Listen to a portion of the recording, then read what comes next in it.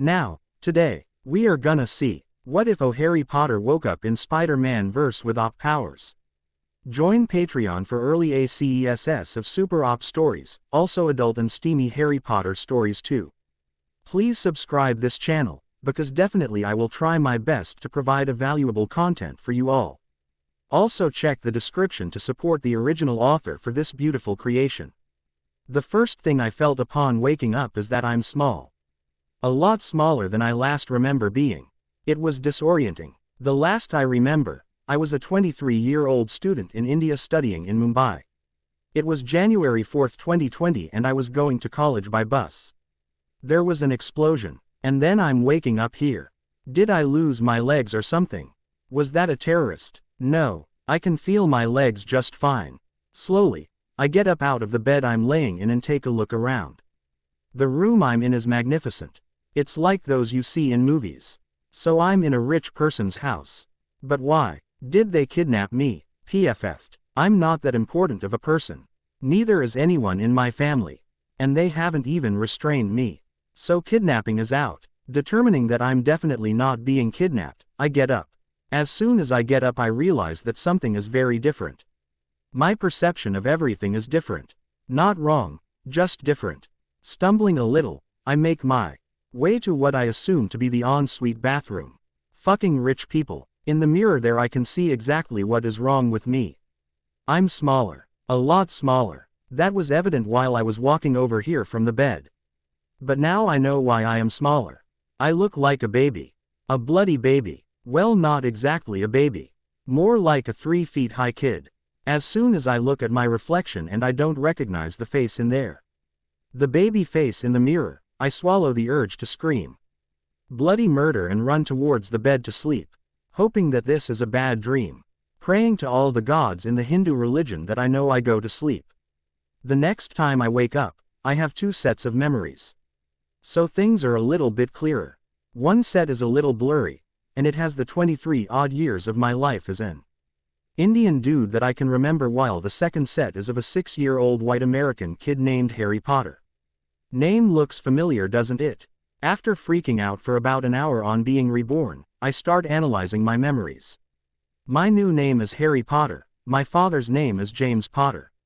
My father and I don't get on well, and practically hate each other.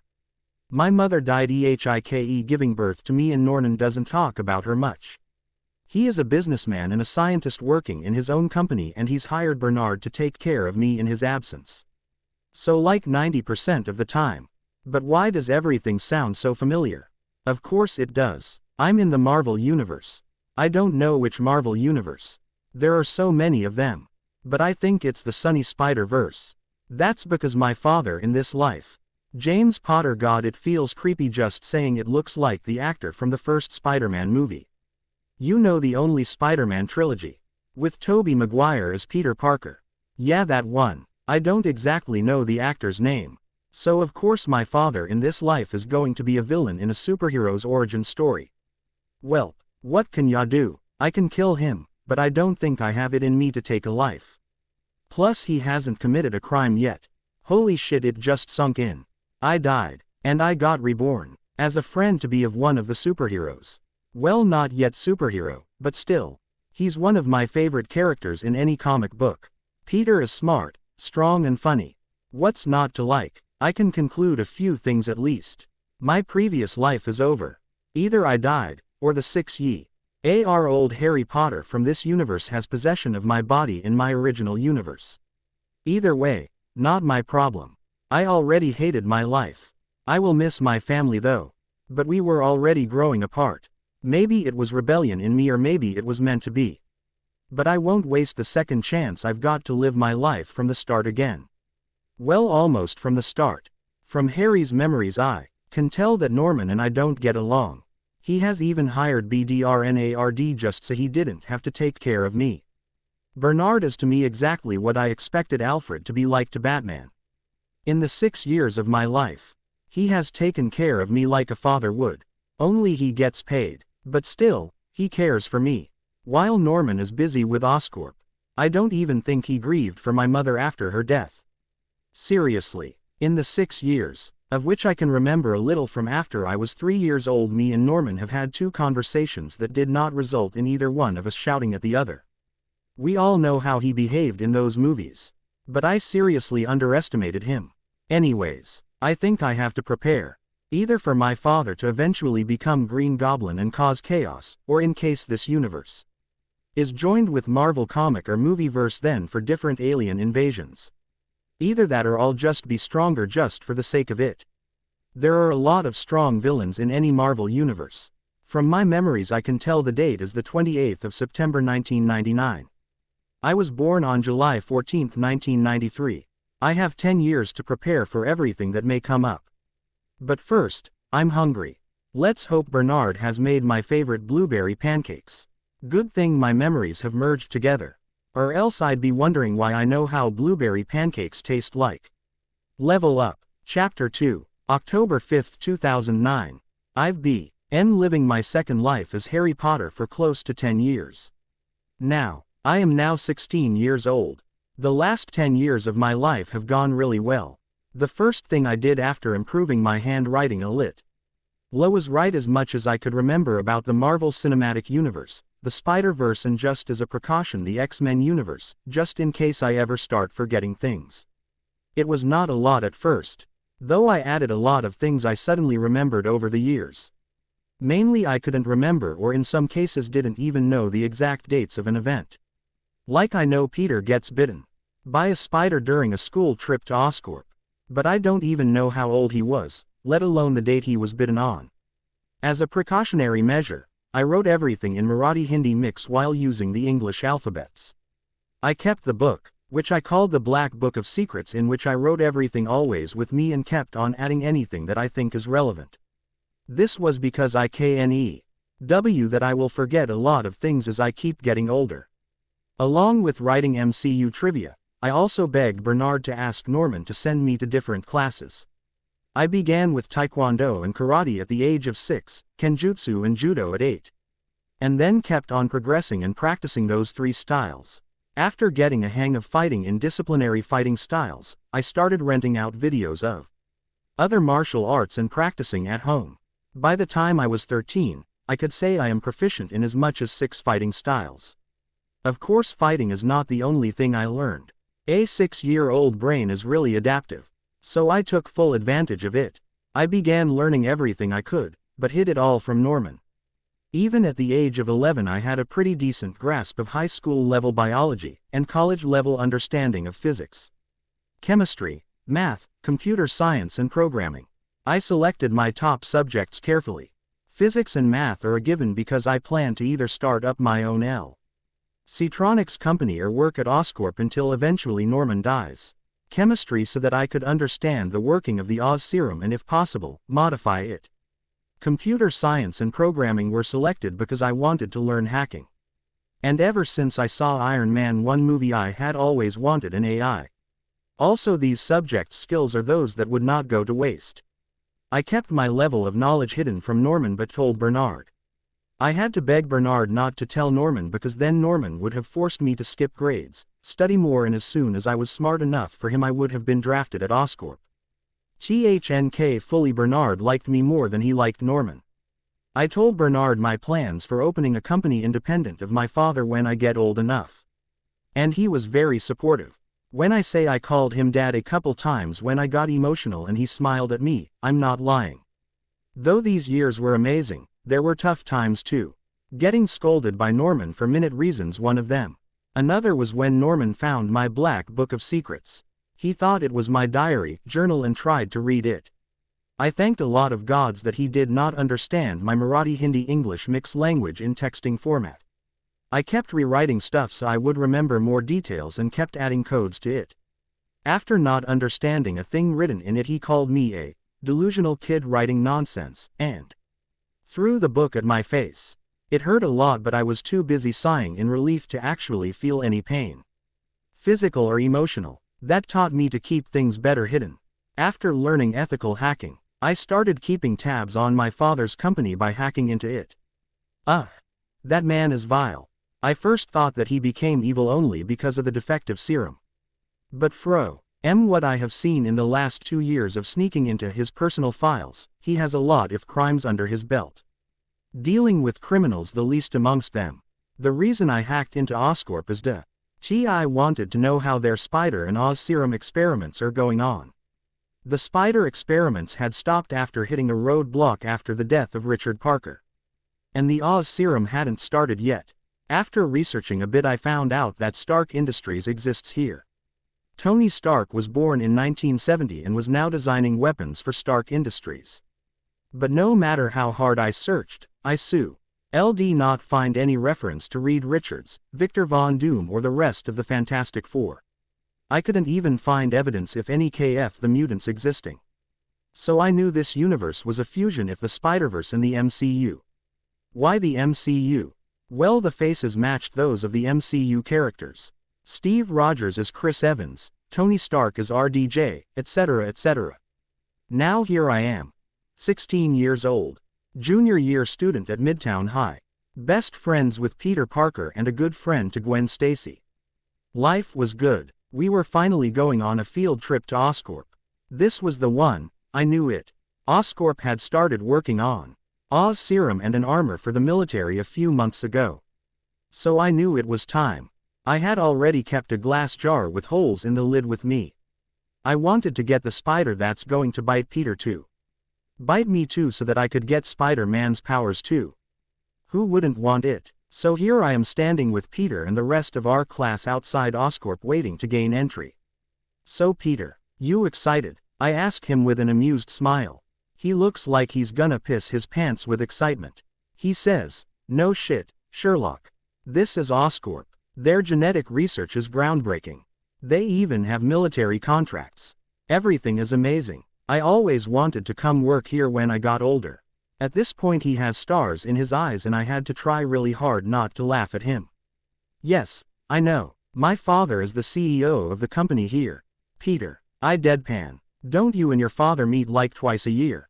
What did you say it was? Biannual torture meeting. Now he's the one amused and I'm the one blushing. My dear Pete, just because my dear father doesn't tell me anything about the company doesn't mean I know nothing.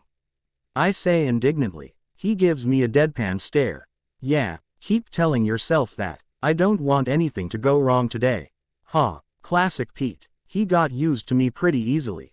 I just gave him a smile that said I know more than you do and he huffed and ignored me. Jerk. Peter Parker as a comic character was really smart. And he was hiding his brain power so that he could get friends. This Peter, who had me to compete with, someone who at least understood what he wanted to say, is a real genius. He is like a mini Reed Richards. He is definitely smarter than me in most subjects. Except anything engineering. He could build most things if needed, but he wasn't Tony Stark. Me, well, I don't know how I compare to Tony in terms of mechanics, probably below him, but in programming I was about equal to him. I had already prepared an AI for when I go crime fighting. I named her Siri. What? Apple doesn't exactly exist here, and in my defense, I was 15. I haven't exactly challenged him for a hack-off or something like that. So no, I can't tell who is better. Most of my genius is due to my early studying and the rest is my dear old dad's superior genes. His words, not mine. Anyways, the whole trip I stuck close to Peter. Not even paying attention to the lectures, because frankly, I knew it all. I had Siri connected to my phone and knew that she would warn me if something untoward was going to happen. Like someone talking to me. Ah, a soft gasping voice was the ONLY thing I heard from Peter, and seeing him rub his left hand, I knew the spider had bitten him.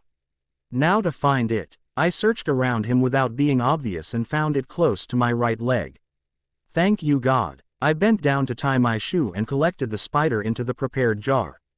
Spider powers, here I come. Very soon the field trip was over. The whole ride over Peter kept rubbing his left hand. Jew, saint to compare later. I quickly scan his looks. He is about 5 feet 8, not exactly tall, yet not short either. About 60 kilograms weight. He is thin, and wearing specs. His face did not look like any of the 3 Spider-Men that I knew.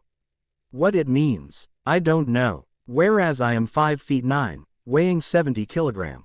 I'm probably fitter than him now due to my self-defense classes. He was distracted, Can't blame him really. Got bit by a radioactive spider. He probably thinks he's gonna get cancer or something. Hey, I'm not going to correct him. As soon as I reach home, I eat something. I shout out for Bernard, Bernard. I'm sleeping, so please don't wake me unless the house is on fire. Bernard, being used to my behavior, only raises an eyebrow, says, yes, of course Master Harry. And continues doing whatever he does when he is free. Siri, keep an eye on my heart rate. If it looks like I'm in danger, call for an ambulance. I say out loud, yes boss. Siri answers. I enter my room, take out the spider and let it bite me on my left hand. More like force it to bite me. It's not like I had a wand to imperio the spider. After that I again carefully keep the spider back in the jar to examine later, and go to sleep, at 4 p.m. I've got a long night ahead of me. Let's save Ben's life. Chapter 3, October 6, 2009. As morning comes, I slowly wake up to my alarm ringing. It's 5 a.m. Damn, I slept 13 hours. I don't think I ever slept this much since I came here. I freshen up a bit and then pick up the med scanner that I made using discarded Oscorp plans. Seriously, a perfect medical scanner which can show you if there is a NY thing wrong with the body using a 3D hologram and they don't produce it because it will not make enough profit for us. Assholes. I scan myself using the scanner. My scan looks the same to me, but I'm only human, so nothing's probably different. Siri, what do you think? Anything different from my previous scans? I ask Siri. She's a computer, so she'll probably know if anything has changed. Siri hums. Of course she hums. I made her, so I made her to be as human as possible. I'll probably give her a body later. Sir, your muscle density has increased by a factor of 10 while your bone density has increased by a factor of 6. So even if you don't feel it, you have gotten stronger. By calculations, you could bench press 18 tons and deadlift 25 tons. If it comes to it, you could support weight as high as 40 tons in cases of emergency. Siri says in her sweet voice. Ah, I love her voice. When I programmed her, I had her listen to most soothing female voices of famous actresses and compile a frequency and pitch for a voice which she likes. It was one of her first free choices. The second of which was to select a face for the 3D hologram that's creepily staring at my scans. Well, time to hit the gym then, can't let all these muscles go to waste. I smirk at her. But first, time to find if I stick to the wall. Siri keeps scanning me as I try. If I stick to the wall, record any changes to my body. Siri responds in an affirmative. But I'm not paying attention as I'm too busy fucking crawling on the wall. How sick is that? I slowly crawl back down. Time to experiment, more will come later. Sir, your hands and feet, at the point of contact, emit a form of static electricity and your body uses it to stick to the wall. By all means, it should not be possible. The math is all wrong, however it still happens. And I have no idea why. Siri sounds upset as she tells me. Don't worry about it, Siri. I have superpowers. They rarely make sense in a physical point of view. The math never works out in case of superheroes. I assure her. She can be such a baby sometimes. But I still love her. She's like my little sister. Sure, sir. Anything else before you go to the gym? Siri asks me. Well, I do have tasks for her. Yes, Siri. Keep an eye on Norman. As soon as it looks like he's going to use the Oz serum on himself, tell me. Also, while you're at it, see if you can get the Oz serum formula from my dad's private server. I want you to try and take a crack at solving the insanity issues, please. Dedicate a small amount of time to keep track of Peter. Tell me how he is coping with the spider bite. That's all. Damn, that's a lot of tasks. I still have to prepare for Iron Man 1 and the Incredible Hulk events. But first, let's get stronger. I go to my gym that I had Bernard set up a few months ago. It was a lot bigger than regular gyms. Mostly because I had a lot of heavier weights. The weight discs would all totally weigh around 60 to 70 tons. I had prepared for the eventuality that I might get stronger than this. Warming up a little, I start slow. Starting with 400 pounds. I work up little by little. And before I know it, I'm deadlifting 25 tons. And it's not even hurting me. I could probably add 5 more tons to it before I Stress myself. Doing the same with bench pressing, I find out that I can lift 20 tons. When trying for the leg press, here's where my expectations are blown apart. My leg muscles and bones are a lot stronger than my arms. I push a total of 35 tons with my legs without stressing myself. And I could probably add 10 more tons to it before it starts to hurt me. I do a couple of cycles on my daily routine and before I know it, it's time for school. I had decided not to interfere in Peter's life as Spider-Man. Except probably save his uncle. Ben is a good guy. He was the other father figure in my life. A lot of what I have learned in terms of life lessons came from Ben and Bernard. So yeah, I'm gonna save him. But the question is, do I do it as a superhero or just Harry? Meh, there's still time for it. The next few days go the same way. Peter acting weird because he suddenly has superpowers, Flash trying to bully me and Peter, again. Seru. Sly he should have understood after the first 5 times that I'm not going to get bullied by a dumb jock like Flash. I trained a lot. Getting used to my new strength was a bitch. I had to fine-tune all my fighting styles by toning down my strength. Movies did not tell me that I had to learn to control my strength so that I don't accidentally kill someone by punching through their chest or something. I found out that I have the spidey sense too, though training it so that I know which direction an attack is coming from was really tough. I had Bernard use a ball-throwing machine at me while I am blindfolded. I have bruises to prove it too. There's also something weird. I could feel some sort of energy in me. But no matter how hard I tried I could not bring it out. I think it's the venom blast of Miles Morales.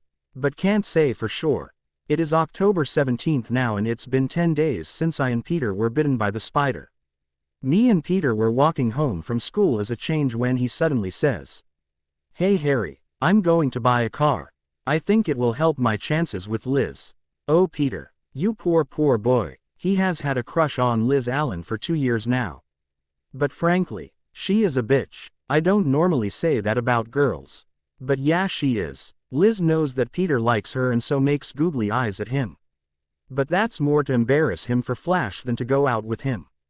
I know that. She knows that. Literally everyone in school knows that. But Pete, he's blind as fuck. He thinks she has a crush on him too. Dumbass. I look at him in disbelief and roll my eyes at him, and say, dude. You've been after her for 2 years. If getting ripped like you are now didn't help your chances, what makes you think a car will? Peter gives me a betrayed look. But on him it just looks cute. Shut up. I'm still gonna buy a car. He grumbled. I raised my hands in a defeated gesture and asked him, which car are you going for?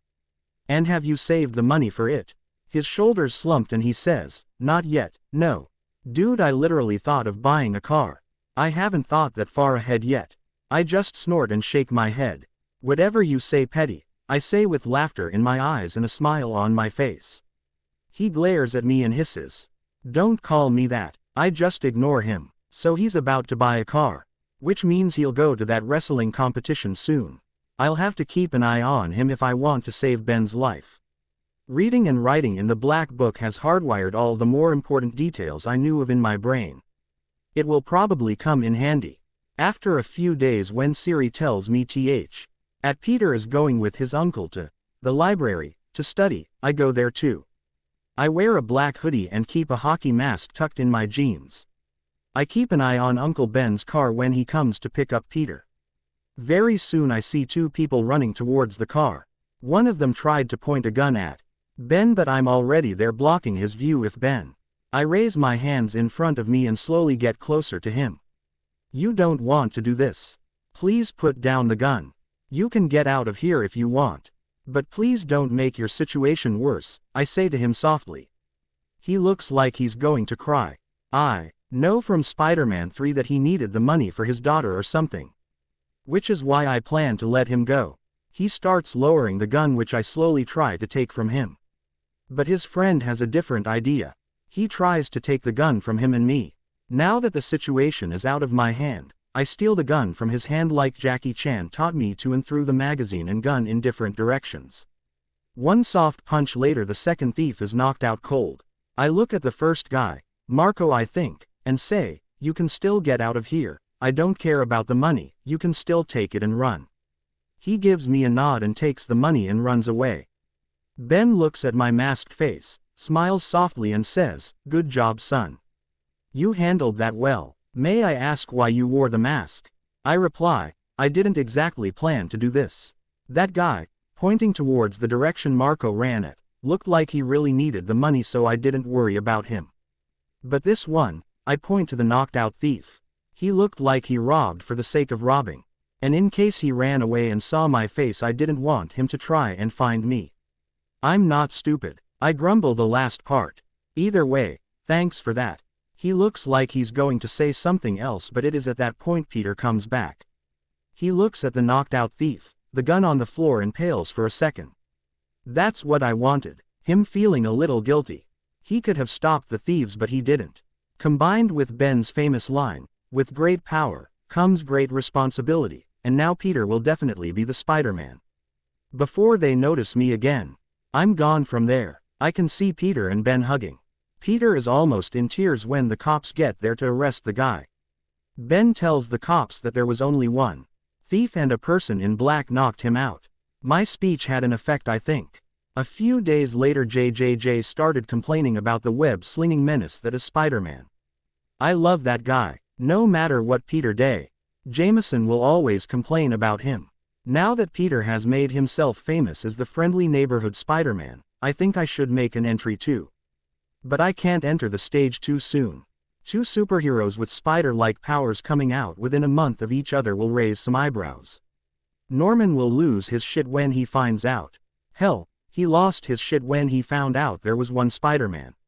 So yes, I'll probably make my presence known during Iron Man events or the Hulk vs. Abomination fight. Should I take Hulk's blood too? Meh, I don't necessarily need it. But I might learn a lot from it. So yeah, I'm gonna try and get some of Hulk's blood. Suddenly Siri brings me out of my planning. "Boss, Norman just used the Oz serum on himself. And he also killed Dr. Strong. He then deleted the video footage before I could get a backup for it. From what I could see, the serum enhanced everything about him. From his strength to his insanity. Where before he was just narcissistic, now he is straight up homicidal. What shall I do? I think for a little while and tell her, nothing. Peter will handle it in a month. No matter how much I want to interfere these next few THS will define how Pete will be as a person. This actually makes me sad. Norman kills a lot of people in his quest to be the best. Among them the board members of Oscorp. Well, at least one thing will go right. I'm not a good guy. I never was. It's like that saying, "I will not kill you, but I won't save you either."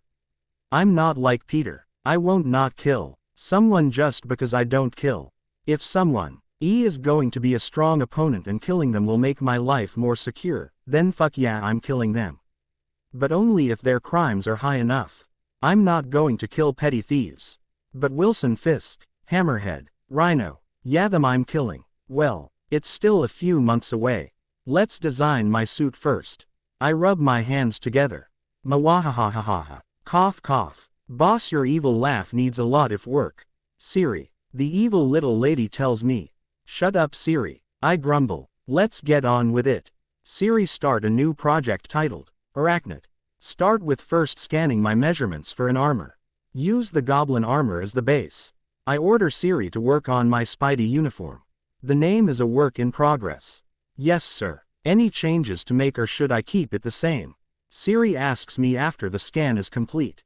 Well, firstly get rid of that ugly face. And no, Siri, I don't mean my own face. That goblin face that Norman is so fond of. I don't want to be that bulky either. Remove any excess weight, anything that is not necessary. Make the face mask as an HUD inside a hockey-style mask. Just make it better looking than that. Don't start with making it yet. I want it to be made out of a non-ferrous alloy or carbon fiber. Don't want Magneto coming in and kicking my butt. You know what? Bulk order the materials for a few suits. I'll probably make Peter one too. After he gets his butt kicked in spandex, of course. Siri silently makes the changes I tell her to. Then I make the suit look like it's made out of one piece. For the gloves I use the same design as Black Panther's, including the claws. I have yet to decide if I want to make webs to keep up with the Spidey theme or not. Nothing else to change physically. I turn my whole suit black with a blue spider on the chest and a slightly smaller spider on the back. I did not use webs on the whole suit. That's Peter's department. The outer part done, I start designing the mask and the HUD. I had to compress a lot of my components so that I could sync Siri with the suit. Preparations done, I start to look for suitable materials. The best options are titanium gold alloy like Iron Man or a carbon fiber suit. I will have to air it up so as to increase the density. Siri, use the composition for the fiber I sent you and start fabrication of the material. Start with the head of the suit. I have to fuse the HUD to the eyes of the mask. Also inform me once it's done. And if you need anything, just ask Bernard to order it for you. I had a lot of money saved up from my pocket money. Rich people like my father gave a lot of pocket money to their kids. Yes, boss. The suit will be available for use 3 days after the materials are available. Materials ordered. Time till delivery 2 days. That day I find out that a crazy man interrupted a military experiment by Oscorp's corporate rival Quest Aerospace and killed a few scientists and the Army General Slocum. I had honestly forgotten about that incident. It's 3 days later that the helmet of my suit is ready. I had made the helmet with reinforced carbon. That's both to protect me and the electronics within. Every component is kept in insulated material with shock absorption. The eye holes are filled with fiberglass with integrated displays. After everything is done, I first give it a test. That is, I hit the helmet with everything from a small hammer to a jackhammer. I even try the gun that I had illegally bought just for testing purposes. After finding out that it took every punishment I gave and had just a cracked glass to show for it, I ask Siri to make the rest of the suit with the same configuration as the helmet. After 3 more days, the suit is finally complete. With titanium claws in both hands, it looks almost like a mixture of Black Panther and Venom's suit from Spider-Man 3. I even kept the horns from the Black Panther suit. If only I had some Vibranium. I could probably steal it from Klaus when he comes out of hiding. I use the suit for about 5 hours working out in it, getting used to it, and then I store it for later use. November 25, 2010. It's November now and my suit was ready. Peter and Norman have already been in a few skirmishes in which Peter got his butt kicked. Now here I am getting ready for the World Unity Fair. I was taking MJ with me as a date. I knew she had feelings for Peter, so I didn't read much into her coming with me and took her as friends. Siri had found out that the board members of Oscorp planned to sell the company behind Norman's back. Seriously, having a hacking AI was awesome. I knew from consulting the Black Book that Norman will kill them all at some big event that I now know to be the World Unity Fair. My heart tells me to save them. But my brain says, meh, let them die. They're assholes anyway. So yeah, I'm going with my brain on this one. The fair happened the same as in the movie. Norman came on the glider and threw a bomb at the floor below us, which burst and caught a few people on fire. MJ was almost caught in the aftershock and was about to fall off when I saved her. The debris was still falling and people were still trying to find their balance when the Green Goblin returned, cackling loudly. Out am I. He cackles and throws a pumpkin bomb at the board members. It just stays right there beeping for a second when all the members are looking at it like dumbasses. It bursts aft the second and disintegrates their bodies. Wow, that's a neat bomb. It is after I get MJ out of the debris and into the safe zone that Spider-Man appears. He fights Norman for a while. But even from here I can tell that Norman is stronger than him. Plus Norman had fighting training before. Peter just got his strength and didn't even know how to punch properly. He had to rely completely on his spidey sense. After almost getting killed by the guns on Green Goblin's glider, Peter punches through the glider and tears out a few wires. We'll meet again, Spider-Man. The Green Goblin shouts out as the glider takes him out of there. He completed his job of killing the board members, so he probably went home now. Peter saves a girl from falling down and then returns to wherever he came from. That night, Norman, good fellow that he is, tries to recruit Spider-Man to his cause. Spider-Man refuses, of course, and so Peter gets his ass kicked. Again, this time with a bomb blown in his face. And a cut in his hand. The next day was Thanksgiving and May and Ben Parker had invited me and Norman for dinner. I again take MJ with me to introduce her to Peter. But when we get there, Peter was nowhere to be seen. I pale when I realize what's about to happen. Oh shit. This is the scene where Norman finds out that Peter is Spider-Man and decides attacking May is the best idea he's ever had. I keep out of Norman's way and keep talking to May and Ben, including MJ, in those conversations, and let Norman make the connections once Peter gets home. He leaves halfway through the dinner. That night I know that Norman is going to attack the Parkers. I knew that in Spider-Man 1 Aunt May survived. But now Ben is alive too. I don't know if Norman will attack the same way. So I decide it's time to interfere. I dress in my body armor, which by now looks nothing like the Goblin suit, and go to the Parker's house. And wait. At about 10 p.m. I hear before I see Norman gliding over to the house. I did not to worry because Norman just bombs the outside of the house, scares May a little and then leaves. As soon as he's gone, I leave my hiding place and find both May and Ben.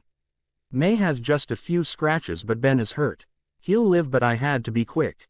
Siri, call an ambulance and the fire department. Give them Peter's address. Anonymous as usual. I order quickly. I don't even listen to her aunts.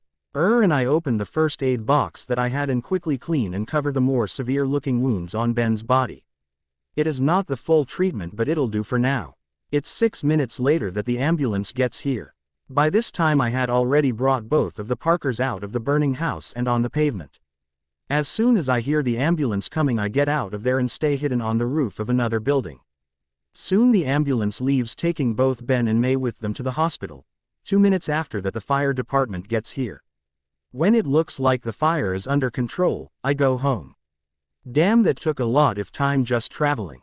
Looks like I'm keeping with the spider theme. The next day I use everything I know about chemistry and make a web suitable for my purposes. I make 3 types of webs in 5 days. The normal swinging one, fast hardening web to prevent wanton destruction and for binding criminals, and a highly conductive web to use as a taser. I put 3 separate canisters filled with each web inside the armor with a hole on top to get it out. The webbing mechanism I used was the same as the one Peter uses in TASM, except instead of just one gesture I use 3 different gestures for different kinds of web. I had to use gestures because if I had put buttons over my palm I might have accidentally activated the web while punching someone. I had to fix it a lot of times to get it right. Even then the mechanism still breaks sometimes if I hit something too hard. Something I'll be sure to fix by trial. December 3, 2009. A week later, when I'm roaming in New York City, I get notified by Siri that the Green Goblin has taken MJ in a tramcar full of children hostage at the Queensboro Bridge. I go home, suit up and leave immediately. I can't sit this one out. Norman needs to die, but I don't want it on Peter's conscience. When I get there I see Spider-Man on the ground with half his mask burnt off in an abandoned building. Mary Jane and the children were saved by him. And Green Goblin is currently giving a monologue. Misery, misery, misery. That's what you've chosen. I offered you friendship, and you spat in my face. Norman grumbles before punching Peter in the stomach. Peter is tired and hurt, so he can't really defend himself. He tries, but Norman overpowers him and with an uppercut throws Peter into the wall.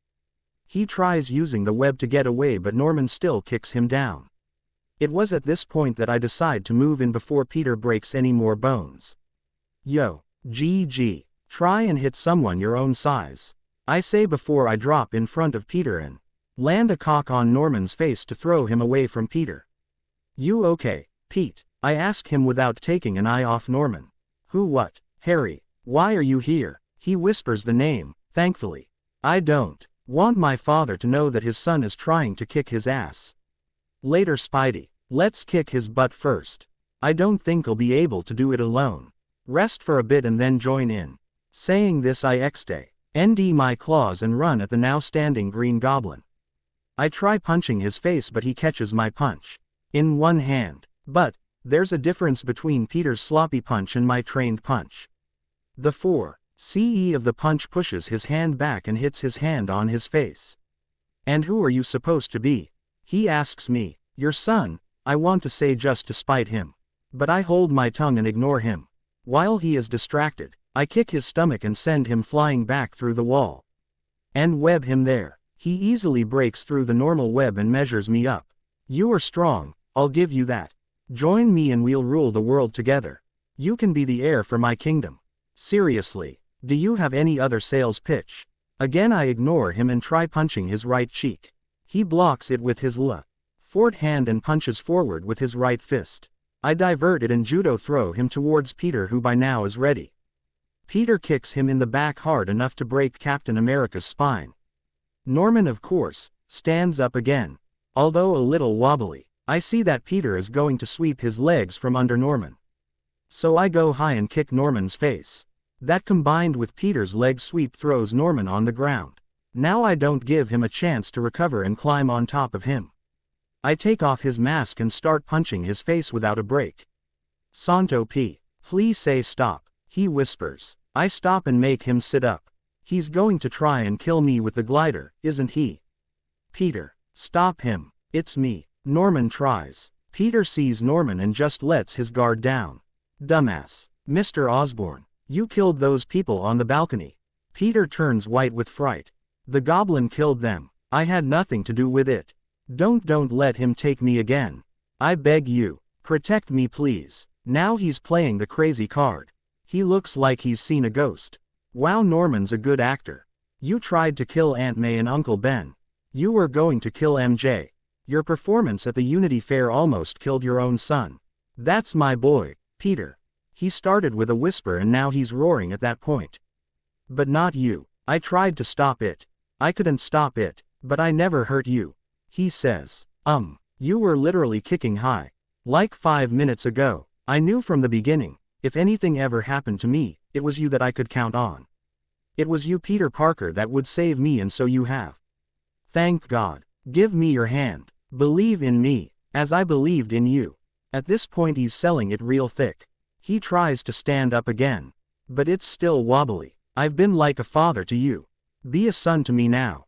He tries again. Now he's moving his hand towards Peter and me. Peter looks pissed off now. I have a father. His name is Ben Parker. He whispers, but all three of us hear it the same. I can't help but be proud of him. Norman's face meanwhile does a flip and suddenly he's the cunning businessman I know him to be. He roars, "Godspeed Spider-Man. And whoever you are supposed to be." When he finishes saying the last word, the glider brings out its knives and speeds up towards us. I kick Peter away and backflip over the glider. The glider moves forwards and towards Norman. He only has time to say, "Oh," when he is suddenly pierced by his own glider. Ouch. That ought to hurt. He's now hanging fully because of his own glider. Aka. Peter, don't tell Harry, he whispers, and takes his last breath. I pale a bit. Taking off my mask I puke out whatever I had for lunch. After that I sit keeping my back to the wall and just cry. He might have been an asshole, but he was still my father. Even if there's no love lost between us, blood counts for something. This was also the first death I witnessed, in either lives. After about 10 minutes of crying I look to where Peter is sitting with a blank face.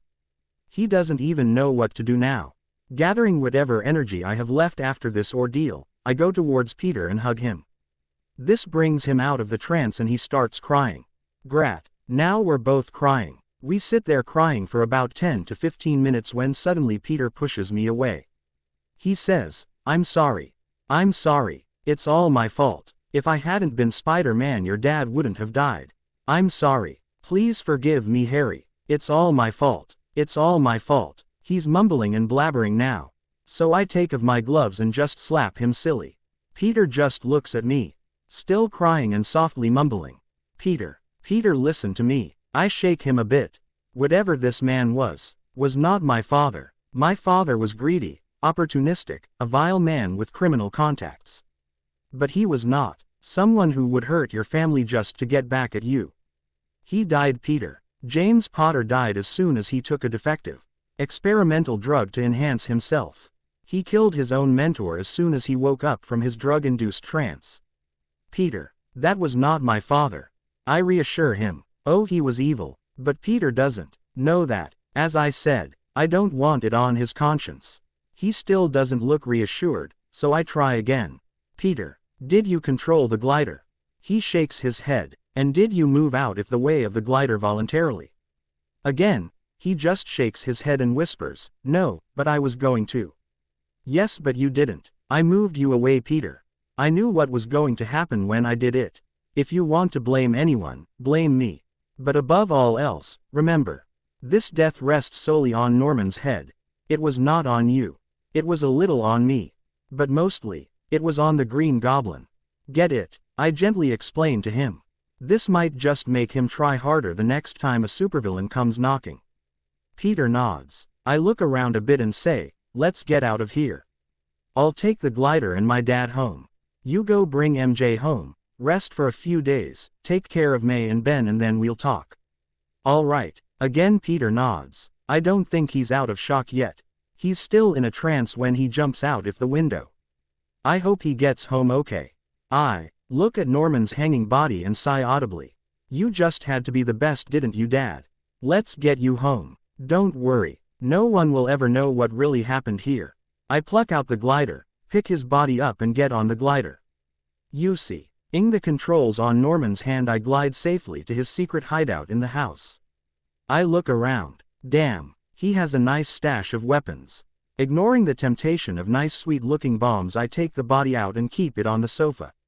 Then I change him out of his goblin suit and hide it in his hideout and call the cops. Thank God he was wearing his normal clothes underneath the suit. The cops and an ambulance comes after 10 minutes. I give them a statement saying, I got home from meeting Peter, my friend, and he was just laying there. So I called 911 and just waited for you guys. Here, I'm really good at lying. So they don't doubt a thing. They conclude after looking at the wound shape that the Green Goblin killed him, which was technically correct. Then they take him away in an ambulance. Bernard meets up with me later and asks me what really happened. He knew what Norman did and was loyal to me, so I told him if my and Peter's fight with Norman. Only I don't tell him Peter's identity. It's not my secret to tell. He just nods his head, says, okay, Master Harry, and continues doing whatever he does during the night. Sometimes Bernard really scares me. It's about a week later that I organize a funeral for Norman. It was nice. A lot of his business associates came. Among them, surprisingly, Wilson Fisk. He tries to strong-hand me into a deal, but I just ignore him, saying, it's my father's funeral. I'll talk business in a few days.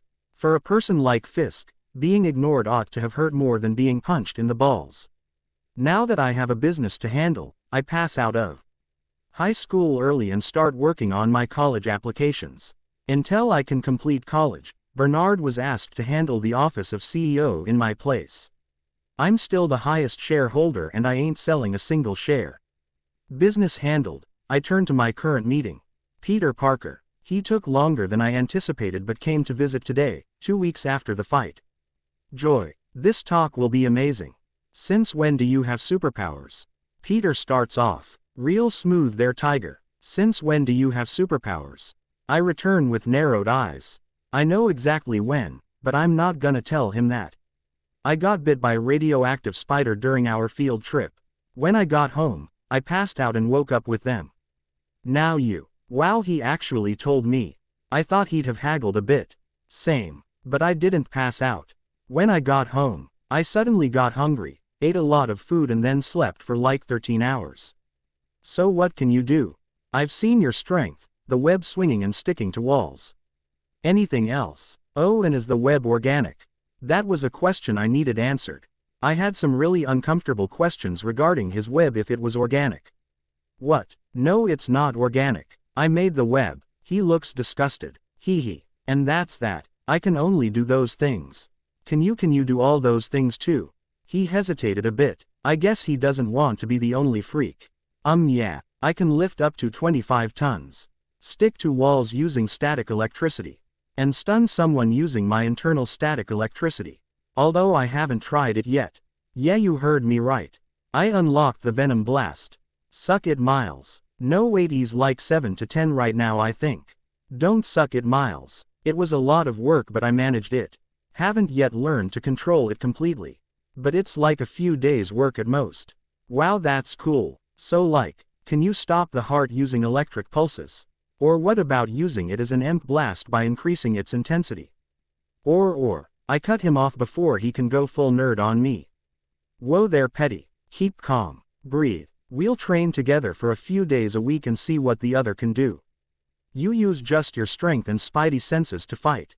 I'll teach you how to fight like a pro and you teach me how to behave like a superhero.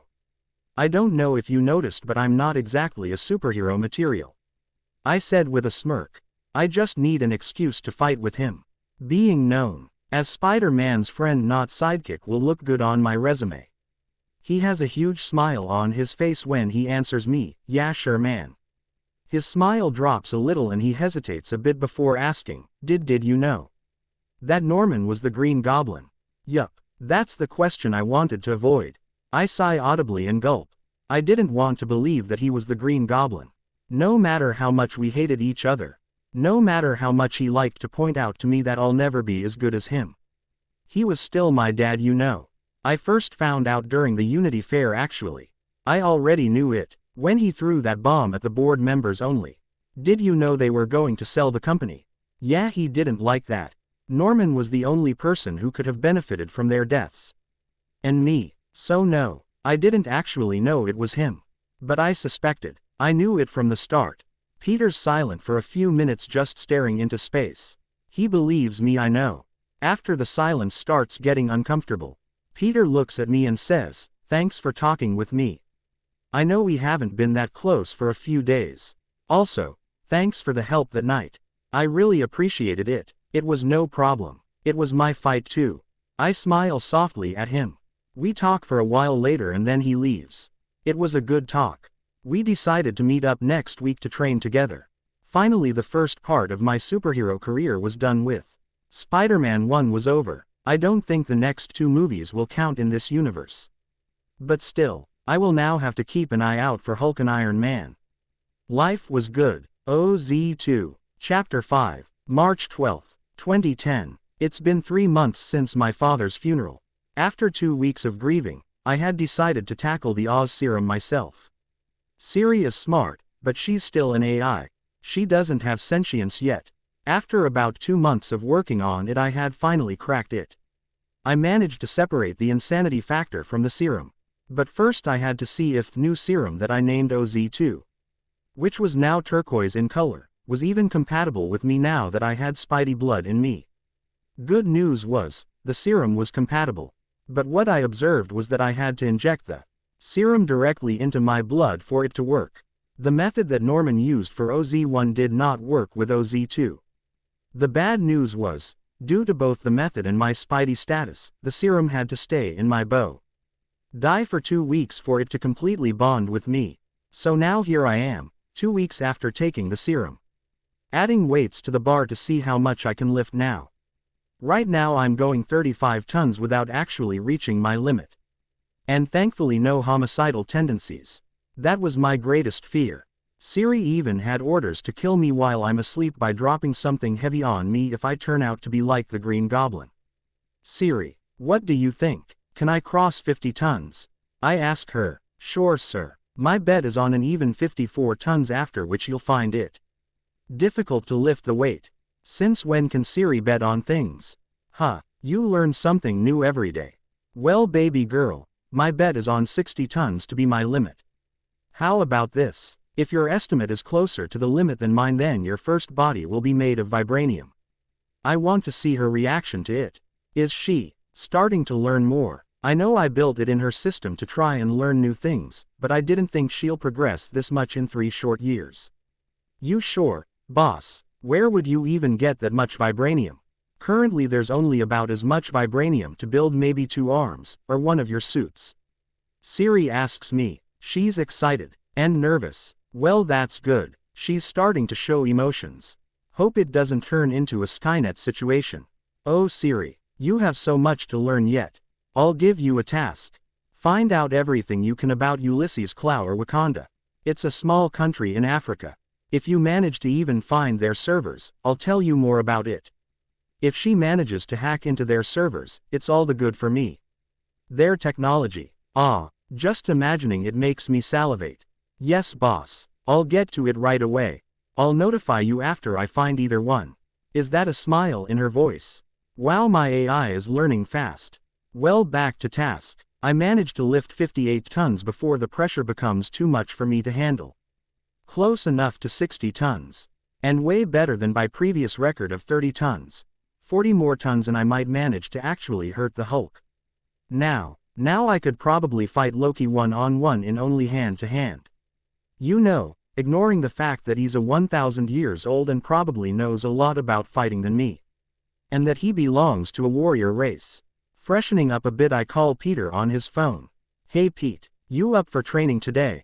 We've trained together for about 10 times now. At first he had a lot of trouble keeping up with me. But after I had him run through some katas and combos, he could now fight on an equal ground with me. Boy is he in for a surprise tonight. Hee. Yeah, hey Harry, alright if I come at 6? He asks me. I have to think for a bit if my schedule is clear. And I tell him, sure.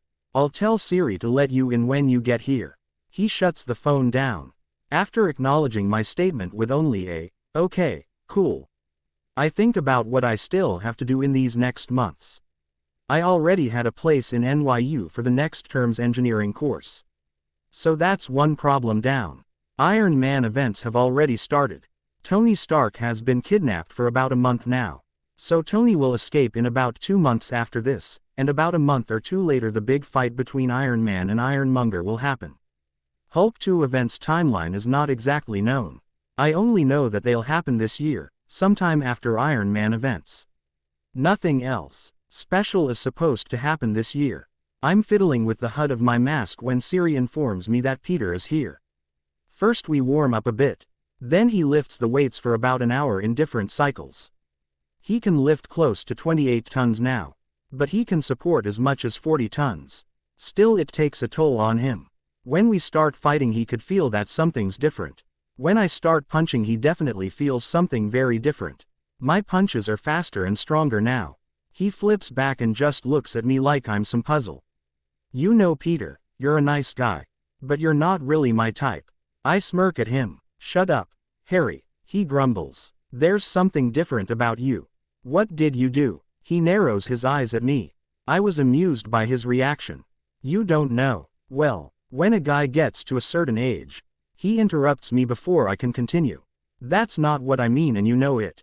What did you do? HMPH. Spoilsport. Take away all my fun, don't you? You remember that unstable defective drug that Norman took that made his mind into a homicidal maniac. He pales at that and prepares for fight. I smirk. Well, thankfully I didn't take it. He sighs in relief. Goddammit Harry, don't scare me like that. So what did you do? He repeats. Well, I improved it. I managed to perfect it actually.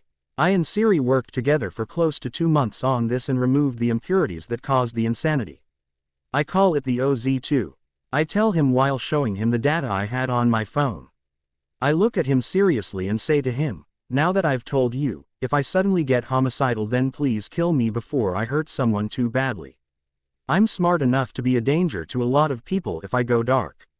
So please promise me. I was pleading at the last part. Why the hell did you take it then? Did you not think about this before taking an experimental serum? Are you crazy? He's shouting at me. Huh, he's really mad at me. Can't say. I'm surprised. He was always the goody two-shoes. Peter, I'm sorry, but I can't tell you everything yet. But trust me, I had to get stronger. Something big is coming in a few years. Humanity is going to be attacked and we'll be at the fucking center of it all.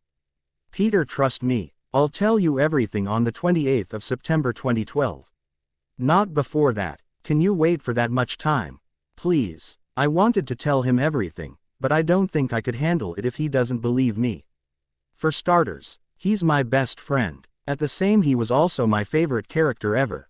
So yeah, I'll tell him what's going to happen. But it'll only be after Loki's invasion. I don't want my knowledge of future events to become obsolete. Control the battlefield and all that shit. Peter looks me in my eyes. Looks like he found what he was looking for. He sighs again and slumps his shoulder. I'll wait. I don't have to take the serum too, do I? He asks with a nervous laugh. Well, if you want to. Sure, I can have the serum prepped in about 2 hours. It takes 2 weeks to bond to you properly. I think it is a good idea for him to take the serum too. Stronger people means more chance of survival against Thanos. As I am now, I'll last 5 minutes at the maximum if I'm fighting alone. No, no, no, no, I don't want to take it. I'll get stronger on my own. Told ya, goody two shoes. I shrugged, as you wish. It's still here if you change your mind. So don't you want to know what benefits it gave me? I smirk at him. One thing that's common about all Peter Parkers in every universe is that he's a big nerd. His eyes lit up like it's Christmas and he starts bouncing on his toes in excitement. He seriously looks like a Labrador excited to see his human. Oh, calm your tits. I'll tell you either way. Firstly, my strength and speed have both doubled. At first I could lift 30 tons being stable in a max of 35 tons before it gets too hard for me. And I could run at a speed of 45 miles per hour. Now I can lift 58 tons while doing squats and could probably support up to 75 tons. I haven't tested my running speed actually. So if you're up for it we could test it later. I ask him and he just nods, too surprised to actually say anything. Next is my static electricity. Nothing much has changed in that department. Only the output voltage increased by 15% when stable and the Venom Blast output actually doubled. Basically, the OZ2 combined with the Piety Venom in my blood and somehow amplified its effects. We both laugh at how amazed I look with my new powers. Next, to check for my speed, we go to the treadmill that I had made with Peter's help. I had gotten inspired by the Flash TV show for this. This treadmill could run as fast as 200 miles per hour currently. I had neither the need nor any inclination to increase that speed. As expected, my speed did not increase much. Peter can run at the speed of 48 miles per hour. Yeah, he was faster than me. My speed after the serum increased. From 45 miles per hour to 50 miles per hour. Not much of a difference, but sometimes 5 miles per hour can mean a lot. Especially if the best Oli MPICS runner can run at the speed of 25 miles per hour. Pretty cool, huh? Peter has taught me a lot in these 2 months. Among them was the most important skill I learned. Talking. I was a really bad conversationalist. I literally had 3 friends and 1 acquaintance. That acquaintance was only because Gwen was a fellow science nerd in school before she passed out of high school to start working for Dr. Kurt Connors. Yes, that Connors. The lizard. Meh, I'll deal with him when he gets here. When I started doing night patrols with Peter, at first I was really bored. Who knew superhero business was so boring? We stopped like 3 muggings that night till 2 a.m. and then left to go home. In 2 months I saw Peter talk someone into a fight, and another person out of the fight. Seriously, movies didn't tell me how much of a sweet talker Peter was. The friendly in his name suits him a lot. Also, the dude has a lot of patience. Jonah Jameson's trash talking barely affected Peter. My public speaking also improved after learning from Peter. Thanks to Spiderman, I was now known as the Black Spider. Fucking stupid name, but it stuck. I just had to make a black uniform with a spider on the front, didn't I? At least they didn't call me Peter's sidekick. We were known all around New York City now. Peter is the good Spidey, and me is the bad Spidey. He was better than me at talking things down, helping a suicidal person, hostage situation. For these, Peter was the better one. But infiltration and incapacitating a criminal, punching through things, for that, I'm your guy. The next 2 months passed the same. I started studying for my bachelor's while Peter started working at Daily Bugle as a photographer. He started dating Mary Jane after much persuasion by yours truly. I also started going on solo patrols. It was fun. I found out that criminals are really afraid of me for some reason. I have no idea why. Nope, no idea at all. It had absolutely nothing to do with the fact that I punched a child abuser's teeth in when he slapped a kid in front of me. Nope, it was when I was working on fixing my HUD after I broke it. Again, while the TV is running in the background when I hear those words that I had waited for so long. And that is why, effective immediately, I'm shutting down the weapons manufacturing division if Stark International. Tony Stark is home. Iron Man will soon be born. Oh my god, my inner fanboy is jumping in joy with my inner nerd dancing with him. One of the smartest superheroes and the most sophisticated piece of technology on planet Earth. I'm crying. Siri, keep an eye on the news. Tell me if anything major happens. And try and hack into Stark International servers if you can. It's okay if you can't. Tony Stark has an AI too. I tell Siri as soon as I calm down. Sure thing, boss. Do you want me to try and hack his private servers? She asks me. Not yet. No. If you can manage run my encryption software on everything on Stain's private servers. He will definitely have some dirt on his PC. That way I can warn Tony Stark in advance about the under-the-table dealings. To hack into Stark's private servers I and Siri will have to work together to succeed. Speaking of dealings, Oscorp has really flourished under Bernard's rule. We stopped with the super soldier work for the government after what happened to Norman. No one knows, but we told them that it was a dead end. That it was impossible to fabricate without the insanity coming in. Now that Stark has gone out of the weapons race, we will be the top player for the military contracts. Hammer Indus. Tries is cheaper than us, but so are their weapons. So I have no need to fear from them. Wilson Fisk tried again to make a deal with Bernard, but damn. Bernard sweet-talked him out of it in like 15 minutes. We have now a non-interference policy. You do whatever you want and we'll not tell on you in exchange for the same courtesy. Obviously Bernard doesn't do anything illegal. But still there are a few workers who were used to illegality.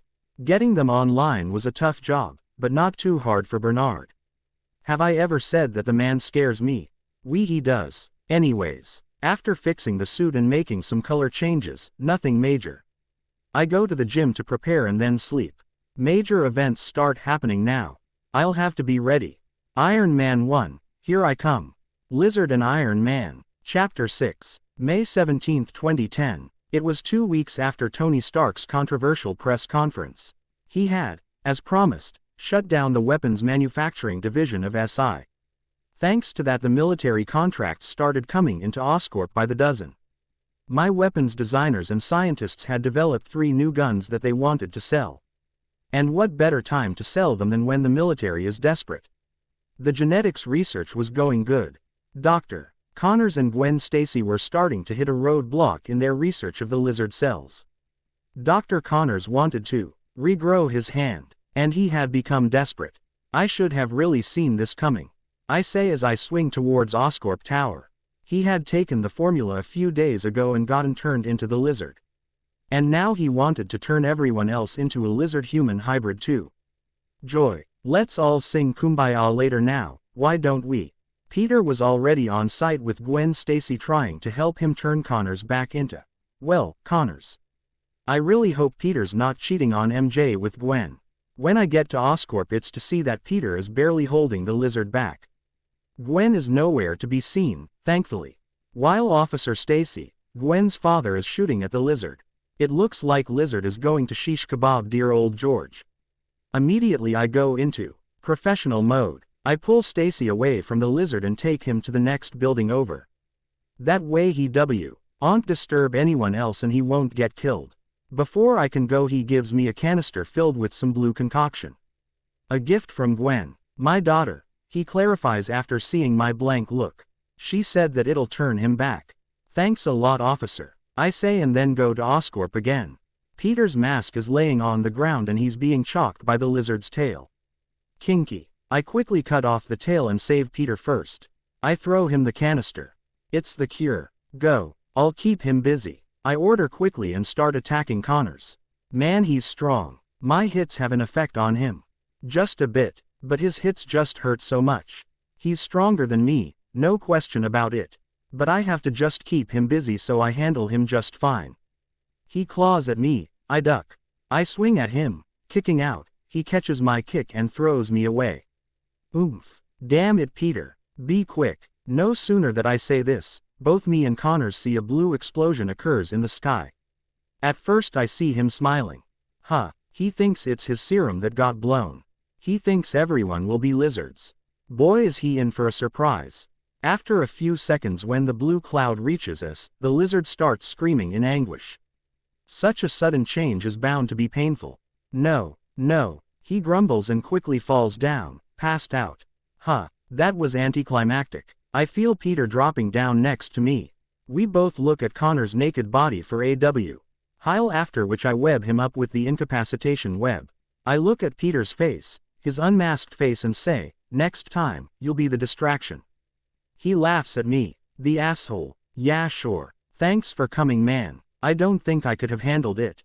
He drops his shoulders and just sits there. Knew he was desperate but I still didn't think he would go to such lengths for an arm. Sorry for coming in late. I really am sorry. I was watching a basketball game and had asked Siri not to disturb me. Which was why she didn't tell me when it first started happening. Let's just go home, okay. Peter picks up his fallen mask and puts it on. His webbers were broken in the fight so I give him one of my own pair of spare webbers. He smiles at me softly and goes swinging away. I bring Officer Stacy down towards his cop car and swing away too, before I can get a lecture of how vigilantism is bad. It was a good fight. Connors gave me an example of how fighting Abomination would be like. Same height, a little difference in strength. I think I might need help but I could theoretically bring down Abomination. Help from Hulk and Spiderman that is. Meh, I'll burn that bridge when I get to it. June 2, 2010. The next few days were relatively peaceful. Other than the board members being assholes to Bernard and Bernard putting them in their places, nothing interesting happened. Oh there was that one event where an Air Force training exercise went wrong, which meant that Iron Man is in the business. I already had a live feed from Stark's company grounds. It was hard to hack into them, but not impossible. I was just eating popcorn and watching the CCTV footage when Siri brings out a screen on the full display. It showed Pepper Potts along with a few black suits going into the compound. As soon as I see Coulson's face, I jump out of my chair and start to suit up. It's hero time. Yeah that's terrible. I don't know why I said that.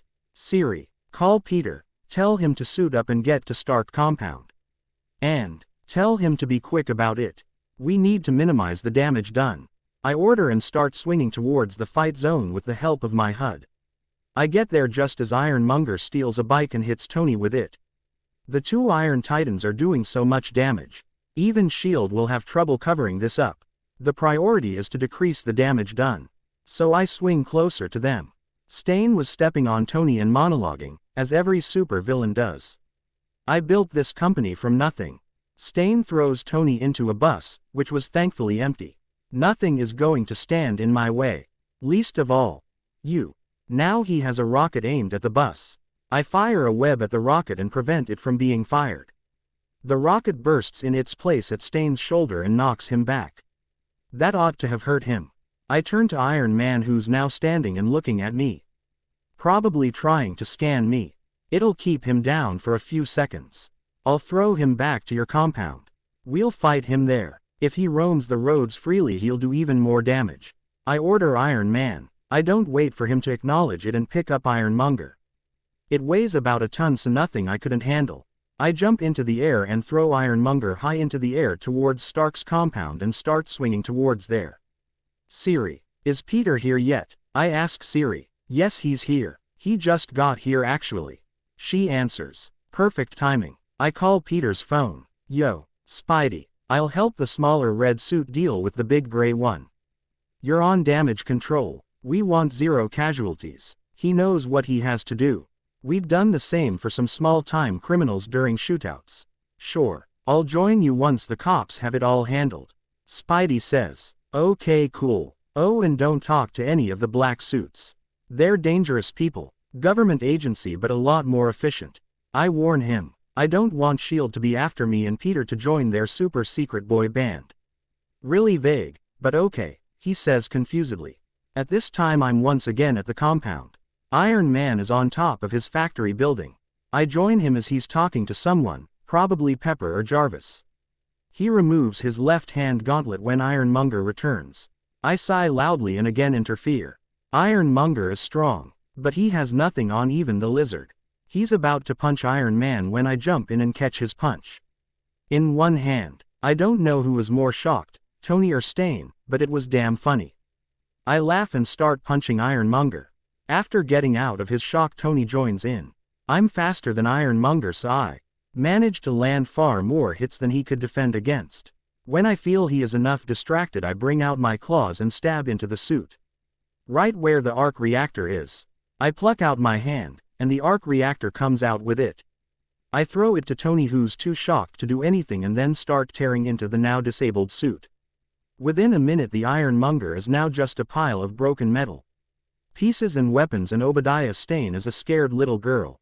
I don't even give him the opportunity to try to run when I use my venom blast through my claws to stun him. I turn to Iron Man. Maybe next time when you make a super suit, make sure no one can replicate it, huh Stark? I'm smiling at him. How do you know it was me? I mean, I'm not Stark. He's stammering. No one else is smart enough to make a suit that's strong and that small. I don't mention his stammering and he's happy enough to avoid it. I point towards Ironmonger and say, this is what happens when dumber people play with things they don't understand. Plus that arc reactor kinda gave it away. I wanted his arc reactor so badly. But I don't want to steal it. Hey, did you patent that arc reactor? If I manage to make one for myself, will you sue me? I ask him suddenly. I think I shocked him again. If you actually manage to replicate the arc reactor, I'll let you keep it for personal purposes and even offer you a job at my company. Is he excited? Yup, he's excited. Thanks for the offer, man. Although I don't need a job yet. We are silent for a while. When suddenly Spider-Man appears. Spidey, you're late. I show him Stane. Is that Obadiah Stane? Executive Officer of Stark International. He asks while pointing his finger at Stane. Yup, I reply cheerfully. And is that Tony Stark? He asks dumbly while pointing at Tony, who's now examining my webs which I had used on Stane. Yeah, hi. How are you so strong? Also, what is this thing? How is this so strong? The tensile strength must be of the charts for it to support your weight, Tony says after he's done trying to tear it up with his bare hands. It's a mixture of chemicals. Take a sample home if you wish. But be careful, it'll dissolve after 2 hours. Peter says dumbly. He's probably nerding out in his mind. He'd seen my 3 types of webs and made improvements on them, so I actually let him answer. Yeah, Spidey. We should go. I look at Tony. It was nice meeting you, Mr. Stark. You got this right. Those black suits are probably coming to arrest him. I don't wait for Tony to answer and start swinging towards my home. Knowing at S.H.I.E.L.D. will probably try and track me, I already had Siri on task. She hacks into every camera in 10-block radius from Stark compound and turns it off for about 30 minutes.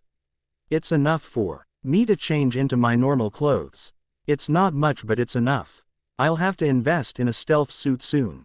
Peter comes with me until we reach my home, and then I tell him what happened. After he goes home, I think back to what happened. It was a good fight. Not as awesome as the movie fight, but we had to minimize the damage, so it was okay. OMG, I fought besides Tony Stark. I met him. It was awesome. How, man? Why people can say that they fought besides Iron Man? None. Zip. Nada. That's how many. He. One Avenger met. Now time for a second. Hulk will make an appearance soon. I once again read the Black Book and go to sleep. It was a long day, today. Otto Octavius. Chapter 7. July 7, 2010. It was a month after the events at Stark Compound that I had a visitor. Yeah, I was shocked too. People don't usually visit me. And Bernard very rarely sends people to me for a business meeting. He's usually the one to handle those things. I'm not the socializing or business savvy kind of guy. It was fishy, to be honest. Turns out I was right to be suspicious. It was Dr. Otto Octavius. Thank you for agreeing to meet with me, Mr. Osborn. I assure you, you will have your mind blown today. He starts off. Wow, such a good talker. You're welcome, Dr. Octavius. And call me Harry. Mr. Osborn reminds me of my dad, and I don't need that kind of anxiety in my life right now. Yup, guilt trip from the beginning. What can I say? My 2019 humor came with me. I smile at him to reassure him. Call me Otto then. He then goes on to tell me about his project with the miniature sun for free energy. Honestly, once Tony Stark came out with his mini arc reactor, everyone wants to get into the energy business. Well, that's fine. And how are you going to stabilize the fusion reaction? I question him needlessly. I couldn't let him know that. Though, he then tells me about his arms a lot. He's really proud of them. It's an AI, right next to your CNS. Is there any chance of them messing with your mind? I'll have to break it to him really slowly why I think that's a bad idea. Well, yes, But you see, I designed an inhibitor chip so that I remain the one in charge. All the time, he reassures me. I'm still not convinced. He's gonna take the tritium fuel from me.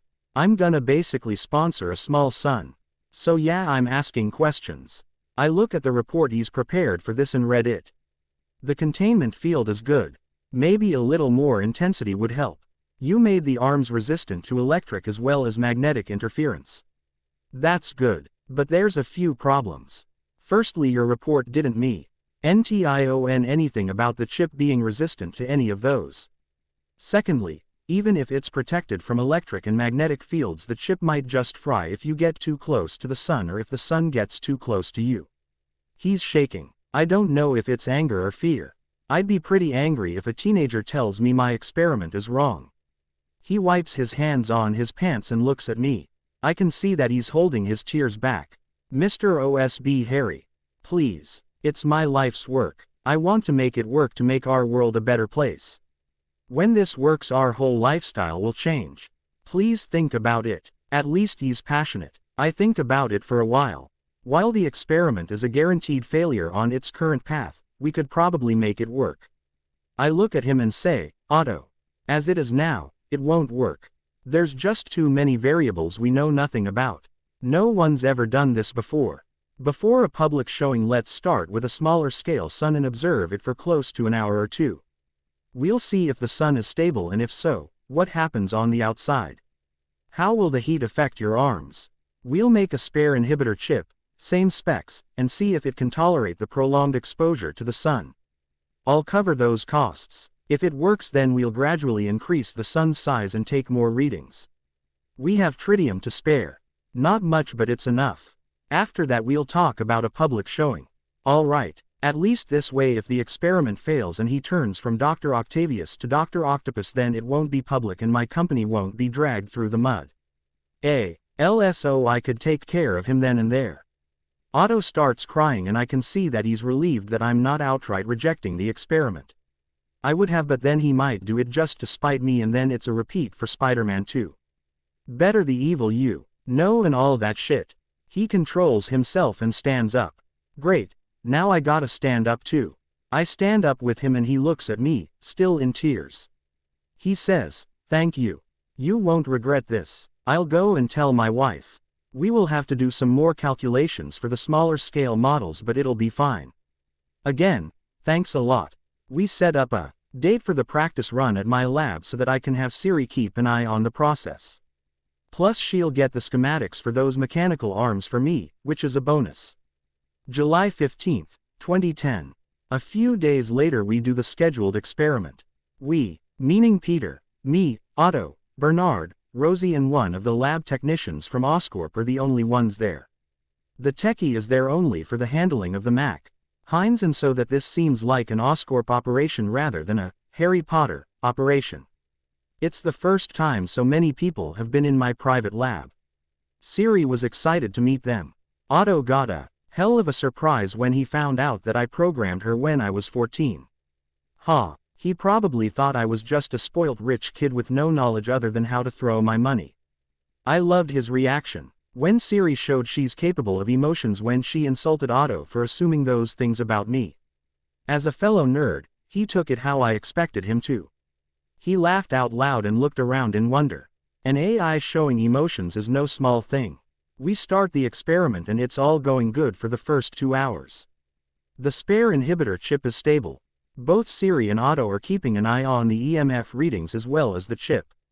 Things start to go wrong after we start increasing the size of the sun.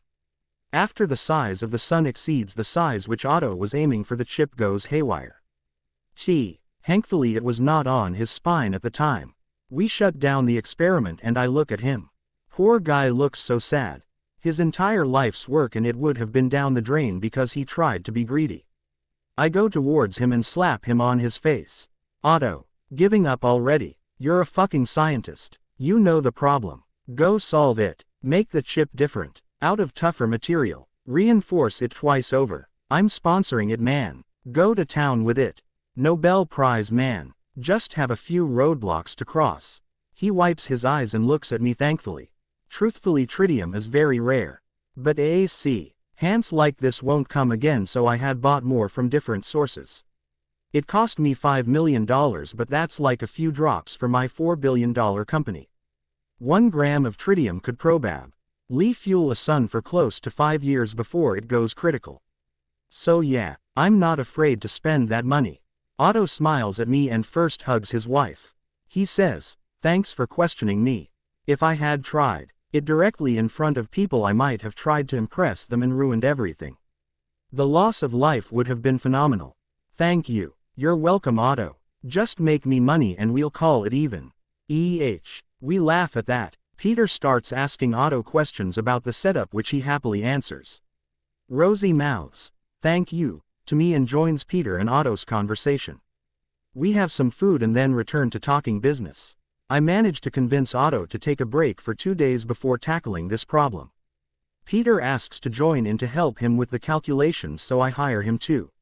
What's the use of being rich if you can't hire your friends for a higher salary? A few days later we have a new inhibitor chip which could theoretically take twice the amount of heat that the first one fried at.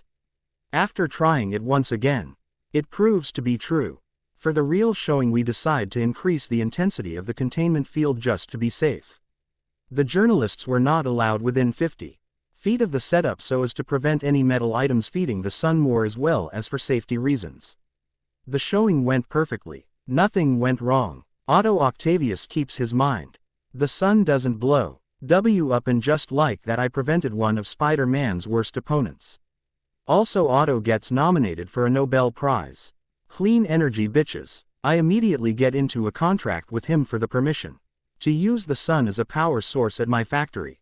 I had to hire a few people specifically to work as the caretaker of the reactor to prevent it from getting out of control.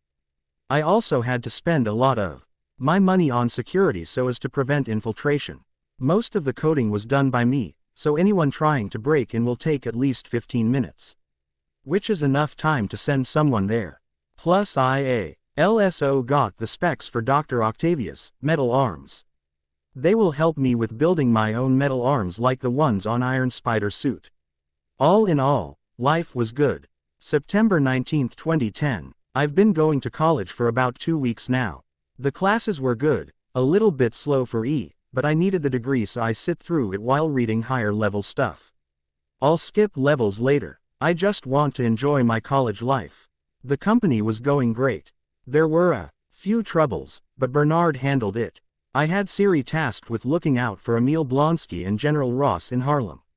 It'll take me 15 minutes max to reach Harlem from Manhattan, where my house is. I had already made preparations to deal with Ross.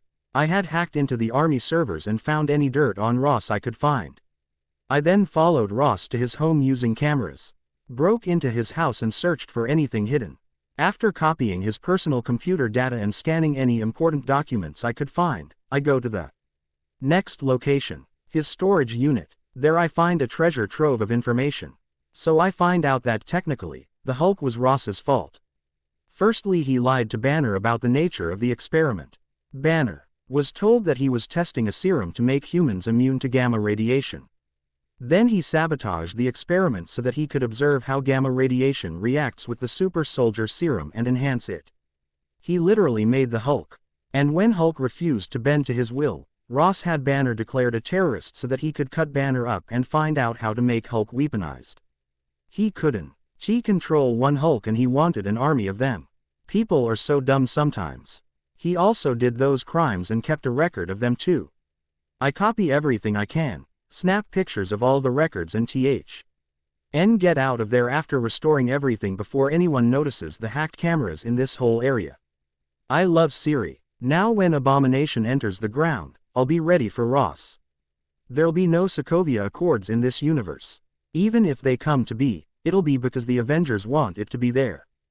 Getting home, I create a package with all the information and create 3 hard copies of everything I got on Ross. After the Abomination matter closes up, I'll send it all to as many news agencies as I can. I wanted to ruin his whole life. Why, you may ask? Well, if he finds out that I've taken a form of super soldier serum, then he won't hesitate 1 second to declare me a terrorist and try to replicate the OZ2. Not taking a risk in that area. The next day I started up a routine. I woke up at 5 a.m., worked out in my gym for 2.5 hours and then left for college after freshening up. My classes start at 9 a.m. and run till 3, or till whenever I decide to skip class. I then go meet up with either Peter or Gwen, or I join Bernard at Oscorp to learn how to handle being the CEO. He had decided to make me CEO after my 21st birthday. That is July 14, 2013. So about 4 more years to go. Then there are the nightly patrols as Black Spider. God, I still hate that name. I tried to name myself in front of fans, but they had their mind fixed on Black Spider. I spend the next few days following the same routine. Other than a few muggings, nothing much interesting happened. It was September 25th. Me and Peter were doing our weekly joint patrol, just chatting. Peter's been bugging me to date someone. What about Gwen? She's nice. She's smart too. And above all, she's an amazing human being. What's wrong with dating her? He asks me. You mean other than the fact that you'll end up dating her someday? And that she likes you right now? She's a friend, Peter. Nothing more. And I don't have time for dating. There's more important stuff coming. I got a business to learn. NYU takes up most of my time. And that's not even counting our Spidey business. Frankly, I'm good being alone for a while. It's not the first time we've had this talk. Ever since MJ had accepted him being Spider-Man he had tried talking me into a relationship with Gwen nearly every day. Okay, fine, I'll ask her out. Just don't bug me again. Dumbass. I say after he asks me about Gwen for the 7th time that night. See, was that so hard? Jerk. Nothing else happened that night. At least not where we could notice. I already had Siri keep an eye out on the police radio so we could go whenever we are needed. It was 2 weeks after that night that I see the news regarding the rumors of a giant green monster causing untold destruction at Culver University and fighting with the American Army. I obviously hack int the CCTV cameras and watch the entire events occurring. Emil Blonsky is also there dodging Hulk's attacks as fast as he can. After those events were covered up by the Army, I add the original video to my Ruin Ross package. It clearly shows the Army provoking Bruce Banner and then him turning into the Hulk. After that, I am ready for a fight. I take a medical leave from college, ask Peter to be ready, and spend every hour of the day when I'm not working out just watching the security camera footage. I had live footage from every security camera in Harlem and running a facial recognition software in Bruce Banner, General Ross and Emil Blonsky. As soon as I see Bruce and Betty enter Grayburn College to meet with Dr. Samuel Stearns, I suit up. I call Peter. Yo Pete, suit up and get to Harlem, Grayburn College. A giant monster is about to break Harlem. I cut off the phone call without waiting for his answer. I had to be fast and keep his attention on me and not the bystanders or the military while he waits for Hulk to come. Should be fun, right? The Incredible Hulk, Chapter 8, October 9, 2010. This is so not what I had signed up for, I exclaimed as I dodged yet another one of Abomination's many punches. It had taken me 20 minutes of running and jumping on top of buildings and swinging for me to get to Harlem. I took a few minutes to rest seeing that Blonsky was just now starting the procedure to transfuse Banner's blood into himself. Thankfully I was early. Some might ask me why I'm even letting Blonsky become Abomination. It has a very simple reason. Character arc. Hulk gets seen as a hero first during this fight.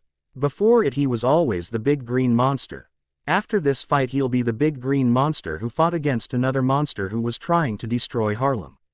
Also this will help me show the world the true colors of General Ross. He indirectly caused this. And I've already said I'm not a good guy.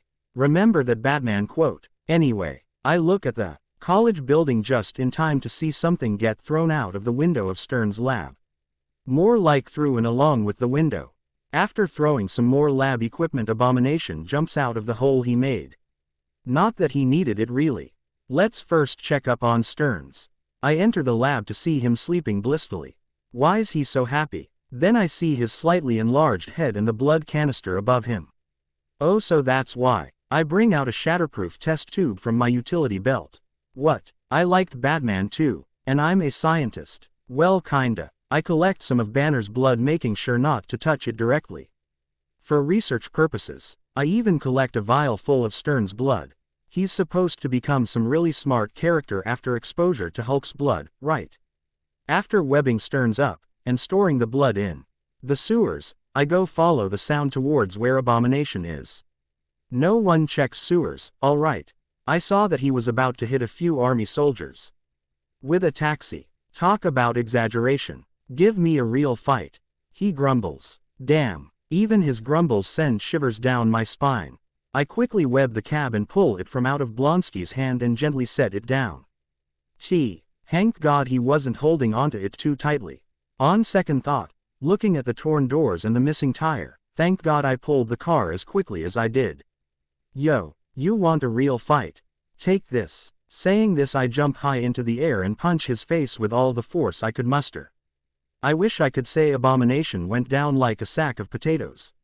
I really do, but he just got thrown into the building in front of me. He looked excited when I punched him. I look at the soldiers. The fuck are you guys waiting for?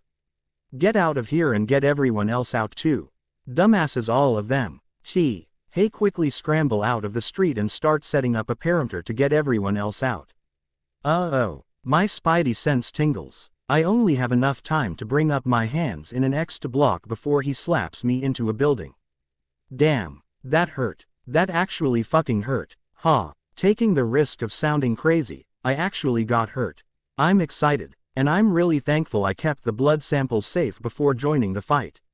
I laugh loudly and jump right back in to start a dance with Abomination. And that's when I find out that I'm actually crazy. Abomination was playing with me. He saw a regular, AR-sized human and sent enough force to kill a regular-sized man. So now that he knows I'm tougher than normal, he's fighting for real now. Fuck, I had to open my big-ass mouth and laugh at him, didn't I? And that brings us to the present, where I'm dodging Abomination's punches left and right. I had to utilize all of my skill in 6 martial arts and combine it with my spidey sense to just barely dodge his hits. Well, he was a trained soldier before he became this. He punches forward with his left hand. I duck and punch his elbow. But damn, he has thick skin. I manage to web his face and get out of there before Abomination removes the web when suddenly there's a crash sound in the road. Is that a hole in the middle of the road? Who the fuck did that? And I get an answer when a large green hand shoves outward. Oh, the Incredible Hulk is here. He roars towards Blonsky in challenge and he looks at Hulk too. Hulk, he says in that creepy low evil voice.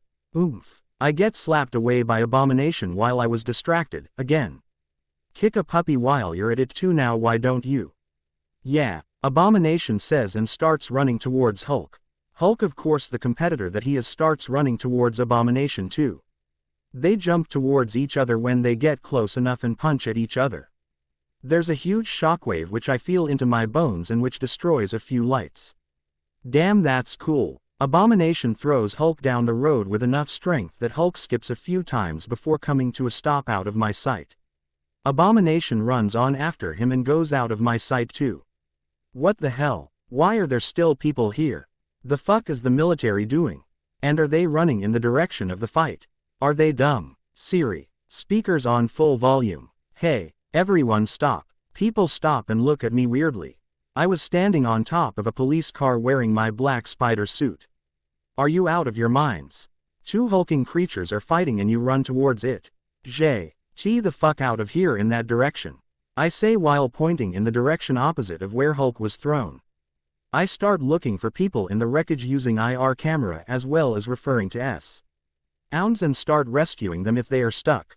Hulk can handle Abomination for now. I thank my brain that I had the foresight to torture test my HUD helmet. Or else I might have had a real problem without it. It was while I was rescuing a 10 to 12 years old black kid from his apartment that Peter finds me. Dude, where do these monsters keep coming from? First it was Green Goblin. No offense. Then, it was Connors as a giant lizard, and now these two. He asks as soon as he lands in front of me. I laugh a little, only a little, because I think one of my ribs is broken. I look at him and gesture him towards all the wreckage. Yeah, get used to it. Now that there's superheroes other than in comics, supervillains will come by the dozen. He sighs loudly and asks me, so what's priority number 1? Search and rescue. Or stopping the monsters. Oh yeah, he doesn't know. I give the kid to one of the straggler cops and say softly but firmly, "Get him to safety please." Things will start getting messier now. I then look at Peter's horrified face, that's a really expressive mask, and say, "The green one's on our side. At least until you start attacking him. His name is Hulk from what I heard. The ugly one was causing damage even before I got here." I lie a bit. "The ugly one is smarter than the Hulk and has tougher skin.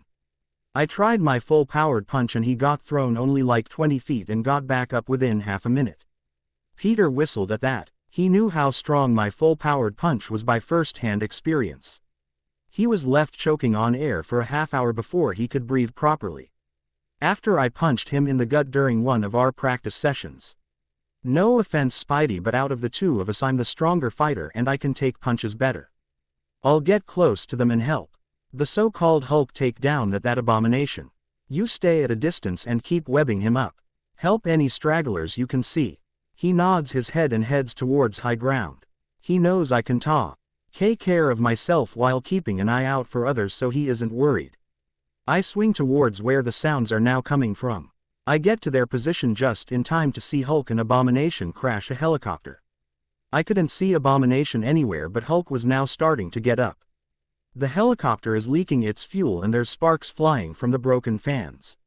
Suddenly Abomination jumps from behind the helicopter and onto it. He either roars at Hulk or just grumbles. Seriously, I can't even tell anymore. Blonsky wipes a bit of blood off his mouth and sneers at Hulk while Hulk just looks sadly at Blonsky for a second before the look changes to rage and he starts running at Blonsky. Blonsky pins Hulk to a wall and starts to choke Hulk. While he is distracted, I start rescuing anyone that's alive within the helicopter. First I web the spots where it's sparking to prevent a fire. Then I go inside and bring both the Rosses out of the helicopter. I would have loved to kill General Ross right there, but I'm not that evil. You don't deserve this power. Now watch her die. I suddenly hear. I look back to see Abomination using his weird elbow bone claw thing to pierce Hulk's chest while choking him. I'm about to interfere when Hulk suddenly looks determined and breaks out of the hold. I feel a lot of heat coming from behind me and turn to see there's a fire building up. Oh, I didn't see the fire. There's a sonic boom and I get thrown into the helicopter, which is now not burning. That was Hulk, I think. The Hulk saved my life. Look out. Betty Ross screams at Hulk. Cool. Kay looks back in time to get hit in the face by a thick chain. Blonsky spins it again and hits Hulk a second time, throwing him down. General, any last words? Abomination asks while looking at a swing. Jing that big ass chain, intending to throw it on us. I'm preparing to take the two and scram when there's another scream from the side. Hulk, smash. Hulk screams and punches both his fists into the floor. It results in a crack which causes Abomination to lose his step. And the chains slip from his hands and fall on top of his head, disorienting him. Hulk takes advantage of the situation and runs towards him and grabs the chain. He starts using the chain to choke Abomination now. Oh, how the tables have turned. I don't miss a beat and start running towards the two while signaling Peter to do the same. We both reach Hulk at the same time and start using our strongest webs to tie down Abomination. He was starting to resist the Hulk when we did it. And just in time too. Hulk pulls real hard at the chain and breaks Abomination's neck. With a healing factor as good as it is, it won't kill him. But it might keep him down for now. Now Abomination is completely covered in our webs. But Hulk doesn't stop pulling until another scream occurs. By now the fighting had drawn a crowd. Dumbasses. The cops and soldiers were aiming their guns at Hulk while Ross was half-heartedly trying to get them all to calm their tits. Stop. Betty screams at Hulk. Seriously, she screams a lot. And then Hulk stops pulling at the chain. Betty approaches us and stands in front of the 8-foot Hulk. It's okay, she whispers. Betty. Hulk grumbles. Somehow his voice is softer than before. Hulk looks at me and Peter and nods a thanks to us. He looks like he's about to transform back into Banner when some Ol' News helicopter flashes a big light on the four of us. Hulk barely spares us another glance and starts jumping out of there. I look at all the military men and motion towards Abomination in a, "Get on with it." Gesture and me and Peter start swinging towards different directions. I go back to the sewers and get the blood samples. Checking for any tracking devices and finding none, I go through the sewer tunnels towards home. It'll be a bitch trying to get the smell off, but honestly it's better than trying to get rid of S.H.I.E.L.D. or the army fellows trying to follow me to my house. At least this way I buy myself some time. I reach my house after an hour and a half of walking. After getting out of the stinking suit and keeping the blood samples on ice in a safe in my lab, I take a nice hot shower. Ah, feels good to be home. I change into my clothes and put the suit in the washing machine to soak. Thankfully everything was washable. I eat dinner and just go to sleep. I'm dead on my feet I'd now as it is and I have at least a few bones broken. The next day, I wake up fully healed at 8. First time I've slept the full 8 hours in a few years. Feels good to have a healing factor. I freshen up, go to the kitchen and start frying bacon for myself while nursing a cup of coffee and say, "You could have at least called ahead. I would have prepared dinner for you and your entourage." Why did I say that, you ask? Well, there are currently 3 other people in my house. I wanted to surprise you, obviously it didn't work. A weary voice says from behind me. I look behind to see a tall black man wearing a trench coat and an eye patch over his left eye along with whom I know to be Agent Coulson. OMG, it's Samuel L. Jackson. The look he's giving me tells me that he expects me to explain how I knew he was there. As Tony Stark will someday say, he's the spy. I just am that good. Plus Siri whispered it into my earpiece as soon as I wore it. Call Nicholas Joseph Fury. To what do I owe the pleasure of having the director of S.H.I.E.L.D. in my loving house? Whatever it is, the answer is no. Don't let the door hit you on your way out. I say with as much of a sneer I can bring up. Oh, we will, if you listen to my proposal first. I simply raise an eyebrow at him and ignore him in favor of the bacon. Seriously, what's he gonna do? Shoot me from behind? I can dodge any bullets easily. Threatening honest civilians now. Fury. Are you sure you aren't actually Hydra in hiding? I look meaningfully at him. Hopefully he gets the hint. By the slight twitching of his eyes, he probably did and is masking it with anger. Oh, but you aren't a civilian, are you, Mr. Osborn? Maybe I should call you Black Spider. Well, I expected it. I'm not exactly surprised. For curiosity's sake, how long did it take you guys to figure it out? I asked curiously while plating my delicious bacon and preparing an omelet. Just yesterday actually. We have someone who managed to follow your heat signature to your house. Huh, I thought I covered it. Apparently not. Still, he's not happy that it took him this long to figure it out. Fitzsimmons. Huh, well, they are smart enough to figure me out. I say, purposeful, Lee mentioning that I know more than I should, again. That's another question I have to ask you. How do you know state secrets? I can see Fury is furious. I have more on him than he has on me. He. Feels good to be on the higher ground. Obi-Wan was right. I hacked S.H.I.E.L.D. when I was 15. A government agency that no one knows about. Yeah, that did not exactly build my trust in my government. Reading your files more so. What you gonna do? Arrest me? I mockingly say the last part before he can open his mouth. I did actually hack into S.H.I.E.L.D. at 15. I just wanted to see if I could do it. Well, one thing led to another and next I know, I'm reading reports about the Budapest mission of Black Widow and Hawkeye. Most if it was redacted, so I didn't learn anything special. Those are national secrets you hacked into. You could get away for life for this. Nick threatens me, again. Oh, Nicholas. He scowls at me. I love annoying him. It's fun. Now I know why Tony did it so often. I smile at him and say, you aren't here to arrest me. You're here to recruit me into your, how did Tony put it, super secret boy band. He scowls at me again. Seriously, his face is gonna get stuck like that if he keeps it up. I can understand. I'm now quoting his conversations, which were supposed to be private. Even if we can offer you training. We have the best spies and fighters on the planet. We could train you to be the best. He offers. I scoff at him and pile my breakfast at the table and start eating. I point my fork at him and say, you know, Fury. You are currently standing in the house of a 17-year-old underage guy, threatening him and offering to turn him into a child soldier while telling him that he won't be turned into a child soldier. Are you really sure you aren't? Hydra, I am not trying to turn you into a child soldier. Fury hisses at me. I can see he's itching to go for his gun. Yeah, keep telling yourself that, Joseph. God, I love pissing him off. You are going to train me, which will not be for free. So you'll expect me to complete a few missions for you. Ergo, child soldier. Let me tell you something, Mr.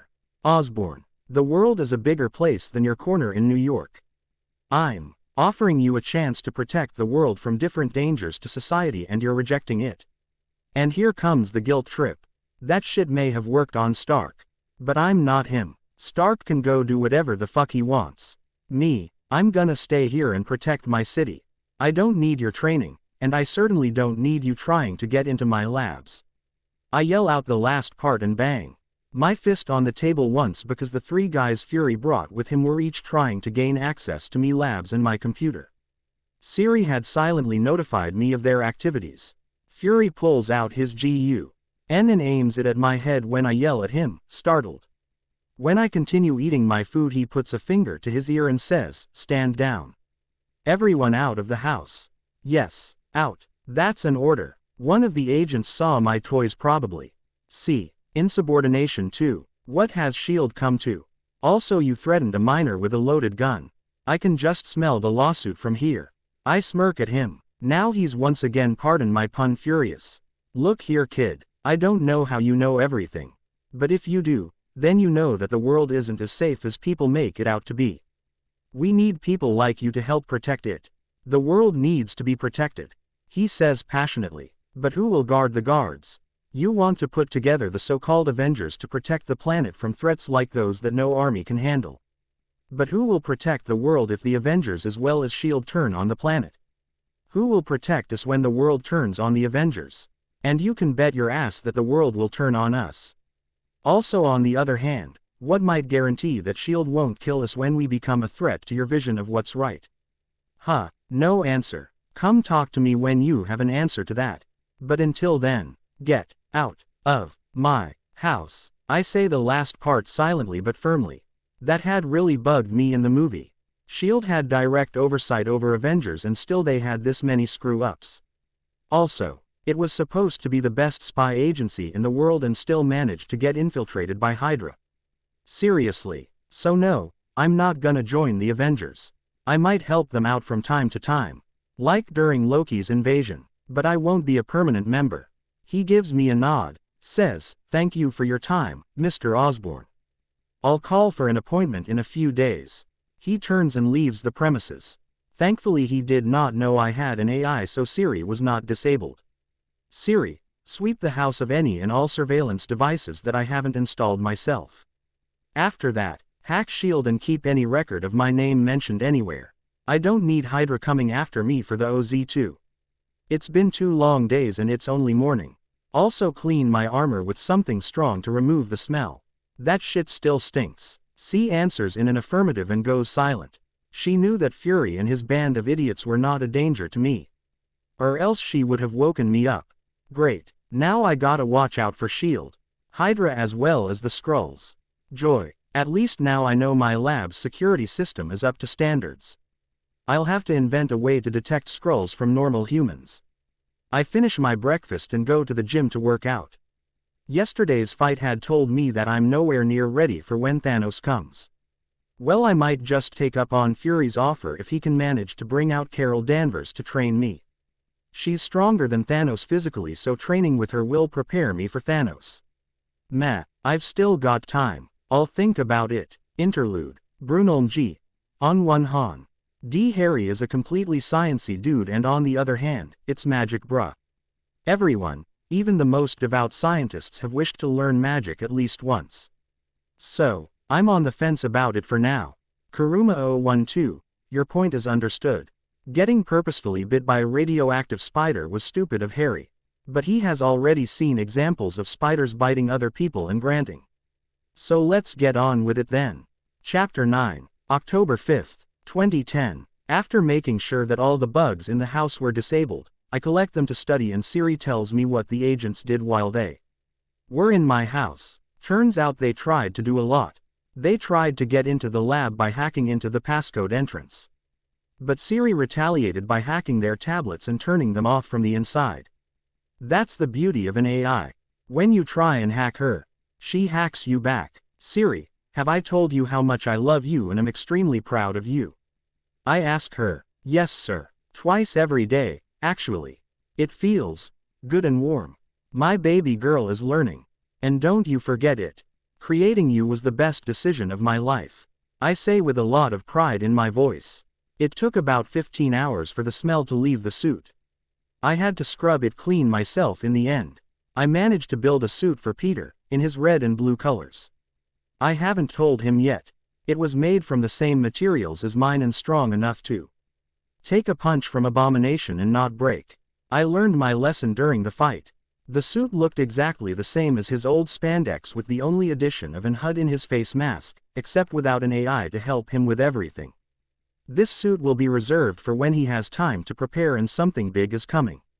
I had given him an idea for a new suit based on the unstable molecules suits from Fantastic Four.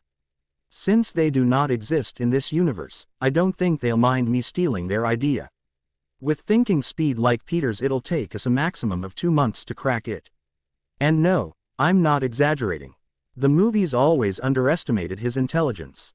This unstable suit will be for everyday use and it can even be stored in the corner of our bag. Other than that, my days were normal. I started going college again to attend lectures and I was about ready to give all my exams to pass out of college. What? I'm smart. And I need to get at least a master's in engineering by 2012. My nights included patrols with Spidey and stalking the few drug dealers to their home bases and marking them. I'll either deal with them later or have Peter do it. It was 2 weeks after his initial visit that Fury called to make an appointment. Surprised me too, actually. Maybe my talk had an actual effect on him. Nah, I show him into the house and to the lab when he gets here since I NTED privacy for what I was about to ask of him. Without any small talk, Fury shoves a file at me.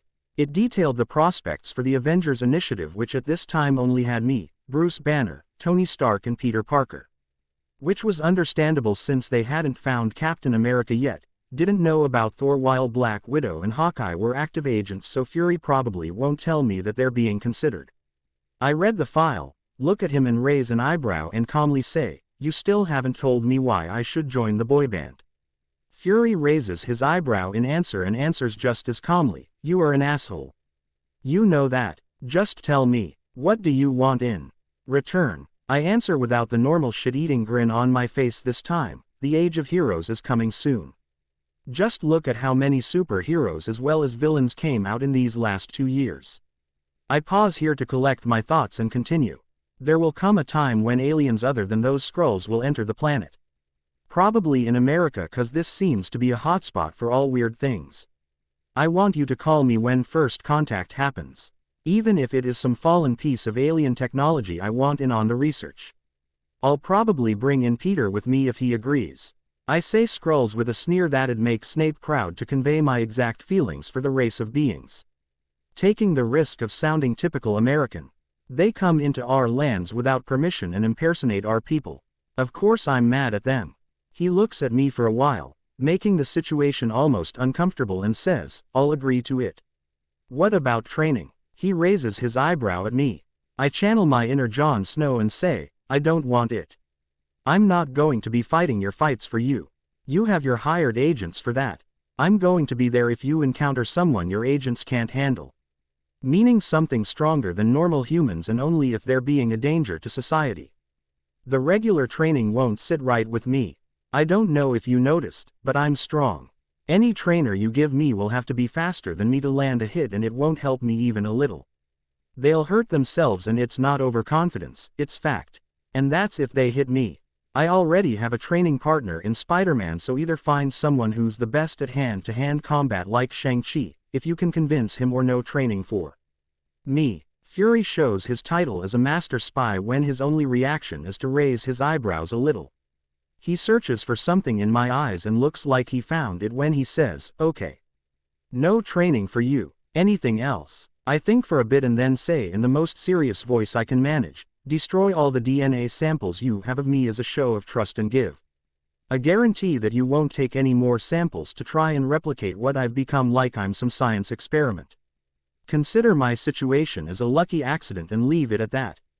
He once again looks furious. Which just shows how angry he is to be visibly upset, and nods reluctantly. If that's all, then we'll meet if there's need for you. I'll call you on your personal phone. I don't ask him why he has my phone number, and he doesn't offer a reason. He leaves without saying goodbye. I once again sweep for bugs and find 5 more. Disabling them, I add them to the collection to replicate and add to my suits. It was about a week after Fury's visit that I asked Gwen out for a date. On October 29th we went out for dinner, which was a nice date. I took her to a normal restaurant, nothing too fancy, as I didn't want to look like someone who flaunts his money. Surprisingly, I actually enjoyed her company a lot. We both, being scientists, understood each other, even if our subjects were different.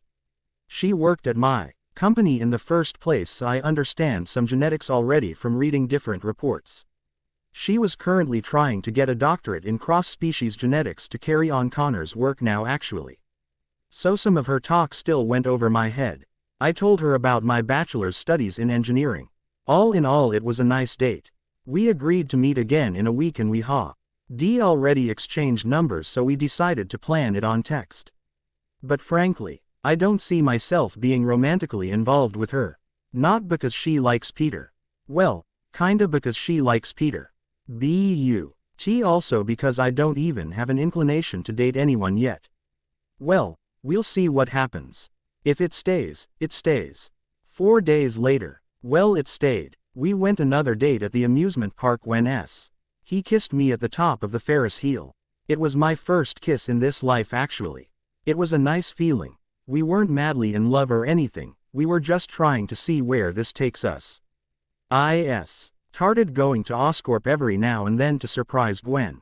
Bernard gave me disapproving looks for that a lot, since he had to handle the business in my stead and I was out here flirting in front of him. Suck it. After meeting for about 10 times within 3 weeks, we were officially together. We never went beyond kissing, but Peter was still jumping with joy. November 26, 2010, Thanksgiving. The Parkers invited me to Thanksgiving dinner this year too. I invited Gwen to come with me as she is my girlfriend. And Peter brought his girlfriend MJ. Ben and May teased me a lot for finally getting a girlfriend, while Gwen and I blushed and MJ and Peter laughed at me. Assholes. So Gwen, what do you do? Ben asked Gwen after some small talk and light teasing. I work at Oscorp actually. I'm a geneticist working on faster healing medicines. Gwen answers, and you could actually see the passion she has for the subject. She's really smart. Probably as smart as Petty here. I smirk at Peter. He still hated that name. Peter maturely showed me the middle finger, which I happily returned. May gasped, Peter, Harry, sorry Aunt May. We both say together shamelessly and smirk at each other. I had a lot of good memories of this family from when I was younger. How'd you meet her then, Harry? Ben asks me. Well, she used to be in our school actually. I was friends with her due to being one of the few people to understand her passion for science. Peter was still a wallflower at the time. Then she skipped grades to get a master's in genetics at the early age of 16 and started working at Oscorp, though we still kept in touch. I started meeting her again when I started joining Bernard for some of the meetings and just asked her out one day. One date turned into more, and now, here we are. While talking, she held my hand under the table and smiled at me lovingly. The rest of the dinner went well.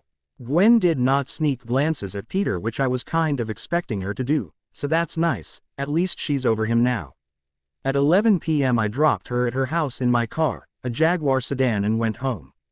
In December, I give all the exams for my bachelor's course and pass out as an engineer. It was easy since I already had the necessary knowledge, but I still had to fill in the required theory and research papers. In celebration, Gwen took me to a bar.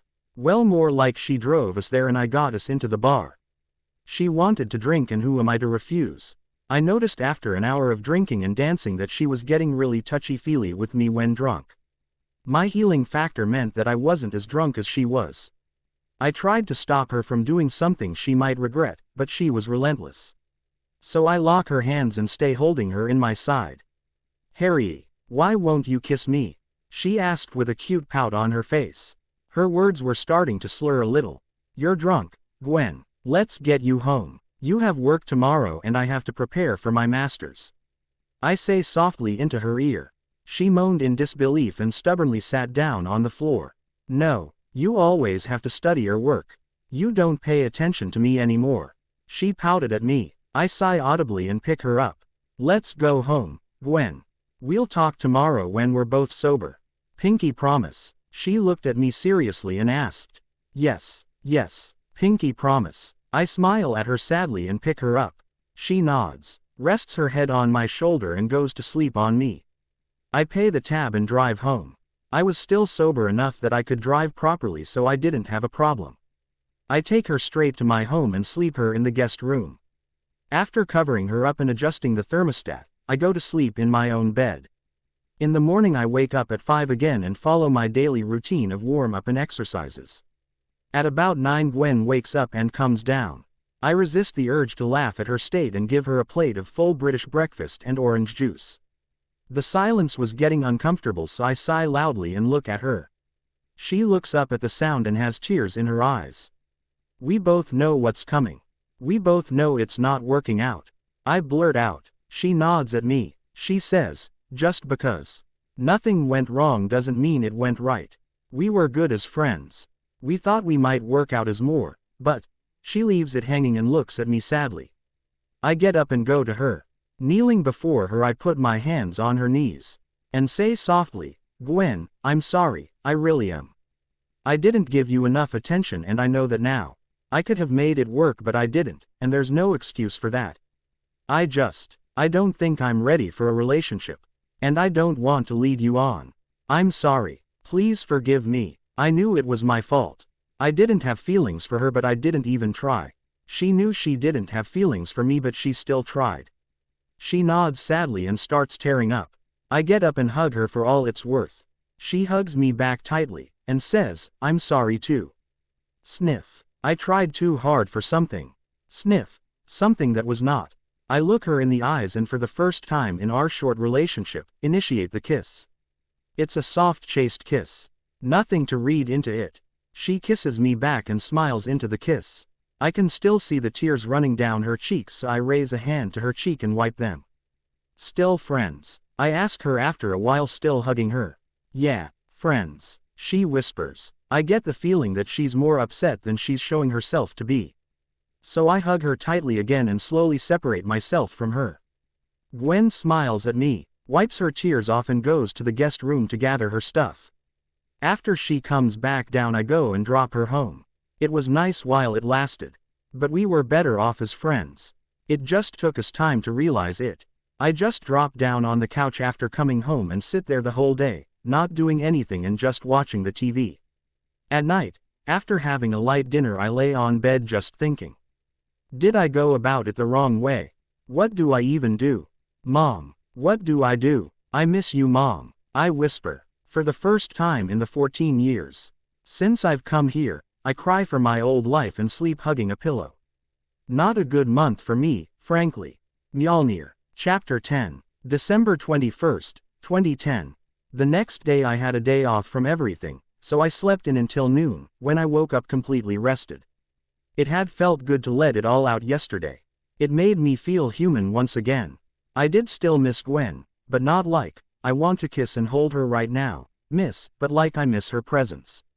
Well, I did get used to her pretty quickly. So that's expected. Time to get busy then. After freshening up a bit, I work out for an hour and then went to my lab to finally study Banner's blood. I'm not a geneticist, but I still have rudimentary skill in operating the machines. What I found in Banner's blood was amazing. He had a form of super soldier serum in himself, as I suspected, which mutated Banner due to the exposure to gamma radiation. But there was also something more.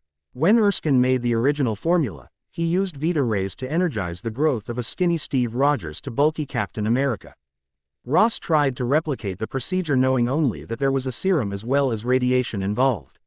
Well, they made the serum at least partially correct, as seen by the human Blonsky dodging all of Hulk's attacks at Culver University.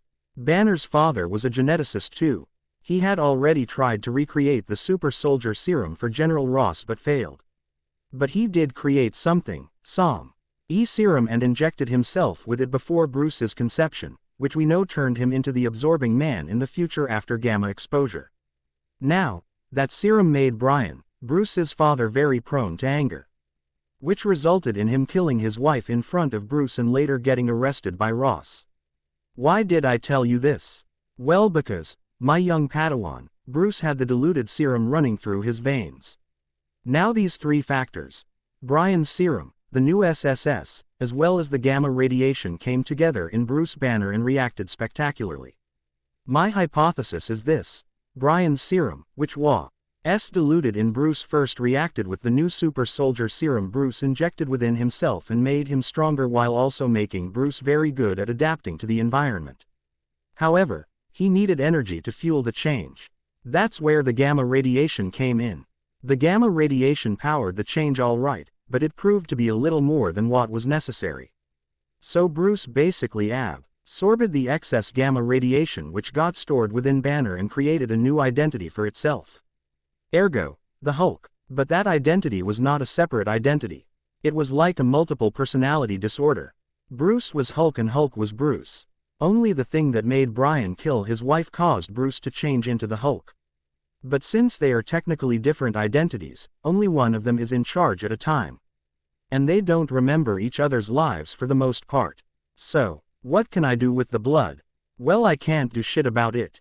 Maybe I could manage to separate the two serums within his body and see if Brian's serum is compatible with me and use it on myself. Being an absorbing man would be awesome. I don't think the super soldier serum would work on me. I already have a strength-enhancing drug in me, the OZ2. So either the SSS will do nothing or it will turn me into something hideous. Not exactly my aim, that one. Well, let's get to it. I start with taking a small amount of blood and put it in a centrifuge. The priority was to separate the gamma radiation from the blood first. It's still pretty harmful even after being out of the body for close to a month. That didn't work out, so I try the next method. And the next, and the next. I worked on Banner's blood for close to 7 days and nights with barely 5 hours of sleep without exercising for that time, but I finally managed it. I managed to separate the two serums and the gamma radiation infected blood cells. Unfortunately, none of those serums are compatible with me. Tweaking the absorbing serum might work for me, but is it really necessary? Not yet, no, but who knows when I'll need it. So I separate the three components of the blood for the whole canister and store the serums separately in the freezer while I burn the blood on an empty field. Not going to take a risk with the blood. Next I check Samuel Stern's blood. I learn nothing new from his blood. Whatever happened affected his brain the most probably. And I couldn't exactly ask S.H.I.E.L.D. for his brain matter. No worries, I'm already pretty smart, so I don't need drugs to make me smarter. I do need drugs to make me stronger though. After cleaning up the lab of any harmful substances, I speak up to Siri. Siri, start a new project, titled, Unstable. Give Peter access to this project whenever he asks for it. Yes, boss. May I ask what this project is about? Siri asks me. I smile at her hologram reassuringly, and go into lecture mode. Remembering everything I know about unstable molecules, well, theoretically, unstable molecules are configurate ions that exist on the Armstrong edge between matter and energy with the ability to become either of them. Alone, they can't do much. However, they can be bonded to normal anchor molecules which remain unaltered. Yet when an atomic shift occurs in their proximity, the unstable molecules mimic that change, and through them, the anchor molecules change as well. My aim for the foreseeable future is to synthesize these unstable molecules and bond them with my old armor and make a super strong armor which, supposedly, will never tear, get pierced or get burnt. Almost completely indestructible suit of armor. That's my aim. However, it's still a dream for now. I don't even know if it's possible, but still worth a try. Siri. I smirk at her. This will be my hardest project up to date and I'll need Peter's help for this. A lot of help actually, but Peter is the only one I trust with this. May 28, 2011. I seriously underestimated how smart Reed Richards was and overestimated how smart me and Peter are. It took us a full 2 months to even start making progress at synthesizing the unstable molecules. We had some spectacular explosions in our faces, because the molecules were, well, unstable. It took another 2 months for us to figure out how to bond these molecules to a piece of cloth successfully. All in all, it was a busy few months. I got over my breakup, and so did Gwen. We met a few times at Oscorp and the talking was not at all uncomfortable for any of us, as I expected it to be. We talked just like old friends. It was therapeutic. We just talked about work and then after the talk, I went to work again. I did promise to give her a project I was working on. Tweaking the absorbing serum for me was not something I could do successfully. So who better to do it than a geneticist? I'll have to tell her about me being Black Spider probably. So we'll see. I applied for an MS in computer engineering at NYU. I simply did not want to leave New York. The terms were going to St. Art in September, so I had started studying some from the get-go so as to get a head start. I wanted to pass out of this early too. I met Fury a few times. He did what I asked him to do and brought someone who was one of the best in hand-to-hand fighting. He came in with an agent Melinda May to watch me train with Peter. Peter already was a candidate for the Avengers, so Fury obviously found out everything to know about him and already had a talk with him. Melinda demonstrated a few tricks and locks that we could use. It was actually a good session. I asked Melinda to come again sometime to train us like this and she agreed and later came to my house at least once a week. I knew she was also there to keep an eye on me, but I didn't mind. I just didn't let her enter my lab. It was a private room, you know. My company was booming in business. Electricity bill went down to zero because of the sun I had in my basement. We had a few contracts for the Army, Navy, Marines as well as Air Force for the guns we had started developing. I personally developed a short-range explosive device to break down bunker doors, but made sure that it was available only to the government. I did not want a repeat of Iron Man to happen to me.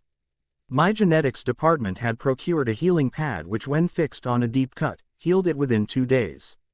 It was based on a serum that Gwen had developed. The serum was not exactly costly, so I had no trouble selling it to the military as well as the cops. I don't think the general public could afford it. Finally, after 5 months of starting the project, we managed to make 2 suits for both of us. Peter made his in red and black, while I made mine in black with blue highlights. We bonded the unstable molecules to the first carbon fiber suit I made. It was very basic, but after adding the unstable molecules, it made space for many upgrades. So I installed everything from a tracker to even a music system in the suit. I gave Peter his own carbon fiber suit the same night and he bonded it with the unstable molecules.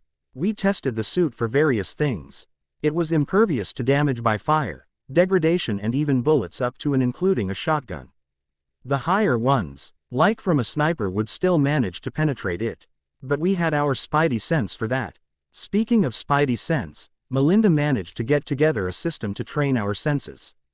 Basically, she blindfolded us and threw various items like tennis balls, baseballs, knives, frying pans and so much more at us from all over the training room. It was fun for us while frustrating for her as she failed to hit us. As I said before, even bullets would have trouble getting us. Also, now Peter was close to completing his bachelor's too. He first wanted to ride through the complete course, but thinking about it, he decided to pass out early. He was aiming for chemical engineering MS at NYU. Being as smart as he is, he won't have any trouble getting in on scholarship. So that's how our last 5 months went. And now we were testing the suits to their limits. First we ran like hell at our fastest speeds for 2 hours and then started trying to beat each other up. It's a lot of fun for me. For him, not so much.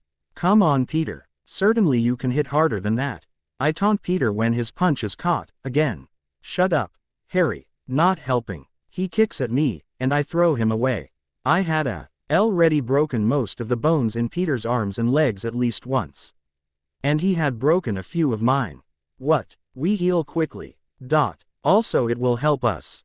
It was so that they adapt and become stronger every time. Even now it was getting harder and harder for me to break his bones. It was while I was in the process of kicking Peter's butt, again, that I get a call from Fury. "Nicholas, my boy, how are you?" I say in my best Albus Dumbledore voice. "Cut the crap, Osborn. Your prediction came true. Some sort of satellite has crash-landed out of a wormhole in the center of Puente Antigua Desert in New Mexico. You wanted to study it. A car will be at your house at 1600 today sharp. Agent Coulson would meet you on site. Be ready. And he cut the call. At first I had stars in my eyes. I'm gonna meet Thor. I'm gonna get to study Mjolnir. Calm, calm. Breathe in, out. I look at Peter with a smile on my face and say, Petty, how would you like to study something out of this world? What, like aliens? Peter asks, confused. Yup, I don't know yet what it is, yet. But I know that it's alien. I'm grinning like the cat that got the canary. Why do you think it's alien? Pete's doubting me. WTH Peter, I thought you knew me better than that. It came out of a wormhole on top of New Mexico desert. So coming. I ask him. Oh, I'll go call Uncle Ben and tell him I won't be coming home for a few days. I'll have to call MJ too. Peter's worse than me at nerding out. He was going to go out with MJ 2 days later, maybe he's not going now. Damn, MJ is gonna be so mad. As Fury said, at exactly 1600 Orsa black sedan came and parked in front of my house.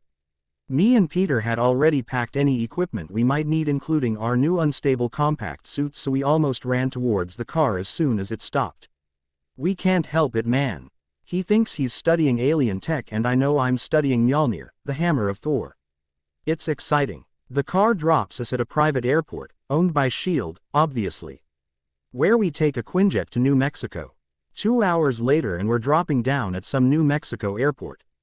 Wow, this plane is fast. It brought us to New Mexico in 2 hours.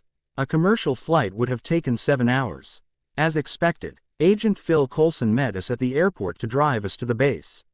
Hello, Mr. Osborn. I'm Agent Coulson. Director Fury said you were coming. Though I was not informed Mr. Parker was coming as well. He looks at me with that creepy smile of his and says in his normal monotone. Although it was posed as a statement, you could hear the question in it. I brought him with me. I'd already told Fury that if I think Peter could help, I'll bring him along. Well, he could help as he's smarter than me and has better instincts. I raise my eyebrow in challenge at Coulson. That was a shit excuse and we both knew it. But he nods in acceptance and turns around to walk towards a black sedan. We drive for over 1.5 hours before we reach the base in Puente Antigua. It was as they showed in the movies. They had just finished building a razor wire fence around the satellite hammer and had just about finished with the clear plastic access tubes for isolation. He leads us to T command room from where we could see the whole base in small monitors. Coulson shows us one of the security camera footages which shows the satellite and says, "This came here at 2230 yesterday, through an Einstein-Rosen bridge. Or a wormhole and dropped down on that exact spot.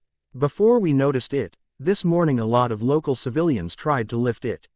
Even a truck could not even move it. See what you can find out about it." Peter's thinking hard, I can tell from the scrunch of his face.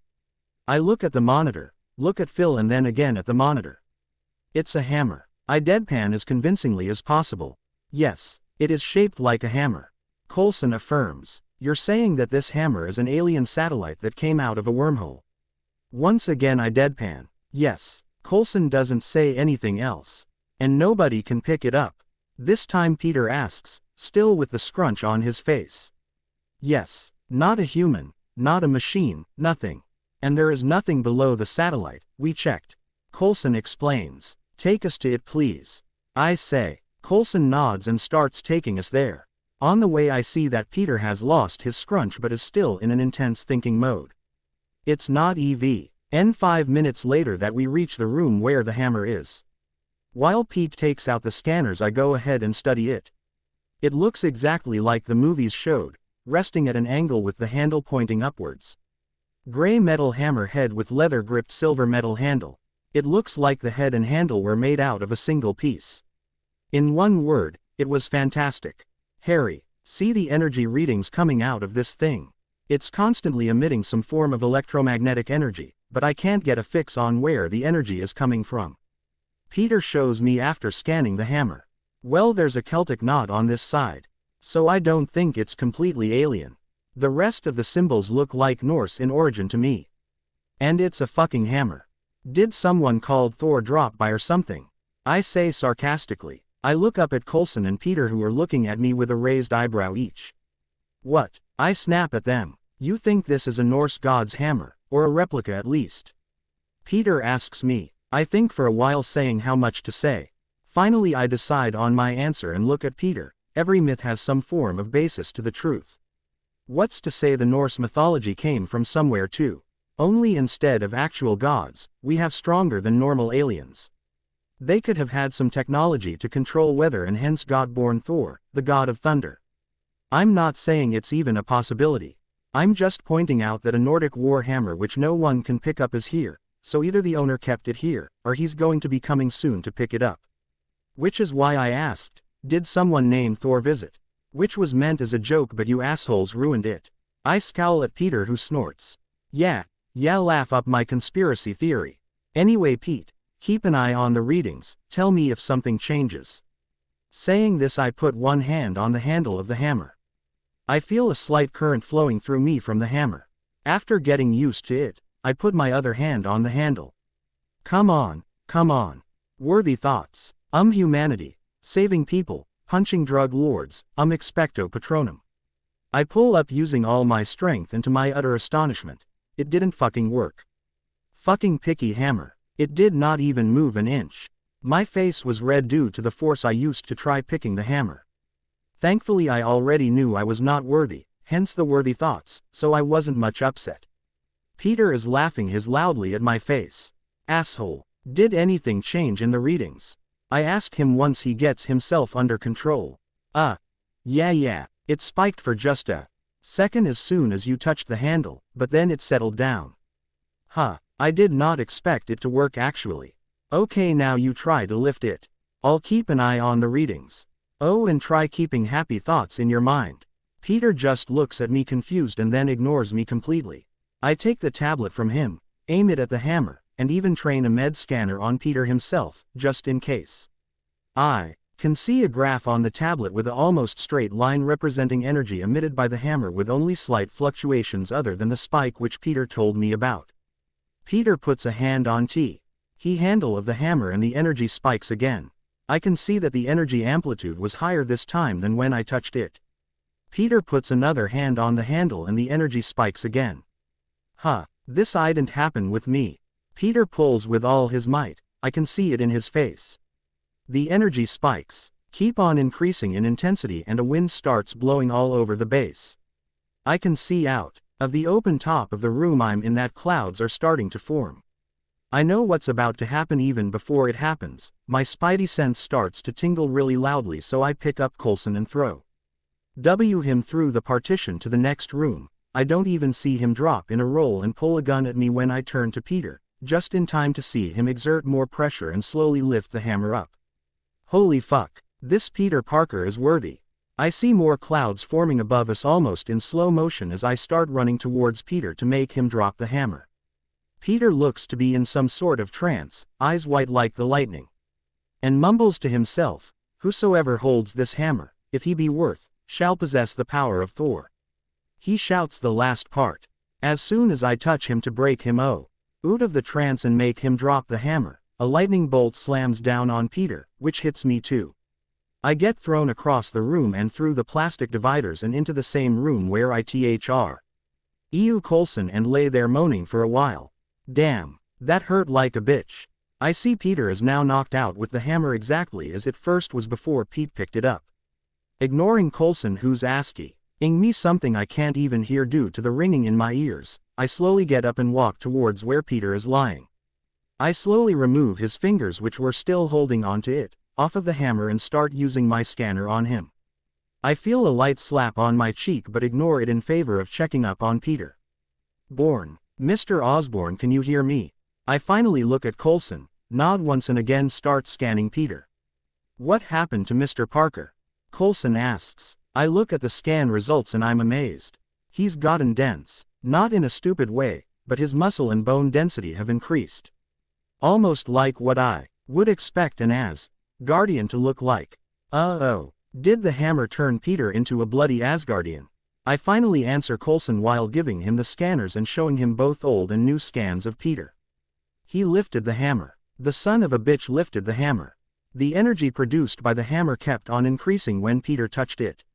Somehow either the hammer, or the lightning bolt that dropped down on him changed Peter. Coulson, you can't let anyone other than Fury and Hill know about this, and make sure the room is secure when you tell them. Or Peter will be turned into a weapon by the ones above Fury. Coulson nods, because even he knows that it's true. They're still trying to look for Captain America to replicate the serum. I don't mention that the lightning bolt dropped on me too. I don't feel any changes, so I don't mind. His muscle density has doubled. By my estimation, strength-wise he's somewhere in between me and Hulk. He's stronger than me, now, and I thought I would have to force him to take the OZ2 serum just to keep up with me. He could now probably take on Loki and come out on top. Let's take him to the med bay, Coulson offers. I shake my head and say, no. His body won't accept any of the drugs. Don't worry, he'll heal fast. By tomorrow he'll be right as rain, I say with a smirk. Coulson looks doubtful, so I add, I've broken 3 of his bones in the same day and he was healed up in the morning. Coulson widens his eyes and looks at Peter in a new light. He probably thought he was just a nerd with some super strength. I carry Peter and follow Coulson to our rooms. He needs rest right now, so I drop him in his bed, softly, and go out. Coulson was waiting for me. He says, I won't tell anyone here about this incident. I'll even air the recording from the room for that much time. But at least one person already knows. I shake my head and say, no need to delete the footage. I knew that there already had to be a few agents monitoring the hammer, so I hacked the video feed before we entered the room and kept it on a loop. I released the loop as soon as we came out, so don't worry. And who? I ask, already knowing it's Barton. One person drops down from somewhere and lands beside Coulson. He does not even bat an eye, clearly too used to it, and introduces us still in that monotone, Clint Barton, Harry Potter. Mr. Osborn, Clint Barton, our resident marksman. I shake Clint's hand and ask him, does he always talk in a monotone with that creepy smile on his face, even with you? Coulson smiles while Clint snorts at him and says, yeah, he does. Creeped me out in the beginning too. And don't worry, I don't want the kid to end up in a lab or a training camp either. I know Clint's telling the truth, so I give him a genuine smile. I'm about to speak when a voice from Coulson's radio says in an urgent voice, agents down, we've got a perimeter breach. Both agents put a game face on and Coulson runs towards camera room while Barton starts going toward what I think is the armory. I follow Coulson because I know what, or rather who's coming. On the way there, all the lights turn on and an alarm starts blaring.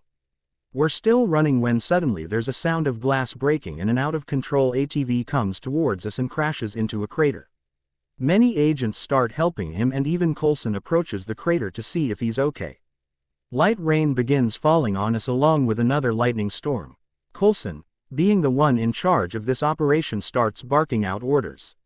I want eyes up high, with a gun, now, he says. Lightning still cackles around the base and it's now starting to affect even my tablet and the scanner. Ignoring everyone else, Coulson enters the command trailer and I follow him there. There's a few agents sitting at different monitors while another agent stands in the center of the room. He's that Hydra guy, right? Sleep well. No, Sitwell. Something Sitwell. So, what have we got? Coulson asks Sitwell. There's a massive electromagnetic surge coming off of that thing. The systems are barely coping. Sitwell answers. Coulson clicks the radio and talks into it. Barton, talk to me. There's a sarcastic voice on the other side of the radio. Do you want me to slow him down, sir? Or are you sending more guys for him to beat up? Coulson, still in serious mode, answers, I'll let you know. He starts going in the back of the room after an agent opens the door and after getting a nod from him, I follow. We enter a corridor overlooking the hammer and see another agent. This one bigger than the rest, pushing Thor in the mud right outside the chamber and start fighting. You better call it Coulson, 'cause I'm starting to root for this guy. Barton speaks into the radio. Coulson says nothing and just watches Thor finally defeat the big agent and slowly enter the hammer room. He stands right next to the hammer and catches his breath for a while. Last chance, sir. Barton almost shouts. No. Wait, I wanna see this. Coulson answers calmly. Thor smiles looking at the hammer, puts his right hand on the handle and tries to lift it. His smile turns to a grimace and he tries harder. This time using both hands. It still doesn't work. It's still raining. Lightning is still cackling above. But no matter how hard he tries, the hammer doesn't move. Thor SL. Owlie loses his grip and takes a step back. He looks up into the sky, with a face like someone just stole his favorite toy, which in this case is true. Why? He screams out loud and just drops down to his knees. Coulson looks at him sadly, and says into the radio, "All right, show's over." Ground units move in. The agents follow the order and go apprehend Thor, who gives up without fighting this time. I don't even think he's aware he's being arrested. Coulson looks at me once we are alone. "You know who that is and what the hammer is," he states more than he asks. But I nod the same. The guy is probably the supposed god of thunder, Thor. And that's his hammer, Mjolnir. Either that or he heard that there's a hammer no one can pick up and came here to get the powers of Thor. I tell him, "Powers of Thor?" Coulson asks, confused. Right. Before Peter got struck by the lightning bolt he said something. He said, "Whosoever holds this hammer, if he be worth, shall possess the power of Thor." Like he was sort of in a trance when he said that. I'm twice as strong as Peter and I couldn't even move the hammer. So it was probably looking for someone to fill up a criteria to allow it to lift itself. Even in Norse mythology, no one can simply lift the hammer. You have to be worthy enough to lift it. I explain. Coulson thinks for a bit and then asks, "And you think that the guy who failed to lift the mythological hammer of Thor is Thor himself?" Why? I had to think about that answer. I can't just say I knew it already. When he looked at the hammer, he did not look at it like it was a treasure to be stolen. He looked at it like it was a close friend that he met after a long time. Like it was already his, but he lost it for a while. And what? The hammer is sentient. No hammer can select its user's Osborn. It's not a magic wand that Ollivander sold. He jokes. Wow. Coulson made a funny. It doesn't have to be sentient to be able to select someone worthy. It's probably a program written into it or something. I don't know. Okay. We can't exactly cut into it and see how it looks inside, can we? I snap. I'm tired. My friend has passed out and I got hit by a bloody lightning bolt. So sue me for snapping at him. Coulson looks at me and knows that I'm hiding something, but nods anyway. After a while of us both staring at the hammer, he breaks the silence again, saying, "So. The Norse god of thunder is here but he can't get it up. So what do you think he is? An alien? I don't know. He could be of a different race that our Norse ancestors had the honor of meeting in T. He named them gods seeing their higher technology. Maybe Thor is not a person but a title. Or maybe their race just lives that long. There's a lot of maybes here. I lie. I don't want to just destroy the plot of Thor." Coulson nods and turns away to leave, so I follow him. He escorts me to my room at the base and I sleep after checking in on Peter. How did Peter get proved worthy? Wasn't he not worthy in the comics? Even in movies I don't think he was ever worthy. I'm not trying to undermine him, but Peter's a good person. He fights the right fight when he fights. But he never kills, not even when the enemy needs to be killed. The only fight he's killed in would be the endgame fight where he killed Chidori. But it's not the same universe, is it? I'm here with Peter. I was there with him and he was supposed to kill Osborn and regret it forever. Maybe my presence and my talk that night meant that now he could kill if needed. Maybe. We'll see. Tomorrow I'll have to do some tests on Peter after he wakes up. First of which will be a test of strength. Oh boy, it's gonna be fun. We are Venom. Spider-Wonder. He wasn't shown anywhere after being arrested by Natasha Romanoff in the tie-in comic. Fury's big week, so we can just assume that he's either never escaped, or he escaped and S.H.I.E.L.D. took care of it, or he's working for S.H.I.E.L.D., or he ran away and is in hiding. So I won't bring him out. Wherever he is, I'll let him be there. Williams 1996. Actually no. Steve Rogers is a soldier. He knows that sometimes you have to kill in order to survive. Peter is not a soldier, and he's also had teachings by Ben and made to always be a good person and all that crap. So Peter refuses to ever kill. He's only ever killed one person or something in comics, and that too accidentally. Which made him not worthy in terms of Mjolnir, which was made by warrior dwarves for a warrior race of people to the person leading the said warrior race into a war against Ragnarok. So soft-hearted Peter is definitely not worthy in the comics. Plus in comics as well as the movies, Peter became Spider-Man due to the guilt of not saving Ben. That guilt makes Peter doubt himself. Here Harry already changed things by being in Peter's life and saving Ben. So even if he now knows that you shouldn't kill every villain, some villains should definitely die. He saw that even if GG was Harry's father, Harry didn't hesitate to kill GG to save Peter and the rest of normal humans. Chapter 11, May 29, 2011. I woke up at 5 a.m. as usual, although in a different bed. I was always a heavy sleeper, so I had to think for a while to remember where I was. I check up on Peter to see him sleeping peacefully now and freshen up. After freshening up, I go outside to the area designated as cafeteria and order a light breakfast. This being a sort of military base had many agents already up and ready for the day in the cafe. Spotting Barden, I take my breakfast and join him. "Heya Barden, how's it hanging?" I ask him. "You know, 'cause he's Hawkeye. And he's always up near the ceiling somewhere." "Never mind. Hey kid," Clint says, at which I scowl at him. "I'm not a kid, I'm almost 18 now." He laughs at my expression. "Zip it birdie, I don't even have anything embarrassing to threaten you with." I grumble. "Damn it." He just smiles fondly and continues eating. I scowl at him once more and go on having my breakfast. A few minutes into it, he's done. But he waits for me to finish eating before getting up. I follow him cause I obviously have nothing to do right now, when he asks me, "Wanna spar?" "I want to see what you can do."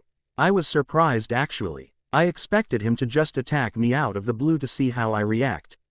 I think for a bit and smile at him, saying, "Sure, why not? Just don't hold back on me just cause I'm younger than you." He smirks at me and says, "You got it, kid." He laughs at my expression and starts going to an empty area which was about half filled with different agents training themselves. Seriously, military guys often baffle me. They came here yesterday, for a max of a week or two, and already have a training ground as well as cafeteria ready. And that's not including the different rooms and bathrooms. The other people seeing Barden bring in the new kid to train with him clear up a ring first and start betting. Most of them bet on Barden winning. Assholes. But some of them bet on the underdog. I'm going to make them a whole lot of money if I manage to win. There's a big possibility that Barden wins. I might be stronger than him physically, but he has an advantage in experience and technique. I warm up a little and face him. He gets into a kickboxing stance and waits for me to make a move. I match his stance and rush forward with a right-handed punch. He throws me behind him using a judo throw and drops me on my back. Damn. That was some reaction time. No wonder he's an Avenger. I get up and brush myself off. Now that I know my usual way of fighting with the local goons isn't working, which admittedly I should have realized earlier, I switch to a basic Wing Chun stance with me facing him, feet shoulder length apart, knees bent inside, right hand palm side front in front of my chest, while the left hand facing inwards near my right elbow and back straight, and wait for him to attack me. I got time. Wing Chun is a style which is good for defensive attacks, so I don't need to be the one to make the first move. Barden realizes this too and he jumps in with a right sucker punch to my face. I divert it to the right with me right upper arm and push forward with my left elbow. He dodges it and tries a left uppercut. I lean back and let it pass harmlessly and try a punch in his ribs. He diverts it and goes for a kick to the back of my knee. I lift my leg and block it with my shin and kick out with the same leg into his stomach. He blocks it with his hands but staggers backwards, because that shit definitely hurt him both the times. Now he knows too why I reject the training and shakes off the pain and starts attacking again, this time, without holding back. I get out of Wing Chun and again enter a kickboxing stance and match him. Blow for blow. He's fast and tries a few feints. But my spidey sense helps me identify the real attacks from the feints. I'm slower and I rarely manage to hit him, but my hits have more of an effect on him than I have on me. One punch, he overextends. So I get close, manage to duck under his next punch and punch him lightly in his guts. He doubles over gasping for breath and curls up. Either I underestimated myself, or the thrill of fighting someone as skilled as him made me forget my strength. About 2 minutes later he catches his breath and pulls my legs from under me and drop me to the ground beside him. We bow. No, I won this round so I don't retaliate. That's a tie now, so we once again get in the kickboxing stance. I close my eyes and wait for him to attack me. He does not disappoint. I feel my spidey sense tingling, warning me of an attack coming from the left, and I duck under it and pull the same move he pulled on me in the first round and throw him down hard. I don't wait for him to catch his BR. When I catch his right hand in an inverted arm lock and wait for him to submit. The whole ground is silent when Clint gives up after trying to get loose for a while. He has a large grin on his face when he gets up and offers his hand to me. I shake his hand when the other agents start clapping loudly while some of them start collecting their money they won from me winning. Good fight, kid. Maybe next time, don't hold back so much. He jokes, semi-seriously. I snort and shake my head at him and say, hey, you held back too. But I have to hold back. You know what'll happen if I punch someone without holding back? They die. On the spot. No hospital could save them then. I don't want that, so I hold back. Yeah, I kinda got that when you blocked that kick with your shin. It still fucking hurts. He grimaces at his leg. I laugh at his expression and turn around to go back to base to study the hammer some more. There were already a few guys using some scanners on the surrounding area. When I get there and pull out my own scanner, Siri had an uplink to this scanner so she does most of the work herself. I don't even know what I'm supposed to find in the hammer.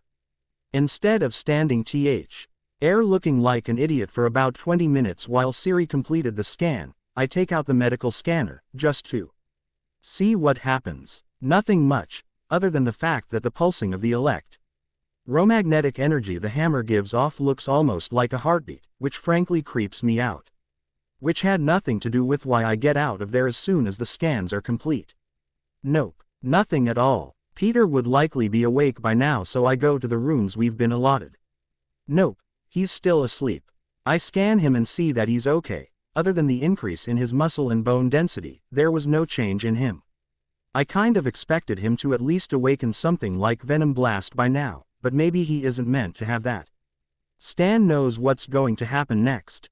I spend the rest of the day studying the scan Siri and I made so I completely miss Dr. Selvig coming to the base and getting Donald Blake out. Though Coulson does tell me about it later. It was an exact 24 hours after he got hit by the lightning bolt that Peter wakes up with a gasp. Not creepy. Not creepy at all, Pete. I'm there in the room with him when he wakes up, so his getting up so suddenly has me in a fighting stance. Goddamn it, Pete. You scared me. I yell out at him. What happened? How am I here? Wasn't I just in that hammer room? Peter asks one after the other. I love that about him. That was 24 hours ago. You've been knocked out since then till now, when you almost scared the shit out of me. I grumble. I did not scream. No one will believe him anyway. What happened there, Harry? I remember trying to pick up the hammer, and then nothing. He mumbles, not even saying something before lifting the hammer. I had to make sure, the hammer saying that through him was just plain creepy. I'm saying that word a lot when it comes to Mjolnir. No. He looks confused, as expected. He brings out the scrunch again and says, I remember you taking the scanner out of my hands. I first put my right hand on the hammer, after which I felt a sort of tingle in my hands, like static electricity. Then I put my left hand on it, pulled hard, and then I blacked out. He looks at his hands at these. Being as sensitive to our bodies as we are, he feels something different very quickly. I also feel both heavy and light somehow.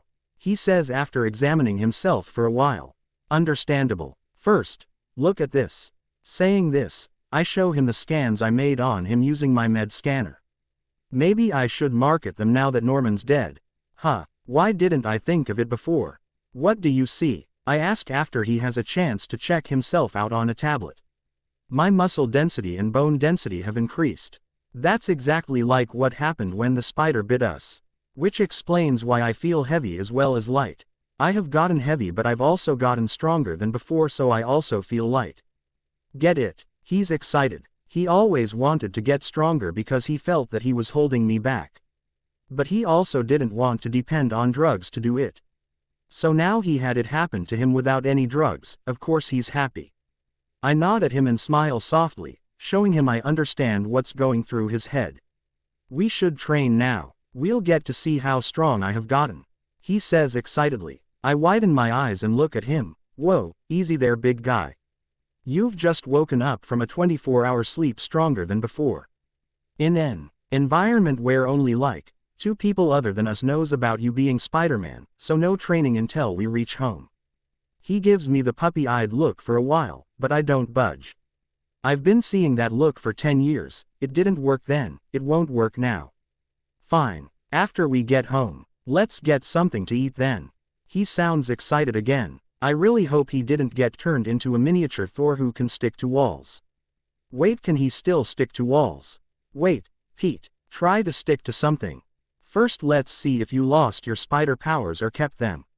I'm really scared. I don't want to be the main Spider-Man. He's the friendly neighborhood guy. I can't be that. Peter looks confused for a second and then scared as he tries to find a surface that won't fall off by his weight. We finally settle on a desk that I pick up and set down vertically. He starts with the hands and pulls himself up by touching his leg to the desk. I let out a breath which I didn't even know I was holding. He sticks. I go over to him when he gets down and hug him for all it's worth. Oh, thank God. I didn't want the responsibility of being the lead Spider-Man. I whisper. He laughs at my horrified face. Asshole. I then take him to the cafeteria and we both eat heavily.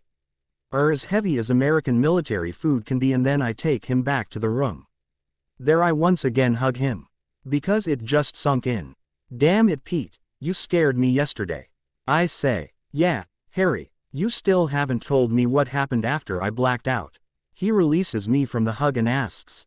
And so I tell him. About the trance he went into. About the sentence he said right before the bolt stuck us, and about Thor making an entry right after he got knocked out. So you think that was really Thor's hammer? With a worthiness test, which I passed. He looks skeptical. Obviously if I told him one of the old pagan pantheons exist, then he's skeptical. Wait until I tell him angels really exist. Well, I think you passed the test with like half marks or something. Thor is supposed to be the god of thunder, right? You're stronger, but not on a god level yet. Also Mjolnir is supposed to help him control thunder. You said you'd possess the power of Thor. So why can't you control thunder? I offer him. I know he can't control thunder, cause whenever Thor loses control, it either rains or causes a thunderstorm. None of which have happened yet, and Peter's been freaking out every 5 minutes. Maybe I should pick up the hammer and see again. He asks. I nod and call Coulson to ask. Hey Agent Coulson, I say as soon as he picks up. Mr. Osborn, I heard that Parker's awake. Coulson says. Yeah, he's awake. We actually wanted to ask if we could get so alone time with the hammer. I wanted to see if yesterday's hypothesis proves true. You know, the one where I said that's Thor's hammer. I'll meet you there in 2 minutes. Saying this he cuts off the call.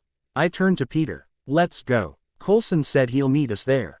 We once again gather our scanners and go out of the room and move towards the hammer room. By now all the S.H.I.E.L.D. scientists were moving out of the room. Maybe Coulson called ahead. I ask Siri to disable the cameras inside the room and keep the feed on loop showing an empty room. Coulson gets there soon and we go inside. I set up the cameras in 4 angles and the scanner in front of the hammer about 3 meters away. Me and Coulson stand behind the scanner keeping an eye on the feed which shows the hammer's electromagnetic heartbeat again, which I ignore while Peter stands next to the hammer. Right. The hammer seems to be excited to see you again, Peter. The fluctuations have increased. I really hope it's not in love with you. MJ is gonna be so jealous. I joke. No one laughs because it freaks them too. Hee hee. Right. Ready when you are, Harry.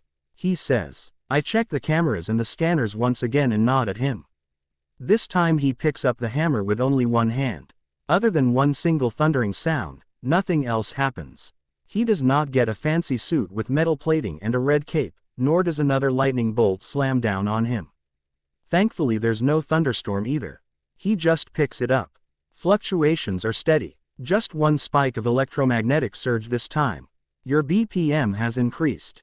Pete, are you scared? I ask. Well duh, I'm picking a fucking sentient hammer.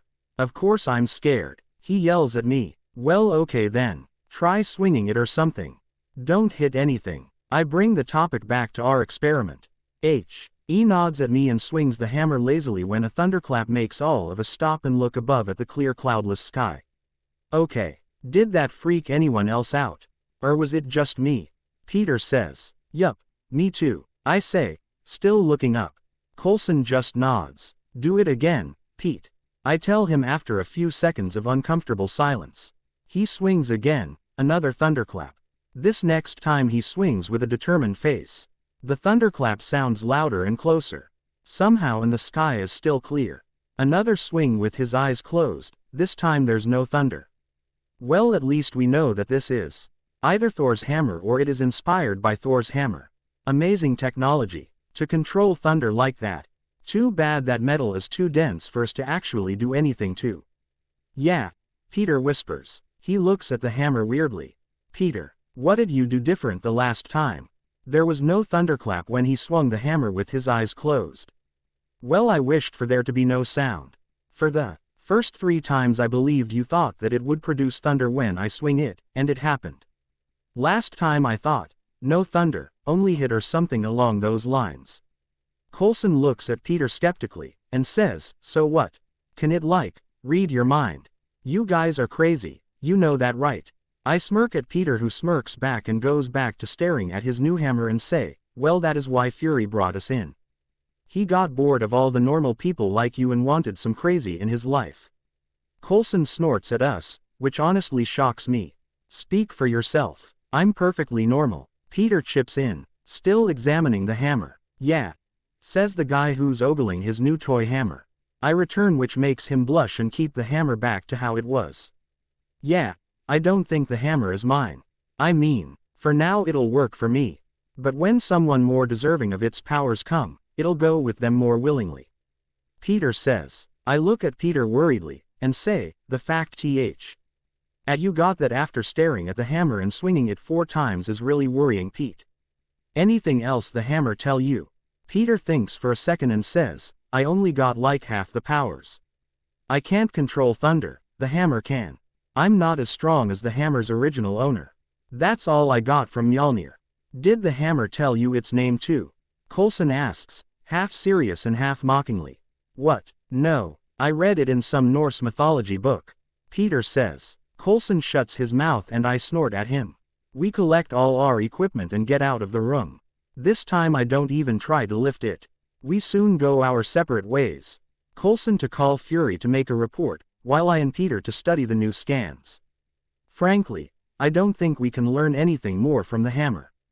It was already 9:30 p.m. when Peter woke up and it was now close to 11, so we go to sleep.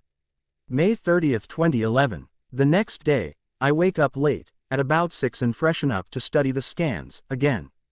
At about 7, Peter wakes up and joins me. We stay in the same room for half a day exchanging hypotheses, after which he decides to leave the base and go home. Everything we knew, or even thought about the hammer was already written down in a report we made. I decide to stay because I want to see how it all ends. More than that though, I want some of the destroyer's metal. It is Uru. I can't help it exactly, can I? That evening, Peter goes home to continue researching and building up more theories on the hammer, as well as return as Spiderman in New York. I mostly spend the day sparring with Clint or just sitting in the command room. That night when I go in my room, I see something that honestly scares and excites me. There sitting on my bed is a pure black blob of something that's small enough to fit in my hand. And it's fucking moving. I'm about to find something to kill it with when it suddenly looks at me, and then I recognize it for what it is. Venom. But, how's Venom even here? I didn't even think he existed in this universe. And even if he did, how did he even come here? I slowly move towards the blowtorch on my work table when I hear a sound that scares me. Don't do that. I'm not here to harm you. Venom speaks. Venom speaks. And how do I know that's true? I ask in return. I don't know how to handle the situation, so I try conversing. I've been hanging on to your body for almost 2 days now. If I wanted to hurt you, I already would have. He deadpans. Almost 2 days. How did I not feel him then? My spidey sense is not even tingling. But that could mean anything. 616 Spider-Man didn't feel Venom either. I stop my thinking and ask him, how did you come on Earth? And why did you stay on me for 2 days without saying anything? He blinks those creepy silver eyes of his and says, in the beginning I couldn't say anything because I was literally just born a day ago. These 2 days have been learning your language and world history by reading your mind. I freeze at that. If he add my mind, then he knows where I came from. That kind of meta-knowledge in the mind of Venom is truly dangerous. So you know who I am and where I'm from? I ask while preparing for a fight. He's small. I might just burn him and get it over with. What's that supposed to mean? Did you forget it in the last 3 hours that I was separated from you? He says and looks at me in amusement. Great. He got my sense of humor. Just answer me. I snap at him. Surprisingly, Venom shrinks down on himself and answers in a subdued tone. You're Harry Potter, son of James Potter. You came from Manhattan, New York. That's all I know. He sounds really upset. Now I feel bad. Didn't theorists say that Venom was a newborn who just learned wrong cause there was no one there to teach him? Great. I just snapped at a 3-day-old baby Venom. I sigh at him and let down my guard. He definitely doesn't know about my past. Phew. But why can't he read that in my mind? Did Stan Lee hide it from him or something? He once again looks normal. Well, as normal as he could be. I ask again, so how did you get here? Heck if I know. I just remember seeing a crack in the air and a lot of colors. Then I dropped down on a desert near a hammer. At first there was no one there, so I was free. Then there were a lot of people there and even more were coming, so I hid by merging with the ham. It was fun when we were Mjolnir. No one could pick us. We were special. Then when your spider friend picked us up, there was that white light that hit us all and I was not Mjolnir anymore. I was pushed into your body and merged with you. Then I started learning everything by reading your mind, which is why I know what happened was called a lightning bolt. And today after your spider friend left, I decided to separate myself from you and talk face to face. And here we are. I look at him, eye twitching, and just rub my hand on my face. Damn, he talks so much. I really hope he doesn't start swearing like me. So he came through the Bifrost. But how did the Bifrost even bring him here, and drop him with the hammer? The convergence is still a few years away. Well, compared to the 5,000 years it takes to repeat, it is close enough to have some effects and anomalies. So it could be that. Wait, he said he merged with Mjolnir.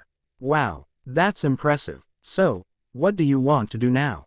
I finally ask him. I want to stay with you. To learn and to fight. I like that adrenaline thing you produce. Plus you can feed me. He says. Don't Venom's race eat brains and chocolate? Yup, definitely feeding him chocolate a lot. Don't want him to eat my brains in my sleep. Don't you want to go home? To your family. I try for a final time. My family was going to eat me. I was running from them when the crack appeared. Venom deadpans. Again. No one else came here after you, right? This shit scares me. Venom alone. I can fight. Any other symbiotes? Fuck if I know. Them possessing someone powerful and using their powers is a really scary thought. No. The crack closed after I came here. I could have felt my family if they were anywhere near me. Also, I'd be dead if they came after me. He says. Fine. You can join me again. But no messing with my mind. Promise me that and I'll feed you till you are full. I consent. He looks like he just got announced that Christmas was today. He nods quickly and is about to jump at me when I stop him once again. Wait, what do I call you? I can't keep calling him Venom in my mind if he thinks of himself as Mjolnir now, can I?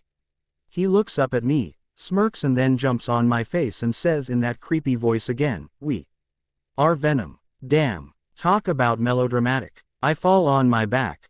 There's no weird feelings about him merging with me. I'd have thought I'd feel at least some pain. Fine, Venom. Before you start using my body as free real estate, some ground rules. No eating people. Whenever hungry, tell me and I'll get you something to eat. Half my expenses will now include chocolate. Damn. Venom whines but says, okay. Quote, I ignore his whine and continue. Second, no taking my body on a joyride when I'm asleep. I know you were planning on it, so no. This time he whines louder but I don't move. As the theorists said, Venom is a baby, and I need to teach him right from wrong. I'm not exactly the best person to teach him that, but anything is better than what happened in Spider-Man 3. Fine, he grumbles. And third, well, I don't have any third as of this moment. I'll tell you if there's a new rule. Alright, alright, now let's go to sleep already. Does Venom even need sleep? God knows. At least he bonded to me and not Peter. Peter would have just tried to destroy him and then Venom would have been turned into a villain. I don't want that. Venom's better off on my side. He's strong and he's learning. So yeah, we are Venom now. No more Black Spider. Let's just hope the fans accept this name. That was the last thought that Night Before Sleep claims me. The Destroyer. Williams 1996. Yes he does. That's how he and every symbiote he gave birth to have spider powers. I'm going to bring it in slowly. I literally wrote that chapter in a day so I'm still thinking. Chapter 12. May 31, 2011. The next day I woke up at 5 a.m. feeling refreshed and different, like I was energized. Even if I had just woken up, I was fully aware, which was weird because it never happens to me. I need to sit on my bed staring in space for at least 5 minutes before I can understand where I am. So yeah, feeling energized was different. Thinking it had to have something to do with me being a host to Venom. I ignore it and get on with the day. After freshening up, I go to the cafeteria and have lunch with Barton. I even pick a few packets of different chocolate bars for Venom. Venom obviously likes them all, so I buy them all again. This time without sparing with Barton, I go to the command room and just chat with the agents. At about 3 in the afternoon, a warning alarm starts ringing on one of the monitors. I, like every other agent in the vicinity, go there to look what it's about. One technician takes control of the computer to find out what it is, when we all see an image of a wormhole suddenly appearing and disappearing as soon as it opened. Suddenly Coulson appears sprinting. Without wasting any time he asks the technician, what the hell was that? The technician answers, I don't know, sir. We got massive energy readings out of nowhere and then they just disappeared. 15 miles due northwest. He tells us the distance without any prompting. Let's go take a look. Coulson says and a few agents start getting into cars. I quickly run up to my room, put on the unstable molecule suit and put my suit over it and run back out to get in the car with Coulson. Hope you didn't wait long, Coulson. I say once I'm seated. I knew you'd like to take the suit, so I waited. Coulson says in that damn monotone. I knew you cared about me, Phil. I smirk at him. Coulson says silent and just starts driving. The other cars had already left so he goes fast to catch up to them. Halfway to the anomaly, Coulson's radio clicks. Base, we've got Xena, Jackie Chan and Robin Hood in town. I snort at that and look at Coulson's face in amusement. He knows they're probably talking about someone who's dressed like them, but still. Calling an Asian-looking person Jackie Chan. That isn't racist at all. Coulson listens to the message and drives faster. Within 5 minutes, we reach at the spot where the wormhole was recorded. I take out my scanners and start recording. Everything while discreetly telling Siri to take a video record of it and upload it directly to my private server. Almost as soon as I start recording, another storm starts up. It looks like a tornado. But I know it is anything but a tornado. My spidey sense starts screaming at me. Even Venom, who was silent this whole day, screams in my head, "Run out of here, you idiot." I, knowing he can hear me, say in my mind, "Not yet, dumbass." This is prime fight material. Venom doesn't say anything but I can still feel his panic, as well as excitement. Soon the tornado touches down right in front of us. And we all hide behind our cars to protect ourselves from the winds. When it slowly ebbs away, it leaves a giant 10-foot metallic robot, which I identify as the Destroyer, that Loki has sent to kill Thor and destroy everything. Sitwell, the Hydra guy, stupidly asks Coulson, is that one of Stark's? I look at him with a, "Are you serious?" look and then look at Coulson, silently asking, is he seriously asking that? Before I can say something to question Sitwell's intelligence, Coulson grabs a megaphone from Sitwell and starts to move towards the Destroyer, and says in a tired voice, "I don't know, the guy never tells me anything." The destroyer starts walking towards us. I could literally hear his footsteps. Oh wait, I can even hear Coulson's heartbeats. How interesting. Not the time to be fascinated by your new powers, Harry. Venom screams out at me. Right, forgot he could read my mind. Hello, you are using unregistered weapons technology. Identify yourself. Coulson, the brave soul that he is, speaks up into the megaphone. The destroyer stops about 10 meters away from Coulson and its face plates starts opening up. "Here we go," Coulson says, looking back at us. When the destroyer's face opens up fully, it shows an empty head, while an orange light fills up in its stomach and throat. Coulson unnecessarily screams, "Incoming!" and everyone starts running back. Thankfully the destroyer was only aiming for a car. He blasts a few cars with an orange beam of energy and moves on to go towards civilization. The town was about a mile away from us, so I give it about 6 minutes at the speed he's going to reach it. I meet Coulson's eye, who nods at me, and I commandeer a shield car and drive towards the town, purposefully taking a longer route. The agents will probably think I'm some coward agent running away, which is what I want them to think, and I don't get blown up by the destroyer. On the way to the town, I speak out loud, "Hey Venom. Can you be like a suit of armor for me?" No sooner that I ask this, Venom covers my whole body in an imitation of what my unstable suit looks like. It even feels like my unstable suit. Curiously, I ask him, "Did you absorb the unstable molecules suit I had on me?" "Yes." He grumbles like I just caught him stealing a cookie. I laugh at that. He can merge with Mjolnir, absorb unstable molecules and carbon fiber into himself. I don't think I should even be surprised anymore. Don't worry about it, Venom. Just ask me next time. The unstable molecules will help you a lot. So I'm not mad at you. I explain patiently. I literally feel the tension leave Venom.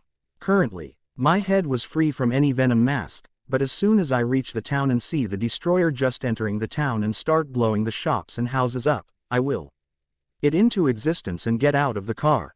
I make it look like my black spider mask. Don't want to creep people out with the Venom mask. Venom, incorporate my web blasters into yourself. I don't want you using your own skin as web. I speak out to Venom. I had read about that once, how Spider-Man literally used this against Venom by tiring him out, so I was not taking any chances. Alright, I thought I would have to do that. But you hadn't given me permission yet, so I didn't do it before. Venom explains. God, first he doesn't speak for 10 hours and now he speaks too much. Is he a baby or a fucking teenager? Great, Venom, I say needlessly. I start swinging towards where I can see the destroyer is, and see him blowing another house up. I don't know yet how strong he is, and there's only one way to find out. I rip a traffic signal pole out of the ground and call out, "Hey, dipshit," and swing the pole into the destroyer's chin when he looks at me. I've been spending a lot of time with Peter. He's rubbing off on me. The destroyer gets thrown into the air and out of town. I look at the effect he's had on the pole and am totally not shocked. The pole was bent at the point half way between my hands and where it hit the destroyer, while the point at which it hit him is weirdly distorted. I grimace at that, drop the pole and start swinging after the destroyer. By now he had already gotten up and started coming into town again, destroying everything he could see. It's like he has a one-track mind. Destroy. Right, he's called the Destroyer for a reason.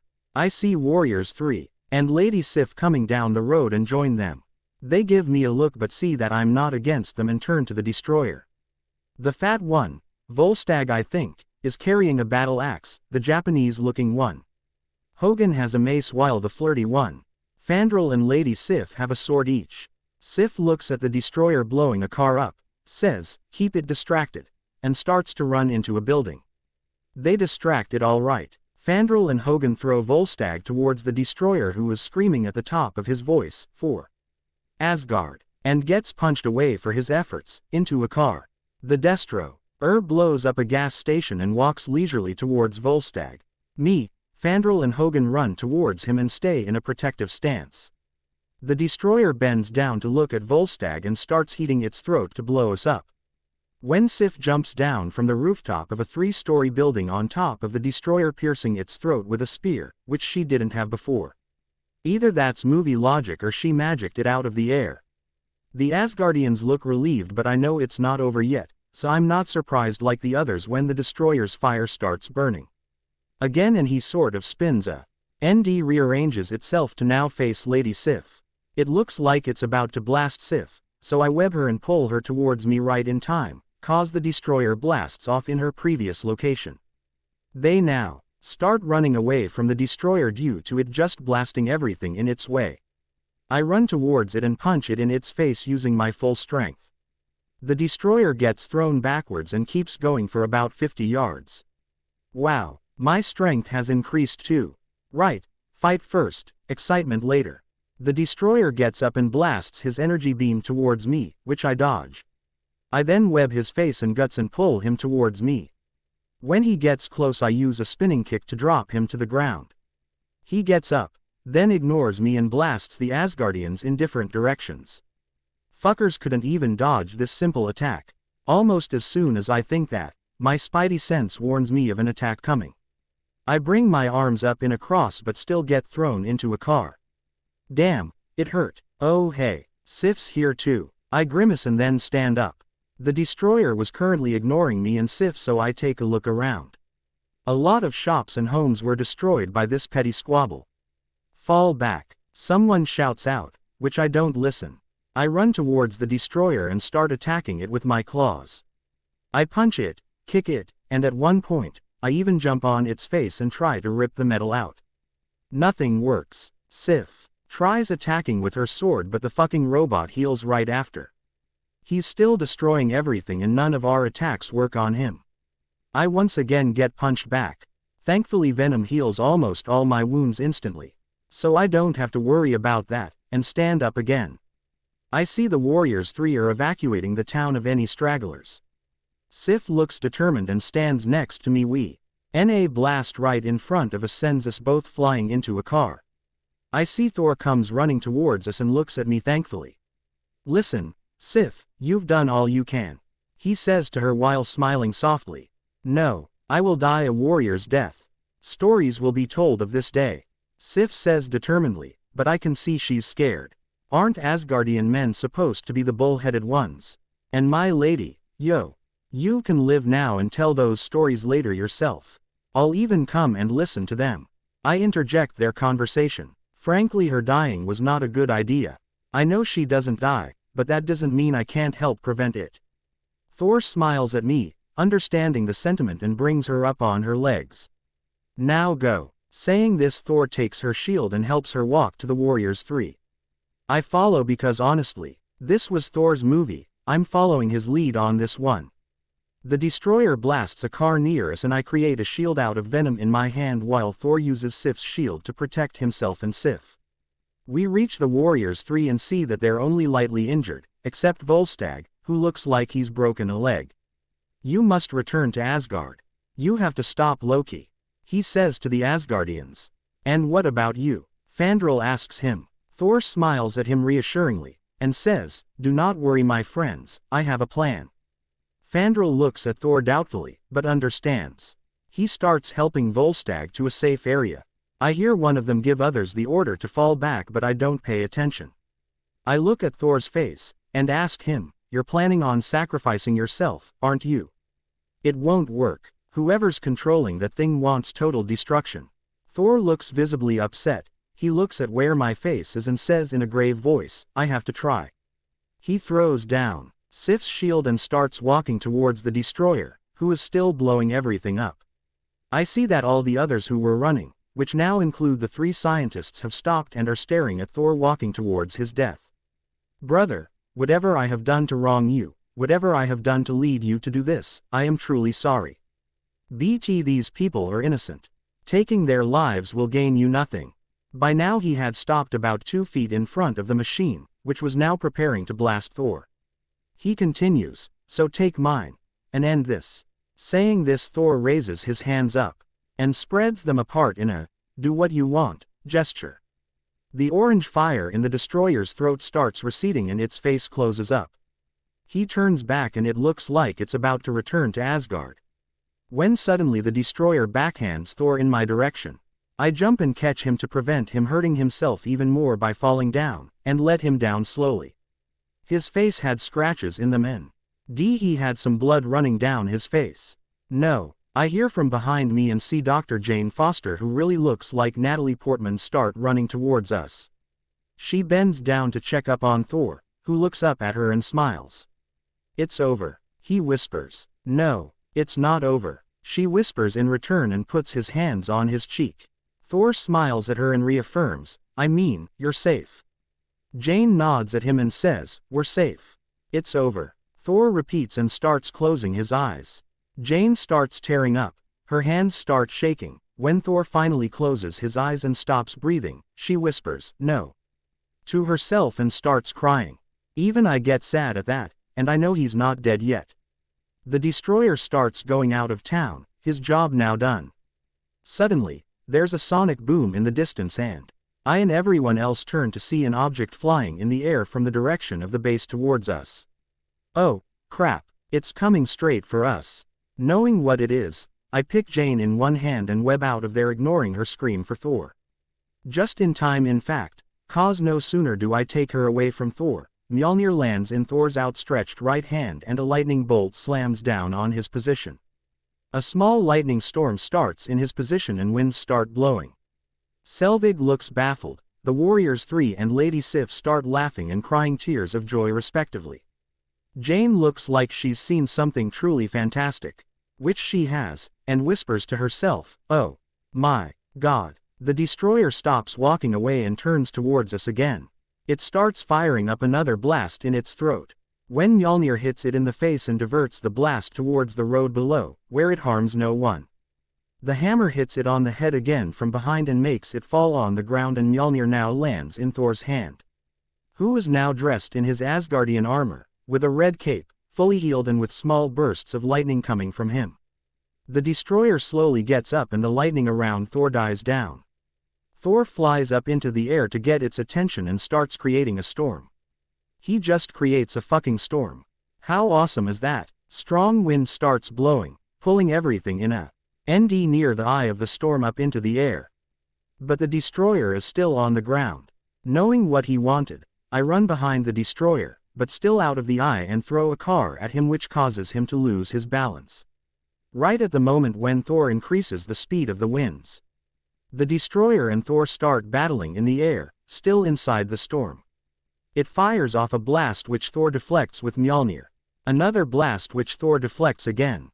Then when the destroyer powers up another blast, Thor starts flying towards it while blocking the blast with Mjolnir and inserts the hammer in the still open face of the destroyer. The feedback of its blast causes the destroyer to explode outwards and fall down, in pieces. I quickly pick up a few of the significantly bigger pieces, before anyone notices, and absorb it within myself to examine later. The storm ebbs away to reveal Thor walking out of the explosion, completely unharmed. Jane looks Thor head to toe, when he stops in front of her, and she asks, "So is this how you normally look?" "More or less," Thor answers while smiling. Jane ogles him once more and says, "It's a good look." At which, Thor smiles at her again and turns to the Asgardians. "We must go to the Bifrost site. I would have a word with my brother." I snort loudly at that, knowing what kinds of words he has for Loki. "Excuse me." A voice comes from a car which just got here, and it's Coulson. He starts walking towards Thor, completely ignoring me, the nerve, and says, "Donald, I don't think you've been completely honest with me." Thor completely ignores that sentence and speaks loudly. "Know this, son of cool." I laugh out at that. "Seriously, son of cool." Thor continues, "Having not heard my laughter, you and we fight for the same cause, the protection of this world. From this day forward, you can count me as your ally, if you return the items you've taken from Jane." "Stolen." Jane interjects. "Borrowed." Coulson returns, now looking at her. He's still not looking at me. "Of course, you can have your equipment back. You're gonna need it to continue your research." Jane and Selvig have a big smile on their faces instantly. Thor turns to Jane. "Would you like to see the bridge we speak of?" Jane looks undecided, but the chance of looking at a stable wormhole is too much to pass on, so she says, sure. Thor then turns to me, which startles me, and says, "You're strong for a mortal. You've fought bravely, and stood by Lady Sif even in a losing battle and not run away. You have my gratitude for that. I apologize for bringing my fight onto your realm." I smile at Thor and offer him my hand to shake, which he takes, and say, "It's okay. I got to have a real fight after a long time, it was fun. Find me if you're ever on Midgard again, big guy." Thor smiles at me again and turns to Jane and hugs her close to his body. "Hold on," he says to her. Jane gets surprised, but not enough to not hold on, and suddenly Thor shoots into the air with Jane in his arms. They don't hear Coulson complain that he couldn't debrief them. Laughing at Coulson's face, I look at the Warriors 3 and Lady Sif, who are now looking at me in a new light. We start going towards the Bifrost site in 2 cars. Me, Selvig, Darcy, Sif and Hogan in Selvig's van, while the Warriors 3 go with Coulson. Sif turns to me while going and asks in a confused voice, "What are you?" I look at her and say in a jovial voice, "I'm a human. They call me the Black Spider. I call myself the Venom." Sif nods, then asks again, "Why do you not show your face? Are you ashamed to be a warrior?" Darcy snorts at me, while Selvig smiles, but doesn't say anything. What? No, it's something we just do around here. On Earth, Midgard, there are not many people as strong as me or you. And humans are fickle beings, they get afraid of anything different than them. So what would they do if they find someone who can tear them in two with their bare hands? Never mind that I wouldn't ever do that. I grumble. Even I hated being masked while being a superhero. But I didn't want my private life to be mixed up with this superhero business. "I still don't understand," Sif says after a while. "Look at it this way. A race full of people who don't like anything different than themselves, who don't even like people of different colors, would most definitely why and harm the ones that are stronger than them? It's been proven in our history too.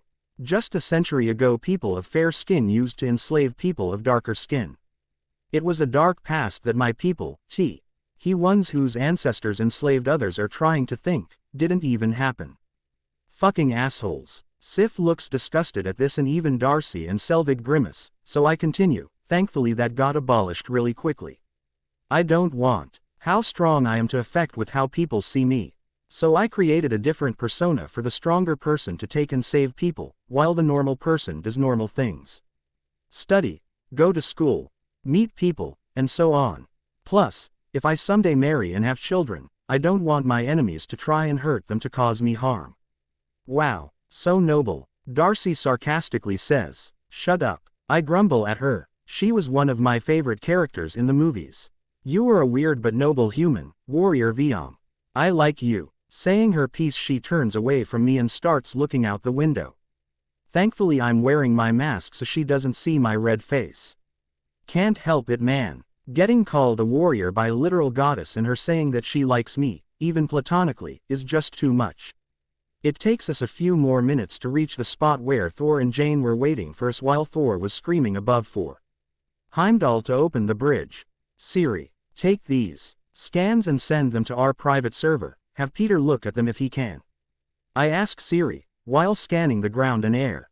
"Yes, boss," Siri replies. I get my attention back to the Asgardians just in time to see a cloud forming up above us, so Thor, Sif and the Warriors 3 stand in the circle which the Bifrost left when the destroyer came here.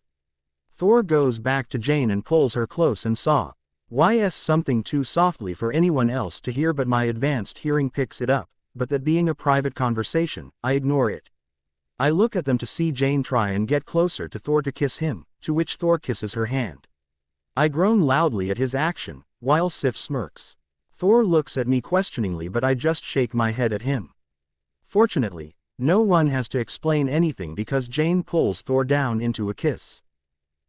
So mushy. "Hey, Venom, stop overloading my thoughts with yours." Thor returns to the circle after breaking the kiss and the Bifrost pulls them up into space. EP looking at the space they disappeared into for a few seconds and then say, "Well, that was disappointing." "Yeah, you're telling me. I expected something more from the Rainbow Bridge, to be honest." Darcy says from beside me. I think for a while, and say, maybe it looks better from the inside of it. Jane interrupts us by saying, shut up, you two. It was amazing. It was an Einstein-Rosen bridge. A real live Einstein-Rosen bridge. And she shrieks in excitement.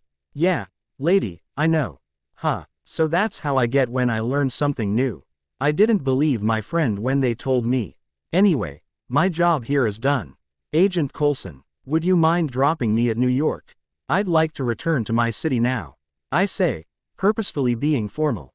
Certainly. Saying that with his smile, Coulson and M.E. enter his car and turn around to go back to the base. Well, that was certainly interesting. How strong would you say Thor is when compared to you? Coulson asks after a minute of silence. I think for a bit. It was tough to estimate correctly. I'd say, about twice as strong as me. Peter and I fighting together could maybe defeat him, but alone. Nope. He is probably an even match for Hulk. I know so. Coulson widens his eyes, and keeps driving. Soon we reach there and I pack up. Coulson already had a plane ready for me, so I leave to go home. I had really missed New York. Plus I have new toys to study. Berserker. Nixx. Thank you for pointing out my naming mistake. How's this one? Jake W.J. Elliott 2.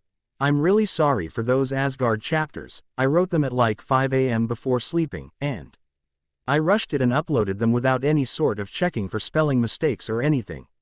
The next morning when I read them, it was awful, so I deleted them right then and there and rewrote this new ones. Sorry for that. Spidewonder. Amora was someone who uses magic, like Loki, so I thought it would be considering with the story, and Black Order members are too tough. But don't worry about that now. Loki's still coming to New York. Grimraven. Really sorry about that. Totally coincidental. Shallow words. Yeah, I know. Those chapters were the worst. They reminded me of some of the fanfics I've read, and I was just like, Chapter 13. June 1st, 2011. I came home last night at about 11 p.m., so I didn't do any work. I just washed up and slept till 9 a.m.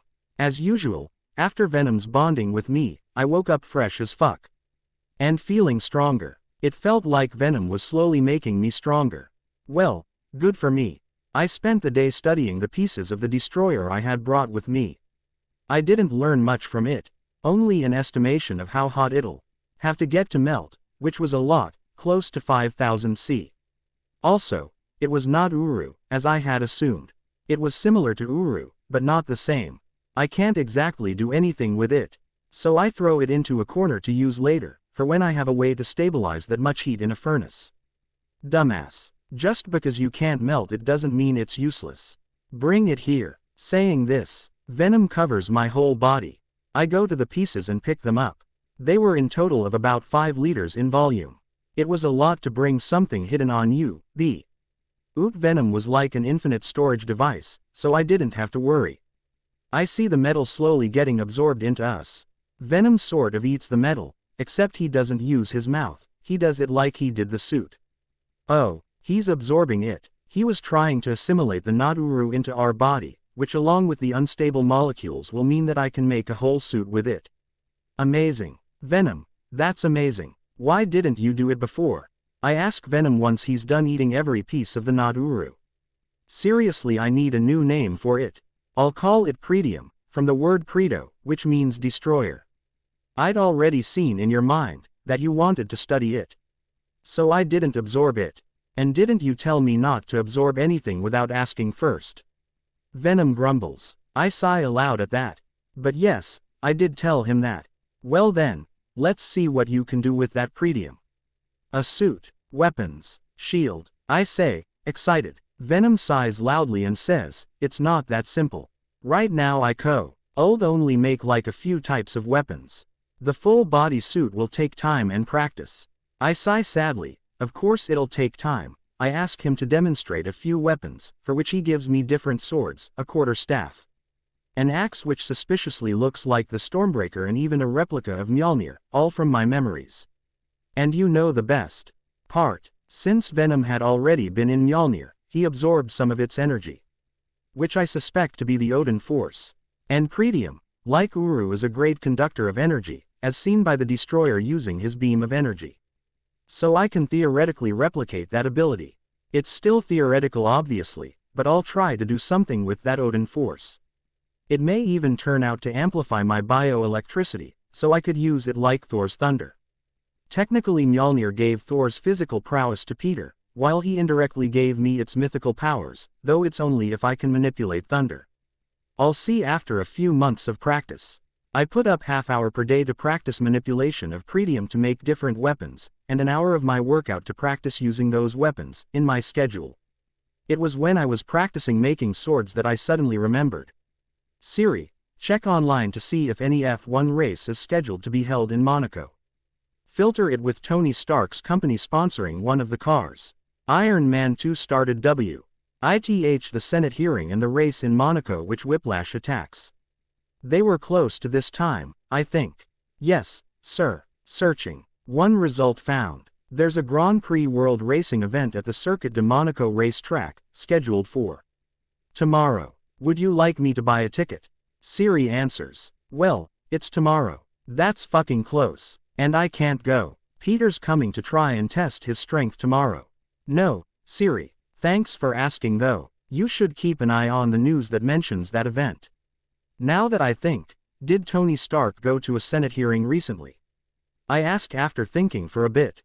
Yes, sir. It was presided by Senator Stearns.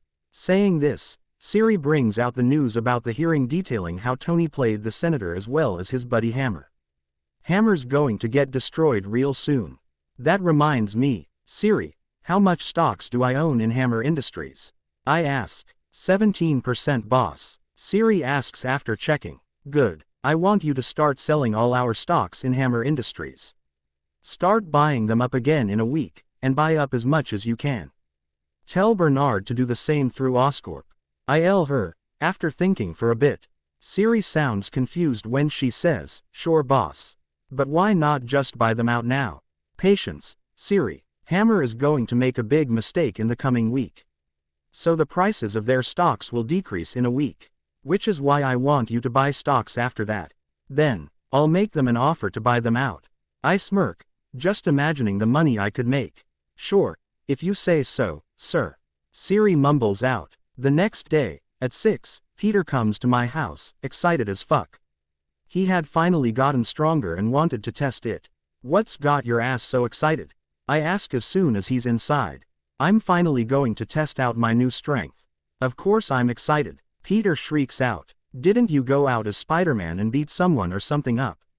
I ask. Well, there was this dumbass in a big-ass rhino armor calling himself the Rhino roaming around downtown and flipping cars. But the robot got destroyed so easily. It was not even a little bit challenging. The fight was over in like 2 minutes. Peter mumbles out. So he fought the rhino. For his new strength. Of course it'll seem easy for him. So what happened to that guy? And how'd he even get the armor? I don't think he was really smart enough to build something like that if he lost in 2 minutes. I ask after seeing the fight Siri shows me. Peter crinkles his nose, and says, turns out it was stolen from Hammer Industries. They were one of the ones they made trying to replicate Stark's Iron Man suit. Just look at that, man. Iron Man suit is so awesome and compact. And they made it so bulky and weak. No wonder no one likes Hammer tech. Yeah. But if they made one suit, that got stolen. How many more would they have made? And how many of those will get stolen? Later, I ask, thinking of Scorpion. Meh. We'll deal with them. Now let's fight, Peter exclaims. I stop him before he can punch me to see how far I'll go, and say, whoa, hold it. I want you to meet someone first. Venom. Venom pokes his head out of my shoulder, which causes Peter to jump high into the air and stick to the ceiling. I laugh loudly at that, and am about to continue when Peter interrupts me, still on the ceiling. What the fuck is that? Is it coming out of your shoulder? How's it coming out of your shoulder? Firstly, he is Venom. He's a symbiotic being from outer space, and is currently sharing this body with me. So yes, he's coming out of my shoulder, or more appropriately, our shoulder. He can take over my body. But I know he won't, so don't worry about that. I explain, while Venom is curiously looking at Peter. Okay. And how did a symbiotic being from outer space get inside your body? And why does that not freak you out? Peter asks, pointing at Venom. I continue saying, well, he came at the same time as the hammer and was hiding inside it. When you picked up the hammer and the lightning bolt struck us, Venom was pushed into me. He waited until you were gone to introduce himself to me. And it doesn't freak me out because we bonded, meaning we shared both our memories. I know what he's done and he knows what all I've done. And we can now do this, saying that I suit up and bring out 2 swords. Wow, that's so cool. Hello, Venom. To which Venom mumbles out, hello. Peter looks at me in anticipation. How can I get one? Peter asks, excitedly. Bad idea, Pete. Venom is like one of the only few good ones on his planet. He came here on a fluke, and he's luckily a good one. We can't say for sure that the next one will be good. And why the fuck do you need a symbiote? You're already fucking awesome. I say, Peter, and a symbiote is a really bad idea. Yeah, okay, Peter says, dejected, but then looks up and asks, what did you even get up to after I came home? There was a news report of some form of explosion near the town. And then I explain him everything that happened. How Thor's friends and I fought the robot destroyer, how Thor gained his hammer and powers back, and how he defeated it. I even show him some knives made from Pretium to showcase Venom's ability. That's amazing. You fought with a god. I mean not the god, but a god. Peter looks at me like I'm the god, but I still correct him. Gods actually. All 5 of them were gods. Famous ones too. Lady Sif and the Warriors 3, and Thor. Thor was so strong, you know. I couldn't even dent that robot, but Thor, he straight up destroyed it. I was amazed by Thor's strength. I mean, I knew how strong he was. But to look at it, in person, that's another matter entirely. Peter looks amazed too. Then he looks excited and says, hey, let's go fight now. I want to know how strong I've become. Let's go. Turns out, he got a lot stronger thanks to Mjolnir. He could now lift 80 tons, run at 62 miles per hour, and his punch was a lot stronger than before. But strength isn't everything, so we fight. The first 2 fights, I win in 5 minutes each, but mostly because of my skill and Venom's senses. He doesn't technically have eyes, so he can see everything around him. I give Pete advices after each match. The 3rd fight goes on for close to half hour. Good, he's learning. I trick him, and win again. The 4th fight, Peter wins within a minute. He just punches one of my punches and breaks my fist. Then, when I'm distracted, throws me to the ground. After the fight, when I'm healed and he's apologized close to 100 times, I ask him to train to try and control his strength. Any regular goon will die if he punches them as it is. We had already controlled our strengths when the spider bit us, so it wasn't anything new.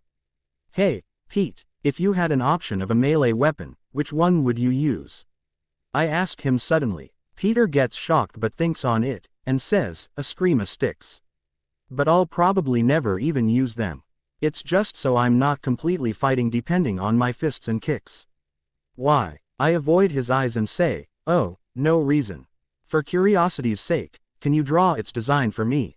Peter narrows his eyes at me, but nods. I think he suspects I'm going to make him a pair of batons. I think to myself, no shit, Sherlock. Venom grumbles inside my head. I ignore him and see Peter nod at me.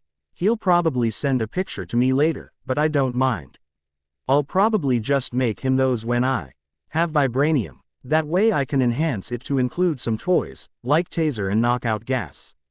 Plus it'll be lighter that way. Don't get your hopes up this soon, buddy.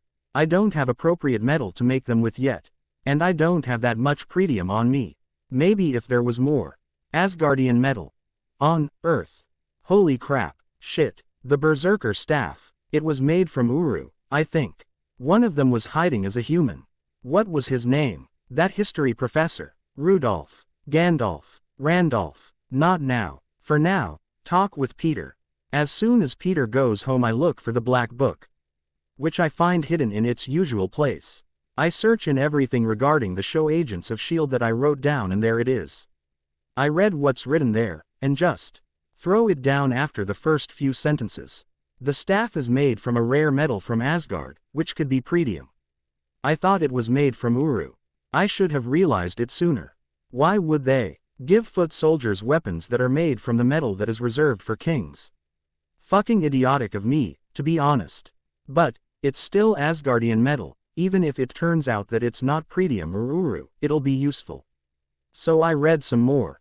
The staff is currently in 3 pieces, which are hidden in some national park in Norway, a crypt in Spain and a monastery in Ireland.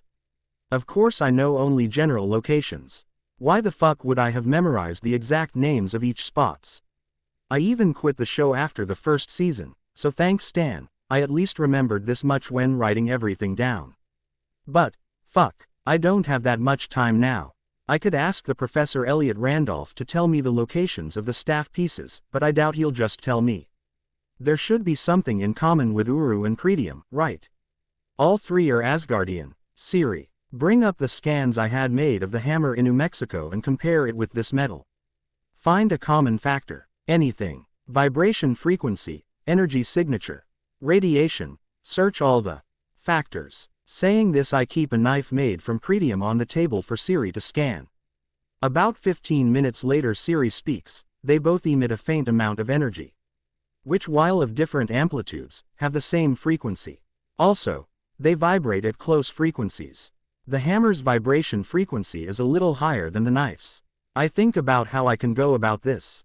I could make a scanner for that specific signature, though I don't have enough time to travel at each of those 3 locations. Siri, contact our Europe branch and tell them to put all their spectrometers on their roofs. I'll write up a tracking algorithm for that frequency. In the meanwhile, you start hacking every spectrometer that's connected to a computer in Norway, Spain and Ireland. Tell me once it's done. It takes me 2 hours to write an algorithm to track down the energy signature of Pretium and Uru. Dr. Banner was smart to write it within a few minutes. And it takes Siri 6 hours to hack into all the necessary spectrometers. I really underestimated the amount of spectrometers in Europe. Our Europe branch had called Bernard to confirm the order to place their spectrometers up on their roofs, which he cleared up with me. Finally, after 6 hours, I was ready to upload the program into the spectrometers. Siri, do it. Search all over Norway, Spain, and Ireland for anything similar to this metal. I tell her after uploading the algorithm in my computer. Siri uploads the program through the network of spectrometers and says, "Yes, boss."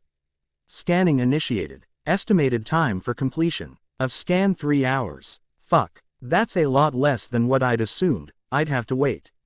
Thank God. Prepare the jet for takeoff, Siri. We're going on a trip across Europe. I tell her after a while. I should probably leave now, so that I can return by the next Stark Expo.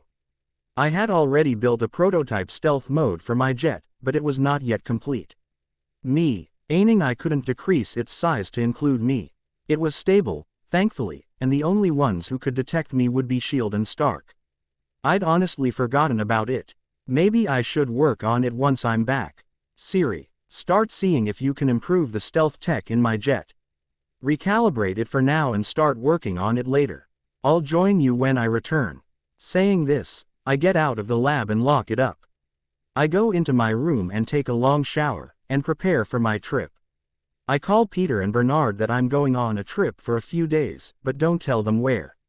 Then I call Coulson and tell him to ignore my illegal travel as a favor. I'll pay for it later, probably, but I don't care.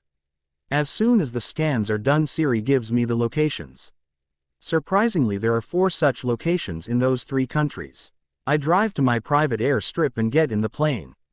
After kicking my regular pilot out, and giving him $1,000 to keep his mouth shut, I have Siri take me to Norway first. And have her turn on the stealth mode in mid-air.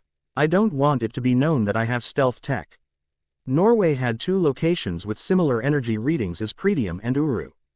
One was in the Rillamarka National Park and the other in St. Olav's Church in Avaldsnes, Haugesund, which frankly, is a mouthful. Both locations were 230 miles away from each other, which is troublesome. Reaching Norway takes me 7 hours, which I spend learning Norwegian, eating and even sleeping for a bit. I land the jet halfway between the 2 points in Norway in an open field near a mountain range, whose name I don't bother with.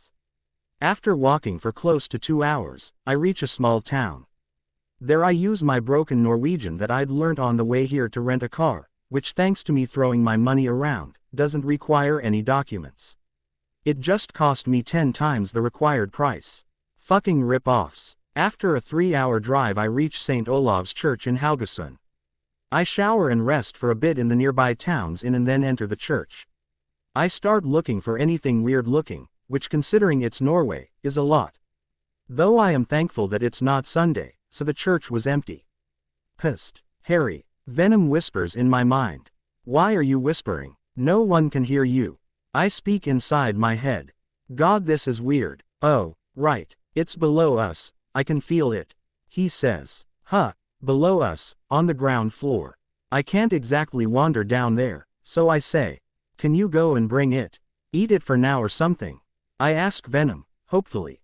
Please say yes. Please say yes. Fine. But you have to give me extra chocolate today. Deal. Venom grumbles. I roll my eyes at him and say, yeah, sure bud, now go. I smile at the pastor when he looks at me and start praying. Can't exactly look like I'm up to something, now can I? Meanwhile, Venom separates from my body through my leg and goes into the ground.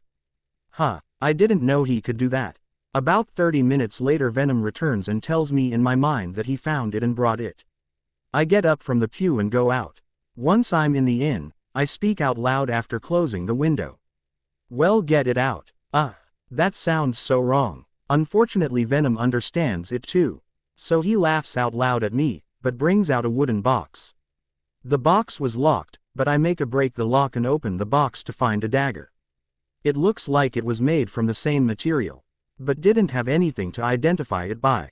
It was a plain-looking dagger, metallic silver in color, with a golden handle. Not even a name on it. I search the box for anything to identify it by, but nothing. Where did you even find it? And how did no one else find it? I ask Venom. Venom sounds very smug when answering. It was buried about 150 meters below us. It was in a cave, but they didn't have any big openings I could find. I think for a bit, and say, can you take me there? Like how you went. I'm really curious about a cave so deep underground, and it was probably old. Venom grumbles, but agrees to take me there. That night, I get out of the inn and go near the church, where Venom covers my body and takes control of it. Then he changes my body to be somehow liquid-like. I don't know how he does it, and I'm too afraid to know. We travel underground in that form for close to 15 minutes, which was probably slower than when he went alone, when we suddenly drop down and I get control of my body back. I bring out the torch and my camera and start scanning the room for anything interesting. I only find one interesting thing in the cave. It was a skeleton, an honest-to-God skeleton, which was wearing some armor. It looks Asgardian, the armor. But which Asgardian? I don't remember any Asgardian name known to disappear on Earth. I snap a few pictures of the skeleton, looking at which I find out that he died after being stabbed through the chest. Although looking at the stab angle I can tell that he stabbed himself. The suicide weapon was what looked like a steel weapon. Why an Asgardian was using steel dagger to commit suicide when he had the Pretium dagger, I can't say. I give the man a proper burial. I don't exactly know Asgardian customs yet, say SM. All prayer in his stead for a peaceful journey and take a look around again. There was nothing else of interest. So I take the dagger with me and return the same way as I came. The guy probably got trapped in the cave. Either accidentally or someone trapped him there, seeing no way out and even trying to punch through, which left a few dents in the ceiling and the walls. He decided to give up and call it quits. Sad really. For an Asgardian, dying in battle was the greatest deed, so dying alone, trapped in a cave. That shit ought to be really depressing. The next day I drive the car to the national park, where I spend 2 hours just walking around, hoping to find it. Finally, when I'm about to scream in frustration, Venom points me in the right direction, in which I walk for 15 more minutes. Once he points me to the right tree, I let Venom guide me and walk up the tree's surface to where the staff is. When I reach the point, I cut the tree in that location and pluck out the staff, being careful not to touch it directly, and drop it on the ground. Then I scratch out the impressions the staff left on the tree and jump down. I wrap the staff piece in a cloth and carry it back to the car and first drop it on the plane. Then I return the car to the rental shop and walk back to the jet. Hey, Siri, I'm back. Anything interesting happened while I was gone? I ask as soon as I enter the jet. Yes, boss. Tony Stark drove in the Grand Prix World Race in Monaco, about 6 hours ago, where the racetrack was attacked by a person using a light armor. Here's the video. His name is Anton Vanko, son of Ivan Vanko, who worked with Howard Stark in building the arc reactor. Anton had a miniature arc reactor running his whips, as you can see. Siri answers, while showing me the feed of the race. Well, it's started. The events of Avengers are coming closer. Keep an eye on the situation. Also, see if you can get the old 1970s plans for the Stark Expo. Siri hums and says, yes boss. Did you find what you were looking for? Yes. Yes I did, Siri. This, I show her the staff by opening the cloth a little, is one of the 3 parts of an Asgardian weapon, called a Berserker's Staff. A really apt name, as it enhances any person, be it human or an Asgardian, by doubling their strength. But there's a side effect. It brings out all the rage and bad memories, really traumatic experience, actually. I want to find all 3 of them. To either study, or melt down. And the other 2 are in Ireland and Spain. So let's go now Siri. Start up the jet. Siri hums and looks at me concerned, and says, be careful with something like that, boss. And then she starts the jet to go to Ireland. All in all, I spent 2 days in Norway, which, while boring, were not completely wasted. Going to Ireland takes me 3 hours. As it was only one location here, I park the plane close to the monastery and enter it. Once again having venom take over my body, I get to the place where it's kept. I'm out of there within the hour of entering the monastery. So it was a progress. Though this heist was a little boring. After 4 more hours, I reach the Spanish crypt that Siri had indicated. Thankfully getting that piece back was easy too. Again, I wrap the 3rd piece in a cloth and bring it onto the plane. Siri, let's go home, now. Wake me up when we get there, please. I say after keeping all 3 pieces of the staff safe and separate. They were a boring 4 days. But at least I got the staff in my possession. Now I'll have to wield it without going berserk. Should be easy, right? Iron Man 2 and Kilgrave. Chapter 14. June 5, 2011. I reach New York at 8 a.m. local time. After reaching home, I first store the staff pieces in my lab in a safe. I didn't want anyone to accidentally touch even one piece. And I didn't want to touch them before I have a chance to really examine them. After storing the staff pieces, I just sleep for 2 hours. The trip was honestly exhausting. At 11 a.m., after freshening up, and eating something other than motel food, I go to my lab to work. Good morning, Siri. Any news worth mentioning? I ask as soon as I enter the lab. Yes, sir. Anton Vanko was found dead in his cell last night, due to an explosion. Tony Stark made an announcement, declaring Pepper Potts as the new CEO of Stark International, and organized a huge party last night, during which Lieutenant Call James Rod S. was seen taking off with an old Iron Man armor. Also, Justin Hammer has booked a slot for the expo at June 8th, at 8 p.m. Siri faithfully tells me everything I missed in these few days. Turns out a lot can happen in 4 days. I think for a bit, and say, very well. Keep an eye on Justin Hammer. Firstly, bring up the schematics for the stealth tech. I should really improve it. I don't want to be the next Justin Hammer. I work on the stealth tech using retro reflective panels for 6 hours and managed to make it so not even S.H.I.E.L.D. could find me. I also included a few signal scramblers to hide myself from any tracking devices. Making it compact was hard, but I managed it. After designing everything, I asked Siri to order the required materials for 2 such cloaks and send the plans for a SS advanced version to Oscorp to sell the military. It'll be helpful for them to have it. After that is finished, I work on scanning the staff pieces, both alone and together. But other than the fact that the staff could amplify energy, I don't find anything new. The metal it was made from was the same as the destroyer, Pretium, so I at least know it's safe to absorb. You know, other than the fact it'll make me crazy. Keeping the staff away for a while, I turn to Siri and say, Siri, start a new project, EMP guns. Bring up the designs for Oscorp's EMP bomb. Sir, the EMP bombs were deemed unsafe. Are you sure you want to start with that? Siri asks, concerned. Well, she's right to be concerned. Oscorp somehow made an EMP bomb strong enough to disable a helicopter about to take off right above it. Thankfully its range was shit. The EMP bomb was tested on the top floor, and it only affected the electronics up to 2 floors down. Yes, Siri, those ones. It's so ugly. Frankly, it was ugly. The parts were sort of cluttered together, without any form of design. Let's take out that. Modify this so it works on lower voltage, just plain remove that, it's not even fucking needed. IPLA, why with the designs for close to 3 hours and end up with a gun? I build it with the parts one had lying around in the lab and programmed it so that it'll work at twice the output. This could theoretically be able to shut down any of the drones that Hammer is currently building, possibly even Iron Man, but I don't want to do that.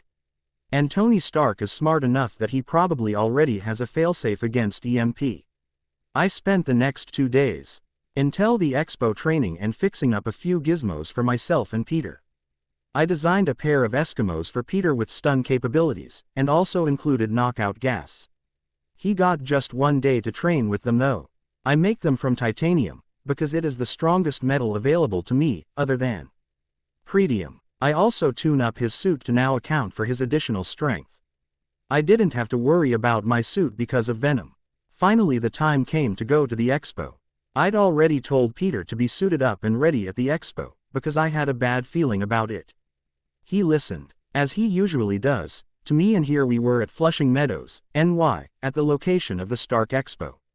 The expo was about to start in 10 minutes and we were perched at a building overlooking it.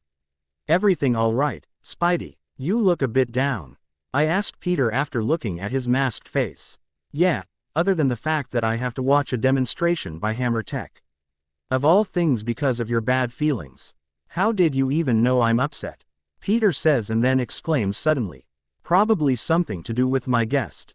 Honestly, I'd forgotten this one good thing about symbiotes. They are really good empaths. Huh, nice. Anyway, what are we looking for? Peter asks, looking at the expo site. Well, Siri told me Hammer's going to demonstrate a few drones based on the Iron Man armor for the Army, Marines, Navy and Air Force. 8 drones for each branch, I think. I tell him what Siri had found out by hacking into Hammer Industries.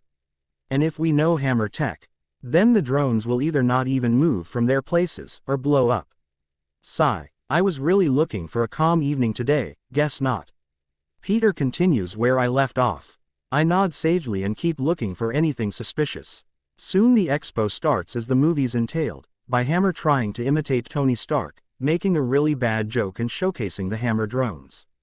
There were 32 drones in total and 1 Iron Man suit, which was now called War Machine. Something's not right, Peter says, looking at the incoming Iron Man. Yeah, he wouldn't have come to Hammer's demonstration, not even to crash it, unless necessary. I say while preparing to go in. Iron Man joins Rhodes on the stage and they have a whispered conversation, after which he turns to Hammer and says something we can't hear over the noise of the crowd. Be ready, Venom, Peter says, fearing the worst. Soon his fears get proved right when War Machine turns his guns to Iron Man, after which every drone on the stage starts aiming at Tony too. Move in, I shout and start swinging in. Siri, try and reboot the drones, I say while on the way. Their systems are compromised, sir. Manual override will be necessary. Siri replies after checking. The drones take that moment to start firing their guns at Iron Man, who flies away from the stage to prevent human casualties.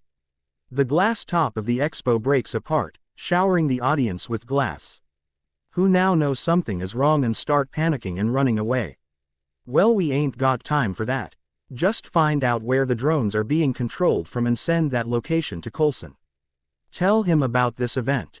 Coulson already knows about my assistant Siri, though he's never met her. Yes, sir, Siri says and shuts up. By the time we reach the expo, Iron Man and War Machine are nowhere to be seen, along with the Air Force drones.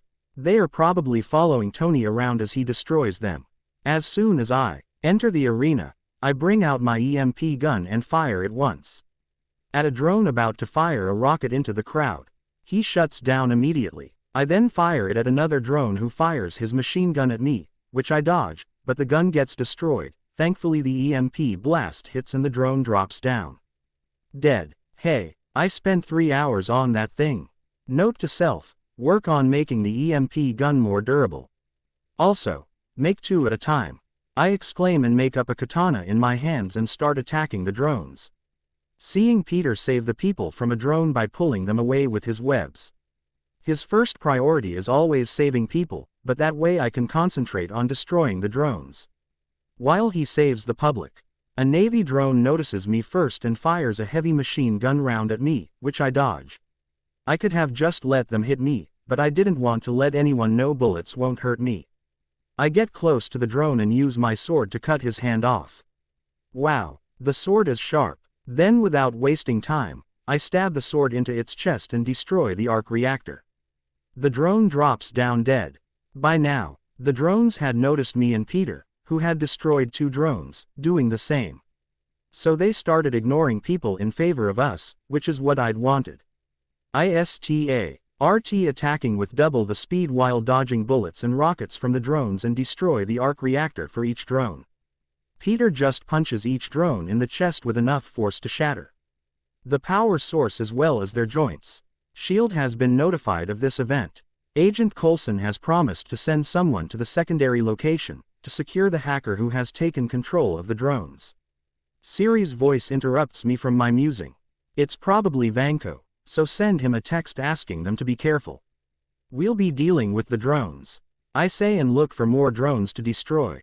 We had collectively disabled only 12 drones and I could see 6 more. I know the Air Force drones went after Tony, so there had to have been 24 drones on the ground. Unless some more drones followed them, which is worrying. But they can handle it. I turn to Peter and nod towards the drones. We start running towards a drone each, him just a little faster than me, and punch the drones with all our strengths. The Marine's drone that I punched got thrown away from me, while the one Peter punched just blew up because of the strength of the punch. I pout at that. Stop pouting. You're ruining my image. Venom grumbles. I snort at him and say, what image? Venom grumbles some more, which he does a lot, and I ignore him in favor of dodging the bullets. Seriously, they have nothing else in their arsenal. Just rapid bullets with occasional missiles, thankfully short range. I see another drone point his hand blasters at a kid wearing an Iron Man mask, who puts his hands up pretending to blast the drone. I take that moment to web the boy and bring him towards me while simultaneously throwing my sword at the drone's chest. As the drone falls down, I look at the kid and examine him. I knew this kid was supposed to be Peter Parker in the MCU franchise, so who was this now? Miles. A female voice interrupts me from my musing, and I see an attractive black woman come towards me. Huh, so this is Miles Morales. He's still young, about 9 to 10. I give Miles back to his mother and smile at her. Remembering she can't see my face, I will half my mask to recede and smile at them again. Y'all should get out of here. This place is about to blow. Don't stay near any of those fallen robots. I tell them and swing away to destroy another drone. Within 15 minutes, all the drones in our vicinity were destroyed. I check in the HUD to see if I have anything else incoming, but don't find anything, so I let my guard down for a bit. There were 3 blips on my screen, about a mile away from me, which was probably Vanko fighting with Iron Man and War Machine nearby, but I knew Tony could handle it. I go from drone to drone and destroy their arc reactors. I even pluck out a few of the repulsors to study. They might not be the real thing, but they were replicas of Stark tech. I hide it within myself for convenience. I even see Peter taking a few things from the drones. Didn't think the friendly neighborhood Spiderman was a thief, I say with a smirk, from right behind him, and enjoy it a lot when Peter jumps 4 feet into the air. Don't fucking do that, Peter exclaims. Ooh, you kiss your aunt with that mouth. I couldn't resist. Peter tries not to swear, but being in my company for so long has corrupted him a lot. Shut it. I saw you take those repulsors too. Hey, hide these within yourself too, then. Peter says with a puppy-eyed look, which just looks weird with that mask on, suddenly remembering that I can store things within Venom. I sigh, exaggerating a bit, and take what Peter gives me. It was a lot. 4 repulsors, 2 legs and 2 arms, a gun. Why the fuck did Peter steal a gun from killer robots? He also took an arc reactor, which I keep outside. Simply because, I knew it'll be exploding soon.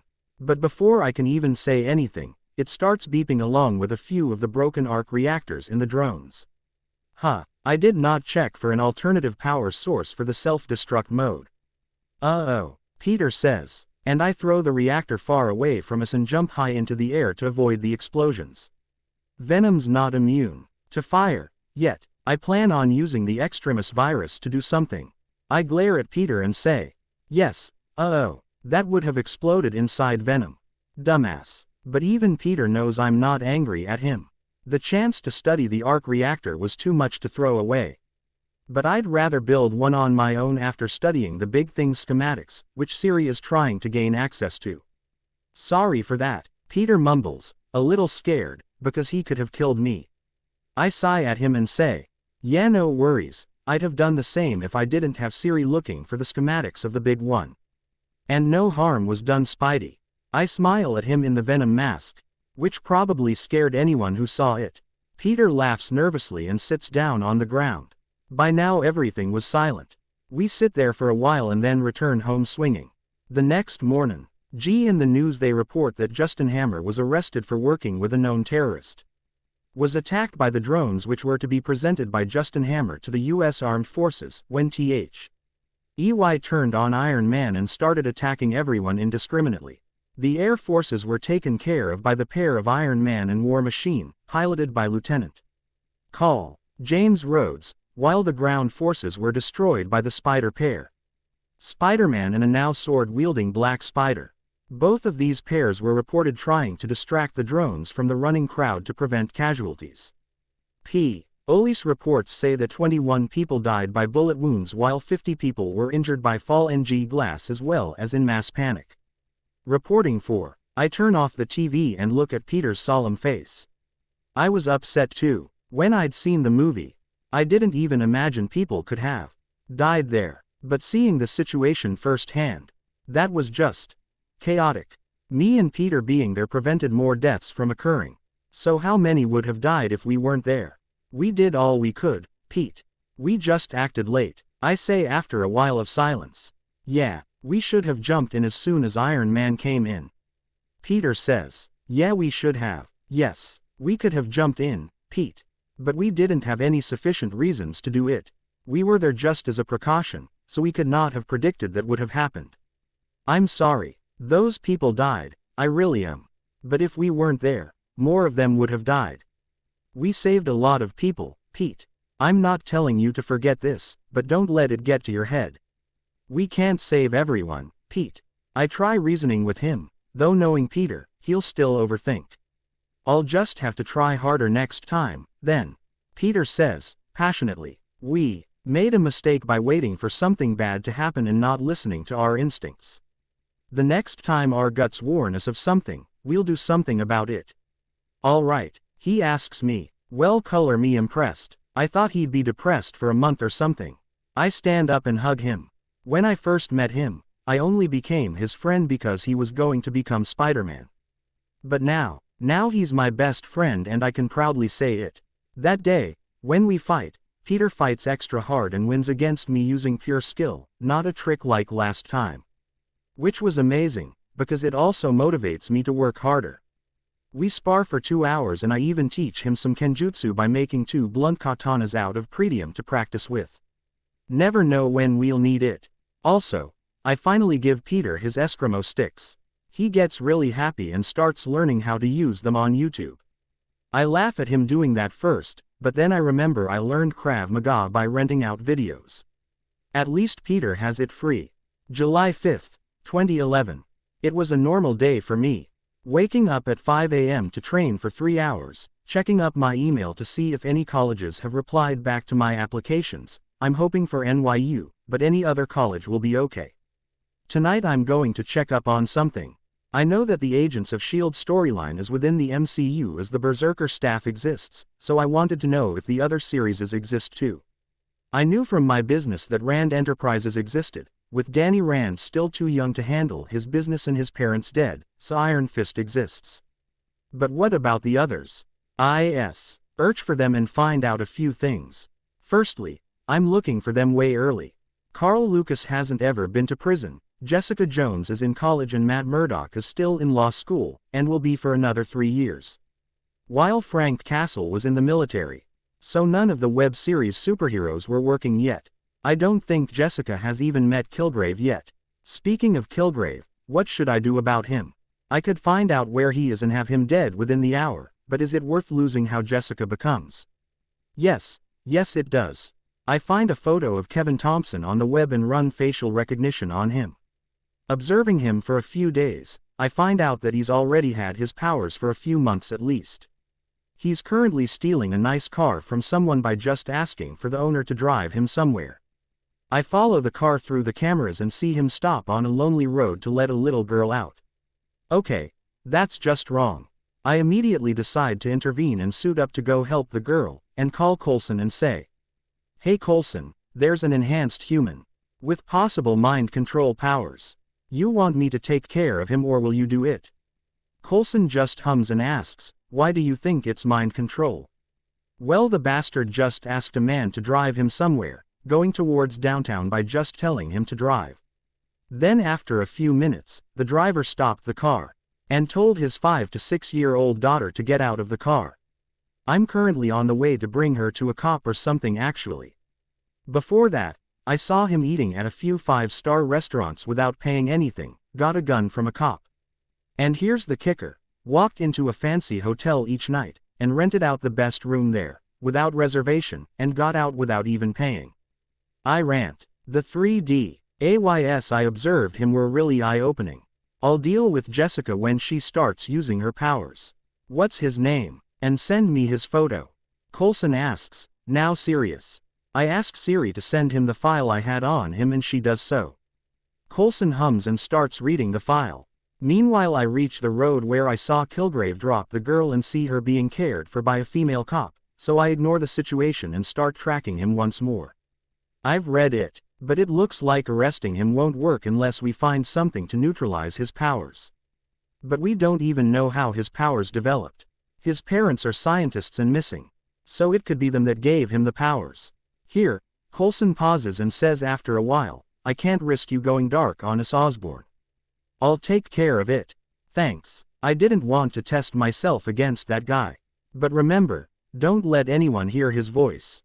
Kill him from a distance, we already know he's a bad criminal. You can observe him for a few days if you wish. But do it from a distance. Please. If anything happens to any agent it'll be on me, I don't want that. I pled. I seriously don't want the knowledge S.H.I.E.L.D. has in the hands on a psychopath like Kilgrave. Understood. I'll consult with Director Fury and get back at you. Coulson says, and shuts the phone. I see the girl being taken in the cop car and go home. I need to keep an eye on Kilgrave. I ask Siri to observe Kilgrave at all times and notify me of any and everything he does. His crimes include stealing, raping women, having parents abandon their kids, and a lot more. I do manage to take a blood sample from him with a small drone, while he was asleep, so that I could develop something to fight against mind control. Loki will be controlling minds too, although on a larger scale. About a week after my call to Coulson, while I'm working on Kilgrave's blood, I get interrupted by Siri saying, Sir, Kevin Thompson was shot in the head by a sniper just now. I snap my head towards Siri and say, bring up the video, which Siri does. I see Kilgrave walking alongside a woman who had a blank look on her face, going towards a hotel. He enters the building and after talking to the receptionist for a while, goes up the lift towards the top suite. He's just standing there on the balcony, when Kilgrave's head snaps to one side and he falls down, while the woman looks at his body blankly, still in the trance. My phone rings and seeing Coulson's name on the screen, I pick up, Barton. I ask without prompting. Coulson sighs and says, yes. Barton, you should have left the situation alone.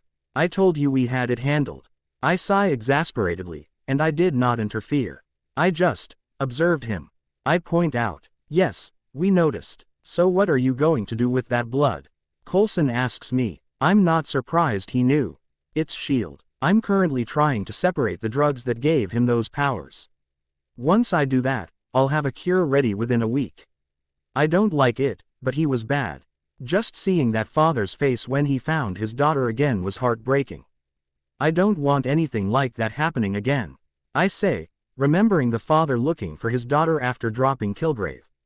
It took him asking every police station near the location to find her. The cops didn't believe him at first, but when the daughter told them the same thing, they gave her back to the father. Didn't know you had a heart, Osborn. Will you give us the cure after you work it out? Coulson jokes and asks. The cure? Yes, but I really hope you don't try to replicate the powers. It's too dangerous for one person to have that much power. I say seriously. Coulson hums and says, I'll inform my superiors of your warning. I hope you tell me if anything else catches your eye. Sure, Coulson. I sigh when he cuts the phone off.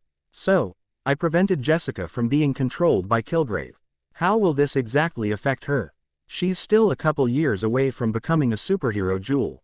So I'll deal with it when she starts roaming the streets in spandex. I work on the blood for another hour before just giving up for today. I was really distracted to do anything today. I do my daily patrol, saving a few people from muggings and go home at 2 a.m. This Kilgrave situation was really bad and I'll have to take a few showers to get the stink of death off of me. I indirectly caused Kilgrave's death, but prevented Jessica from killing Carl, Lucas's wife, in the future, as well as prevented her from being forced to kill him. A fair exchange, in my opinion. That night, after showering in warm water for close to half hour, I go to sleep. Let's go berserk. Big fan 22. Yeah, I didn't like it either. He was physically stronger than Captain, had reflexes of a spider, and he still go be eaten by every goon who's a little stronger than normal humans. That really pissed me off. Wonder. Loki is already here though. Chapter 15, July 14th, 2011. It's my birthday today, but as usual, I don't celebrate. Even in my old life I wasn't that fond of birthdays. I don't hate birthdays, but they certainly didn't excite me the way they do others. I still went to the Parkers for a birthday dinner. I might not celebrate birthdays, but that doesn't mean I won't let anyone else celebrate them for me. It feels weird to know that someone is more excited about your 18th birthday than you yourself are. We were only a few people at the Parker home. Me, Peter, Ben, May, MJ, Gwen and Bernard. They bring out a cake which I cut after the birthday song. I feed the cake to Bernard, May and Ben, in that order. And then to the rest of them. I received a few gifts from everyone, my favorite of which was a jumper that May knit for me. No matter how rich I get, homemade gifts will always enter my heart. All in all, it was a short affair. That night, I decided to do something reckless. It was stupid, but it wasn't going to hurt anyone. I was going to visit Professor Elliot Randolph. I had found out that Professor Elliot Randolph taught at the University of Seville, Spain. He was a leading expert in Norse mythology and currently taught the subject in the university. As I had nothing else to do tomorrow or the day after, I asked my pilot to fly me there, going legally this time. At July 15, 2011, at 1900, I enter the plane and start the 9-hour journey to Spain. It was troublesome to get the plane ready for a flight at such a short notice, but they managed it. I reached the SVQ airport, in Seville at 10 a.m. local time, on July 16, 2011. Taking a cab to the university, I check if I had brought everything I needed. I had with me a few pictures I'd snapped of the staff, in various angles, keeping them close but not fixed. I knew that they only needed of touch to be fixed, so I didn't let them touch. I had also brought the knife I'd found in the cave and a few pictures of the skeleton. Maybe he could recognize the type of armor worn. At 12 p.m., I reach the university and ask around for his office or classroom. Reaching the classroom, I see that he's teaching them something, which I don't bother listening and wait for the class to end. I didn't have to wait long as the class ended at 12:20 p.m. I knock on the door once after the students are all gone and enter the room once he permits me entrance. Professor Elliot Randolph, I ask once I enter the classroom. Yes, hi, I'm Elliot Randolph. Who am I speaking to? Randolph asks, shaking my hand. Hello Professor, nice to meet you. My name is Harry Potter. I'm from USA, and I have a few questions I'd like to ask you, if you have the time. I say once he's introduced himself. Nice to meet you too. Please sit. I have about 45 minutes till my next lecture. He offers me a chair in front of his desk, which I take. Thank you, I say and take out the photos of the skeleton along with the knife. Now what would you like to ask me? If you had an interest in mythology, I could offer you a place in this university, but I'm afraid you'll have to get in on merit. Randolph says with a kind smile. I'm sorry, but I'm not that interested in mythology. I'm a scientist, and mythology mostly goes over my head. No, I'm here for this. I want to know what type of soldier he was. I give him the photos of the skeleton. I saw his eyes widen for about half a second before he controls himself. I'm not a historian, Mr. Osborn. I study as well as teach mythology. Randolph tries to give me the photos back while denying knowing anything about the skeleton, so I slide him the photo of the dagger. Then you'll surely recognize this knife. I know that the build of the dagger is Norse in origin.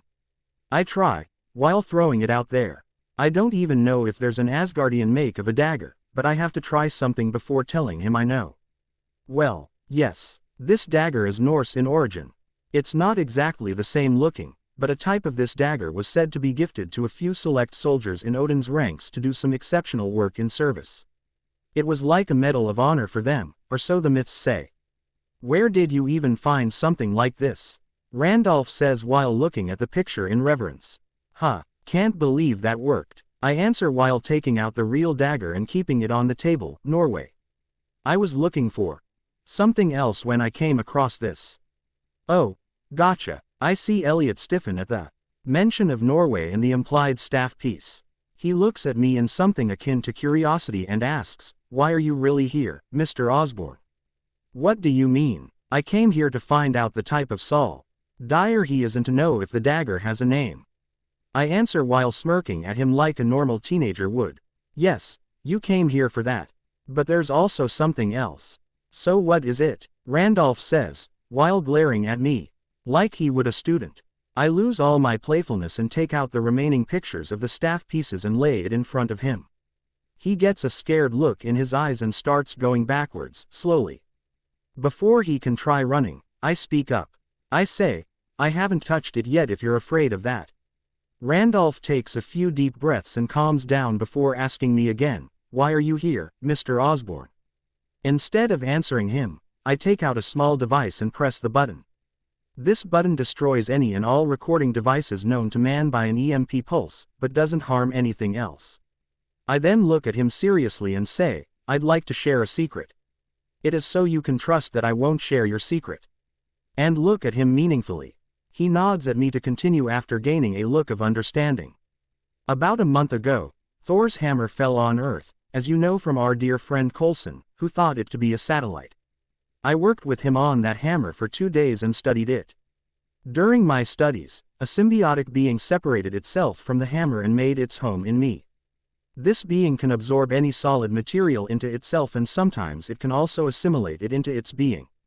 I then show him venom while also bringing out a knife made out of pretium. This ability allows me to make a few weapons like this.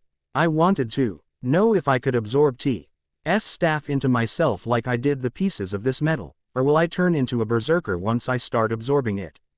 I finish my piece and look at him expectantly. I'm not an expert in these things, Mr. Osborn. I just used the staff. I didn't make it myself. Heck, I was just a foot soldier. Randolph says, now dispensing with all the pretending. Yes, but you used it for years.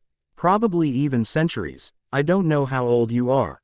But you still definitely used the staff more than those who made it. I try once again. Randolph looks at the staff sadly and says, I broke it for a reason, you know. The staff is a curse. You won't be you again. Why do you even want to use the staff? I smile kindly at him and say, I was there when Loki sent Odin's destroyer to kill Thor and his friends.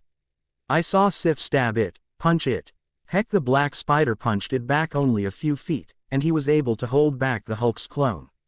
But Thor came in and destroyed the destroyer within 5 minutes. I foresaw me one who is 10 times stronger than Thor attacking Earth in a few years. And I want every advantage I can get to defeat him. I don't care if I'm not the one to shoot the killing shot. But I want to help defeat that monster. I won't ask you to join my fight, but I'll take any help you can give. I pled while telling him an edited story. I don't trust him enough to tell him everything. Randolph looks at me for a while, and I look back. Finally he speaks. The Berserkers were at their weakest as well as sanest during a lunar eclipse. When the Smiths forged the staffs, they made it so the others had some way of defeating us if all of us went against Asgard. If you try to absorb the staff during the lunar eclipse, you won't face the consequences as much as you would if you try it during any other time. I don't know what will happen after the eclipse is over. As no one was ever able to do what you do, I won't say anything else. I listen to his heartbeat through his tail and can tell that he's telling the truth. Hiding some things probably, but not lying. I nod at him and gather the pictures together. I keep the dagger back in the scabbard on my hip and ask him again, you really don't know what type of soldier he was? Randolph looks confused for a second but gains a look of understanding and says, he was not a berserker if that's what you mean. He was a foot soldier too, judging by the armor. Though on a lower level than most, probably only a few centuries old. Older soldiers have better swords. And he used a steel sword. The armor and the dagger were heirlooms probably. His father or someone in his family did something worthwhile to get the dagger and it was passed down to him. Why do you want to identify him so badly? I think on it for a second and answer him, I know that for an Asgardian, dying in battle is like the best thing you can do. So killing yourself so that you won't suffocate and die must be really bad. It made me feel bad, honestly. I didn't know the proper funeral procession. So I buried him in the cave, as there was no way to bring him out of the cave. Randolph has tears in his eyes when he says, thank you. I didn't know him, but he'll be thankful for that small act of kindness. You're welcome, Professor Randolph. Now, I'd appreciate if you don't tell anyone about my guest, and I'll return the favor for your own secret. Thank you for taking your time off for me. I appreciate it, but I really must be going home now. I nod at him, he nods back and I return to the plane in a daze. Well, at least I found out when I can do the assimilation most safely. I'll have to check when the lunar eclipse is. I can't wait to get the staff back together. I was in luck. A total lunar eclipse was scheduled to take place on December 10, 2011. Not exactly close, but I can wait a few months. I go to the airport and take the plane back to NY and drive back to my house. July 17, 2011. The next day, I get a mail from NYU that I got accepted into the master's program for computer engineering. Term was scheduled to start in September, so I still had a couple months to prepare. Just to pass the time, I open up my unfinished plans and scroll through them. When I suddenly come across something interesting. The file I made on General Ross. I never posted it, did I? Creating a VPN, I send the files to CNN, WHIH World News, Fox News as well as the United Nations Organization. The UN should know that an American general acted on foreign soil without permission. It'll definitely ruin him. I even send a copy to Stark. He'll definitely run Ross through the mud. Stark had offered to take Blonsky off the general's hand to start up a team that takes down dangers to the society. Not smart of Stark to try and take in a criminal, but who am I to judge? Looking over the files, I see a lot of proof of Ross's wrongdoings, his hand in creating Hulk, provoking the Hulk into a fight, forcing Banner to turn into Hulk in Brazil, creating Blonsky, sabotaging dangerous experiments. Just to say the few. 2 days later, I see an interesting news on WHIH World News. Apparently CNN didn't either like the file, or they didn't want to face the consequences of outing a US general. Good evening. I'm Christine Everhart from WHIH World News and I bring to you, today a shocking news. 2 days ago, an anonymous whistleblower sent us a file containing various video files and documents that prove the wrongdoings of a general of the US Army. This general was not only responsible for the monster, Abomination who attacked Harlem, but was defeated by the combined efforts of Spiderman, Black Spider and the Hulk, but he was also the one who actually made the Hulk. Yes, that's right, people, this general sabotaged an experiment and forced the scientist working on it to be exposed to gamma radiation, which turned him into a Hulk. For privacy reasons, we won't be telling you the scientist's name. When the Hulk then appeared before them and refused to be an attack dog for the military, the general then had the scientist declared a terrorist and started a witch hunt against him, which is still going on to this Day. So who is this general that did all those things and is still working in his position? General Thaddeus Ross. The reporter then went on to show the public a picture of Ross and went on to recite all the crimes he ever committed in his position. There were a few interviews with the witnesses for the attacks in Harlem as well as Culver University. They even got his own daughter Betty Ross to speak up against Ross.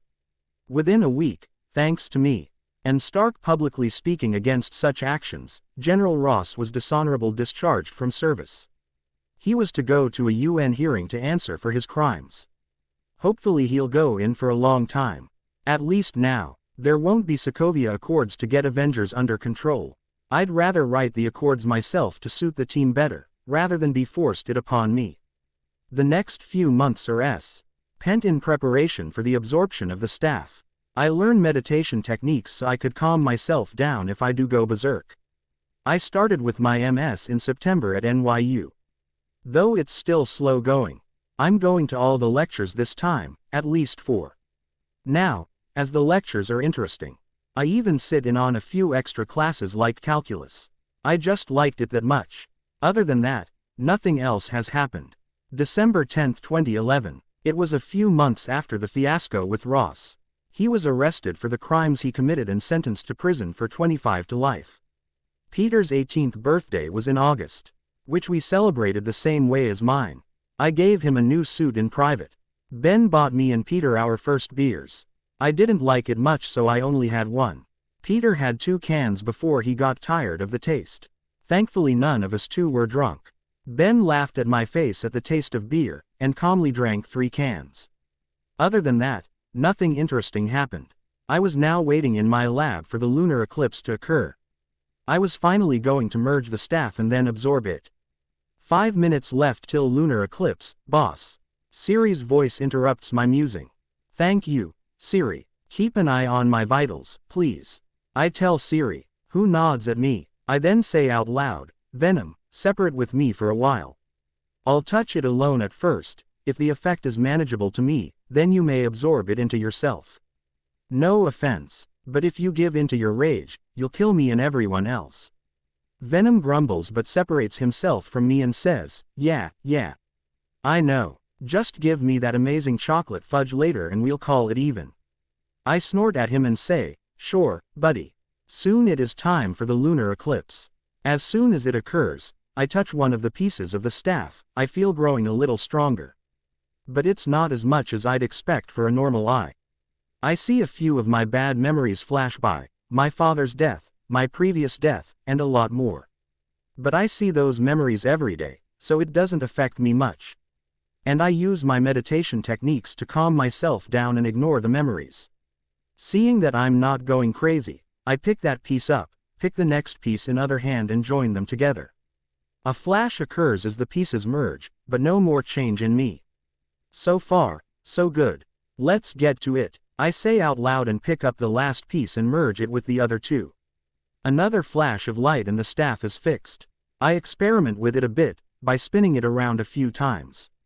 Seeing that everything was fine, I turn to Venom and hold my hand towards him. Venom merges with me and starts assimilating the staff into myself. As soon as he starts the process, I feel a sharp pain start up inside my body, everywhere at once. Boss you, okay, Siri says and starts scanning me.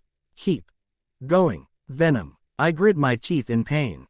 It hurt so much, everything hurt at once, my body, brain, muscles as well as bones. It felt like my bones were smashing and fixing themselves again and again.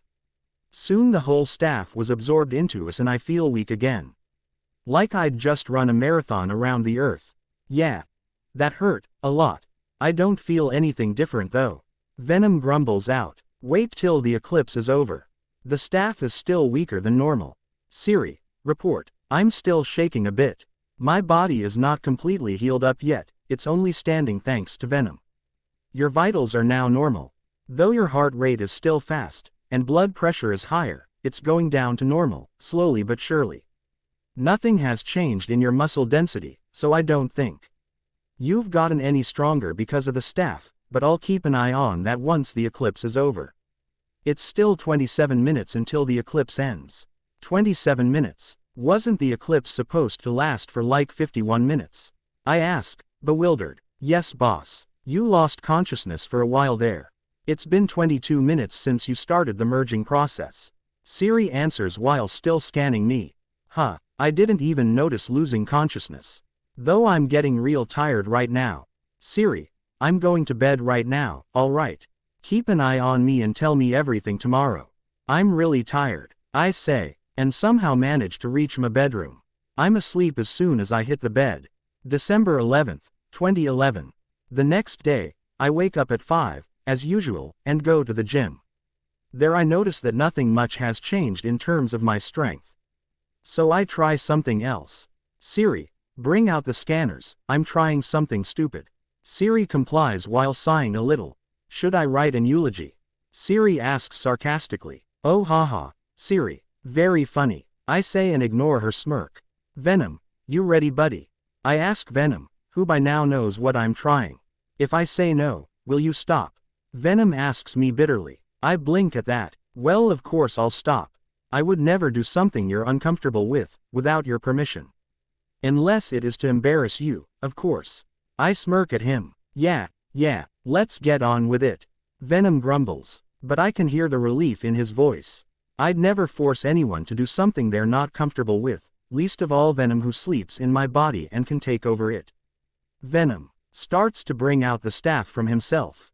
It's less bringing out the original staff and more making a new staff exactly like the old one, including all the markings on it.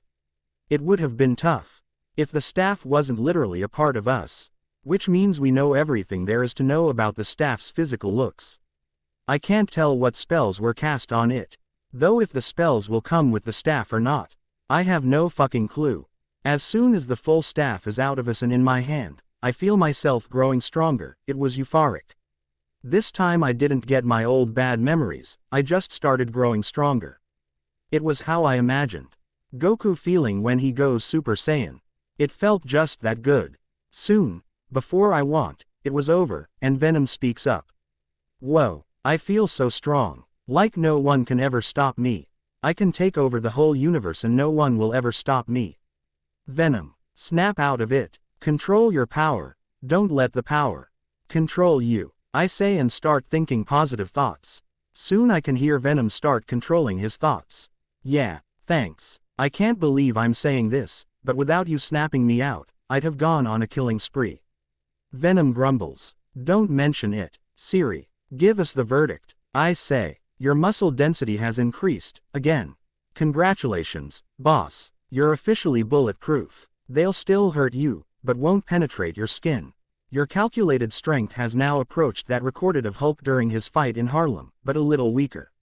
Siri says. I whistle at that. Damn, I'm already almost as strong as Hulk. Nice. I absorb the staff back into myself. And suddenly drop down to my knees. Damn, I feel so weak. What the hell? Siri, what happened? I shout out, breathing hard.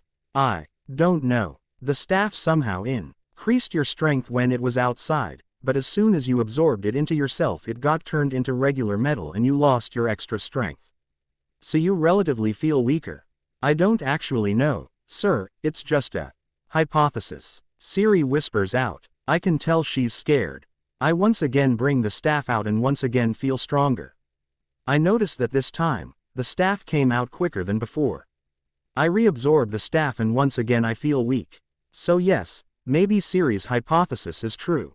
I repeat absorbing and reabsorbing the staff for about 10 to 15 minutes and notice that I don't get as tired as before.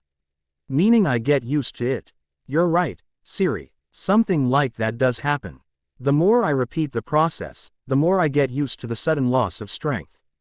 Don't worry about it, I say and keep the staff absorbed. I bring out a plain staff made of pretium and go start working out a fighting style with the staff. I practice using the plain staff for about an hour and then bring out the real deal and do the same.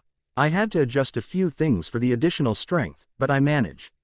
At least now I have a trick up my sleeve to almost double my strength.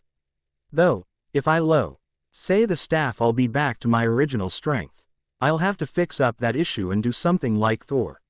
Make it so the staff returns to my hand. But how? I could ask an Asgardian to bless it or something.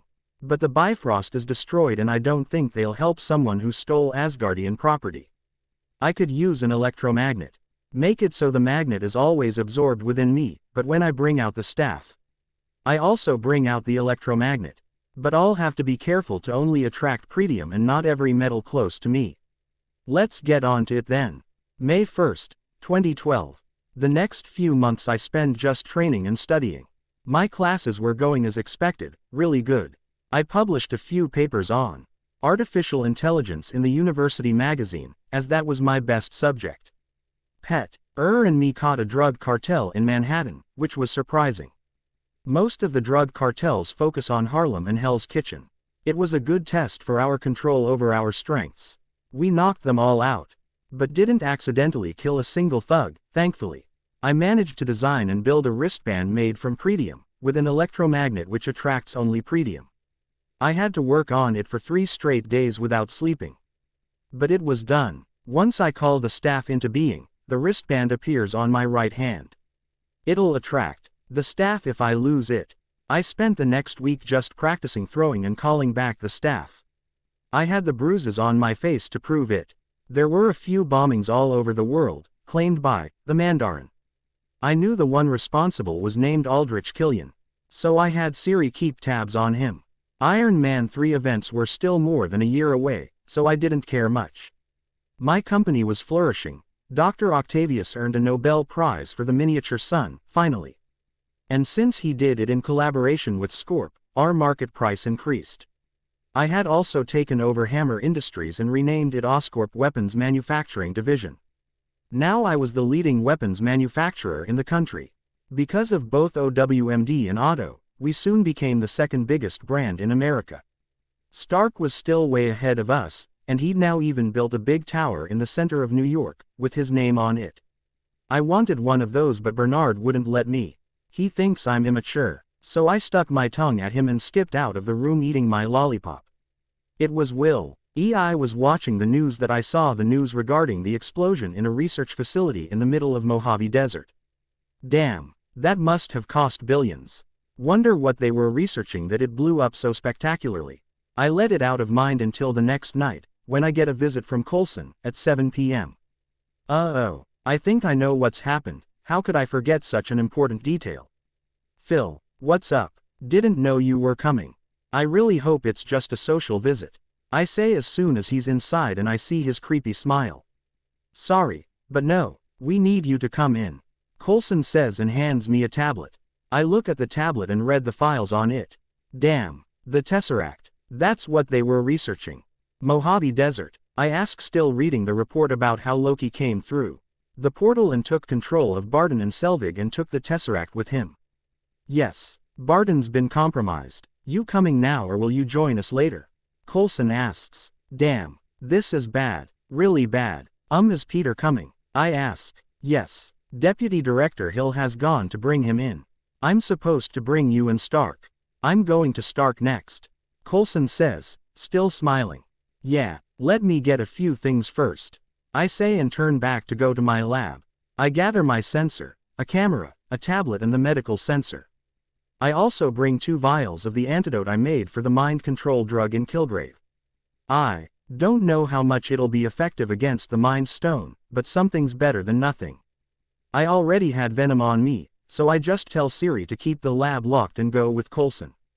Finally, it's starting. What I've been working so hard for. I'm going to fight a god and kill aliens. It's like a few dreams come true. Super secret boy band. Kuruma 012. Thanks a lot. Glad to know it works. Saris Black Antihuman Nature.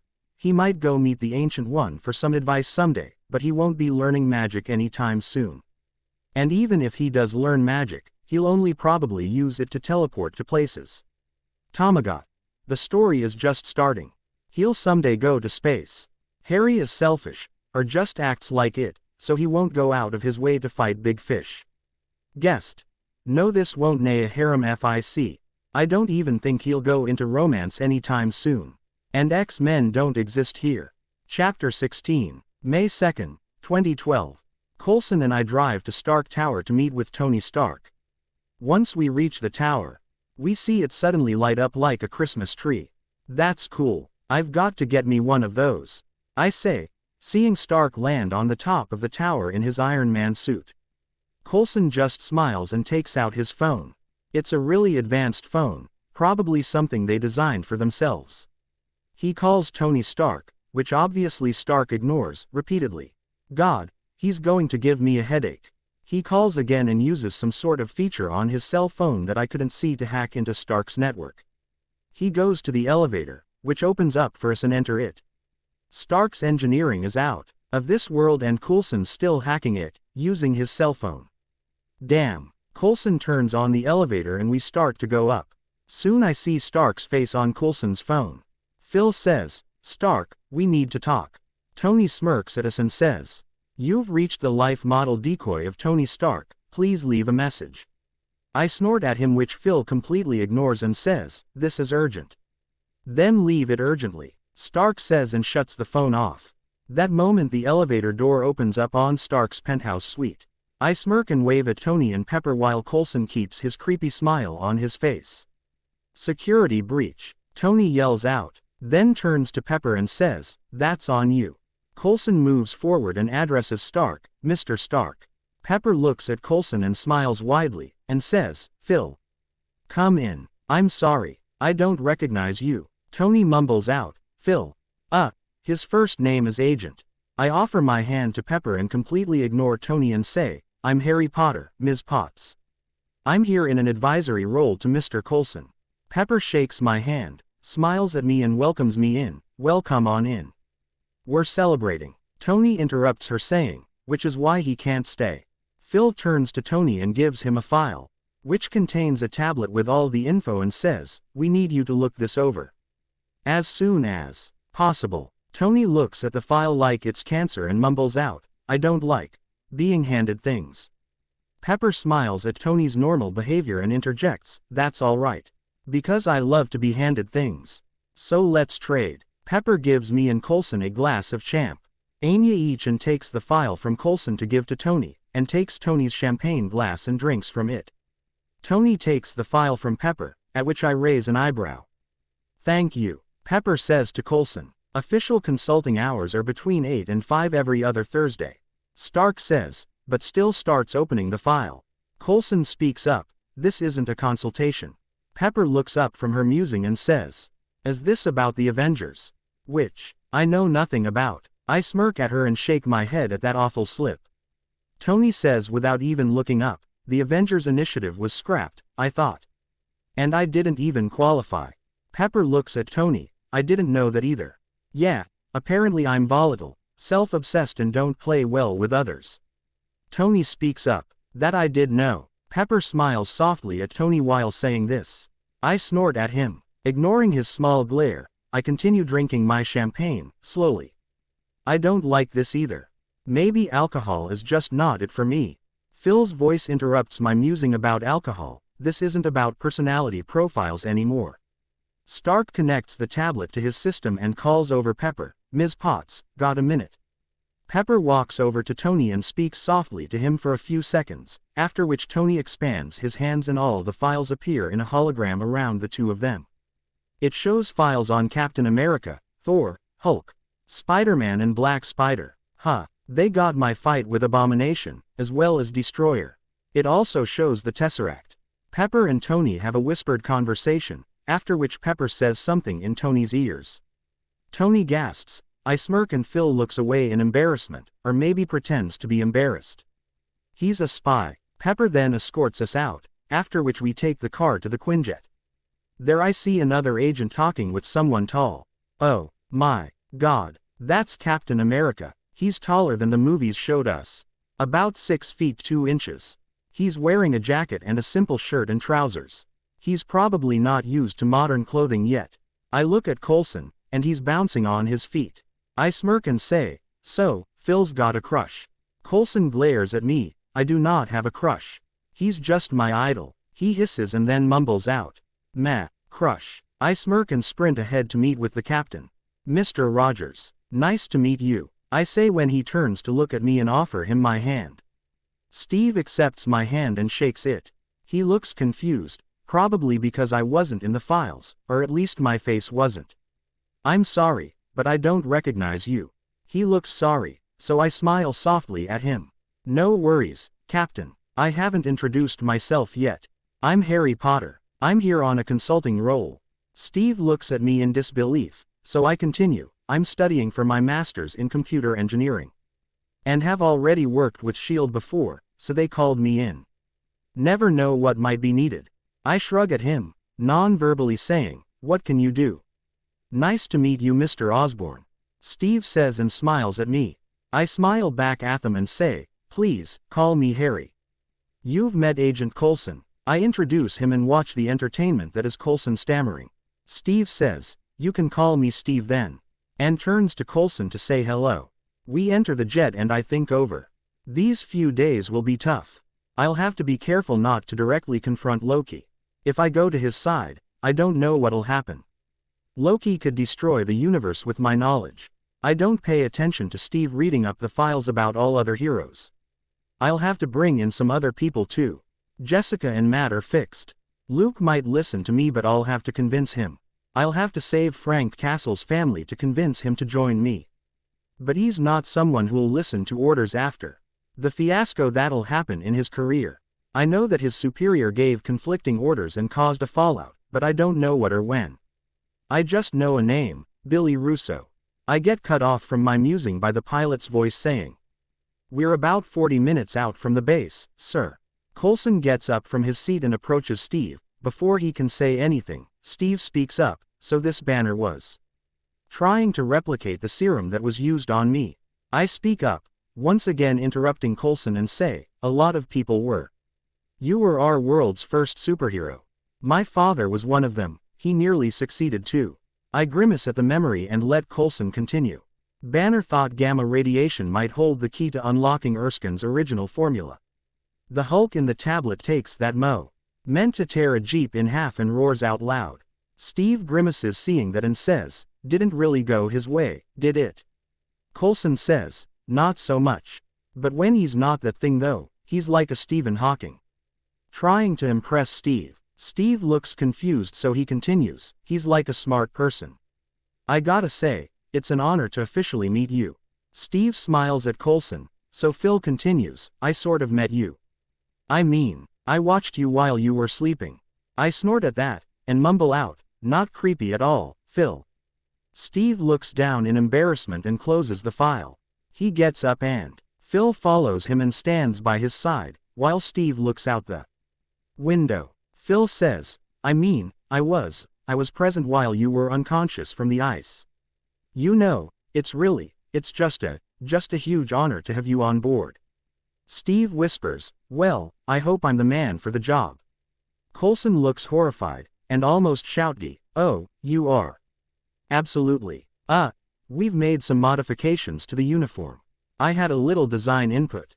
Quote, Steve looks at Coulson confused, and says, the uniform. Aren't the stars and stripes a little old-fashioned? Phil looks serious again and says, with everything that's happening, the things that are about to come to light, people might just need a little old-fashioned. Steve takes in Coulson's sentiment and then turns to me. You said your father Saint succeeded in replicating the serum that made me. How'd it go? He asks. I close my eyes and remove his dead body from in front of my eyes and open them again. I look a little serious and say, he made a serum. Took it himself. Got crazy and killed a bunch of people. Spiderman and the Black Spider killed him though. So don't worry about that. Steve looks horrified now. He babbles out while unching his eyes at me in what I assume to be pity. I'm really sorry. I didn't know. I wave off his apology and get up to stand next to him. No worries. He was not a good father. And I don't hate Spider-Man for his death. I'm thankful that someone did it before he could kill more people. I glance at Coulson indirectly telling him not to tell Steve I'm Black Spider yet. Steve nods but doesn't say anything. Soon we reach the helicarrier. The Quinjet lands down the massive battleship known as the helicarrier. It has 2 runways. One with direct access to a hangar at the rear is aligned along the spine of the vessel. Me, Agent Coulson and Steve walk down the ramp, meeting up with Natasha Romanoff. Phil greets her and introduces us. He says, Agent Romanoff. Harry Potter. Captain Rogers. Steve greets her, saying, "Ma'am." While I just nod at her. Natasha glances at me and Steve once, says, "Hi," and turns to Coulson. She says, "They need you on the bridge." FaceTime. Phil turns to Steve, says, "See you there," and then walks away, leaving us with Natasha, walking towards the railing of the ship. Natasha speaks up after a while of silence. "There was quite the buzz around here, finding you in the ice. I thought Coulson was gonna swoon. Did he ask you to sign his Captain America trading cards yet?" Steve gets horrified as well as amused and asks, "Trading cards?" Natasha nods. "They're vintage." He's very proud. Without realizing we get near where Banner is. Banner doesn't notice us walking towards him, as he is nervous as hell. He moves around as people keep walking in his way. Steve calls out, "Drive." Banner walks up to Banner and shakes his hands. Banner looks startled but answers, "Oh, yeah. Hi. They told me you'd be coming." I greet him, "Dr. Banner. I'm Harry Potter. Huge fan of your work. Most of it goes over my head, but what I understand, I love." Banner shakes my hand and says, "Hello." He looks confused by my age and my presence here. Steve speaks up, before Bruce can say anything. "Word is you can find the cube." Banner looks amused at Steve and asks, "Is that the only word on me?" Steve doesn't miss a beat and speaks up clearly, "Only word I care about." Bruce nods and takes in the sentiment. After a few seconds he speaks up, "Must be strange for you, all of this." Steve looks around, smiles softly and says, "Well, this is actually kind of familiar." Natasha interrupts our conversation and says, "Gentlemen, you may wanna step inside in a minute. It's gonna get a little hard to breathe." Suddenly the helicarrier starts shaking as it prepares to fly. Steve asks, "Is this a submarine?" I snort but follow them closer to the railing. Banner is amused too, but for a different reason. He asks, "Really? They wanted me in a submerged pressurized metal container." They both move closer to the edge of the helicarrier where 4 huge fans mounted on the side starts to lift into the air, bringing the helicarrier in flight. Steve watches in awe as Banner smiles. He shouts, "So we could all hear." "Oh, no. This is much worse." We soon follow Natasha to the bridge of the helicarrier. The doors part and we enter the bridge of the ship. A flurry of activity as dozens of agents sit in front of their view screens. Agent Hill shouts her instructions and turns to Nick Fury, who is at the command chair. She says, "We're at level, sir." Nick nods at her and says, "Good. Let's vanish." Me, Steve and Banner walk through the glorious, gleaming bridge, Banner and I taking a position at the science console. Fury turns to us and greets us, "Gentlemen." Steve gives Fury $10, referring to some earlier bet. Fury walks over Banner and extends his hand. Banner reluctantly shakes it. Fury says, "Doctor, thank you for coming."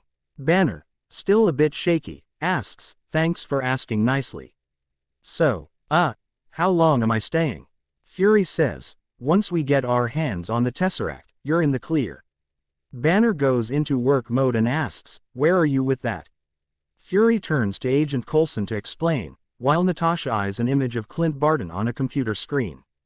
Coulson explains, "We're sweeping every wirelessly accessible camera on the planet. Cell phones, laptops. If it's connected to a satellite, it's eyes and ears for us."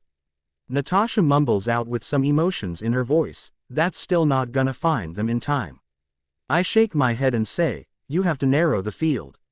Just looking at video will not find it. How many spectrometers do you have access to?" Banner looks at me a bit surprised but nods dumbly. Fury interjects, asking, "How many are there?" I interrupt, and say, "I could get up to 25 spectrometers in total too. So add that. I'll meanwhile make the call." I message Bernard asking him to bring up all the spectrometers in all our labs. Just like LAT time, except on a global scale. Banner speaks up. As they say, it's his show. "Call every lab you know, tell them to put the spectrometers on the roof and calibrate them for gamma rays. I'll rough out a tracking algorithm based on cluster recognition. At least we could rule out a few places. Do you have somewhere for me to work?" Fury turns to Natasha and says, "Agent Romanoff, would you show drive Banner to his laboratory, please?" Natasha nods and walks off, leading Banner down the hall. The last voice we hear is, you're gonna love it, Doc. We got all the toys. Before she goes out of earshot, I nod at Fury in greeting and ask, hey, where's Spider-Man? Wasn't he going to come here? Fury raises his eyebrow at me and says, Spider-Man had some work. So he said he'll meet us later. I kept an agent with him so he can get here whenever. I snort and nod at that, and start studying up on gamma radiation. There were a lot of things in the package given to us. There were also Selvig's notes on file. So I had some help. Selvig, being a professor, had a habit of dumbing down his work so students could understand better, which helps me a lot. As we are waiting to locate Loki using satellite facial recognition, Coulson and Steve stand side by side, talking, while me and Fury watch the free show in amusement. Coulson says, I mean, if it's not too much trouble. Steve looks uncomfortable, but still nods, no, it's fine. Phil says in an excited voice, it's a vintage set. It took me a couple of years to collect them all. Near mint, slight foxing around the edges, but Agent Sidwell takes that moment to interrupt their talk, shouting, we got a hit. 67% match. Wait, cross match, 79%. We all grow alert. Coulson asks Sidwell, location. Sidwell looks confused but answers, Stuttgart, Germany. 28, Königstrasse. He's not exactly hiding. Fury turns to Steve and says, Captain, you're up. Steve nods and leaves the room.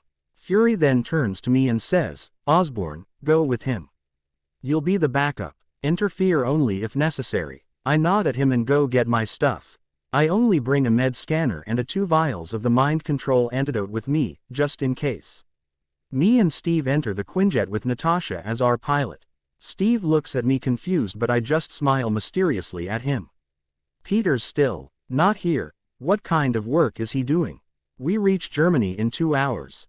Which is a testament to the speed of the Quinjet. Captain America is suited up. He opens up the ramp and jumps down without a parachute. I look bewildered, and turn to Natasha, who aims the guns of the Quinjet on Loki. Loki and Steve have a conversation after Loki gets up from the blow he suffered, but I don't hear it. Natasha gives me a pair of comms, turns the loudspeakers on and says, Loki, drop down the weapon and stand down. Loki, of course, does not listen. He sends a blue blast of plasma at us from the scepter he's holding, which Natasha dodges, just in time. Cap throws his shield at Loki, which hits him and returns to the good captain. They begin to duke it out. Captain is stronger than a human, a lot stronger, but Loki is an Asgardian Jotun, with 1,000 years of experience. Loki flings Cap to the ground. Cap then throws his shield at Loki, again, but Loki swats it away. Cap, using all the moves of a soldier, tries, but is knocked down by Loki. Standing over him, Loki points the scepter's tip on his helmet. Loki orders, kneel. Cap gets a determined face and grits out, not today. He flips and knocks Loki back with a kick. Loki grabs Cap and throws him away. Nada. Shaw tries aiming the machine gun at Loki but can't get a clear shot. She says, this guy's all over the place. Suddenly, AC/DC Shoot to Thrill overdrives the Quinjet's speakers. Tony Stark's voice enters our ears through our comms and says, Agent Romanoff. Did you miss me? I snort at that and just shake my head. Thankfully I didn't have to show my cards yet, but Barton still knows about me, so he probably told Loki about it. Both Cap and Loki look up at the sky. Tony flies over in his Iron Man suit and blasts Loki right back to the ground using his repulsors. Iron Man touches down in the superhero landing. He stands up and pulls out every piece of weaponry the suit has and points them at Loki. Tony, in a taunting voice, says, make your move, Reindeer Games. Loki puts up his hands and surrenders. Though both him and I know it's only temporary. His armor materializes away. Iron Man nods and says, good move. Steve joins Tony near Loki and nods at him, Mr. Stark. Tony returns the greeting, Captain. Soon the 2 heroes along with 1 fake prisoner in handcuffs enter the Quinjet and we take off. The sky was dark with clouds, loud thunder rumbling and lightning flashing in every direction. I stay with Natasha in front of the jet, to avoid meeting Loki. It's not time yet. I can see Fury's photo on the screen indicating Natasha is talking with him. I don't pay much attention to that talk but look outside. The thunderstorm is getting closer to us. I hear Steve speak behind me. I don't like it. Tony asks him, what? Rock of Ages giving up so easily? Steve ignores that comments but still says, I don't remember it being ever that easy. This guy packs a wallop. Tony changes the flow of the conversation by saying, still, you are pretty spry, for an older fellow. What's your thing? Pilates. Steve gets confused, and asks, what? Tony patiently explains, it's like calisthenics. You might have missed a couple things, you know, doing time as a capsicle. Steve looks at Tony, finally meeting his ego match. I snort at the capsicle comment. Steve ignores me and looks at Tony. He says, Fury didn't tell me he was calling you in. Tony whispers, but we still hear it, yeah. There's a lot of things Fury doesn't tell you. Thunder and lightning nearly hit the jet, making it shake violently. Natasha asks bewildered, where's this coming from? Thunder rumbles overhead. Loki stares out the window intently. Steve tauntingly asks, what's the matter? Scared of a little lightning. Loki looks at Steve and answers, I'm not overly fond of what follows. I dramatically widen my eyes and look at Loki. And ask, he's coming here. Now. Loki just smirks at me. So I turn to Natasha, open the ramp, now. Before he fucking tears it open. I mumble out and go near the ramp to greet Thor once he enters. Thor sees the open ramp, enters and just pushes me aside, does the same with Tony, and takes Loki and leaves through the open ramp. I groan loudly, in annoyance. God damn it, Thor, I wanted to avoid this. I hear Tony say, I have a plan, attack. And leave the jet and I turn to Steve. He takes a parachute this time and prepares to jump out of the flying plane. Natasha puts the plane on autopilot and comes back to persuade Cap to not go. She says, I'd sit this one out, Cap. Steve turns to Natasha and says, I don't see how I can. Natasha tries one last time, these guys come from legends. They're basically gods. Steve turns to the ramp and says, there's only one god, ma'am. And I'm pretty sure, he doesn't dress like that. Saying that, Steve jumps out of the plane. I look at Natasha now staring at me with a raised eyebrow. Shut up, I grumble out. Natasha continues looking at me. You said those things to fire him up, didn't you? You knew he would jump down. But you wanted to boost his ego. Pretty smart actually, I say and finally stand up. I take out a coin and look at it. Heads, I'll jump down. Tails, I'll stay here. I say out loud. I flip the coin and it falls in my hands. I open my hands and peek at the coin. Fuck, it's heads. I groan and look at Natasha still staring at me. Well, let's fight a god, shall we? I smirk at her and run towards the ramp and jump off of it. I didn't need parachute, but just as a precaution, I take out the berserker's staff, which makes me a little stronger and resilient. I cover myself in my venom suit and control my direction using a thin filmy layer between my arms and abdomen. Within a minute I'm crashing on the ground in between Tony and Thor, who have by now half destroyed a few trees. Both Thor and Toy turn to look at me, both perceiving me to be the enemy. I had absorbed the staff by then, so I didn't worry about that. Thor recognizes me first and bellows out, Venom. I wave at the R and give a salute to the now visible captain. I turn to Tony and say, I got this. Go secure Loki. I don't wait for Tony to say anything and turn to Thor. I say, hey big guy. Sorry for ruining your fun. I point towards where Tony went. But we need to cut this short. Loki has hidden the Tesseract somewhere and we need to go somewhere to help in recovery. You coming with us? Thor doesn't say anything at first and I get on my guard. But he just nods and gets out of his fighting stance. I nod at Captain America and turn to go to the jet which has by now landed in a clearing nearby. Meanwhile, Tony picks Loki up and brings him to the Quinjet. Tony looks at me confused but then he takes off his mask and exclaims, you're the guy that helped me fight Stain. I sigh, well this went on long enough. I will the Venom suit back into my body and smile at their shocked faces. Steve breaks the silence first, you're Harry. You're Black Spider, but you're so young. Harry Potter is a superhero. You know I pegged you for a supervillain. Tony speaks up. Thor just claps me on my shoulder and says, verily. You're a mighty young warrior, Venom. I snort my head at all three. I turn to Tony and say, firstly, fuck you. Secondly, I helped you defeat Stain when I was 16, so think on that. I turn to Steve next and say, it was needed of me, Cap. I had to do something. I look at him meaningfully to remind him of the story I told earlier. When he nods in understanding, I turn to Thor and say, you can call me Harry, Thor. That's my name when I'm not wearing the mask. You may tell Lady Sif when you return. Harry Potter is my full name, but my friends call me Harry. Loki just looks at me like a puzzle, which creeps me out. The rest of the ride pass in silence other than Tony Reap. Atedly asking me how I made my suit appear and disappear on me and where it's hidden. I finally snap and say, you're a scientist. Go figure it out yourself. After this whole fiasco is over. Soon we reach the helicarrier and a few agents take Loki in chains to his new room. I see Banner working on the scepter and join him. I bring out my med scanner as well as the regular scanner and get to work. Within 5 minutes my work on the scanner is done and I ignore everything to study the scepter's readings. Like the hammer, the scepter has a sort of heartbeat to it. It emits a low gamma radiation WH. It resonates with the readings they had on the Tesseract. So this is why the scepter could shut down the Tesseract's portal. But is it true for all the Infinity Stones, or just these two? I get distracted by Banner's voice, saying, he really grows on you, doesn't he?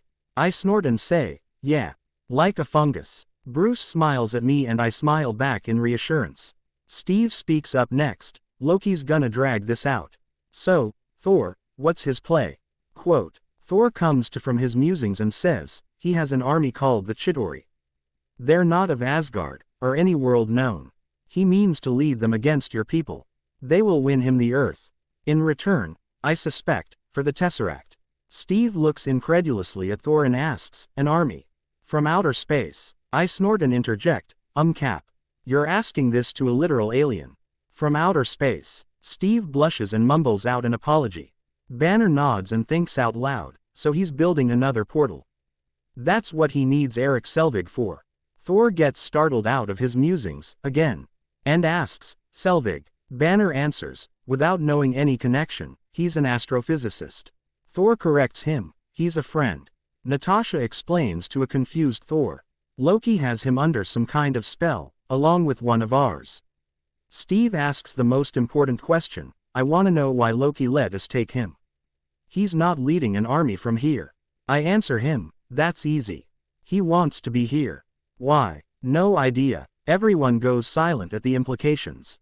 If he's here because he wants to be, then he either has something to do on the helicarrier, or he wants something from the helicarrier. Banner breaks the silence and says, I don't think we should be focusing on Loki. That guy's brain is a bag full of cats, you could smell crazy on him. Thor gets angry at Banner and grits out, have care how you speak. Loki is beyond reason, but he is of Asgard, and he's my brother. He killed 80 people in 2 days. Natasha deadpans. Thor's shoulders go loose and he whispers, he's adopted. Banner, still in thinking mode, asks out loud, Iridium, what did they need the Iridium for? Suddenly the doors behind me open up and Tony enters with Coulson. He says, it's a stabilizing agent. He then turns towards Coulson and says, I'll fly you there. Keep the love alive. Then turns back to us and explains, means the portal won't collapse on itself, like it did at S.H.I.E.L.D. Tony walks close to Thor and taps his upper arm, no hard feelings, point break. You've got a mean swing. Also, it means the portal can open as wide, and stay open as long, as Loki wants. He approaches Fury's station and starts giving out orders, raise the mid-mast, ship the top sails. That man is playing Galaga. Thought, we wouldn't notice, but we did. He then closes one eye and tries looking at both the screens. How does Fury do this? Agent Hill answers for Fury, dryly, he turns. Tony looks around the monitors and places a button-size hacking implant under Fury's desk, without anyone but me noticing. And I only notice it because I was specifically looking for it. That reminds me, I discreetly throw my own hacking implement at the console. Siri knows what she has to do. While this is going on, everyone in the room looks at Tony like he's a clown. Tony rolls his eyes and moves away from the console. He says, well, that sounds exhausting. The rest of the raw materials. Agent Barton can get his hands on pretty easily. Only major component he still needs is a power source. A high energy density, something to kickstart the cube. Agent Hill asks him, when did you become an expert in thermonuclear astrophysics? Tony says, last night. The packet, Selvig's notes, the extraction theory papers. Am I the only one who did the reading? I raise my hand, still bored, and say, just finished with them actually. Tony gets excited to find me on the table and is about to say something, when Steve speaks up. He asks, does Loki need any particular kind of power source? Banner thinks and answers, he's got to heat the cube to 120 million Kelvin just to break through the Coulomb barrier. I interrupt, but what about the quantum tunneling effect? He'll have to find a way to stabilize it first. Tony continues, unless Selvig has figured out how to stabilize the quantum tunneling effect. Banner gets a horrified look on his face and says, well, if he could do that, he could achieve heavy ion fusion at any reactor on the planet. Tony smirks at him and raises his hands in the air. Finally, someone who speaks English. Steve turns to the rest of us, is that what just happened?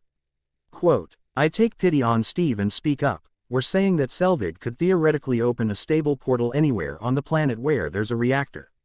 And there are a lot of reactors on Earth. Cap gets horrified along with the rest of the non-geniuses in the room. Seriously, it was not that hard to understand, even an 8th grader could understand the gist of it. Tony and Banner shake hands. A glimmer in their eyes shines as the mutual respect for each other shows. Tony says, it's good to meet you, Drive.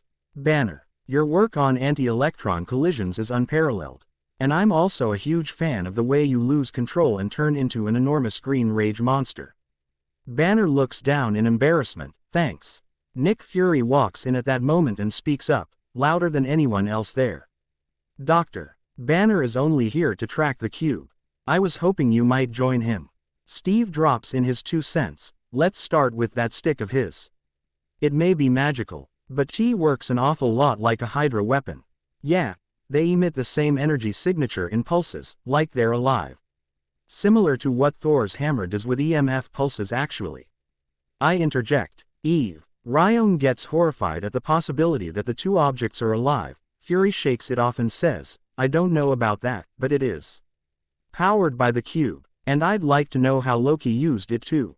Turn 2 of the sharpest men I know into his personal flying monkeys. Thor gets confused at that, monkeys.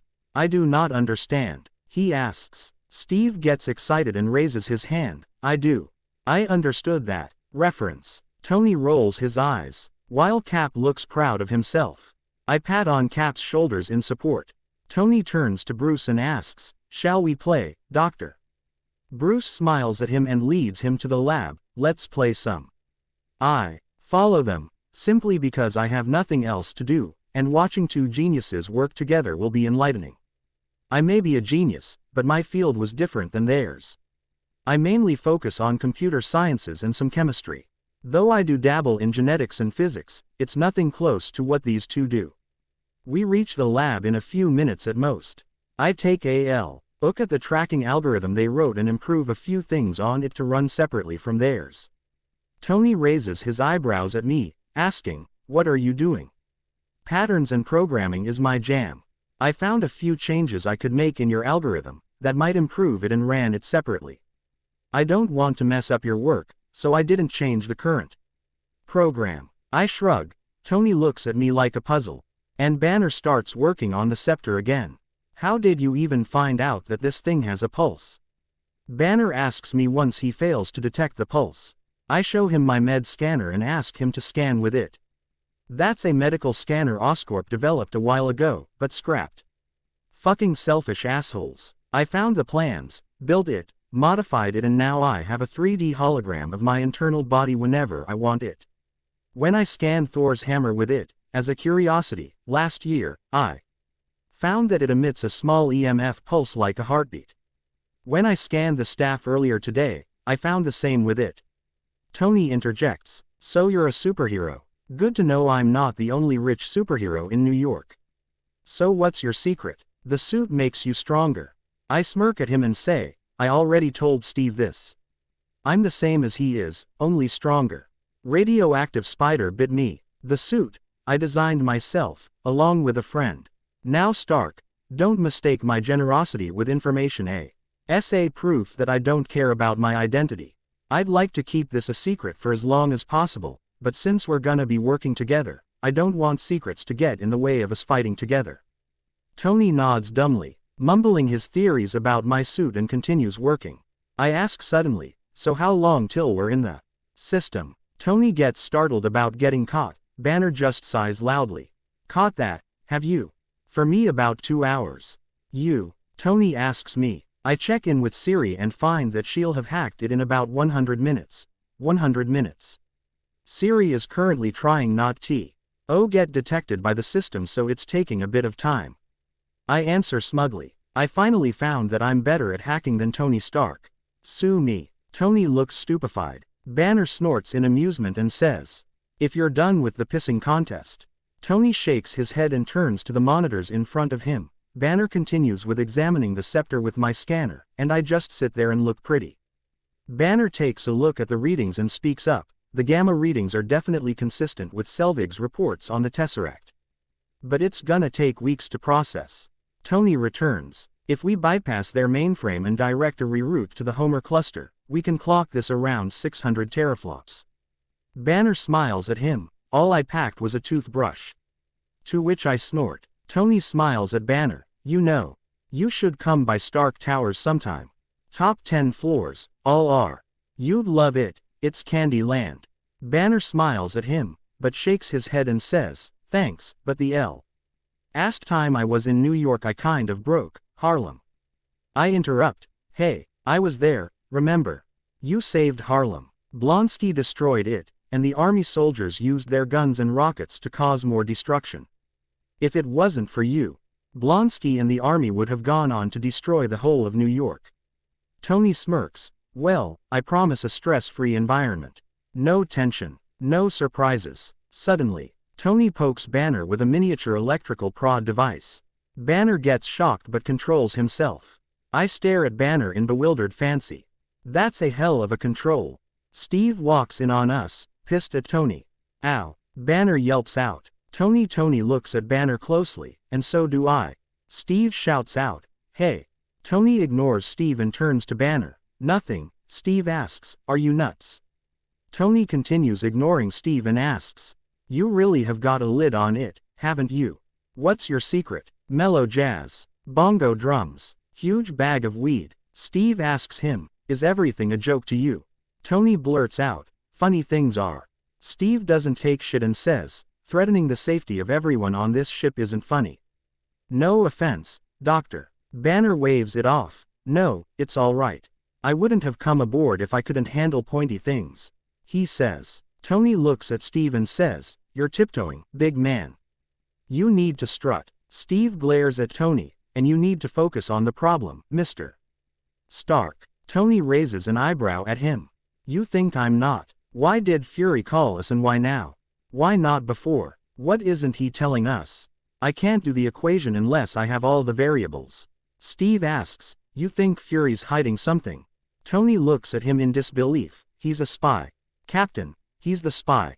His secrets have secrets. He points to Banner and me. It's bugging them too, isn't it? I just nod. Banner stumbles with the words. I just wanna finish my work here and... Steve interrupts him. Doctor. A beat. A warm light for all mankind. Loki's jab at Fury about the cube. Banner speaks up, remembering Loki's speech. Steve nods, and says, I heard it. Banner points at Tony and me. Well, I think that was meant for you too. Even if Barton didn't post that all over the news. Steve asks, thinking a bit. The Stark Tower. That big ugly. Tony gives him a look and I snort. Building in New York. Banner continues. It's powered by Stark reactors, self-sustaining energy source. That building will run itself for what, a year? Tony replies smugly, that's just the prototype. I'm kind of the only name in clean energy right now. I interrupt, hey, I've got a miniature sun in my basement. We're the only names in clean energy. I give Tony a look. Banner continues explaining, so, why didn't S.H.I.E.L.D. bring them in on the Tesseract project? I mean, What are they doing in the energy business in the first place? Yeah, I don't think they're in this for the energy, I say and shake my head when Steve looks at me questioningly. Tony mumbles, I should probably look into Hat once my decryption program finishes breaking into all of S.H.I.E.L.'s secure files. Steve gets taken aback. I'm sorry, did you say? Tony explains, Jarvis has been running it since I hit the bridge. In a few hours we'll know every dirty secret S.H.I.E.L.D. has ever tried to hide. Blueberry, he asks, the last part holding out a bag in front of Steve and me. I take one. Steve glares at him, yet you're confused about why they didn't want you around. Tony raises an eyebrow and asks, an intelligence organization that fears intelligence. Historically, not possible. I calmly speak up, Steve, we know hacking is wrong. But what they're doing is suspicious. I don't want something like Hydra to happen to the world again. S.H.I.E.L.D. is currently heading down that path. I once hacked into S.H.I.E.L.D. when I was 15, you know. Found a government agency no one knew about, wanted to know more. The next thing I know, how they were assassinating a few people.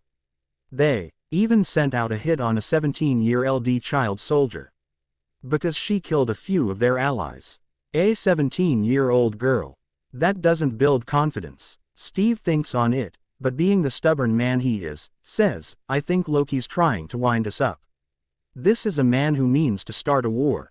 And if don't stay focused, he'll succeed. We have orders, we should follow them. Tony waves his hand and says, following is not really my style. Steve smiles at Tony and asks, and you're all about style, aren't you? Tony looks like that hit a nerve, and says, of the people in this room, which one is, A, wearing a spangly outfit, and B, not of use? I interrupt before this can escalate some more and say, we're not soldiers, Steve. The world hasn't been at war for 70 years. They brought all of us 3 in as consultants. Banner continues the tirade, Steve. Tell me none of this smells a little funky to you. Steve takes in the possibility, but as an obedient soldier, shakes it off. He says, just find the cube. Steve walks out of the lab, still torn apart by the possibility. He walks away. I walk out the room with him to have a talk with Thor. Damn, I'll have to show Thor the staff now, so that he doesn't get angry at me during the fight. Well, let's find him first. God damn it, Peter. Get here soon. Avengers assemble. Leprechaun 1. Yeah, hi. The same thing happens with me. I upload the chapters from my mobile app, get a mail from FFN, but when I check the story on the website, it still shows one less chapter. Maybe it's because I use the Android app. Jake W.J. Elliott 2. Thanks for the support, man. Chapter 17. May 4, 2012. I search for R and find him sitting on the briefing table with Natasha keeping him company. I nod at Natasha, who nods back and turn to Thor. Hey, Thor, you got a minute? I ask him. Thor turns to me and nods solemnly. His brother's actions have had some serious effects on him, obviously. I turn around and lead Thor to an empty room. Asking Siri to disable all the cameras, I turn to Thor, who's looking at me curiously. I'm going to show you something, but don't overreact. Think on it hard, and then speak up, alright? I ask him. Thor narrows his eyes at me, but nods, and orders, continue. I sigh, and bring out the Berserker's staff. As slow as possible. Thor gets startled once he sees the complete staff and goes into a fighting stance, but does not outright attack, thankfully. He asks me, where did you find it? And do you have any idea what it is you're playing with? I nod and absorb it back into myself. I say, that's a Berserker's staff. I found it in 3 pieces all around the world, but the staff does not affect me as much as it does others. I bonded to it during the lunar eclipse, so the effects were lessened and I mastered it within that time, so even after the lunar eclipse was over, the staff did not bother me. Not even right now. Thor looks at my empty hands, nods and says, bring it out again. That's a command if there is one. I bring out the staff and offer it to him, slowly touches it and holds it in one hand. Similar to how it happens to me, Thor's face shows a little strain due to being suddenly strengthened, and then goes normal. Thor returns the staff to me and breathes hard. The effects have lessened somehow. I remember touching a staff once. I felt all my bones breaking and mending, and then I started going on a rampage. My father had to stop me that time. But now, I just felt stronger and only a few bad memories entered my mind. I did not feel like going on a rampage. Thor speaks up. Yeah, the first time I picked it up, even during a lunar eclipse, I felt stronger than myself. Then once I dropped the staff I suddenly felt weak. It was disturbing. But once I mastered using it, I could conjure it any time without any ill effects. I just feel stronger, I say and pat on Thor's shoulder. Thor looks at me quizzically and asks, "Why did you show it to me?" I shrug and answer him, "We're going to be fighting together soon, and I might need to bring out the staff. I'd rather fight with a friend than someone who's suspicious that I might go on a rampage. I had to prove to you that I can handle the staff, before the battle happens." Thor puts his hand on my shoulder and says, "Wise man, Harry Potter.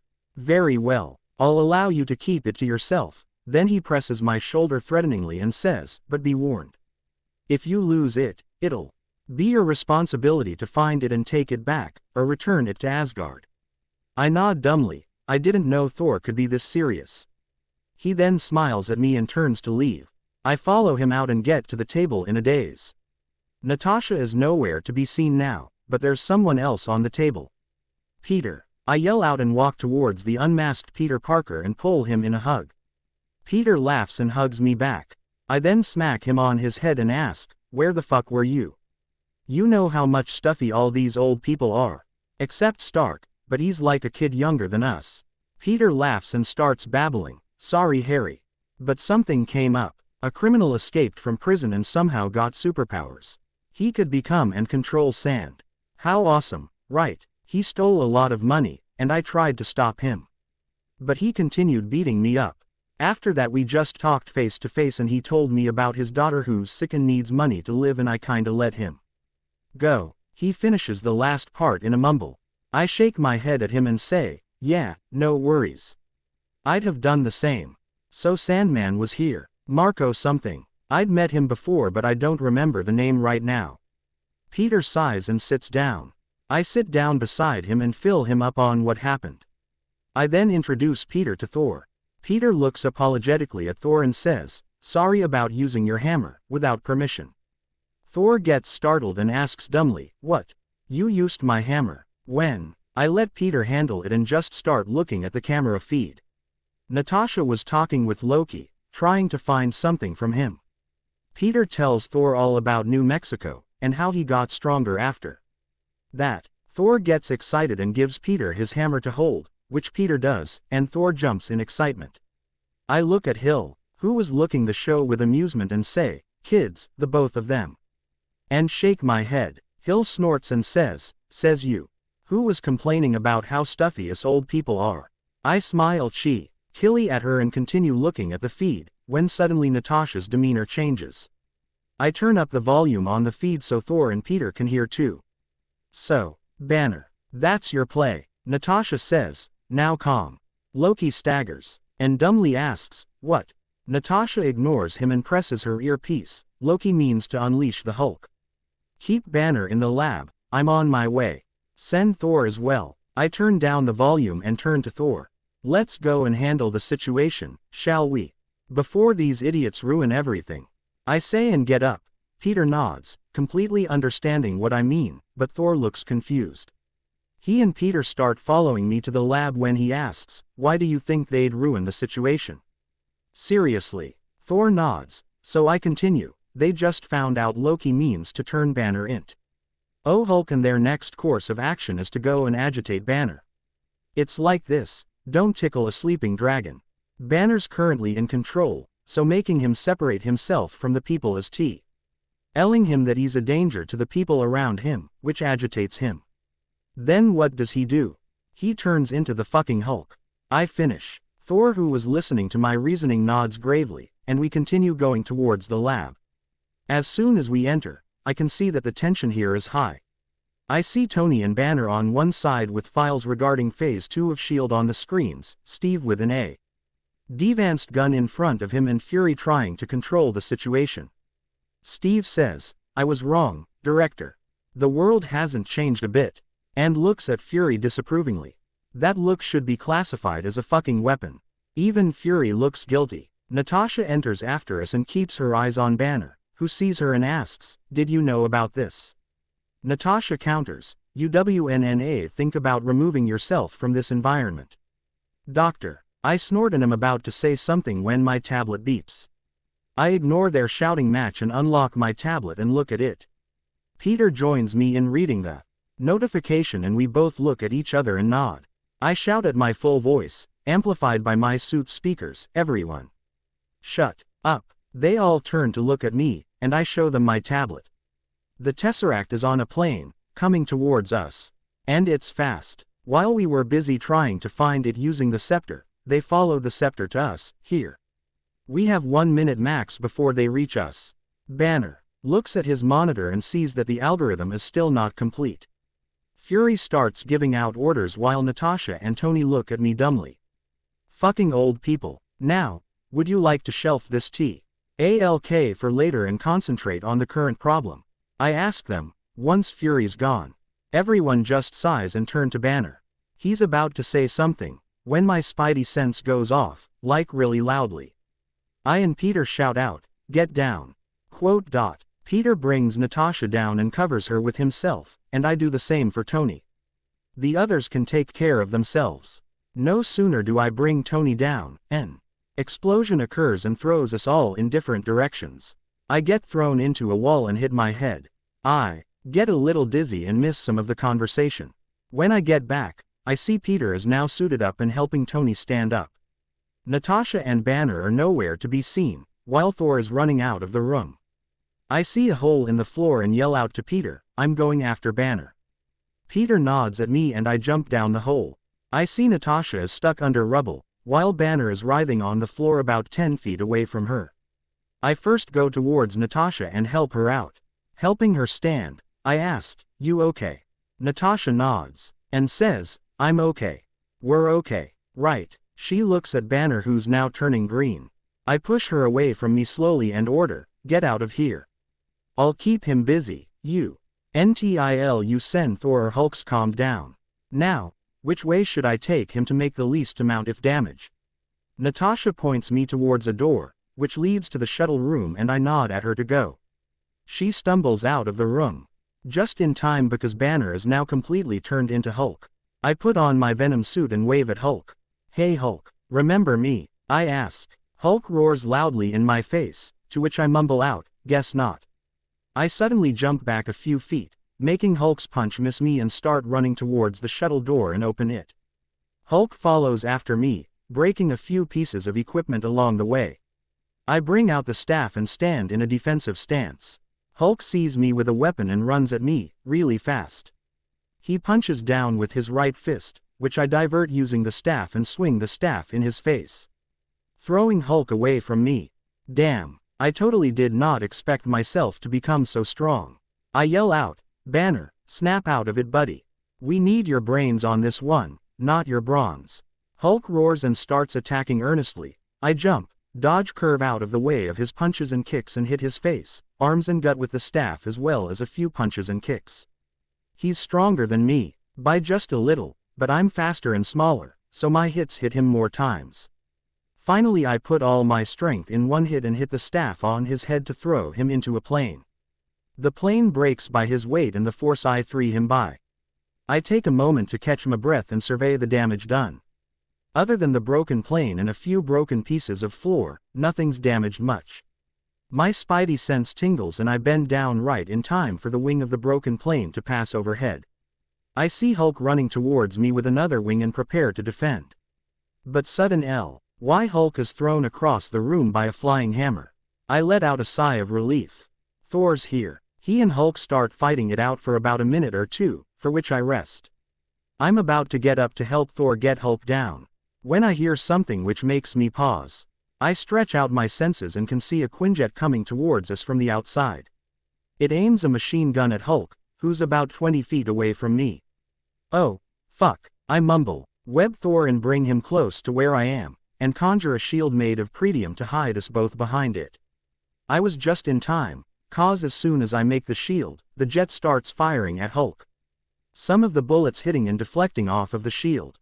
Hulk roars and runs towards the jet and destroys it after pulling the pilot out. I absorb the shield when the firing stops and look at Thor. Who's now standing above me? He offers me his hand, which I take and stand up, dust myself off and look at him. Can you go help secure Loki? I'll see if Stark needs my help. I ask him. Thor nods at me, and turns to start running away towards Loki's cell. I turn on my earpiece and say, Stark, Cap, Natasha, anyone hear me? Banner's fallen down the helicarrier. Thor's going to help secure Loki. Anyone need any help? Yeah, no. Me, Spidey and Capsicle got this. Stark's voice comes over the earpiece. Another voice follows it, Natasha this time, saying, I've taken down Barton. I'm taking him towards the medbay. Ho and help secure the command center. I nod, a sound order, and say, copy. I always wanted to say that over an actual mission. I run towards where I know the command center is. When I reach there, I first dodge a bullet fired at me from Hill. I give her a look, when she realizes she fired at an ally. I ask her, anything I could do. She thinks for a minute and says, stay here. Take down anyone that comes through that door and has blue eyes or not wearing a shield symbol. I smirk and say, that's very reverse racist of you, Agent Hill. Hill ignores me and turns around to give commands. I stay and wait for more goons to come, but none do. A few minutes later and the engine starts running again, thanks to Cap, Tony and Pete, which I listen over the comms. I find out that Barton is still unconscious, Banner and Thor are nowhere to be found, Loki has escaped and Coulson's dead. A few minutes later and we are sitting on the meeting table, everyone is somber. Some by Coulson's death and others by the fact that Loki escaped from right under our noses. I was the same way, Coulson's temporary death was a little hard on everyone. Nick's voice interrupts our brooding. These were in Phil Coulson's jacket. I hear his heart skip a beat, so he's lying. Guess he never got you to sign them. He throws the cards he's holding at Steve. Steve picks them up and sees that they are stained with blood. He continues speaking, we're dead in the air up here. Our communications, location of the cube, Banner, Thor. I got nothing for you. Lost my one good eye. Maybe. I had that coming. He waits a beat and starts again. He says, yes, we were going to build an arsenal with the Tesseract. I never put all my chips on that number though, Beck. I was playing something even riskier. There was an idea, Stark and Osborn know this, called the Avengers Initiative. The idea was to bring together a group of remarkable people, see if they could become something more. See if they could work together when we needed them to fight the battles that we never could. Phil Coulson died still believing in that idea, in Heroes. Tony gets up and walks away, not able to listen anymore. Fury speaks up one last sentence before turning and going away, well, it's an old-fashioned notion. I get up and find Nat and Barton in the med bay. I see Barton just beginning to wake. So I walk in. Natasha, mind if I have a look at him for a bit? I ask Nat. Natasha nods at me, so I go closer and gently pry open Barton's eyes, and see that they're still a little bit blue. But the blue was slowly receding. I take out a vial of the Kilgrave serum and look at Natasha for permission. She looks at the serum questioningly and asks, what'll that do? Remember Kevin Thompson? He had a chemical inside him that helped him control others. I isolated the chemical and figured out an antidote for it. It sort of clears your brain of any external influence, or so's the theory. Don't know if it'll work for real, haven't tried it yet. So, may I? Nat nods at me. I take a syringe from the cupboard and take a few ml of the serum. Barton's almost conscious, so I insert the serum in a vein near his wrist. Clint, you're gonna be alright. Natasha tries reassuring Barton. Barton grits his teeth, still fighting the influence of the scepter, and says, you know that. Is that what you know? I gotta go in though. I gotta flush him out. Natasha sighs and says, we don't have that long, it's gonna take time. Clint shakes his head to clear it and says, you don't understand. Have you ever had someone take your brain and pull you out and send something else in? Do you know what it's like to be unmade? Natasha softly says, you know that I do. Clint shakes his head and suddenly he looks like he's himself again. So the serum works, although it takes time for it to work. He asks, why am I back? How did you get him out? Natasha answers with a smile, a serum made by Osborn. And cognitive recalibration. Barton looks at her confused, so she explains, I hit you really hard in the head. Clint nods his head at me and says, thanks. Tart loosening his restraints, so he turns to Nat and asks, Tasha, how many agents? Nat interrupts him by shaking her head and softly says, Don't do that to yourself. Clint, this is Loki. This is monsters, and magic. And nothing we were ever trained for. Clint gets a sharp look in his eyes, and asks, Loki, he got away. Nat nods her head and says, yeah. I don't suppose you know where. Clint shakes his head. I didn't need to know. I didn't ask. He's gonna make his play soon though. Today. At that point, Clint's free of restraints, so I get out of the room to give them some privacy. I go around trying to find Peter. I see Stark and Steve arguing, when Stark gets a look on his face. I join them as Tony says, he made this personal. Steve argues, that's not the point. I interrupt their conversation, and say, no. That's exactly the point, and nod at Tony to continue. He nods at me and continues speaking. That's Loki's point. He hit us all right where we live. Why? Tony asks. To tear us apart. Steve says. Now gaining an understanding. Divide and conquer is all well and good. But he knows he has to defeat us all if he has to win. He has to be seen defeating us. He wants an audience. Tony says. Now on a roll. Right. Steve caught his act in Germany. I speak up, knowing where he's going. Fuck. I say. While Tony mumbles out, son of a bitch. Steve widens his eyes and we all start running towards different directions. I go towards where I can hear Peter is. Steve goes to get Nat and Clint, while Tony goes to get his suit ready. I find Peter watching the feed of my fight with Hulk when I interrupt him with a shout, hey, Pete. Come, I wanna talk with you. Peter nods numbly and gets up to follow me. What's up? He asks, once we're alone. Be ready to suit up and go to New York. The invasion is happening there. Call MJ and the family and tell her to stay as away from Manhattan as possible. I'll do the same with Bernard and Gwen. Peter gets a horrified look on his face and brings out his phone to call MJ. I take my cell phone and call Bernard. Bernard, where are you right now? I ask him once he picks the phone. In the Oscorp building, Master Harry. Why? He asks, confused. I breathe out and say, Bernard, listen closely. New York is going to be attacked by someone. Get everyone out of Manhattan as soon as possible. The center of attack will be Stark Tower. So start getting everyone out. And don't forget to get them to lock everything up. Don't want to blow something up by mistake. Bernard asks dryly, are you sure this isn't a prank? I snap at him. Not the fucking time, Bernard. Do it. Bernard waits a beat and answers, of course, sir. I cut the call and speak up, Siri. Start hacking every audio, video outlet in Manhattan. Start with television and radio signals and computers, then billboards and then cell phones. I want every device to be mine to control in 10 minutes. Yes, boss. Siri answers and gets on with it. Venom, you with me? I ask Venom. This will be a big fight, and I'll need Venom with me during this. Of course, dumbass. Where will I even go? No one else will feed me so much chocolate. Venom says, dryly. I let out a laugh and say, just making sure, buddy. This will be a big fight for us. Be ready for anything, and be vigilant. Venom laughs and asks, when are we not vigilant? We have those spidey senses of yours. Well, can't argue with that. I then call Gwen. She doesn't answer the first time, so I call again. This time she picks up on the second ring and says, hello Harry. What's up? Hi, Gwen. Are you in Manhattan? I ask, without wasting time. Yeah, you know, where I work.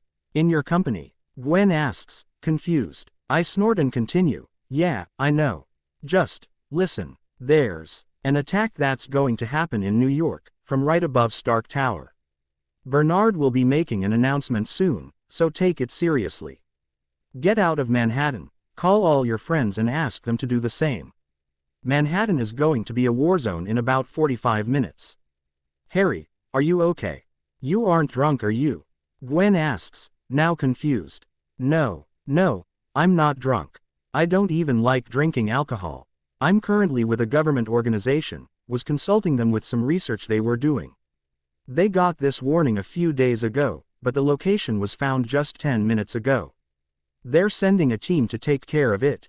But just in case, please, get everyone out of Manhattan. Trust me on this, Gwen, please. I pled. I don't want deaths on my conscience. I don't actually care if they die. People die all the time. But I don't want them to die because I could do something and I didn't. Gwen sighs and answers, fine. I'll call up my family and friends. I shut the phone and turn around and start going towards Peter, who by now had called his family and MJ and gave them the warning. They listening? I ask Peter once he looks at me. Yeah, Uncle Ben and May were nowhere close to Manhattan, so no worries there. But MJ was in Manhattan, working. So I had to try a lot to convince her I'm serious. Peter explains. I nod and jerk my head towards the Quinjet hangar. I get notif. IED by Siri that all the major devices in Manhattan were in her control, with the cell phones on the way. By now Cap had collected Barton and Nat and we all meet on the way to the jet. A young pilot sees us and stands in our way. He says, "You are not authorized to be here." Cap looks at him and shakes his head and says, "Son, just don't." The pilot, once he gets a good look at Cap's disappointed look, just moves out of the way. And we enter the jet. Barton takes over the controls of the jet and starts it up. I see Iron Man flying away from the helicarrier and we take off to follow him. Once the jet is stable, I turn to Steve and Peter. Cap, Spidey, how'd you like to be the ones to warn Manhattan of an incoming attack? I ask. Steve gets startled, but nods and Peter gets excited. I prepare the camera and ask Steve and Spiderman to sit together. They were the two individuals that the people of New York would trust the most. Once they're ready, I start the camera, and say out loud, "Siri, do it." Siri takes control of every billboard, TV and computer in Manhattan, bar a few that would have taken too much time to hack into, like Stark's network, and I signal Steve and Peter to start speaking. People of New York, my name is Steve Rogers, you know me better as the Captain America from your history books. Yes, I'm alive again, and yes, it's really me. Steve starts, and you might recognize me as your friendly neighborhood Spider-Man. Though, regretfully, this is not a social call. The city of Manhattan is about to be attacked by an external force. Peter continues. Steve takes over once again, and the epicenter of this attack is going to be Stark Tower. Tony Stark has been notified, as have a few people. Listen to them and start evacuating the city. Get underground or as far away from Manhattan as possible. A defense force is coming, along with us, to help defend the city. Sorry for this, but the NYPD will have to help in evacuation efforts and prevent causing panic. I like the city, and I'm going to protect it, along with my friends. You have a chance to do the same. Get your loved ones away from Manhattan, in case I fail to do my job. Peter says gravely, before he nods at me. I turn off the camera and say, Siri, play the message 2 more times and then let go of the devices. Then I turn to Cap and ask, you think they'll listen? Steve thinks and shakes his head. God, I hope so. I also hope we haven't caused mass panic. I snort, and point out, mass panic is better than mass death, Steve. Nat interjects, don't worry Cap, I liked your speech. Ton speeds up the jet and we rest for a bit. I conjure 2 swords made out of pretium and offer them to Cap and Peter.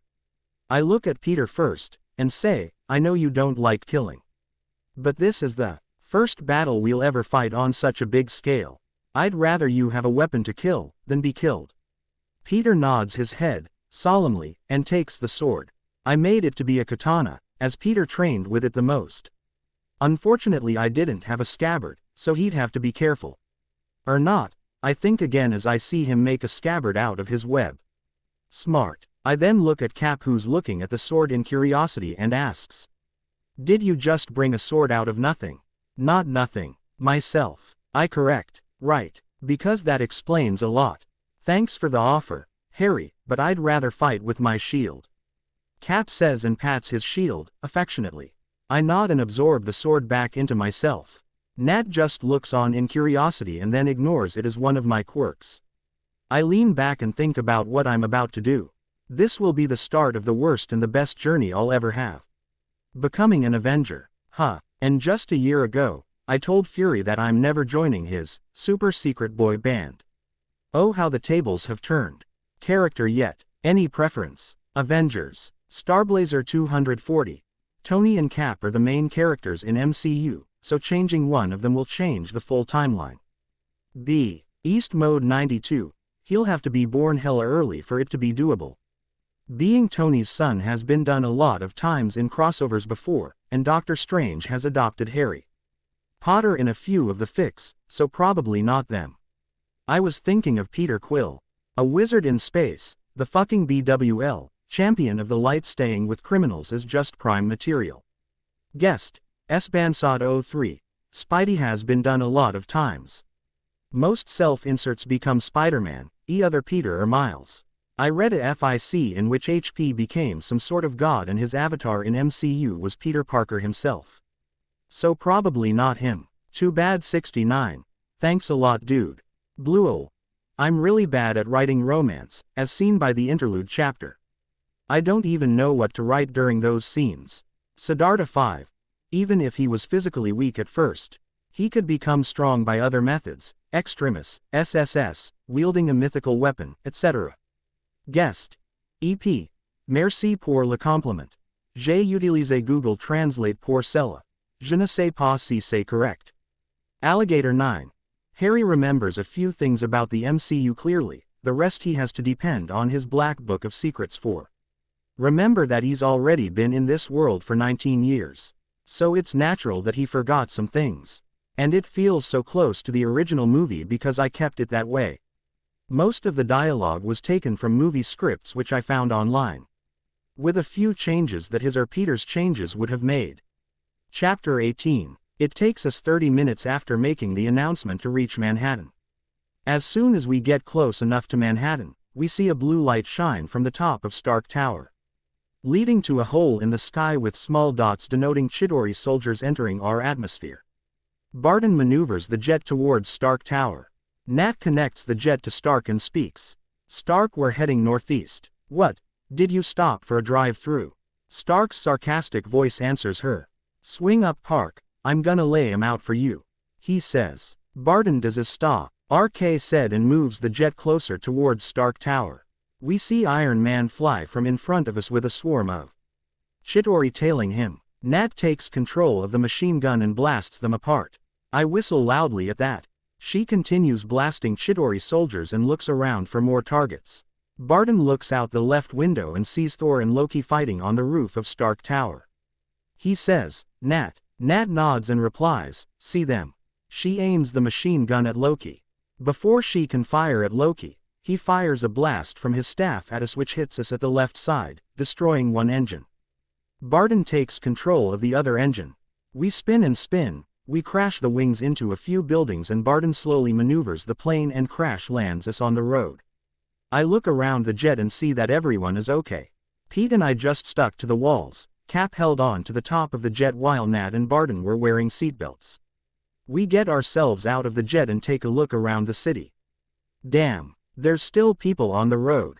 They didn't believe us. What a fucking surprise. Some of the small buildings were destroyed, bigger buildings had their windows broken, rubble lay on the ground, there were even some bodies.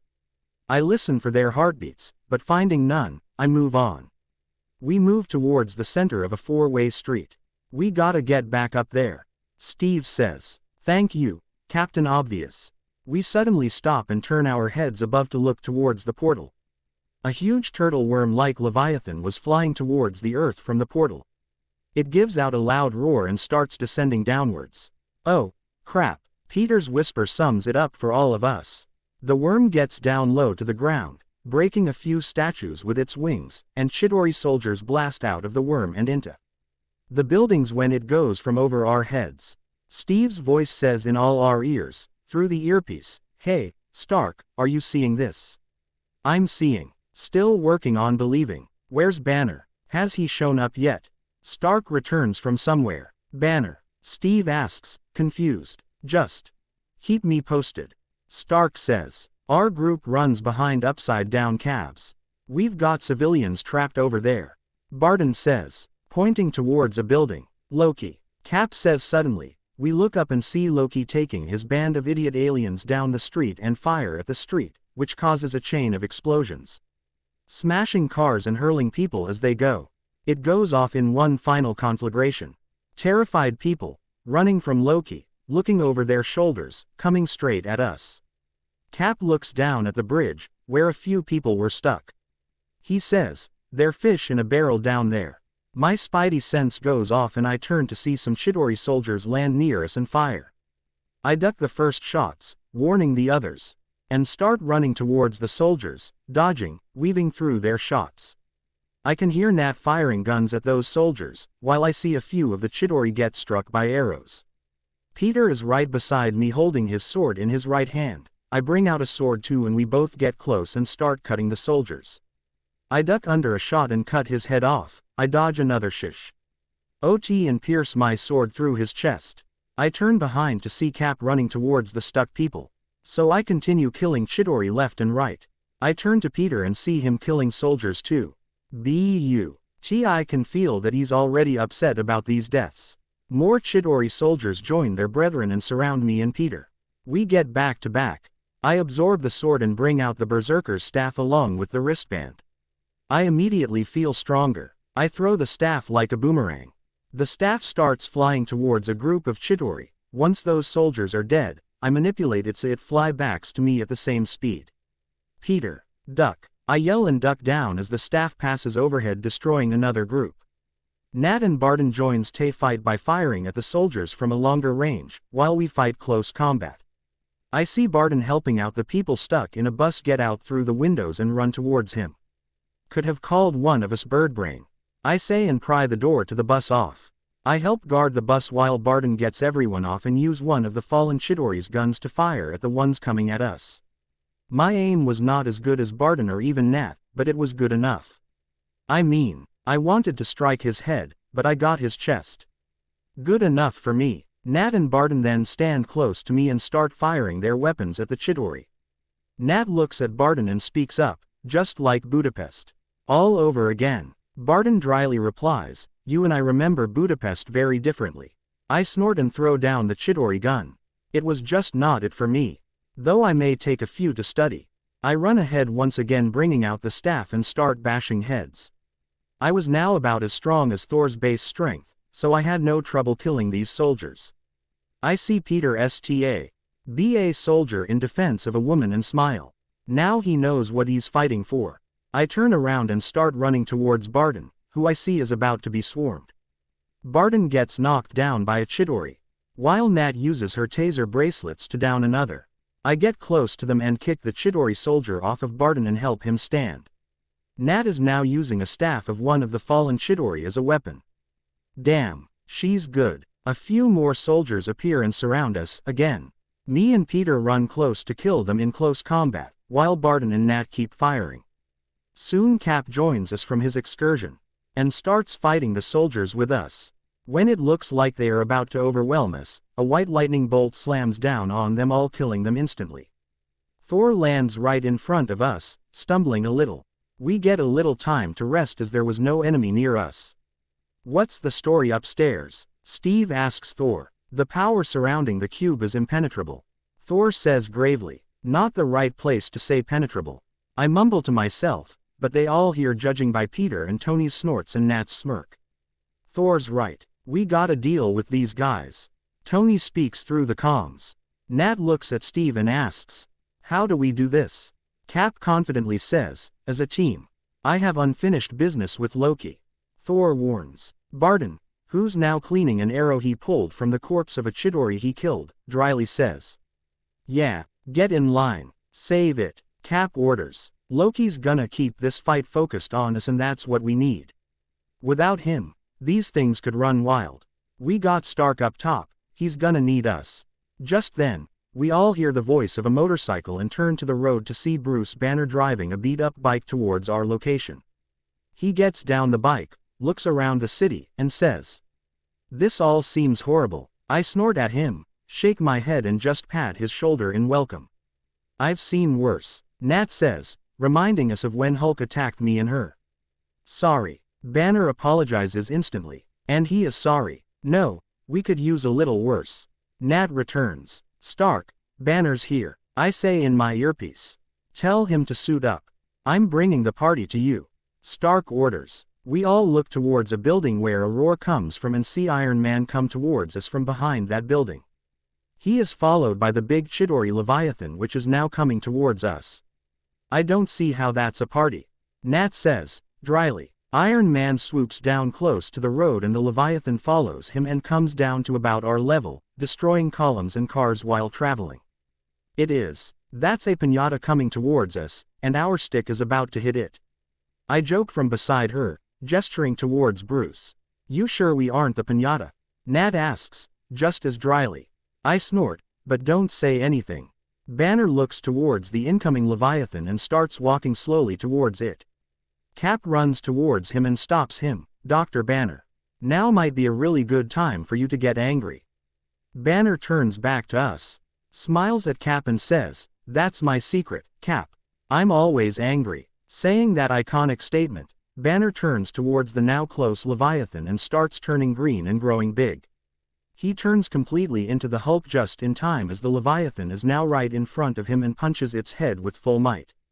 The scene almost looks like what happens when an movable object meets an unstoppable force. Hulk skids back a few feet, dragging his feet through the road, and the Leviathan follows Newton's third law of motion and its tail lifts high into the air, its head still stuck by Hulk's punch. And a few of its parts break apart. Iron Man flies close to it, extends an arm out and a rocket flies out of it. The rocket goes inside the Leviathan and hits a soft spot, and blows up from the inside. The big Leviathan falls apart in an explosion. We all use various objects as shields. The smaller Chidori soldiers screech at us for destroying their precious Leviathan, while Hulk roars out loud. The Chidori look on in horror, as they see a group of Earth's mightiest heroes standing united, against a common enemy. Them. We all stand in a circle, Hulk roars. At the Chidori in challenge and I have Venom do the same. Next to Hulk, it's like a screech, but still better than anything the Chidori could do. Suddenly, more Leviathans start entering through the portal, along with thousands more Chidori soldiers on their gliders. From those Leviathans, more foot soldiers drop down near us. Call it, Cap, Stark states, because frankly amongst us, he has the calmest head during battles. Thor's fought more battles, but he used to be a warmonger a year ago. Cap gets determined, now that our team depends on him to make plans, and says, all right, listen up. Until we can close that portal up there, our priority is containment. Barton, I want you on that roof. He points towards a building. Keep your eyes on everything. Call out patterns and strays. He then turns to Iron Man. Stark. You got perimeter. Anything gets more than 3 blocks out, you turn it back or you turn it to ash. Barton looks at Stark and asks, wanna give me a lift? Stark nods and gets behind Barton to lift him up. Right. Better clench up. Legolas. He lifts Barton up to the building and drops him there. Cap then turns to Thor and says, Thor, you've gotta try and bottleneck that portal. Slow them down. You've got the lightning, light the bastards up. Thor flies up to do the same. Cap then turns to me and Peter, you two help out anyone who looks like they're about to be overwhelmed. Mostly keep to civilians and keep them safe. Minimize the damage, if you can. I smirk and me and Peter swing out of there in different directions. I go towards a building which I can see is overrun with Chidori. On the way I notice Hulk running from building to building killing enemies left and right, and Thor destroying a Leviathan as soon as it enters through the portal with his lightning. I look at it in awe for a while, shake my head and enter the building through the window, already bringing out a shield to protect myself from the incoming fire. As soon as they stop firing I look around the room I'm in. There were about 20 people there, all scared and dirty. I absorb the shield, run towards one Chidori soldier, and before he even knows what's happening, use my venom blast on his head. His head blows up from the inside out. The remaining Chidori, seeing one of them fall, start firing again. I bring out twin swords and weave out of the blasts to get close and cut the rest of them up. All in all, it took like a minute. I turn to the people. Are you guys okay? Anyone hurt? I ask. They all shake their heads, still scared. Huh, that's lucky. I then pick up a gun the Chidori dropped and check it over. It looks good. I fire a few experimental shots on a Chidori corpse and check its functionality. Seeing everything at least looks good, I turn to the group and ask, anyone here ever used a gun?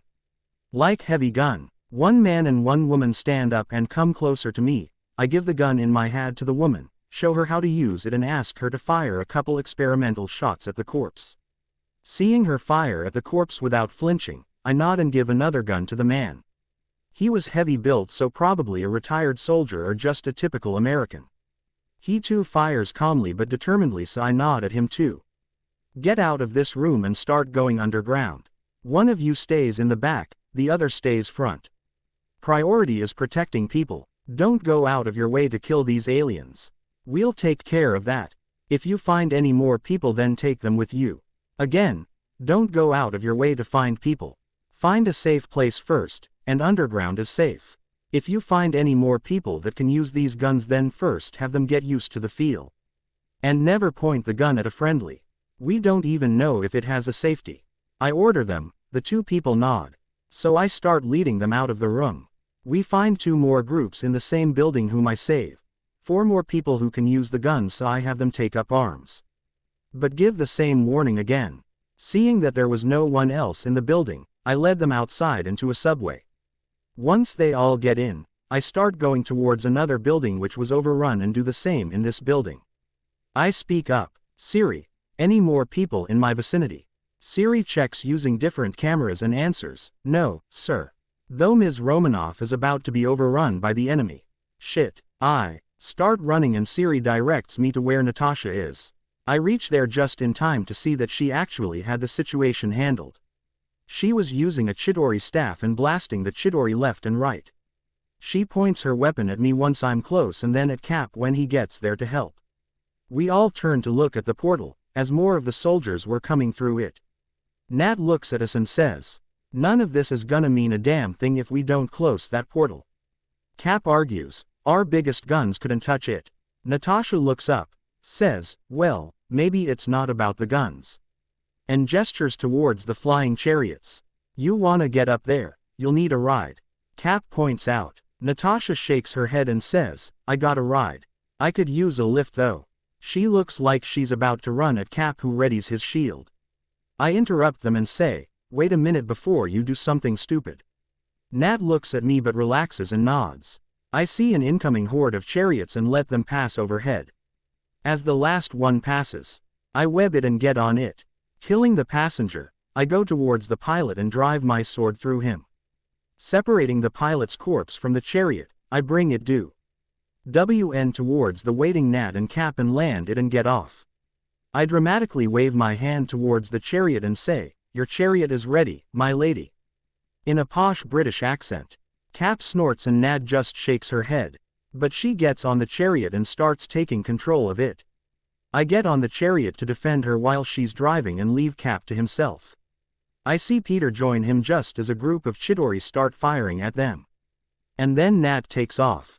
A few chariots start following us, but I bring out a Chidori gun from myself and start firing at the chariots.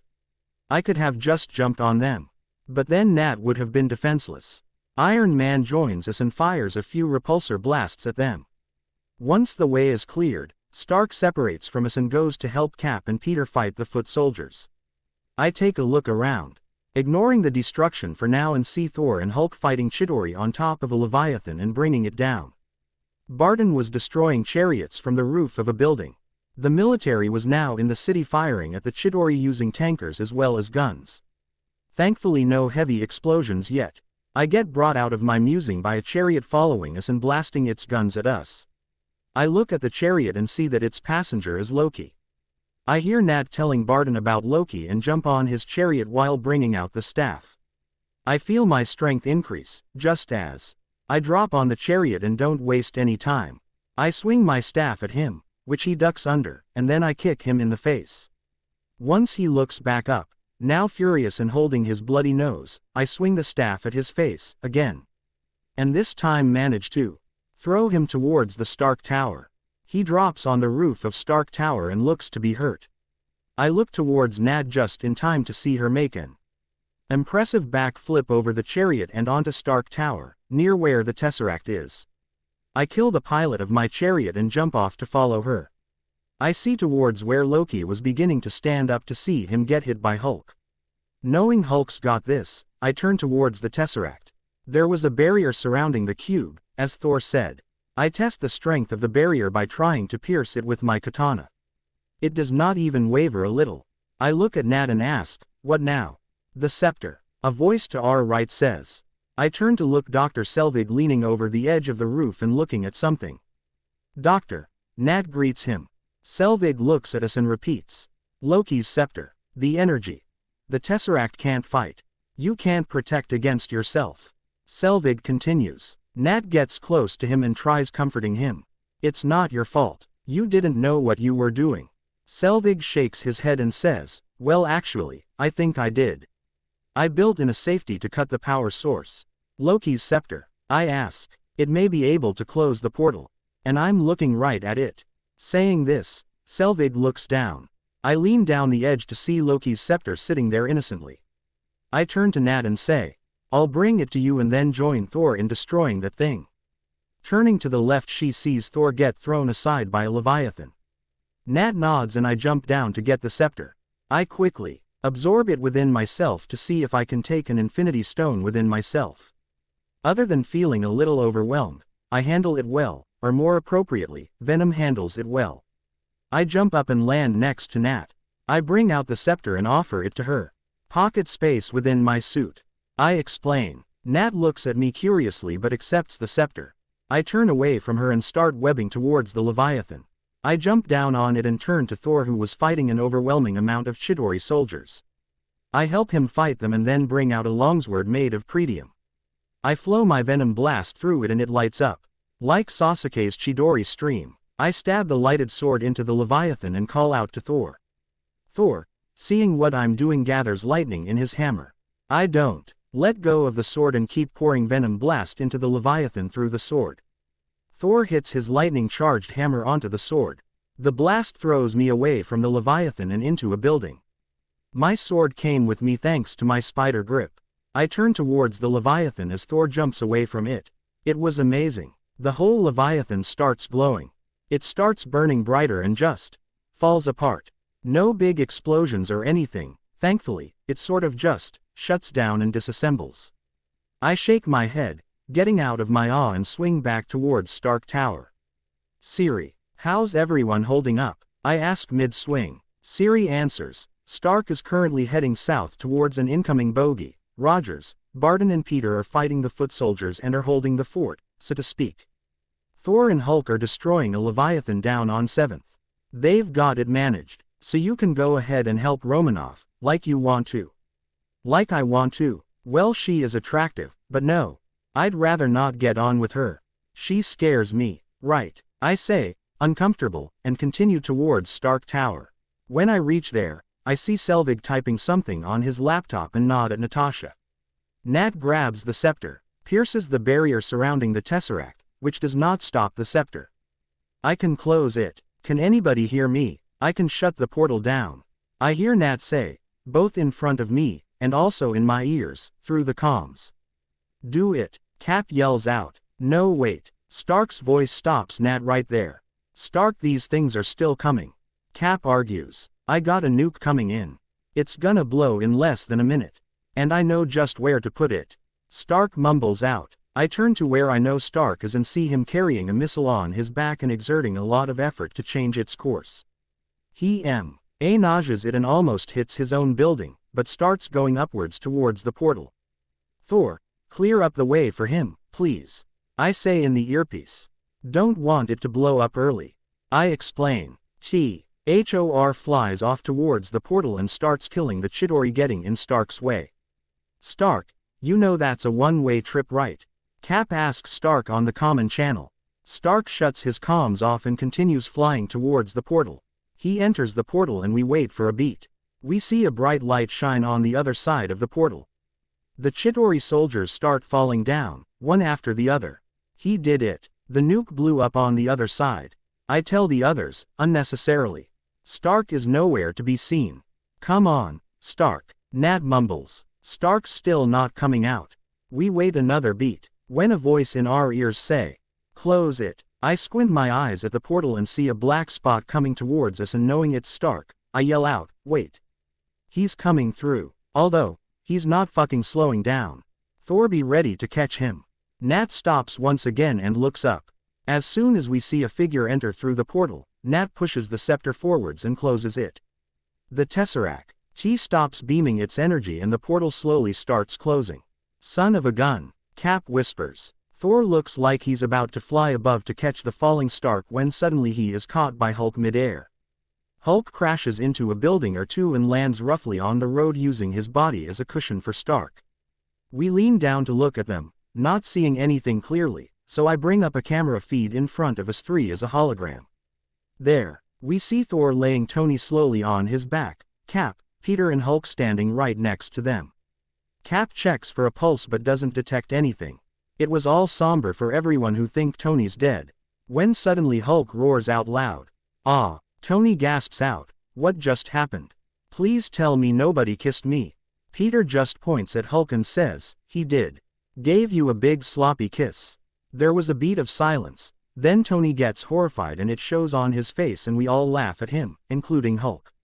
We won. Cap says, smiling. Yeah, we totally kicked ass. I speak up. Yeah, alright. Good job, guys. Let's just not come in tomorrow. Let's just take a day. Have you ever tried shawarma? There's a shawarma joint about 2 blocks from here. He points towards a random direction. I don't know what it is, but I wanna try it. Thor looks up towards Stark Tower and says, we're not finished yet. Everyone looks up at us. Tony nods and says, and then shawarma after. They all get up and start walking towards the tower, so I shut the video down. I turn to look at Nat and ask, meet them where Loki is. Nat nods and starts walking inside. I follow her, keeping my eyes strictly above, and see that Selvig is just sitting there, probably resting. We walk slowly, so we reach there at about the same time the rest of the Avengers get out of the elevator, with Hulk jumping up from the road. We see Loki currently crawling onto the stairs, looking like a piece of shit rag doll that's taken a hell of a beating. He takes a few breaths, freezes and then turns around to look at us. He sees all the Avengers standing in a pose, all of us pissed beyond reasoning, and aiming all our weapons at him, me and Peter with our swords, Nat her guns, Tony, his repulsors. While Barton knocks an arrow and points it at him. If it's all the same to you, I'll have that drink now. Loki says to Stark, to which I, Peter and Hulk snort loudly. I and Peter use our strongest webs to bind him in his mouth. And Thor gets a hold of his neck so he knows that Loki's still here. We put the scepter in a case and just wait. A few minutes later S.H.I.E.L.D. agents come to collect the scepter. Tesseract as well as Loki is a prisoner. I turn over the scepter to them, because the world needs Wanda if it has to fight Thanos. I remember that fight very clearly. We go down the lift with Thor and Tony leading us. Tony had the case with the Tesseract in his hand, and was now out of his suit. Loki was trailing behind them with me standing behind Loki using all my senses to make sure he doesn't escape. And the others and a few S.H.I.E.L.D. agents trailing behind me. We enter the lobby of Stark Tower and get stopped by about 20 S.H.I.E.L.D. agents including a man I hate a lot. Alexander Pierce. May I ask you where you are going? Pierce asks us. To lunch and then Asgard. I'm sorry, you are. Thor asks, confused. Alexander Pierce. He's the man, above Nick Fury. Tony answers introducing them. They call me Mr. Secretary. I'm gonna have to ask you to turn that prisoner over. Pierce says and gestures to a bound Loki. Loki will be answering for his crimes to Odin. Thor explains. No, he's gonna be answering to us. Loki can't get off with one slap. And I'm gonna need that case. He points to the case in Tony's hand. It's been a property of S.H.I.E.L.D. for over 70 years. An agent tries to take the case from Tony, so I go forward and interrupt. I say, Mr. Secretary, are you a part of the World Security Council? Pierce looks at me, but not knowing who I was, just answers, yes, I am. Who are you? I don't answer. I instead go right in his face and pick him up by the throat, with my left hand, while I bring out the Pretium dagger in my right hand. I point the dagger towards his throat. Everyone has paused whatever they were doing and all the S.H.I.E.L.D. agents bring out their guns and point it at me, but don't fire. Everything was silent, so I ignore the guns pointed at me and whisper, which everyone in the lobby hears. You just fired a nuke at the island of Manhattan and tried to murder millions of people. The aftermath of which would have killed millions more. And you want an alien being so that you could experiment on him and the Tesseract so you could build weapons of more mass destruction. I'd take the scepter and leave. That's if you like your head on your shoulders. I throw Pierce away from me, who slides a few feet before stopping. I look behind at Thor, who was pissed that his brother was going to be experimented on, and brandishes his hammer. Leave. He says just one word, but with so much power behind it that every S.H.I.E.L.D. agent in the lobby almost runs out, taking Pierce with them. The Avengers all look at me and just stare. I get uncomfortable and ask, what? I got something on my face or something? Never knew you could threaten someone like Pierce that way. Tony comments, dryly. I smirk at him with the Venom mask, which creeps them out some more, and ask, wanna join me on a mass hacking of the World Security Council? Starting with that asshole. Tony's eyes brighten immediately and he nods enthusiastically. Others just shake their heads, while Pete and Nat snort. Thankfully Peter was still wearing his mask. We all take Loki out with us and have lunch at the shawarma place Tony told us about. I'd loved shawarma in my previous life, so having something so familiar to my old life almost brought me to tears. I ate almost as much as Thor did. Thankfully Banner was human once again. We all ate solemnly, still thinking about what happened. Apparently, after the 3 times Cap's warning played out, the mayor of New York City held a press conference and declared it a hoax. He said Captain America was dead since 1945 and Spider-Man was already known to be a menace. So let's not evacuate. Fucking asshole. I'm gonna bring up all the dirt on him and make sure he gets arrested. The army was already mobilizing, because some of the higher-ups knew about S.H.I.E.L.D. and that Captain America was alive. So at least there's that. War Machine was in DC and it would have taken him a long time to get here, even if he had the knowledge of the attack happening. Stark didn't think to inform him of it. We prevented a lot of deaths, but we could have made it easier, if only the city was evacuated. Peter was probably thinking about his first kills in his first major battle. I decide to let him think about it first before cheering him up. Loki was sitting on the table over glaring at us. Why isn't he running away? I look at his eyes, they were now green, which I knew were his normal colors. I turn to Thor and ask, Thor, what color were Loki's eyes? Thor gets confused and answers, green, like they are now. Why? I don't answer him and instead turn to Barton and ask, what did you see his eyes as before he took over your mind?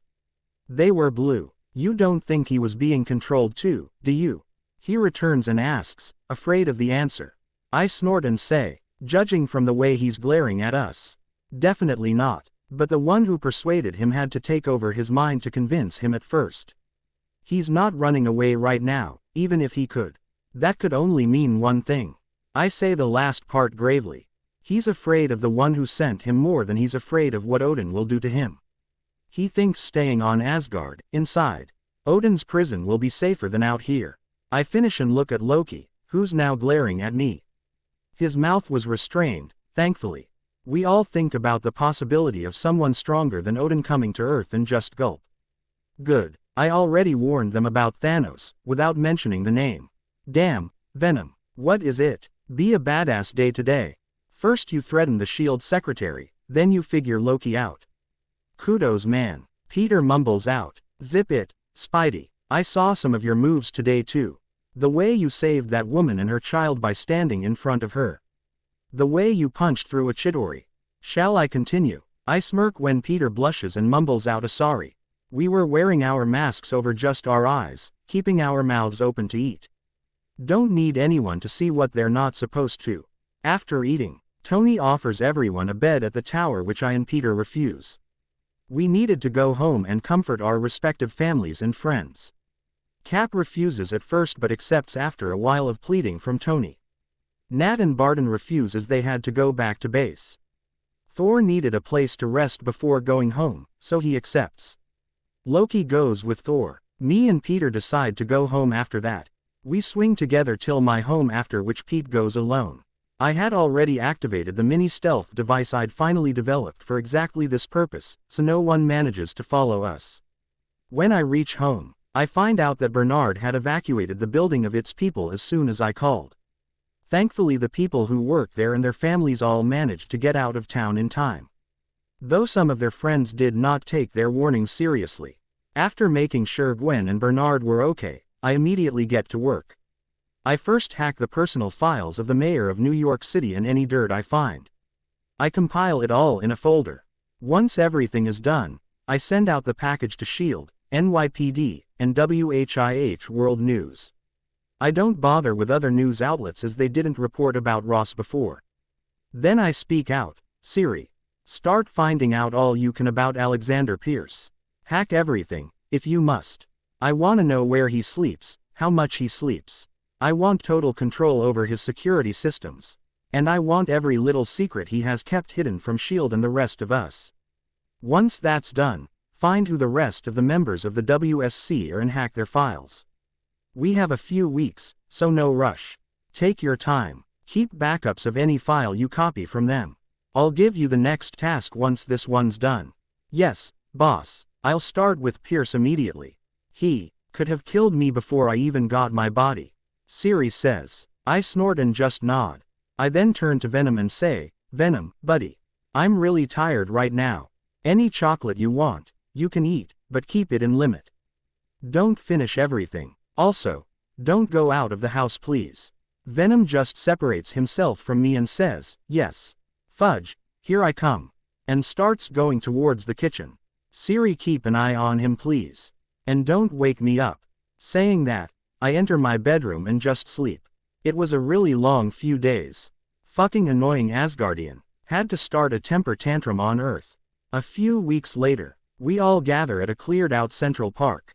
Loki was bound and gagged and Thor was dragging him around, saying goodbyes to everyone, giving everyone handshakes, but Selvig a hug. Tony opens a case and plucks the Tesseract out of it. Banner brings out the machine that we built using the CMS machine as a basis, to help use Tesseract's energy to open the Bifrost. Tony puts the cube and the glass tube that Banner held and gives the setup to Thor. Thor gives the other end to Loki, who reluctantly takes it and rolls his eyes. Thor spins the mechanism which activates the device and Thor and Loki disappear. I really hope they landed in the right place. Then, one by one the group splinters off in different directions. Banner joins Tony in his car, Steve rides away on his Harley Davidson. Nat and Barton climb back into SHIELD cars while me and Pete, who were in our uniforms, swing away. I hired Adrian Toombs in collaboration with SHIELD and Stark to collect all the alien tech for the government, meaning SHIELD. It was also so I could prevent him becoming the Vulture, though who knows. It might still happen. I had to talk to the agents to always have someone keep an eye on the pay. Opal so that none of the stuff goes missing.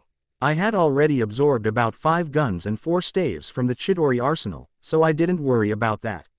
Seriously, pocket space is awesome. I was really interested in those crystals that power the Chidori weapons. So I had to take a few more from the wreckage in the middle of the night.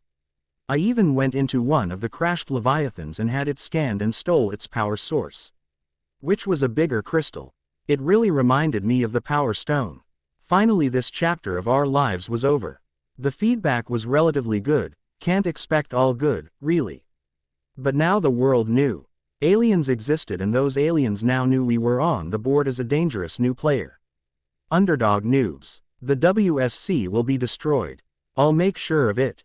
Siri was still hacking into Pierce's files. She was finding more and more stuff, so she was busy finding it all. He was the only Hydra agent on WSC, so I wasn't worried about the rest taking this much time. Well, for now, let's rest. I think I've fucking earned it. Aftermath. Zoom 99. The story is just beginning. There are a lot of characters yet to be unveiled, so be patient and I might deliver. McCrae 101 Nick, thanks for the advice. I'll remember it the next time I have to explain anything. Mazax Manacry, thanks for that, I changed it in the previous chapter. Saunas 22, I honestly didn't notice. I do snort a lot when I hear or see something funny, so maybe it's that. I'll keep it in mind in future chapters. Chapter 19, May 27, 2012. 3 days after the Asgardian brothers went home, Siri and Tony had finished hacking into the WSC. Tony had helpfully taken all the members of the WSC once he heard I was still getting more and more info from Pierce. Finally both our tasks were done. I sent the whole team. Fury and Hill included a text message to meet us at Stark Tower, today. Me and Tony were already there, keeping the files ready. Banner was already there too, utilizing Tony's labs. Cap came first, riding his motorcycle. Then came the S.H.I.E.L.D. company on a Quinjet that they landed on the tower's helipad. And lastly, Peter, who came swinging. 15 minutes later, we are all sat in a briefing room Tony provided for our presentation. First of all, don't get angry, we did this. Be thankful, we did this. When Pierce met us in the lobby after the battle, Spidey Pants here decided he wanted to hack the whole World Security Council. Tony starts off, putting the whole blame on me. Asshole. Fury glares at me and is about to say something when I stop him. Just wait until the presentation is over to scold us, Nick. Trust me on this. I've never talked to Fury normally, so he takes me seriously. Tony Conanu speaking. Right. Now, he started with Pierce himself, and took a lot more time than necessary. So I decided he needed help and started with the rest of the WSC. Well, the results are gonna piss you off more than you are now. He then goes on to tell the crimes each member of WSC has committed. Least of which were bribing, working with known terrorists, assassinating government officials, murder, and so much more. He lists each member of the WSC and their crimes, the proofs of those crimes and how we could put them in. Once that all is done, they all turn to me. I sigh before saying, Tony, you might wanna sit down for this. What I found in Pierce's files is not pretty. Tony looks confused but sits down. I take over the projector and play out a video feed that looks to be from a roadside camera. The date in the corner of the screen reads December 16, 1991. Time stamp says 7:01 p.m. Tony freezes, because he both recognizes the road as well as the date. The feed shows a car crashing into the underside of the road. A person which everyone recognizes as Howard Stark exits from the left side of the car. Stumbling, crawling, a motorcycle circles around the car and stops behind it. The person on the bike gets off. Help my wife, please. Help, the fallen Howard Stark pleads to the person, who ignores it and continues walking towards Howard. He then lifts Howard roughly by his hair and leans him against the car. Howard takes a good look at his attacker and asks, SGT Barnes. Steve freezes at that name, along with Nat, Fury and Hill. The attacker ignores Howard. Howard, a female voice, Tony's mother, calls out from inside the car. We then see the attacker lift his left arm, which was metallic, and punch Howard in his face, again and again, until Howard dies by the punches. He then pulls Howard's body towards the car and seats him in the driver's seat, resting his head on the steering wheel. He then moves towards the right side of the car, and puts his hand on Tony's mother's neck. He snaps it with one jerk and moves away from her. He then walks leisurely towards the camera. We all get a good look at his face. Bucky, Steve whispers, in disbelief. The person, Bucky then pulls the trigger and destroys the camera. I shut down the presentation for a while and just look at everyone. Tony was furiously crying. Steve was horrified. Nat looked like she'd seen a ghost. Barton was upset. Fury had his lips thinned and Peter was almost in tears, seeing cold-blooded murder. Letting them regain their bearings, I continue. There's no easy way to say this, but Hydra is still alive. Currently, Pierce is their leader. This person, Sergeant Barnes, is known to them as only the Acid, or the Winter Soldier. I found many such assassinations carried out by him, but only found a few videos. More of the stuff is probably offline. Kennedy, Dupe, Baxter. These were the most notable deaths I found. But that's not all. More than half of all S.H.I.E.L.D. agents are Hydra sleeper agents, just waiting for the right moment to take over, which I suspect will begin with Fury's death. I then show them the documents proving everything I said. There was even a report that stated that Bucky was brainwashed into being an assassin for them, which calmed Steve somewhat, thankful that Bucky did not betray him. After everything was over, everyone turns to Fury and asks without even speaking, what now? We have to take them down. Hard. Hydra stands against everything that we are. We can't let them take over the world. Are you ready to cut off all of Hydra's heads? Starting with Pierce. Fury asks us. Cap shakes his head and says, we'll have to be discreet. More than a few government officials disappearing will cause panic, we'll have to bring them all down at once. Gather any loyal agents you have, without tipping anyone off. Tony, Harry, keep an eye on every Hydra agent you have names of. Don't let them disappear anywhere. Find any safe houses they have and keep an eye on them too. We'll hit them in a month. We'll need every able person we can get. Everyone nods. Tony was still in somber mood, not getting over the fact that his parents were murdered by the organization they fought against. Fury was upset that Hydra grew right under his nose. Cap wanted to find Bucky. Nat wanted to help a fellow brainwashed soldier. And the rest, we just wanted to go home and sleep peacefully, but until Hydra is gone, we won't be able to do that. June 29, 2012. Everyone was ready. Fury, Hill, Nat and Barton had discreetly collected the very few agents they could trust, including Bobby Morse, Sharon Carter, and Melinda May. I and Tony had hacked into every camera. We could and always kept Jarvis and Sirion keeping an eye on the Hydra leaders. Sidwell, Pierce, Garrett, and even a few important agents like Rumlow. The agents were trained to be indifferent so they didn't tip anyone off. So that was a plus point for us. Peter was afraid that he won't be able to handle it, but I'd talked to him and reassured him that if they were not guilty, we won't be killing them. I had found the location of Bucky's cryogenic freezing chamber, which I'd given to Steve, Peter and Nat. They were going to rescue the Winter Soldier but keep him frozen. Barton was given the target Senator Stearns as a target. He was going to capture Stearns and take him to a safe house for interrogation, which May was going to be doing. I and Tony were going after Pierce himself. He was their current leader and hence too big of a target to lose. Fury was directing his faithful agents to capture and or kill any Hydra agent they find. They had a complete list already complied. Some were their friends, family, lovers. But they were the enemy, and so they were going to capture them. At 1500 local time, we all attacked. Me and Tony were attacking Triskelion, where Pierce operated from. Tony went high, right into the office, while I go low, through the doors, taking the long way. Hey, you're not authorized to be here. A strike team member pulls his gun on me and says. I quickly knock him out and continue going forwards, taking down any strike tam I could find, while flat out ignoring the SHIELD agents.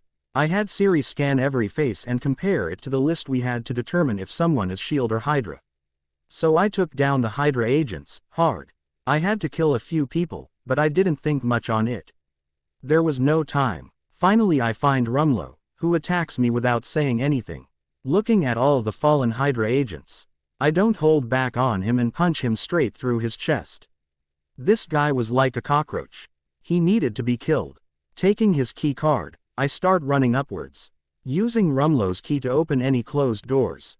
Within 15 minutes, I reach the top floor, and enter Pierce's office, where he was laying on the floor, groaning in pain, with Tony sitting on his chair and hacking his offline files. SHIELD. The Triskelion is ours. I repeat, the Triskelion is ours. I say into the earpiece and start looking into his drawers. Finding nothing interesting, I look at Stark and ask, anything interesting? Yeah, a base in Sokovia, research base headed by a Baron von Strucker. He's taken the scepter and is busy experimenting on people with it to grant them superpowers. Out of 47, only 2 survived, twins, Wanda and Peter Maximoff. We'll have to hit fast, before he starts clearing everything up. Tony answers, yeah, we'll take Banner with us this time. All the delicate work is done. I web Pierce's hand as he was about to press a button, and knock him out. 2 hours later, the building was full of SHIELD agents arresting all the Hydra agents. Siri was keeping an eye, making sure no one escapes. We confiscate anything and everything related to Hydra while Fury contacts the POTUS to inform him about the situation. We get notified that everyone completed their missions with a few casualties on our sides. Steve and Peter had to fight Bucky to subdue him, as he was let loose by the soldiers guarding the base. Nat and Steve checked him for any weapons, after which Peter webbed him up tight.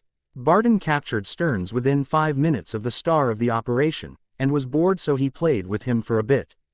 Fury said one of his most faithful agents captured Garrett and Ward, who were secretly amassing numbers for a takeover. I and Tony checked and rechecked the background of every agent in S.H.I.E.L.D. to make sure there was no Hydra sleeper in there now. Then we all just bombed the shit out of Cap's old base, to destroy Zola. Zemo was still free, but I'll get him someday. All in all, a month of preparation, 2 days of work, and S.H.I.E.L.D. was free of Hydra agents. There were probably still some agents outside of S.H.I.E.L.D., but now it was Fury's responsibility. Tony got justice for his parents' murder by beating up Pierce. Cap got his friend back, although still brainwashed. He had taken a sabbatical to help Bucky recover. Peter got to know that not every human is nice and deserves living, some are just that bad that you need to put them down. After getting home, me and Tony released the data we collected on the WSC to the news, this time, even dumping it all on the internet. In 2 days, they all get arrested. August 3, 2012, a few weeks after the whole debacle was over, I get notified by Siri about a task which I had set her on about 2 years ago. Finding Klaus. He had finally come out of hiding and was making deals again. I had her keep an eye on him at all times, even sending a stealth drone to follow him around, protected against gunfire and EMP. Then I started working on my jet. I designed a new jet for myself to use when I want to go as Venom. I'd stolen a Quinjet from S.H.I.E.L.D. during the Hydra debacle, had Siri take control of it and fly it away to a secure location, where Bernard met it, and fixed a cloak to it to fly it back to my house. I modified it using everything I learned from the Chitauri tech so it now flew faster, had a better power source in the big crystal I stole from the Leviathan. Painted it black, fixed the cloaking mechanism on the jet and improved on it. A month after getting the notification, I was ready. I go into the hangar, which was basically my basement, which opens up in a tunnel I had already dug for this purpose. I go into the jet, sit on the command chair and say, "Siri, put up the cloak and get us out of here. Start up a course to Johannesburg, Africa, Klaus's shipyard." "Yes, boss," Siri says and starts flying the jet. I rest and look at the video feed being transmitted to me from the shipyard. Klaus was carelessly bragging about staying away from Wakanda for so long, showcasing his goons the Vibranium. There was a lot of Vibranium there. Almost twice the amount I could carry on my plane. I'll have to absorb most of it first. 2 hours later, we reach Johannesburg, still invisible, hovering over the shipyard. Seeing it flooded with gun-carrying thugs, I have Venom suit me up, different than my usual suit, and jump down from the plane. As soon as I land, I bring out 2 katanas and start attacking the thugs. Cutting, killing everyone that shoots at me. Within 5 minutes, I kill everyone outside and walk into the building where Klaus was hiding. Almost as soon as I walk into the building, I dodge rapid bullet fire by hundreds of guns firing at me.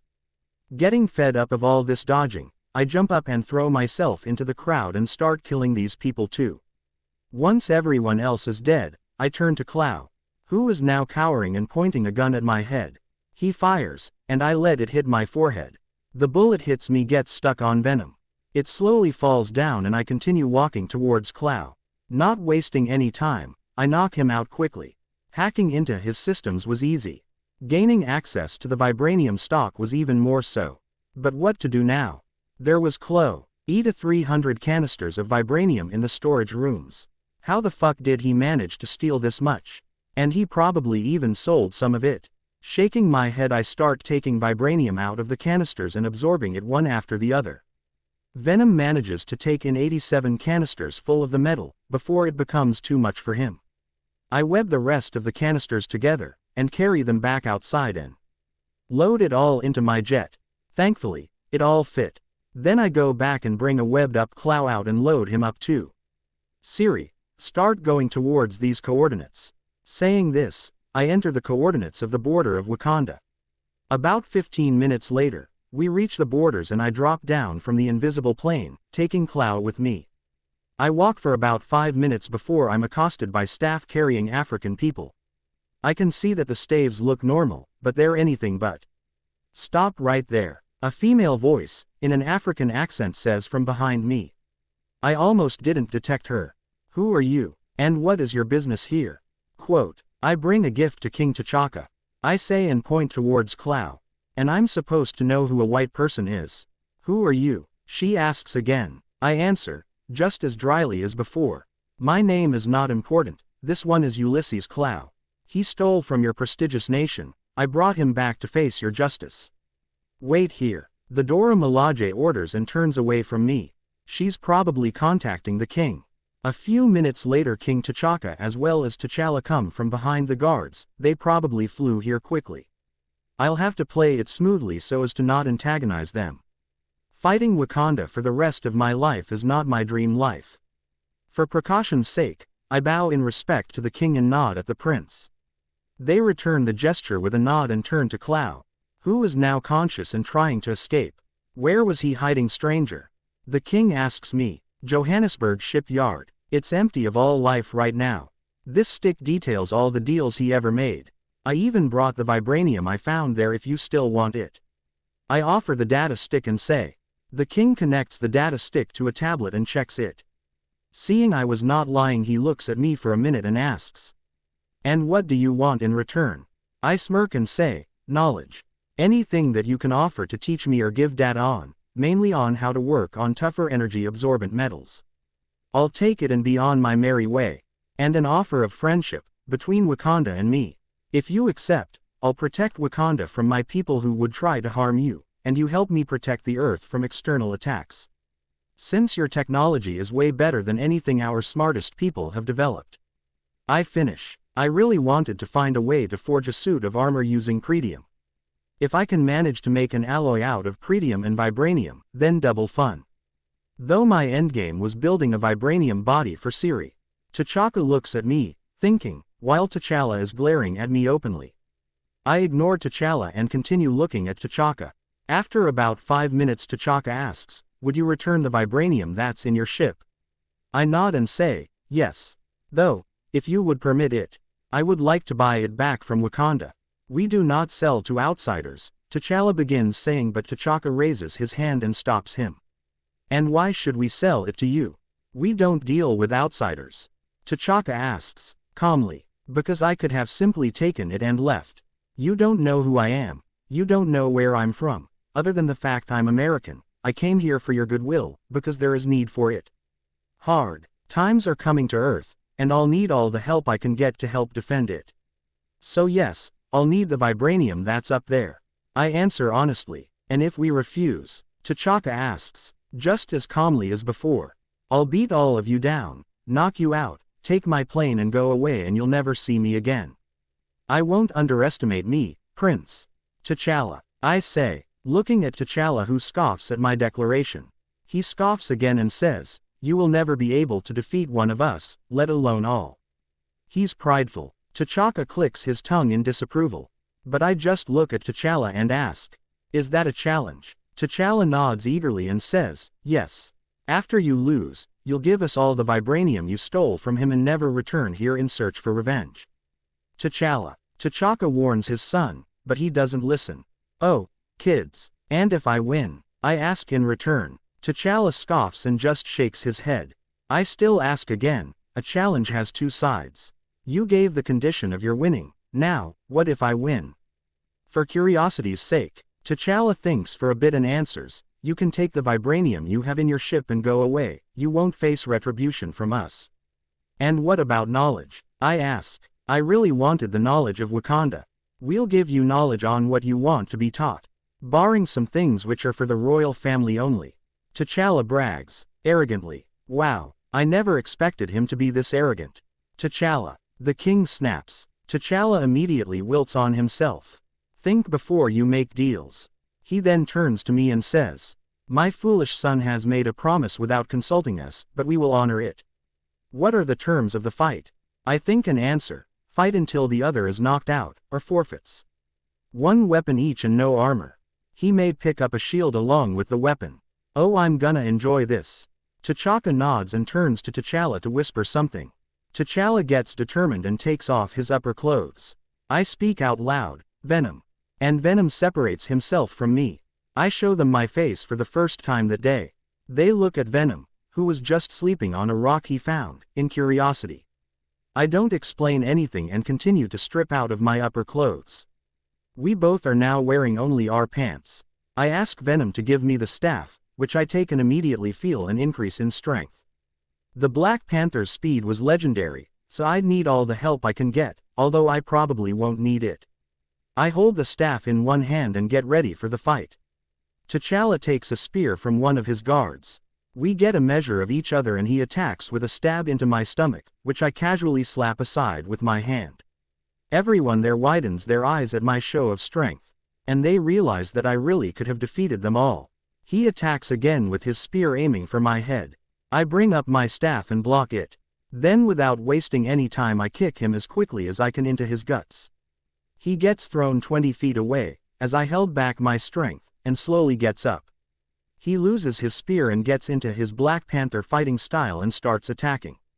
I match him blow for blow, taking a few punches, giving a few more powerful punches.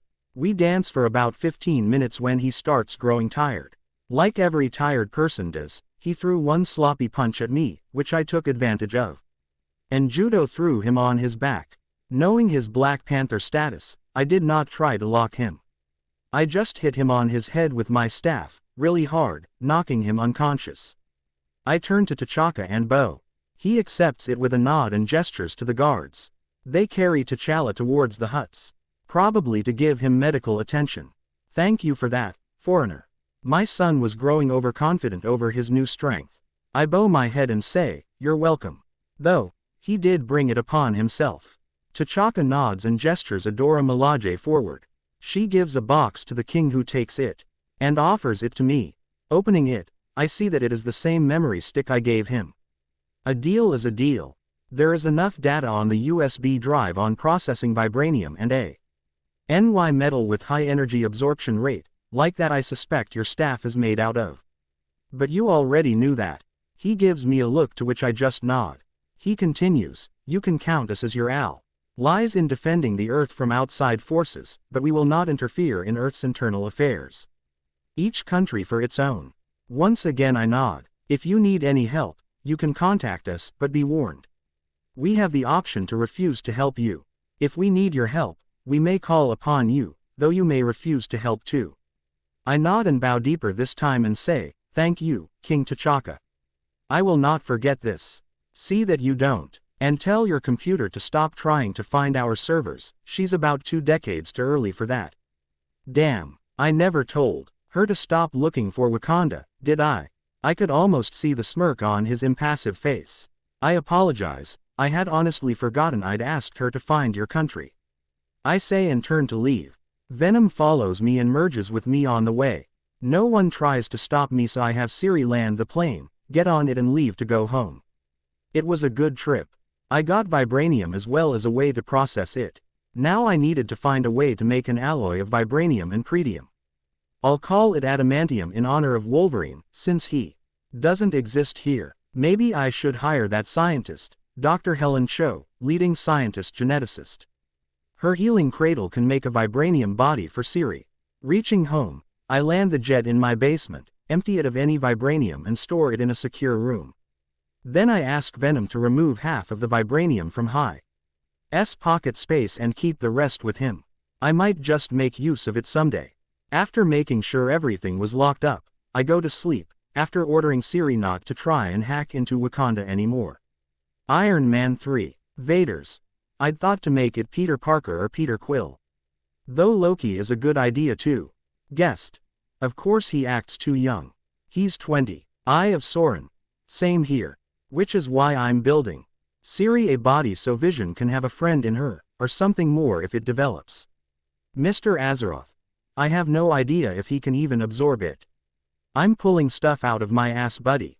And there has to be some limit to what he can absorb and assimilate. Even in a fictional universe. Also, Harry doesn't actually need Vibranium inside his hoodie, he already has Pretium. Vibranium will be used mostly in outer enhancements, like armors. Starlight.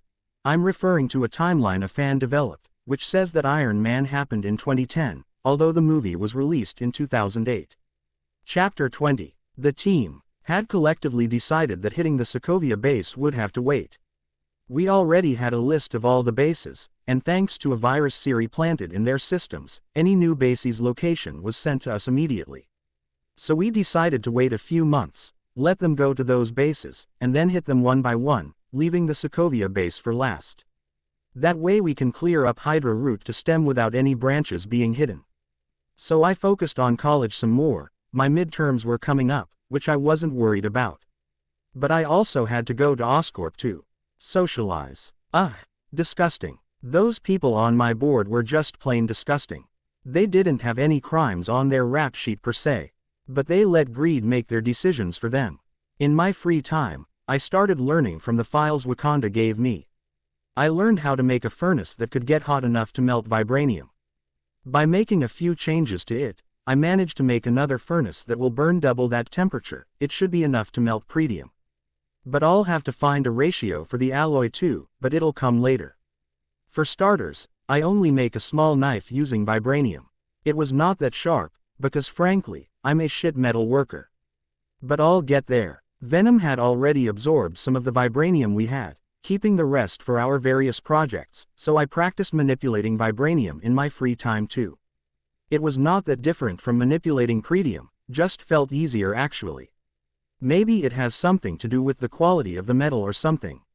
We had enough vibranium in us that we could theoretically make a suit of armor with it, directly calling it on us. So I had started practicing with that, starting with arm gauntlets and leg boots. Mixing vibranium with pretium to create an alloy was not going well. I had tried doing it by conjuring it, but they just sort of twisted around each other, not mixed like an alloy. So I shelf it for later. September 28, 2012. I was afraid of this, but I can't deny it anymore. I need help in this crusade against Thanos, or whoever the next baddie is. I called Peter here today and I'm going to tell him some of the stuff. Peter gets there at 6 p.m. and looks at my serious face and immediately shuts down. "What's up, Harry?" he asks once he's seated. I sigh, turn to him, and say, "What I'm about to tell you will sound impossible, but I'm still gonna tell you. Do you trust me?" Peter nods without saying anything, so I continue. Before this universe was born there was nothing, as you know. When the Big Bang happened, the big singularity got separated into 6 aspects. Each one controlling one aspect of existence. Space, time, reality, mind, power and soul. Individually, the 6 aspects are powerful, but together, they are a different thing altogether. You could wish for something and it'll happen if you had all those 6 stones. These 6 aspects are spread throughout the universe in the forms of small colorful stones. Ironically, Earth currently has 3 of them. Mind, reality and time. I'm telling you this, because in a few years, the being that sent Loki to attack New York is going to come here, in person, to collect those 6 stones. He wants to destroy half of all life in the whole universe. He wants to save the resources on our planets. I pause to collect my breath. Peter asks me, "How do you know this?" In the future, in one of the timelines, I got in contact with all 6 of them.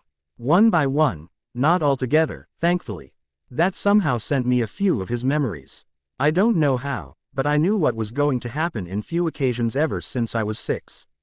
I made sure some of the things didn't happen, like Dr. Octavius was supposed to go evil, but I prevented it. Hydra was not supposed to get caught so early. I'm trying as hard as possible to change things, while also not changing things. You get that? I ask him, in return. Yeah, if you change things too much, the butterfly effect will make it so you can't predict things anymore. But why tell me? Peter says. He's smart, so he gets it. I grimace, and say, I'm afraid of screwing things up, by accident. I need your help to make decisions, Pete. I can't tell you everything, because frankly, some of the horrific things I saw were necessary for us to survive as a species in the future. But I want your help to determine what's not necessary and help prevent those things. Goddamn it, Harry, you can't just drop something like this on me. Peter exclaims, understandably. I'm sorry, Pete, but I didn't know who else to trust. Siri tries, but she can't think like a human yet. And Venom is not exactly a role model when it comes to morals. I explain. Peter snorts and shakes his head. He thinks for a bit and asks, is there anything that's going to happen, which we can change? I smirk and say, I have just the thing for you, Pete. And I explain to him the plot of Iron Man 3 as best as I could remember. He listens to me, patiently, and accepts. He probably thinks I'm crazy and won't believe me until one of the bombings happens. December 22, 2012. The day I was both waiting for and dreading was here. Mandarin blasted his 5th bomb 3 days ago, at the TCL Chinese Theater. Catching Happy Hogan in the explosion. We were going to stop Killian from even kidnapping the president, and probably kill him.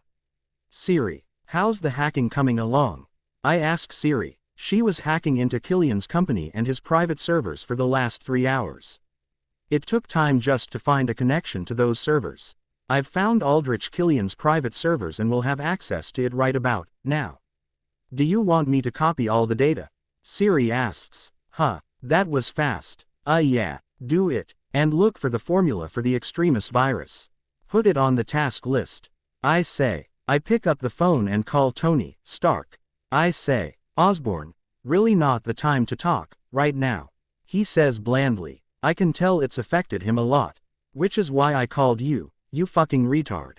Listen, that speech you just gave. Threatening Mandarin and giving him your fucking home address. Are you out of your fucking mind? What am I supposed to do? He hurt my friend, Osborn. One of my only few friends. I'm not gonna forgive him for that. Tony says, determined. The idiot. How about you not give the address of the house you live in with your girlfriend as a challenge for starters? Have you actually thought about it?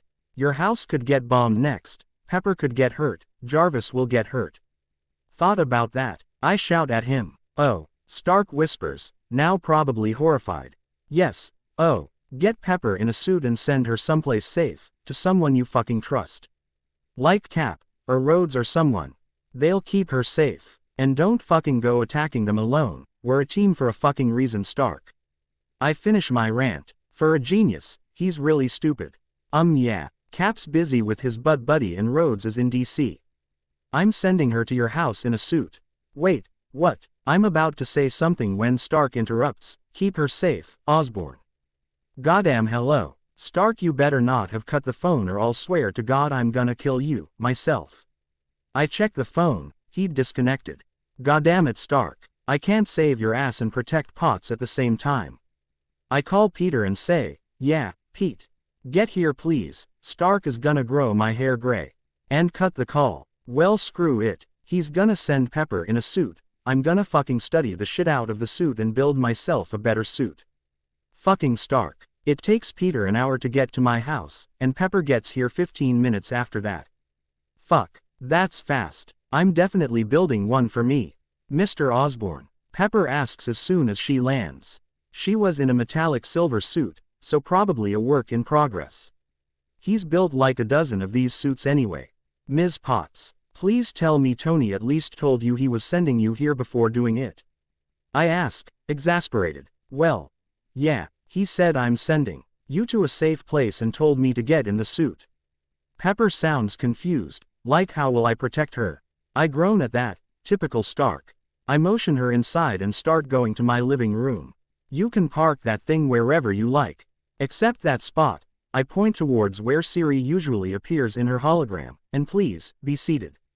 Pepper removes the suit in a corner and sits on the sofa. Peter was in the lab so we were alone. Uncomfortable, and she was probably scared. She asks, why did Tony send me to you? I raise my eyebrow at her and ask, you saw what that idiot said to Mandarin? Her lips thin immediately, and she turns away from me. She says, yes, so I needed to get out of the house. But why you? I answer, annoyed, probably because he didn't have time to ask anyone else. I was shouting at him about his idiocy. I told him to get at least you out of the house, to someone like Rhodes or Cap. And he just says, keep her safe, Osborn, and hangs up. I grumble the last part, fucking idiot. But, oh, you're one of the Avengers, aren't you? Spiderman or Venom? She asks after thinking for a bit, widening her eyes. I raise my eyebrow at her, wow she's smart. No wonder Tony made her the CEO. I think I know why Tony likes you. You're smart and not afraid to say stuff.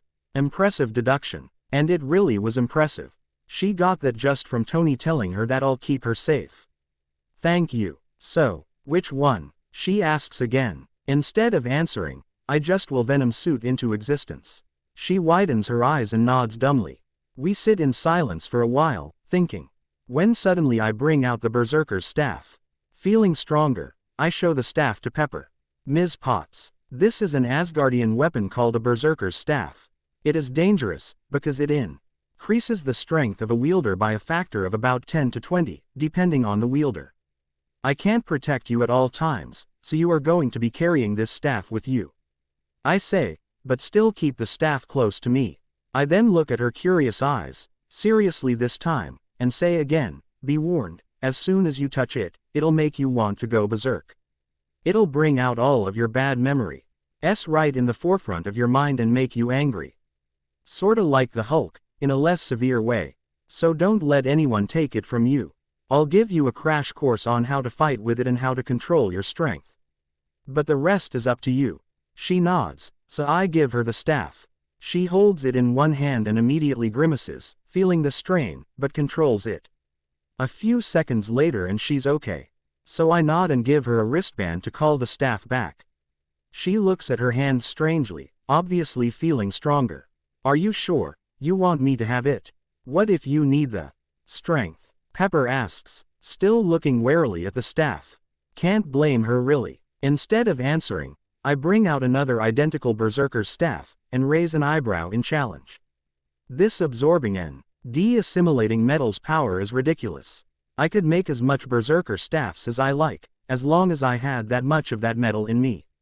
The one I had in my hand had veins of Vibranium flowing through it, hopefully making it a little kinetic energy absorbent. I'm not letting you keep it. It's too dangerous to be let out in public. It's just until the whole Mandarin situation is over. I say and absorb it back. Oh, you can just make it out of thin air. That doesn't even make sense.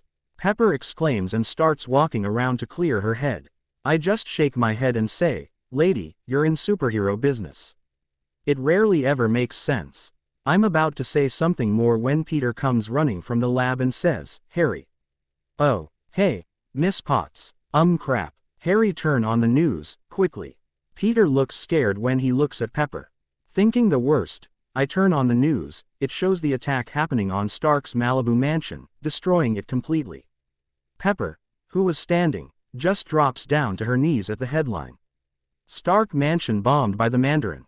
Tony Stark and girlfriend and CEO of Stark International, Pepper Potts presumed dead. She starts crying, without caring for our presence. Oh crap, what do? I don't know how to handle women. Let alone crying women. I turn off the TV and slowly approach Pepper. I sit down next to her, right on the floor and put a hand on her shoulders.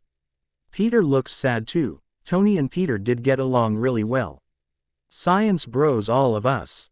Ms. Potts. I call her out. She doesn't even notice. Pepper. I shake her to snap her out of it. I continue. Pepper. How well do you know Tony? Pepper snaps out of it and answers, I stayed with him for 3 years, so really well. Still sniffling. I then ask her, and do you think Tony could be killed by a few bombs? There's nobody that can kill Tony Stark, but Tony Stark. He's really stubborn, Pepper. He'll be okay. See. He's probably in hiding, preparing for Mandarin. Don't worry about it. I finish. I then turn to Peter and nod, telling him that I know that Tony is still alive. Pepper sniffles, clearing her nose and stands up slowly. Yeah, I need to hold a press conference. I need to tell them that I'm still alive. Will it be safe, though? What if Mandarin decides he wants her dead? Or what if Killian wants to capture her? I shake my head and say, wait. We don't know if they want you dead as well. We can't risk them bombing us here. I'll connect you to Rhodes and you can tell him that you're okay. But telling Mandarin that you're safe is just stupid. Peter nods his head and says, Tony asked us to keep you safe. We'll keep you safe until he returns. Pepper nods, accepting it and sits down on the sofa. I have Siri connect a call to Rhodes and secure the line. Hello. Who's this? A voice asks from the other side. Is this James Rhodes? I ask, in return. Yes. Who's this? He asks again. Yeah. Hi. I'm Harry Potter. I have someone here who'd really like to talk to you. Saying this, I just hand Pepper the phone. James. Hi, it's me, Pepper. She says, sniffling a lot less than before. Pepper, you're alive. Thank God. Rhodes breathes out a sigh. Then he asks, now confused. Why are you with Osborn? So she tells him everything about how Tony had her get in a suit and fly to me. How I'm hosting her and told her not to tell anyone that she's still alive, which Rhodes agreed with. I then had her give him my number if he needs to contact her, keeping Pepper's phone off and turning the GPS off. I showed Pepper to her room and promised her to bring her something to wear tomorrow. MJ will have a field day doing the necessary shopping. The next day I wake up at 5 and wake Pepper at 6. She'll curse me a lot, but she'll be thankful for it.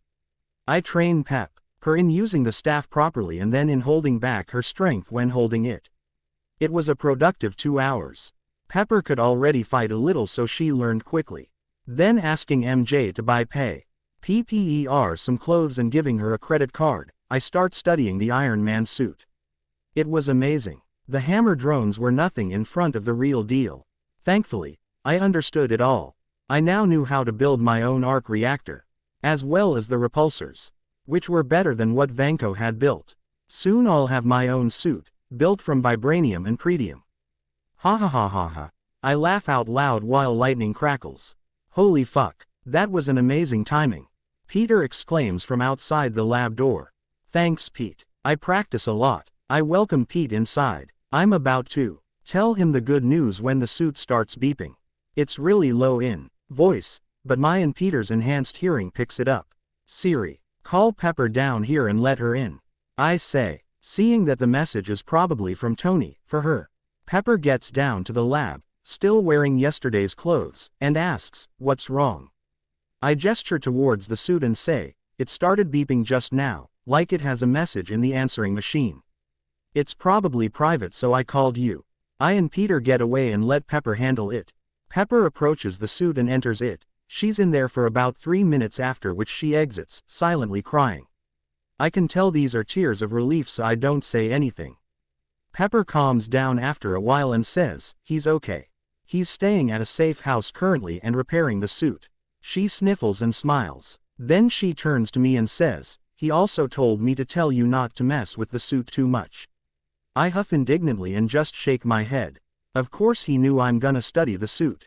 So he's okay? Peter asks, worriedly. Physically, yes. He's suffering from anxiety and panic attacks, so there's that.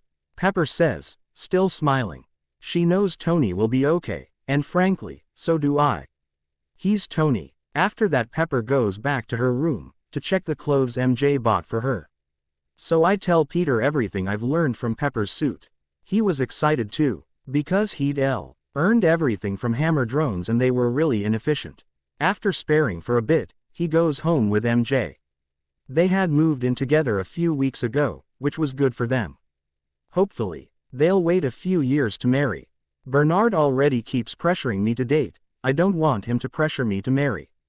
The next day, I start working on the Extremis virus. First, using the formula that I found in Killian's servers. I fabricate it. It was more a serum, and less of a virus, red in color. By running stimulations, I find that the virus would boost anyone's physical as well as mental prowess, making them stronger, faster and smarter. Maybe I'll take it too. I'll have to do a lot of tests first. First I work on it for 2 hours and develop an anti-extremis that would neutralize the extremis in anyone's body, making the person essentially normal again. Though if it'll affect their brain too, is anyone's guess. I'll have to run more tests. This serum might just be the cure for all things. Maya Hansen is a really smart woman. I should have hired her. Damn. Missed opportunities. I run compatibility tests on it and see that the serum is really compatible with my blood. Meaning I could take it right now and the effects will be instantaneous, as opposed to the few days the others have to wait. Probably something to do with the spider or the OZ2. Can't say before any more tests. I snap my head upwards, suddenly getting an idea. Why wait for Killian to make a move? Why not do it yourself? Siri, call Peter and see if you can connect to Tony's suit by linking to this one. Also find out where Aldrich Killian is. I want him found before the morning. I order and turn to the computer where I could see Siri calling Peter, on a video call. Peter's face appears on the screen, sleepy, and asks, "What the hell, Osborn? What do you want?" "Huh, it's 2 p.m. only. Why are you sleeping?" "Never mind, Pete. How would you like to take down a terrorist before he causes any more terror?" I ask Peter. He immediately awakens completely and asks, "Why now? Why not before?" I think and answer, "It honestly never entered my mind." Siri is currently searching for Mandarin, while also trying to get an uplink to Tony's suit. Hopefully he's still okay. Peter sighs, and says, "Fine. Call me when you have Tony on board." He then cuts off the call. I groan and shut down the computer. Suddenly the suit in the corner beeps and a holographic image comes on my screen. "Stark, you look like shit," I say, looking at Stark, who really did look like shit. There was a kid in the corner trying to be inconspicuous, whom I look at once but ignore. "Osborn, why'd you call?" Tony asks, sounding really tired. I go serious and say, "I found the Mandarin. I'm going to be inviting him to a meeting tomorrow. I'm going to be dangling a super soldier serum as bait to bring him out. I was going to have Venom kill him then. You ready to join in?" Tony gets a determined look on his face when he answers, "I've been ready to kick his ass since he bombed Happy." I shake my head and say, "It was not a bomb, Tony. It was a person. They've developed a serum that can heal any injury, it's unstable though. Hitch causes explosions if the body does not accept it. Happy got caught in that." Tony looks horrified. "So does the kid." Tony asks, "How did you find out?" I shrug and answer, "I saw that Amaya Hansen was in your house when it exploded. So researched her background. Found she works for Aldrich Killian. Both of these people you've somehow insulted in the past." I give him a look, and he rolls his eyes at me. "They started a company. AIM. Hacked them. Found the serum they've made, Extremis. Found out that the Mandarin is just an actor while the real terrorist is Aldrich Killian. Developed an anti-serum for that Extremis. And then I called you." Tony looks at me blankly with the kid copying him, and then says, "I'll be at your house at 12 a.m. Now, can I talk to Pepper?" I laugh and just have Siri transfer that call to Pepper's room. After that, I call Killian's private number, which I found in AIM files. He picks up after 3 rings and asks, "Who's this?" "Aldrich Killian. I want to make a deal with you." I start, with as much arrogance as I can muster. "You have nothing I want, kid. And if you know better, you won't call again." Killian says. I pause a beat and then ask, "Not even a stable super soldier serum?" Killian pauses and answers, "I'm listening. You have a serum I want. I have a serum you want.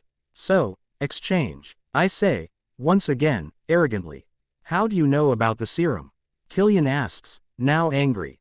"I have my sources." I smirk. He's in. "Fine. Bring the serum with you to TH. Killian starts, but I interrupt him.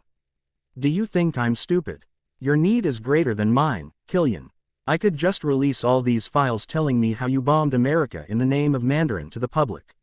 So listen closely. Come to this address at 6 p.m. tomorrow." I give him the location of one of my warehouses which is not in my name. "Bring however many people you like, but trust me, if you touch a hair on my shoulder, you'll be ruined." I cut the call. Hopefully he'll come alone, being all arrogant. Then I start working on making the anti-extremis in the form of pellets which will enter their bodies and work on flushing it of the serum. That night at 11 p.m., Tony gets home. He's early. I call Peter and tell him to come too. I tell them how I'm meeting Killian tomorrow at 6. And after scolding me for being reckless, they both start planning on what to do.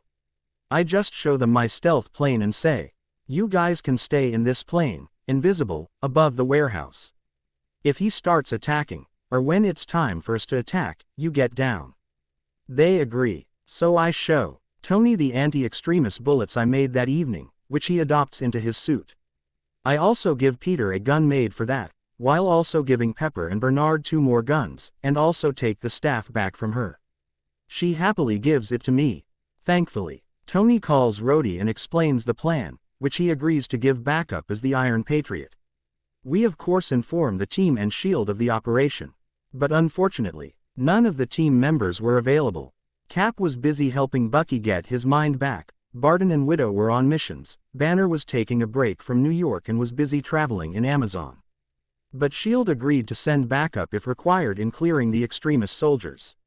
The next day, I go to the warehouse, purposefully taking a cab, at 5 p.m. and wait. Killian tries bombing the warehouse as soon as I enter. But one EMP blast and they were all duds. At exactly 6 p.m., Killian and 5 other people wearing suits enter the building. Tony whispers in my ears that there was a sniper on the building opposite to my warehouse, waiting for me to get out. So, the bomb didn't work, did it? I asked Killian, smirking. Osborn, should have known it was you. Show me the serum. He totally ignores the bomb comment. I bring out a case holding the original Oz serum along with some additional features. It will work the same as a SSS for close to 5 minutes, after which the user will get sick. I open the case and show him the bluish-green serum. Now, the extremists, I say and close the case. Killian instead brings out a gun and aims it at my head. He leans towards me, and says, "You think you can threaten me? The one who bombed the fucking Iron Man. Me, the Mandarin. You know what I'll do, I'll kill you, then I'll bomb your company. Then I'll find out everyone who you've ever been friends with, and I'll kill them. And their families." Saying this and still seeing me calm, he presses the trigger on the gun which I calmly lean to the right and dodge, and all hell breaks loose. Tony Stark drops down from the ceiling along with Iron Patriot and starts firing at the extremist people with the anti-extremist pellets, instantly knocking them out. Killian was somehow better than those thugs and dodges all the bullets and starts running towards me. Peter takes that moment to drop on him and starts attacking him. Killian could barely dodge, but he couldn't get one hit in. Pete R finally brings out a syringe from behind him and stabs Killian with it, knocking him out. "What took you so long?" I ask Peter once everyone else is knocked out and webbed. "Well, I'm sorry for taking care of the sniper first." Peter snappishly answers, "Never mind. Siri, call S.H.I.E.L.D. and tell them to send damage control. They can take care of the rest of the aim themselves." I say, shaking my head. "Yeah, speak for yourself. I'm seeing this till the end. These bastards hurt happy," Tony says from beside us. After the S.H.I.E.L.D. damage control crew gets there, and take all the extremist soldiers away, I go back to my house with Peter. Taking the jet back, that night, we find out that all the extremist enhanced soldiers were apprehended with the help of my anti-extremists, which I sold to S.H.I.E.L.D. What? I'm a businessman. I ain't giving nothing for free. I also find out they arrested Maya Hansen and Trevor Slattery, who were just casually watching TV in Killian's mansion. Both were knowingly working with a terrorist organization, so they went in for a long time. And this time, it was without the president being kidnapped. December 25, 2012. The next day, I start working on the extremist serum. To fix its side effects and to stabilize it. I don't want to blow up because it's unstable. Thankfully Banner was back in town again, so I send him the files too. Banner calls me that night to tell me that he already fixed the issue and made a new antidote for the serum. I silently brewed for about an hour before driving to Stark Tower. I had an idea. "Tony, I have a wonderful idea to get rid of the shrapnel in your chest," I say as soon as I get out of the elevator. "How?" Tony asks, excited. "The extremists. It will heal you up. Banner's fixed it up already so it's not unstable anymore. If you want we can hit you with the antidote right after you're healed up. Though if I was you, I'd keep the serum in my body." I wink at him and continue on towards Banner's room to call him out. Tony was still thinking when I get out. Already knowing his answer, Bruce and me set up the experiment and call Pepper to inform her of it, which she agreed to after 15 minutes if shouting at us. The procedure went perfectly. The shrapnel was sort of melted by the serum and expelled out of his body, and the hole in his chest filled out immediately. He had opted to keep the serum inside his body so he's not useless without a suit. Which everyone agreed was a good idea. I had to train him in getting used to the new strength, which was about equal to Cap's, only a little less. So finding out that the serum was good, I copied the files from Banner to study later. I'll have to test this serum for compatibility too. Thankfully this Mandarin bullshit was over. What's next? I opened the black book to check what else is coming. Nothing much for about a year. The Convergence will begin sometime November, so I'll have to be ready for that. But for now, let's sleep. The Defenders and the Ether. Spider-Wonder. Buddy, I'm writing a fanfiction on the fanfiction site. That too, and oh, if I was a professional writer, then I would have gotten everything correct. But I'm not. I upload one chapter per day, so yes, there's bound to be mistakes. Alex 99,999. Harry only provided the material for the experiment and the funding. He didn't do any of the research or even the experiment itself. Marcus de Gabriel. Oh, he will be getting it soon. Rafaim. It was actually a shout out to Endgame. This time, someone stronger will be the one to snap their fingers. Lifelessman. Thanks. Chapter 21. The First in Tear. Sting thing that happened in 2013 was Carl Lucas getting sentenced to Seagate Prison for a non-existent crime. I keep an eye on the situation, but do not interfere, knowing that he gets out on his own. Other than that, my first few months in 2013 were filled with a whole lot of nothing. Even petty crime rate had gotten down, or really organized. Peter and me had started going together less and less, as most of the time, we got bored. I do manage to make an arc reactor for myself. I was going to use the potassium core that Stark developed as core, but then realized I already have an energy-conducting metal available. So I made it completely out of vibranium and used a pretium core to power it. The first arc reactor I made was installed in my plane. I even made the engines out of the Ulcer technology of Stark's Iron Man armor. It made it faster than before, now going at a max speed of Mach 10. Which was loads better than the fastest jet in the world, which could go Mach 6. I designed an armor for myself, without any of the additional components Tony uses. Just plain full-body armor. I had to use Wakanda's design of using a vibranium mesh weave to make a suit that could be foldable. I made it exactly the same as the Black Panther's suit, except I removed the panther ears and made it rounder. A silver spider logo on the front and back and my web shooters as well as vibranium claws thrown in. In one word, it was amazing. The new suit took everything I threw at it and more. The only thing that managed to hurt the suit was pretium. But only when I made the dagger too sharp. Or it just deflected it. Even the Berserker's staff had no effect other than one small dent. I made the hands of the suit retractable, so that if needed I can use the Berserker's staff along with the protection of the suit. I wear the suit only once, after which Venom absorbed it into himself. After that, Venom can just bring it out like he brings out the staff, directly over my body. Venom was amazing. Thanks, dumbass. Venom grumbles from inside. You're welcome, Venom. I say, jovially. I even make a suit in Peter's size for him and gift it to him for his birthday.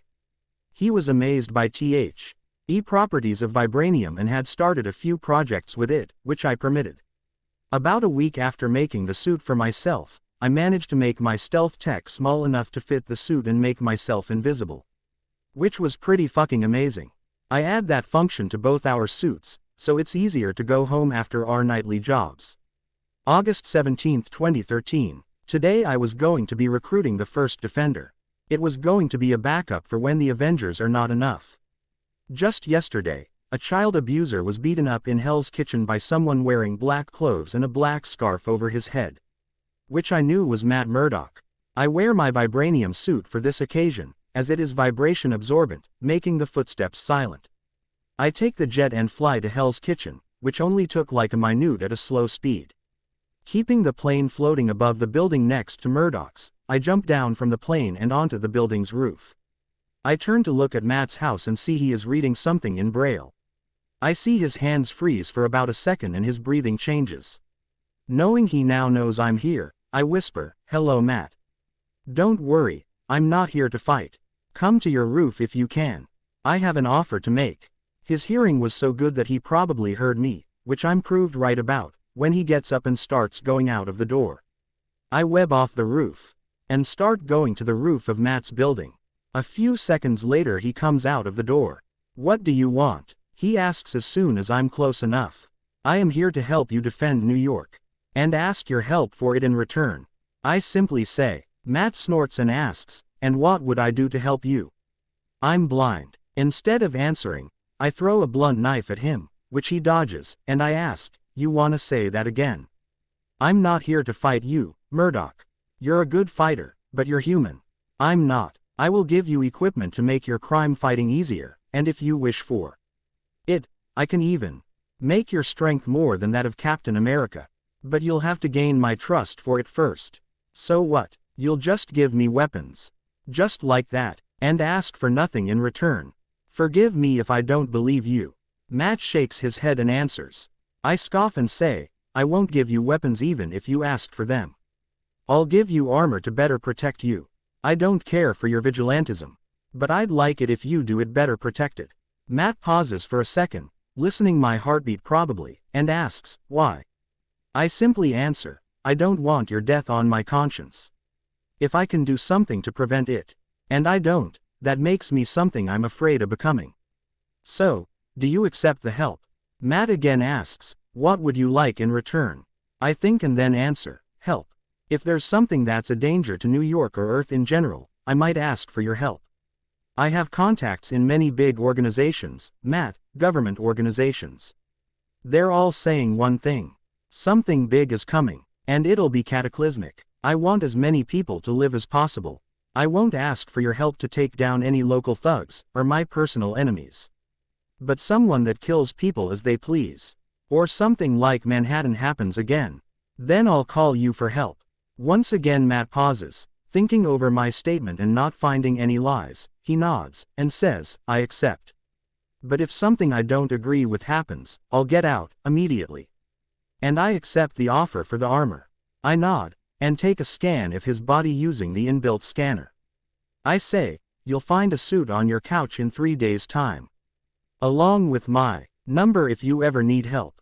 Don't refrain from calling me if you do need help. Don't need you to die on me, Murdoch. Before he has a chance to say anything, I jump up and land on the open ramp of the invisible plane, and fly out. I think that was a cool exit. What do you think, Siri? I ask once we're on the way to our next defender. Whatever you say, sir. Siri replies. I huff and start making designs for Matt's suit. Daredevil. Within a minute, we reach the building which housed one Jessica Jones, who was currently unemployed, but was trying to become a private investigator. I drop down to the roof of the building and start going downstairs to where I knew she stays. Knocking on her door, I wait for her to open the door, which she soon does. When she sees me in my Vibranium Venom suit, she just raises her eyebrow and asks, what? Did Halloween get here this early? I snort and say, no, Ms. Jones. I'm from the Avengers and I have an offer to make to you. Jessica looks at me for a minute, then just says, don't want it. And slams the door in my face. I look up, asking God, why me? And knock on the door again. She once again opens the door, and raises her eyebrow and asks again, what? You are strong, Jessica. Stronger than I was when I first got my powers. But you aren't the strongest. I want to train you to fight, so no one can harm you again. And you don't harm anyone else by accident. Just having strength is not enough, you need finesse too. I say, passionately. Jessica looks at me and says, I'm listening. So I continue. I will provide you with training as well as a suit for protection.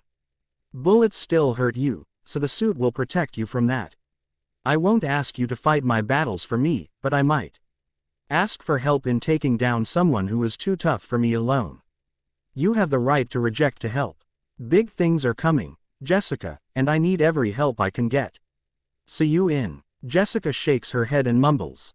Can't believe I'm saying this. Yes, I'll join you for a few training sessions. If I see an improvement, I'll stay and be a fucking hero. But if you try to flirt with me, I'll crush your balls and feed them to the dogs. Capiche? I nod rapidly. I like my balls where they are, thank you very much. I'll prepare a training ground for us to work in a few days. Here's my number if you need to ask anything. Goodbye. I say and jump out of the window and web to the plane. I might be stronger than her, but that doesn't mean she doesn't scare me. That night, after reaching home, I complete the designs for the suits for both Jessica and Matt and have Siri start making them using the unstable particle fiber. I'm not going to make everyone a Vibranium suit. The fiber was bulletproof too, so it was fine. The next day, I modify one of my empty warehouses into a headquarters gym. I made it almost similar to my own gym with weights going up to 200 tons, which probably only Thor and Hulk could use. Or Tony with his Iron Man suit on. The headquarters Part 1 built for the Defenders to use, included with a non-sentient AI, Oracle. I know, cliché name, but it was all I thought of at the time. I had to upgrade the security of the warehouse, by a lot. Meaning completely automated security systems. I will do something more later on. And I even had Oracle to do it for me. Oracle had uplinks to most of the police radio channels and always kept an eye on it. She could also scan someone and use facial recognition to tell us who they are. I had made hard fiber glasses with inbuilt HUD and cameras for that purpose. So what if Matt was blind? He might need to know who he's fighting, right? Never know when he might need something like that. 3 days later, Jessica first enters the HQ, looks around and asks. You did all this in 4 days.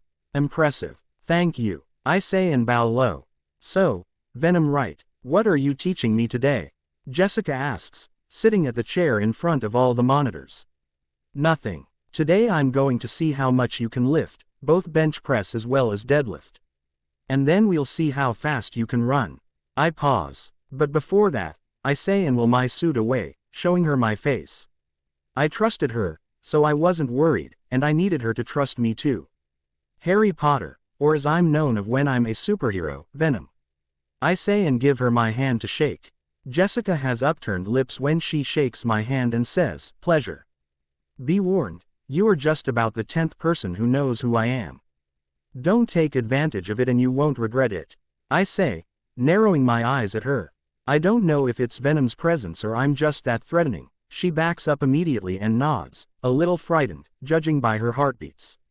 Then I turn my regular AR confident person again and have her take the tests. She lifts about 18 tons and supports 27 tons before getting tired. And she runs at the max speed of 25 miles per hour. Which was pretty good for an untrained super. So after adding her to the security systems and making a list of everything she has to do to get into shape first, I then start her on a Muay Thai training routine to follow daily. She looks at me in horror. But I just laugh at her and say, lady, these are just the basics. Ignoring her look of horror, I turn invisible and swing out of there. The next month, I train her to the best of my abilities.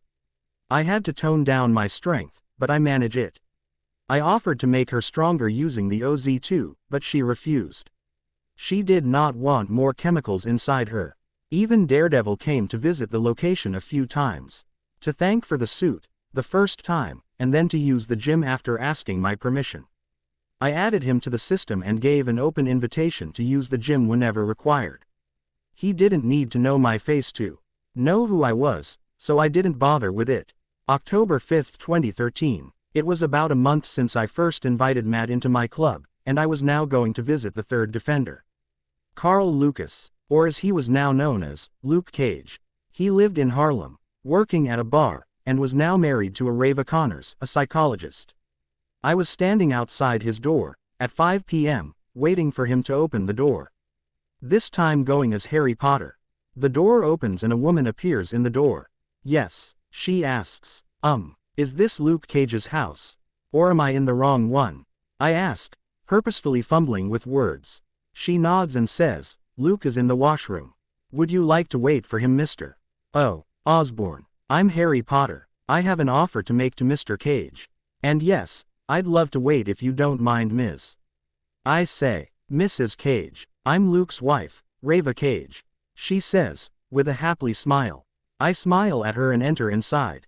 She brings me coffee to drink, which I accept and we wait for Luke to come out. He comes out after about a minute of uncomfortable silence, and asks, may I help you? I look at him and smile brightly. I say, yes, Mr. Cage. I have an offer to make to you. Luke nods and sits down, motioning me to continue with my offer. So I explain, I work with a government organization called S.H.I.E.L.D., which mostly works covert. They are the people behind the Avengers, who saved New York. Now, the Avengers are all well and good, but they are only ever useful during global-scale attacks. I'm building together a team which will help the small guy out in times of trouble. I already have 4 people on the team. 2 of them are members of the Avengers, who spend most of their nights patrolling New York to help secure it. You might know them as Spiderman and Venom. I pause, at which they nod.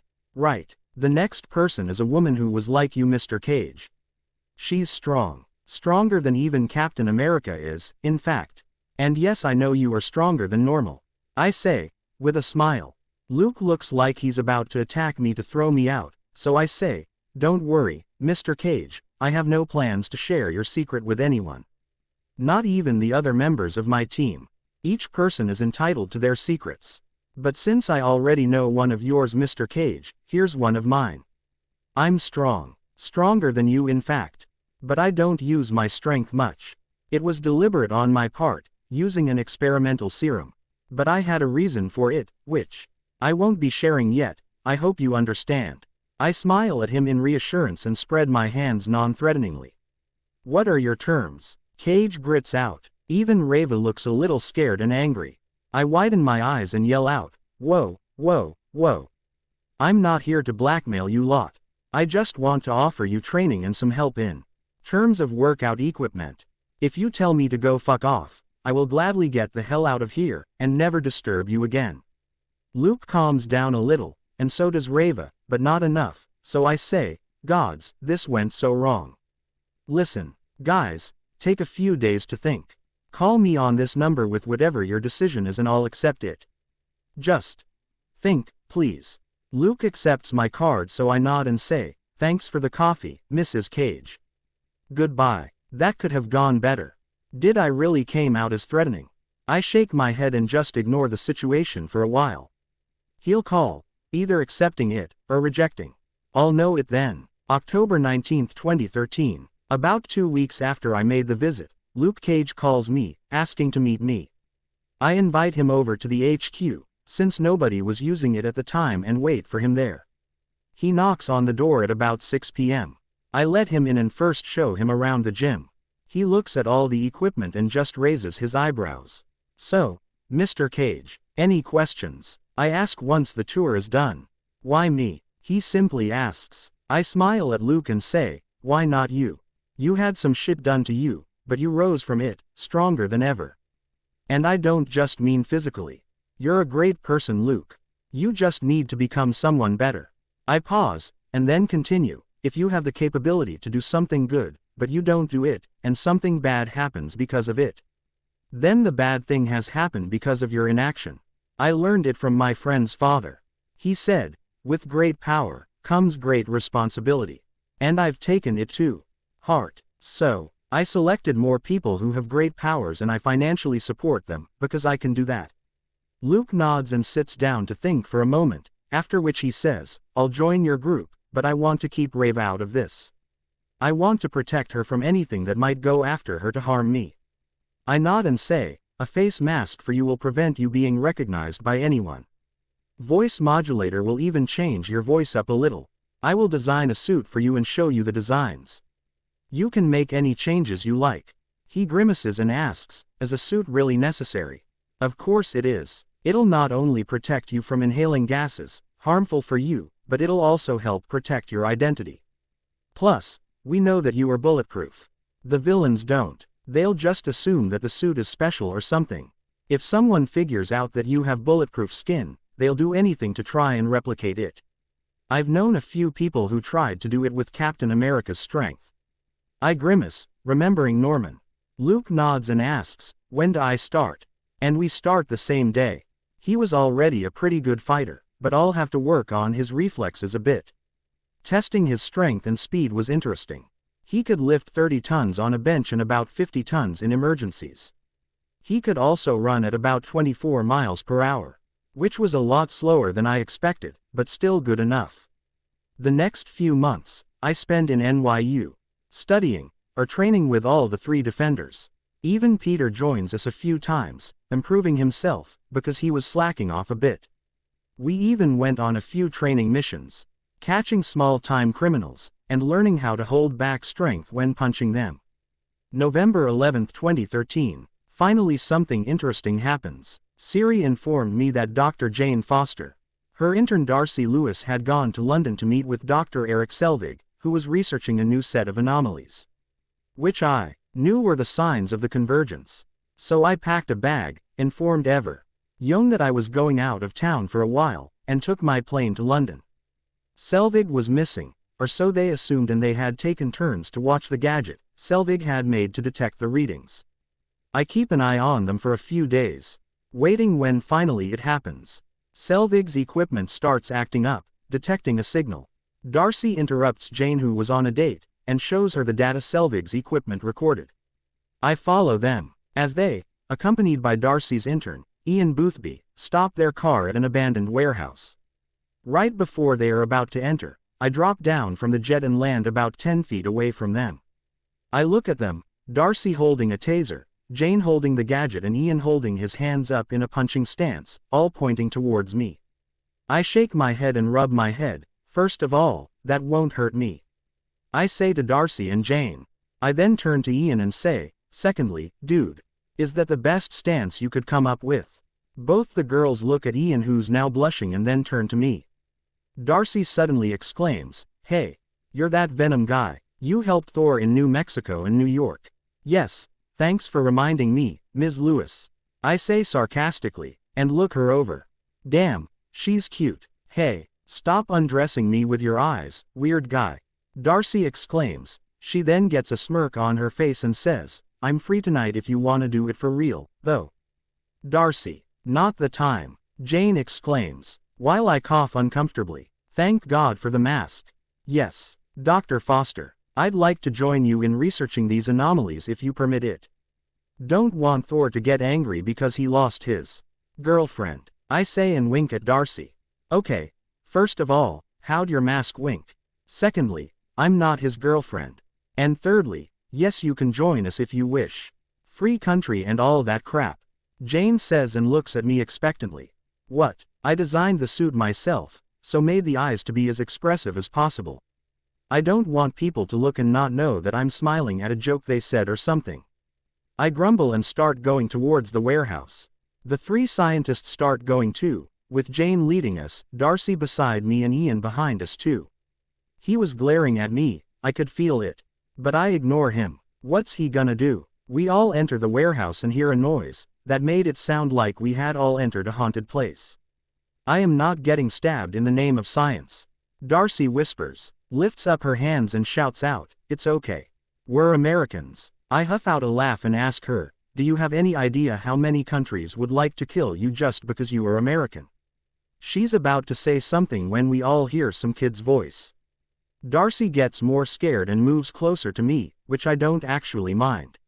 Make it go away, a girl whispers loudly. Shish. Another kid shushes her. The voices stop and three kids come out of their hiding places. Are you the police? The girl asks us. I just raise an eyebrow, while Jane answers, no, we're scientists. She pauses, looks around and says, well, I am. Thanks. Both me and Darcy say sarcastically. She looks at me and smirks, to which I ignore her look and start looking around the room. We just found it, the boys says. Still afraid. Can you show us? Jane asks, gently, understanding that the kids found the anomalies Selvig was searching for. They lead us to a room which houses a truck. The boy then goes to the truck, and lifts it with one hand. All of our jaws drop. The amount of gravitational anomalies must be phenomenal to cause such an effect on its weight.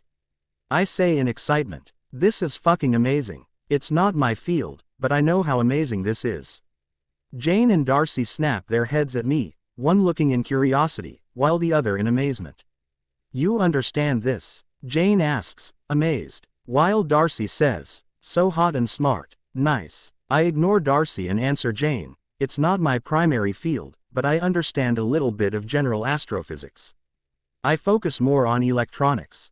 Huh, Jane says. We start following the kids around, which sounds so wrong.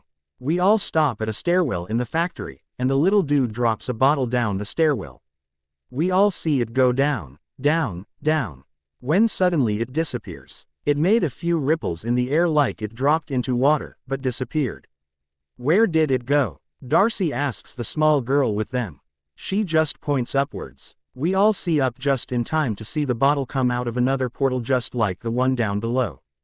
It once again drops down into another portal, only to appear up once again, continuously appearing and disappearing from the portals. That's incredible, Jane says and picks up an empty can. She drops it down from right in front of herself. The can goes down and disappears down a portal. We all look up and wait for a while. But it does not reappear. What happened? Darcy asks. Sometimes they come back, sometimes they don't. The girl explains. Makes sense. There aren't 2 portals from up to down as we're assuming. But 4, meaning 2 pairs of portals. One pair transports things from here to wherever it leads, while another portal transports things from that place to here. The B. Otto passed through all the portals easily, which is why it returned, but the can must have missed the second pair of portals and got stuck there. I muse out loud. The theory was interesting. U.S. Hold really start researching about astrophysics more. You're smart, and you're right. Jane says. I want to throw something. Jane, give me your shoe. Darcy says, which Jane ignores. Jane takes out her scanner and looks at the readings. She says, I haven't seen readings like this since New Mexico. Darcy helpfully asks. Jane gives her a look and starts going away from us. She shouts back, don't touch anything, and goes away. I'd have followed her, but I don't want the reality stone in my body. Darcy looks at me and Ian and says, give me your shoe. I shake my head and bring out a smartphone. I turn to the intern and say, Ian, right, start throwing anything you can find one by one from different places. Let's mark which ones get back through the portals above. You can help too, kids. I order. I find a rock which I drop down lightly. It comes back through the other portal, so I mark it and move on. Darcy joins in too, finally finding something to throw, which was a shoe. Looking around, I check everyone's feet and see that they were all wearing both shoes. Where the fuck did she get a shoe? After about 5 minutes of throwing things through the portals, we determine that only a few feet diameters of a portal area coincides with the other portal. So, I show my smartphone to the kids, who are excited to be a part of a scientific experiment, and say, see this phone? This was especially built by my friend for events like this. It can even survive going to space and working there. So now, let's set the camera on slow motion video, at 300 frames per second, which means it will click 300 pictures in 1 second. And done. Now, who wants to be the one to throw it? I ask the curious crowd of 5 people. Everyone raises their hands, excited. Even Ian and Darcy. I give the phone to the small girl, who was silent for the whole while, and say, the prettiest girl here, will throw it. She smiles shyly and take the phone from me. We get to the designated spot and I say, remember, only lightly drop it. Don't throw it by force. She nods. So I turn the video recording on and nod at her to throw it. She drops the phone and we wait. It falls, and it disappears. We wait again. About 3 seconds later, the phone reappears, which I immediately web towards myself. There's a moment of silence. And then literally every person there screams out in excitement. Me included. Hey, these will be the first pictures of an alien planet I'll take. We all calm down, and I check the phone and see that it's thankfully still working. It would have been a waste of vibranium if it didn't even work. Opening the video it created in those few seconds, we all look at it. She had dropped the phone vertically, after holding it in a pinch. So when it dropped, it first showed us a few seconds worth of the factory stairwells. Then, gradually the images change, like sliding a photo in a smartphone gallery. I pause the video and look at it. On one side is the factory, and on the other it shows a dark cave. With red light coming through the opening, everything looking so dreary that Darcy holds me by the arm. Once again, not complaining. The camera angle changes gradually, showing us a few of the things we threw but didn't get back, like the shoe Darcy threw. There's the keys, the intern threw. Darcy exclaims looking at the camera. I pause the video and look closely. Yup, the car keys. I shake my head at his stupidity and resume the video. The camera continues downwards and starts falling to the ground, when it once again starts changing the image, light flowing through again. And then it's the factory once again. I shut off the phone and look at the crowd. Ladies and gentlemen, I start, you've just witnessed the first images of a cave of an alien planet, who knows where. Literally no one can say that. I say and smile at the girl and ruffle her hair. She tries to scowl at me but her excitement is too much to care about her hair. Everyone starts clapping, including the 2 interns. Darcy looks at me, smirks and says, "Damn. Venom. Didn't know you were so good with kids. And science." She winks at me flirtingly. I ignore the blood flowing through my face, cough once and ask, Shouldn't Jane have come back by now? It's been what, 40 minutes? Darcy checks her watch and says, 45. She's never gone this long. She always comes to check if I haven't messed something up. She says, seriously. Then she starts freaking out. Oh my god. Venom. What do I do? Do I call 911? I shake her by her shoulders and say, Darcy. First of all, we aren't in America. If you call 911, it'll just say wrong number or something. Secondly, let's first have a look around the factory. We'll wait for a day or two, here. And if she still doesn't come back, we'll call S.H.I.E.L.D. Darcy and Ian nod at my statement and start running down to have a look around. The kids start helping too, by looking around and shouting for Jane. When after 2 hours of looking around, Jane is nowhere to be found, I have Siri bring the plane down and let Ian and Darcy inside. The plane was still invisible, so I didn't worry about the cops showing up. You have an invisible jet. That's awesome, Darcy exclaims out, with Ian nodding and looking around the jet. Yup, stole it from S.H.I.E.L.D. and then modified it myself. Don't touch anything, please. I say the last part as I see Ian was out to touch the button to turn off the invisibility cloak. We stay in the plane for over 2 more hours, watching British TV, and occasionally checking the camera feed to see if Jane had returned. More than 5 hours after she disappeared, Jane reappears outside the factory, walking and looking around, probably searching for us. I wake up Ian, who was sleeping in a sleeping bag in the back, and start going towards the ramp, which was slowly opening. Darcy runs towards where Jane is and hugs her. She exclaims, Jane. Where the hell were you? Jane shakes off her head and says, I was right here. Darcy looks at Jane carefully and says, Jane, you were missing for 5 hours. And you were nowhere in the factory. We looked. Jane looks confused. She says, I never even went out of the factory. I was looking for the source of the higher readings and went to a room in the ground floor of the factory. I must have hit my head or something, because I just woke up like 2 minutes ago and came out to see you were all gone. Darcy looks sympathetic when she says, Jane, wherever you were, it was not inside the factory. You must have gone through a portal or something. Jane looks visibly upset. It's street art's raining and lightning rumbles above us. But weirdly enough, the rain sort of passes over an area around us. I hear another lightning crackle and I turn to a side where I hear a person landing. It was Thor. Jane sees Thor and starts running towards him, taking the invisible umbrella with her.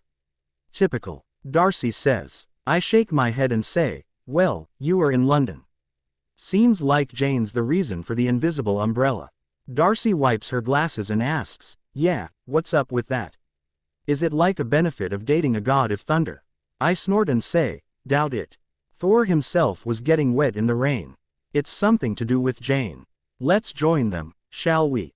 I then dramatically wave my hands towards Jane, who was now done with slapping Thor. We go there and see that Thor and Jane were about to kiss. So, helpful friend that she is, Darcy interrupts them and asks Thor, hey, is that you? Referring to the rain. Thor looks up and the rain suddenly stops. I hear police sirens, coming towards us and see that 2 cop cars are coming right for us. What the hell happened now?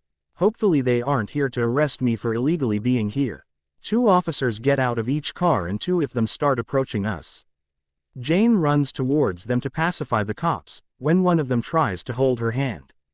A red light erupts from Jane and throws the cop away from her. Jane drops down to the floor, probably feeling tired. We all run towards her to see what happened. The cop was now slowly standing up, and so was Jane. Jane, are you all right? Thor asks her. What just happened? Jane asks instead, put your hands above your heads and step back. One of the other cops orders, while pointing their guns at us. This woman is unwell, Thor says, gravely. She's dangerous. The cop returns. So am I, Thor says and pulls Jane close to himself. Siri, take the plane home. I'll be back in a few days. I order Siri, knowing what's about to happen, and start running towards Thor. Thor looks at me curiously but does not stop me when I reach them and place a hand on Thor's shoulders. Seeing that Thor did not stop me, Darcy runs towards us too. Just in time, because as soon as she reaches us, we see different colored lights all around us and feel a pull upwards. I don't fight the pull and hold Darcy close to me, to make sure she doesn't fall off. She made a stupid decision following us, but we can't help it now. The feeling of passing through the Bifrost was simply amazing. Nothing I've ever done could compare to it. But it was too short. Before we even know it, we drop down on hard floor. I stumble a bit, but manage to straighten myself and Darcy, who was about to fall. "We've got to do that again," Darcy exclaims out. I look around and my eyes land on the all-seeing eyes of Heimdall, who was looking at us impassively. I gulp, unconsciously. That guy was intimidating. He simply says, "Welcome to Asgard," and continues his vigil on the 9 realms. We all mumble, "Thanks," and start following Thor towards the golden city of Asgard. I look around in amazement. The palace of Asgard. It was simply amazing. Everything was amazing. The view from the Bifrost, the people, the marketplace. Everything. So now I'm on Asgard. What do I do now? Meh, I'll worry about it later. For now, I will out the Venom suit and continue walking behind Thor and beside Darcy. Just looking around. Hopefully this time I can save Frigga. The Dark World. Loke 13. Lazy Guy 90. Loverwork. Thanks a lot, guys. I really appreciate it. And I did get inspired from those 2 fics. Shallow words. I know. The chapter I wrote before was just bad. I made it look like Harry goes to Asgard and literally changes both Loki and Odin. Fucking stupid of me. Zoom 99. Currently I have my mind on her, though she doesn't seem like the type to settle down.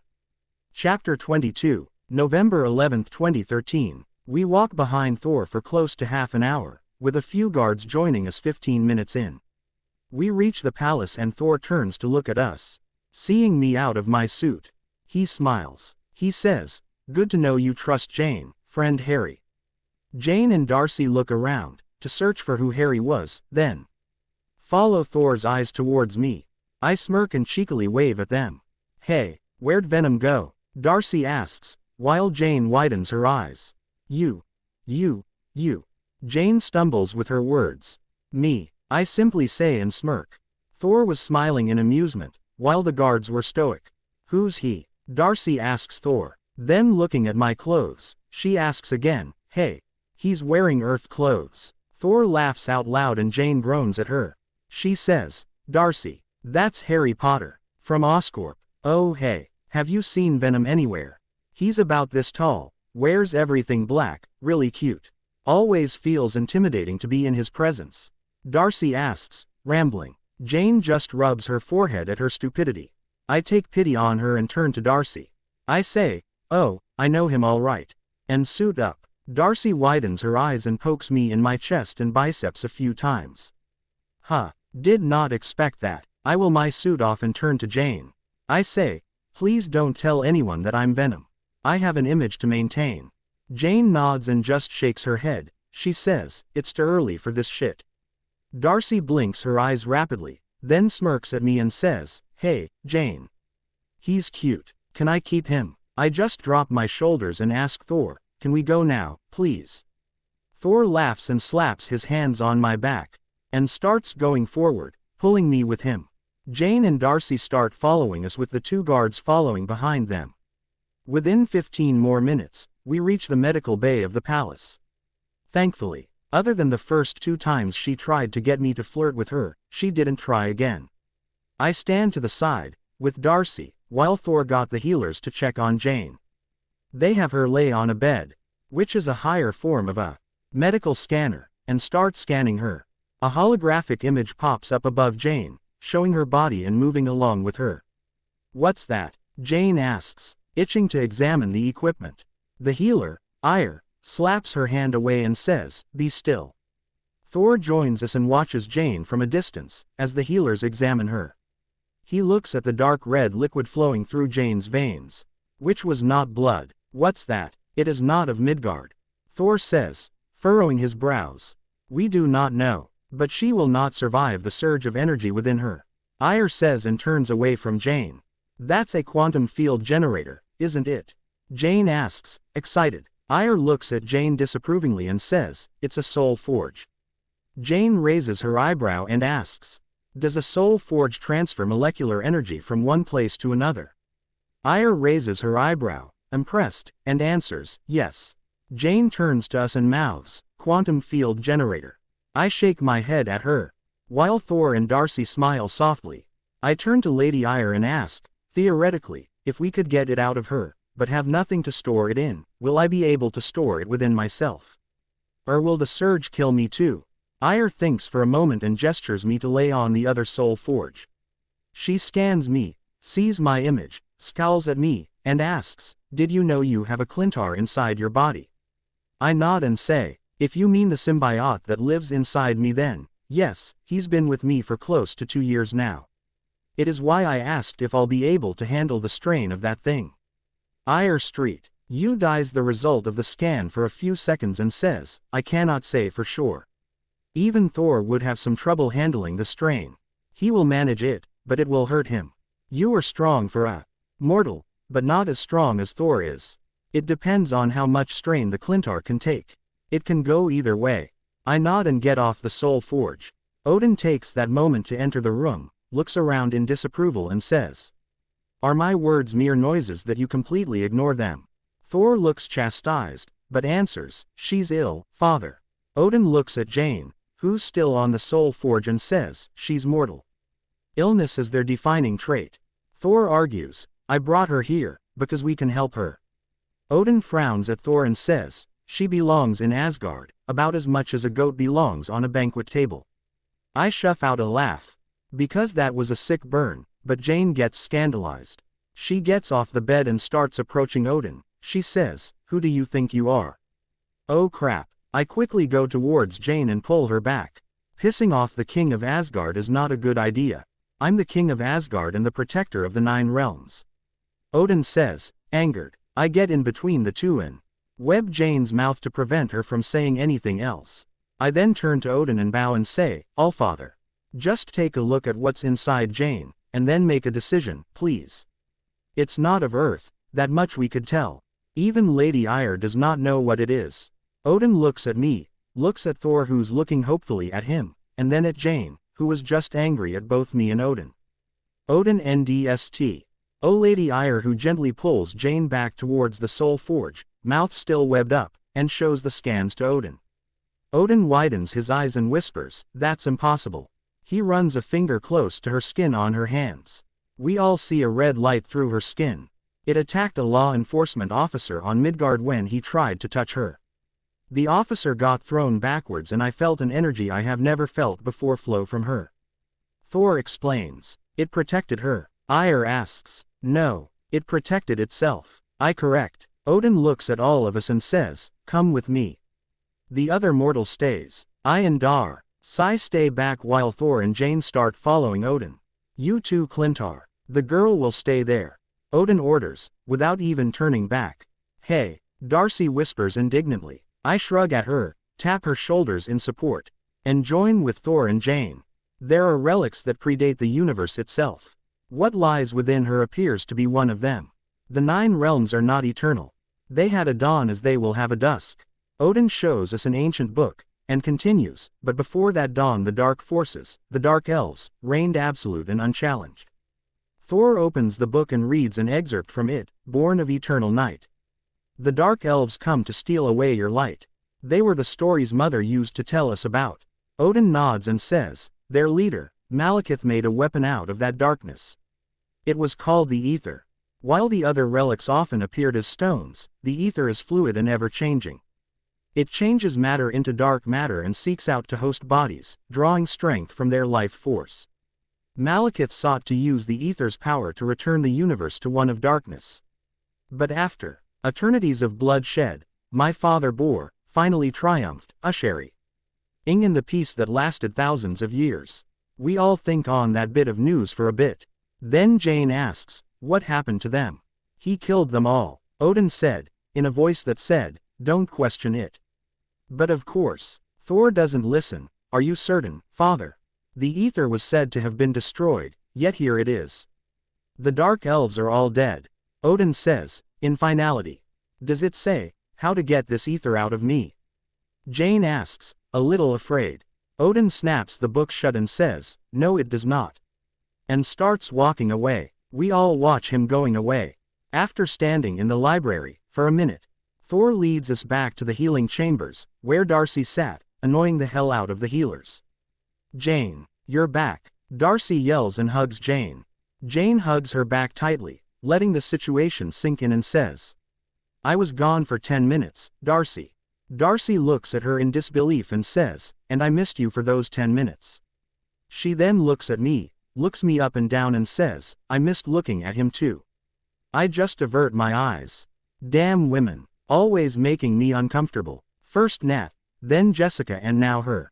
We start walking outside of the chamber, with Thor and Jane leading. Me and Darcy following 10 feet behind, giving them some privacy. So, how do you like Asgard so far? I ask lamely, after about half a minute of silence. Darcy raises her eyebrow, at my attempt to make small talk and says, they really like gold. Makes me want to take a knife or something and pluck out a brick to take home. I laugh, because frankly, the temptation was there. Yeah, they really do like their gold. Golden armor, golden walls, buildings, the fucking observatory. I shake my head. Why do you become Venom, Harry? Darcy asks, suddenly. Normally people ask, how? You're the first to ask why. I muse to myself. Fury didn't even ask anything. Peter asked me how I got my powers. The rest of the team didn't even raise their eyebrows. Not even Jessica asked anything. Well, I've seen a lot of people with superpowers, both on the TV and in person. So I just sorta assumed it was either a science experiment, or you were born with it. Both being too invasive to ask. So, why? Darcy explains. I didn't actually expect her to have thought this through. I think for a bit, and say, no specific reason. When I gave myself powers, it was because I wanted to kill a villain that tried to hurt my friends. But after he was dead, I was afraid that I might start killing people indiscriminately. So what better way to hurt people and do good? Be a fucking vigilante. Darcy looks at me for a while, smirks and says, no, that's not it. For a while it may have been that, but now, you think you're the bad guy trying to do bad only to bad people. But I saw how you handled the kids in London. You're a good guy trying to do good for the good people of this world. I stop in my spot, thinking, really, I didn't even notice. Peter must have rubbed off on me a lot. I run forwards to join Darcy and smile at her. I say, thanks for that. I honestly didn't even notice. I used to do good things to avoid doing bad, now I do good things because I want to do them. Darcy smiles but says nothing. Just stays like that, holding my left hand in her right. When that happen, I really need to pay attention more. But of course, I'm not complaining. We look forwards and see. Thor and Jane were talking with his mother, so run forwards to introduce ourselves to her. The Queen looks at us, which makes Thor and Jane look at us too. Jane looks at our joint hands and just raises an eyebrow in question. To which I just shrug, telling her, I have no idea. While Darcy smirks at her. The Queen smiles at us, fondly. When they call her the Allmother, they don't kid around. Her eel was so motherly that I get instantly reminded of my mother, from my previous life. Mother, this is my friend Harry Potter. He fought alongside me, both against the Destroyer and against Loki's army on Midgard. He's a strong warrior, and brave, and this is Darcy, she's Jane's friend. I bow politely at the Queen, while pulling Darcy down to do the same. Darcy bows but then looks at Thor and asks, seriously, she's Jane's friend, that the best you could come up with to introduce me?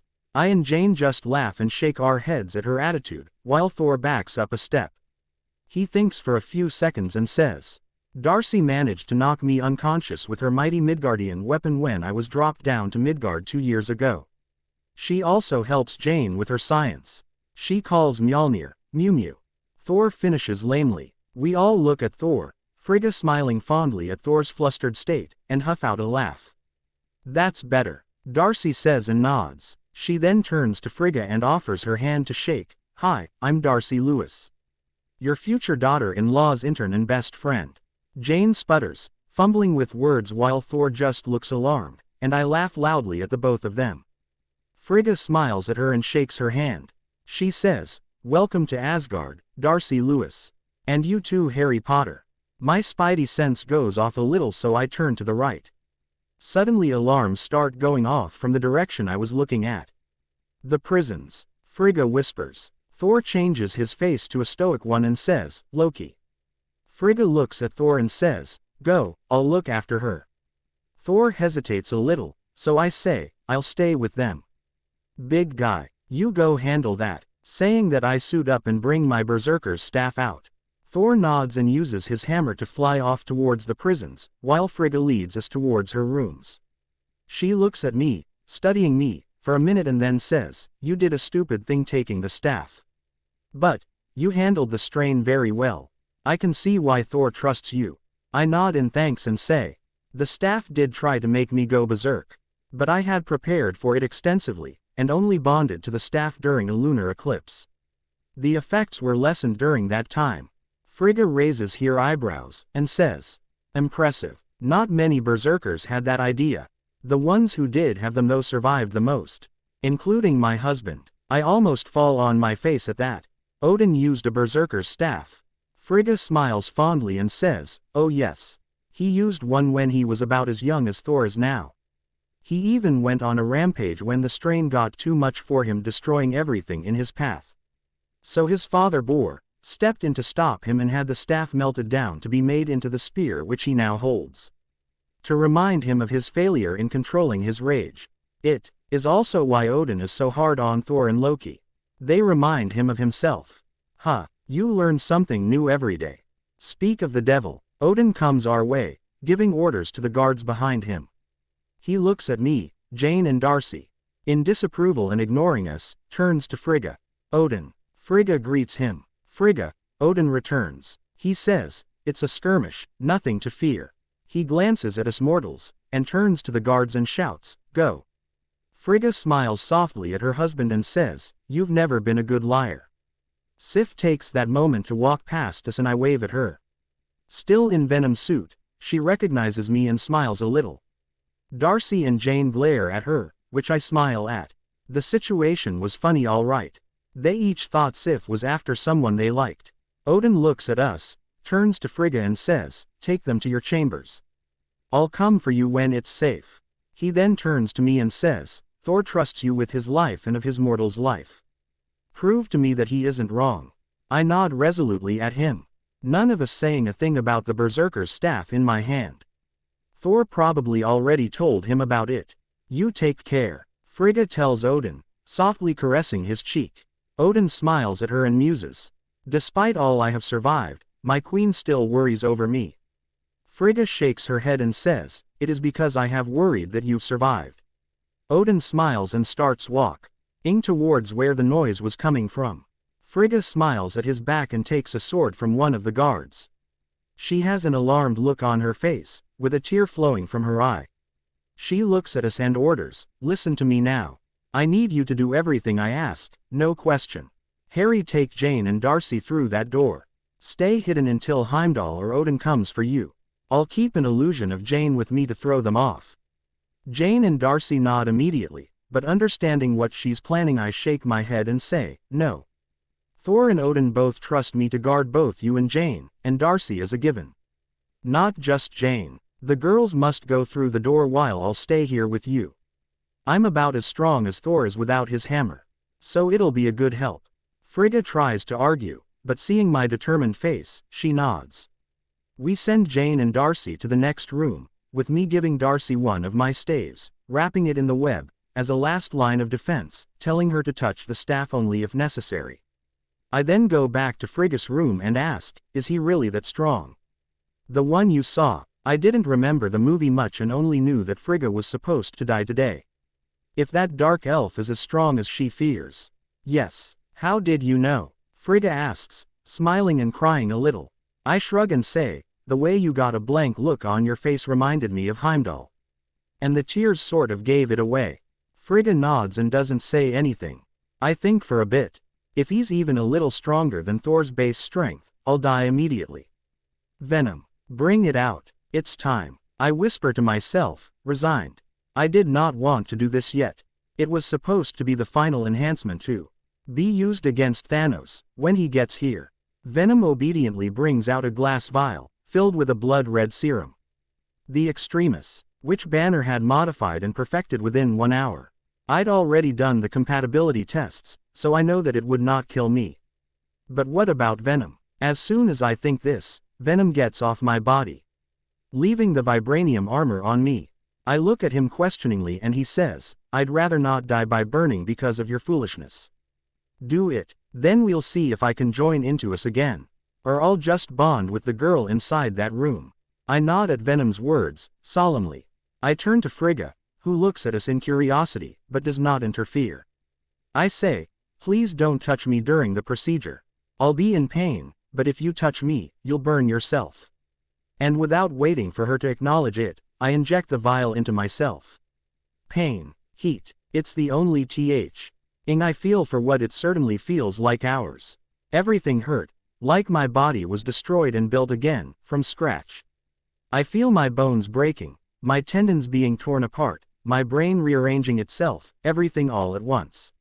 And then it stops. The pain slowly recedes back, and I start feeling normal, but still breathing hard. That shit hurt. Thank God. Tony was unconscious during the procedure. Gathering myself, I look around. Frigga was kneeling beside me. Jane's illusion was looking at me in concern. That's a damn good illusion, while Venom was on the table looking at me curiously. The sounds of the attacks were still loud and coming a little closer. I stand up and look at the suit I'm wearing. Thankfully it can take extreme amounts of heat, barely, but it does. I turn to Venom and offer him my hand. Venom slowly raises a strand of himself and touches me with it, inserting a little inside my skin. A pause. Nothing happens. We both breathe a sigh of relief and start to slowly bond again. Venom climbs inside me and settles down. I try bringing out the staff and it comes out without a problem. So it's successful, and Venom didn't get hurt either. That was good. Good. I'll have to do the rest of the tests when I get home. Frigga was still looking at me in concern. She asks, are you alright? You were in a lot of pain. I nod and say, yeah. It hurt like a bitch. It hurt. Damn those disapproving looks. My healing factor was already good and Venom can heal me almost immediately though. Also this serum that I took makes it so I can recover from any illness or injury almost immediately. See, saying this I cut off a finger with the pretium dagger and show it to her. The finger slowly starts growing back, while glowing orange due to the heat. Frigga looks at the finger, slowly growing, and then looks at the dagger. You have a lot of Asgardian weapons for someone not of Midgard. Where did you get the dagger?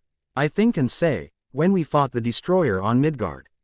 I found out that I was hilariously unmatched.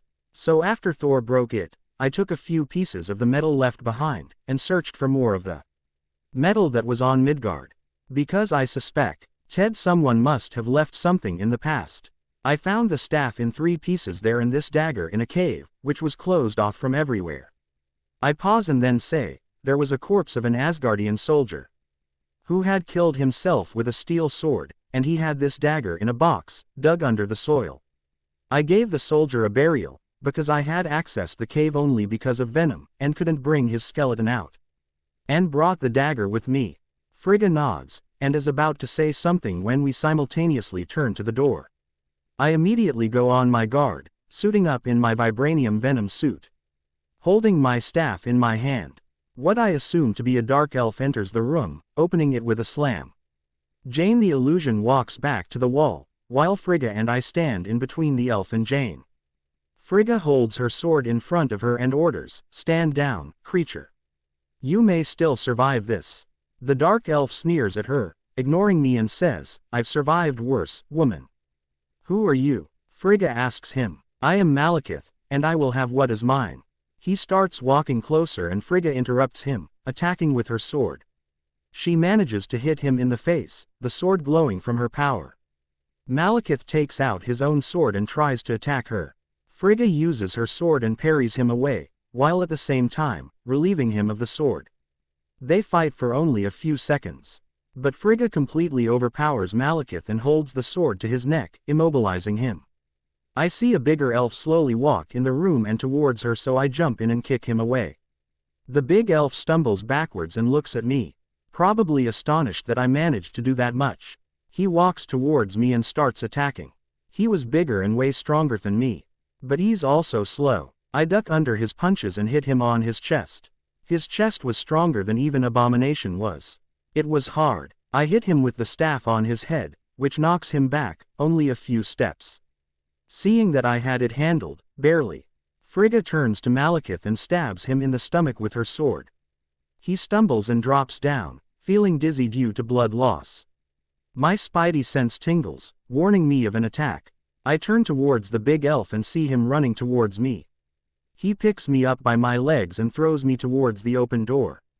I gather myself and see that he's about to attack the queen. So I gather all my strength and web the big elf towards me, readying the staff, charging it with venom blast. Thor comes there at that moment and seeing what I'm about to do, throws his hammer at the elf. My staff charged with my venom blast and Thor's hammer charged with his lightning, both hit the elf at the same time, sending him crashing back inside the room with a big boom. I fall down because of the shockwave. Thor helps me stand back up, and we go inside the room, almost running. Frigga was on the ground, laying still, and the big elf was carrying Malekith, getting ready to jump out of the window. Thor sees his mother lying there and simply loses it. He cries, yells and throws his hammer at the two elves, almost knocking Malekith out of the bigger one's hands, but the big elf handles it and jumps away with Malekith. Thor follows after them, but they jump on a ship and retreat. I go towards Frigga and see that her chest is moving. Breathing a sigh of relief, I yell out, "Thor! She's alive, just unconscious." Thor, who was crying by the window, comes back running to his mother, and sees that she was alive. He too breathes a sigh of relief and wipes his eyes.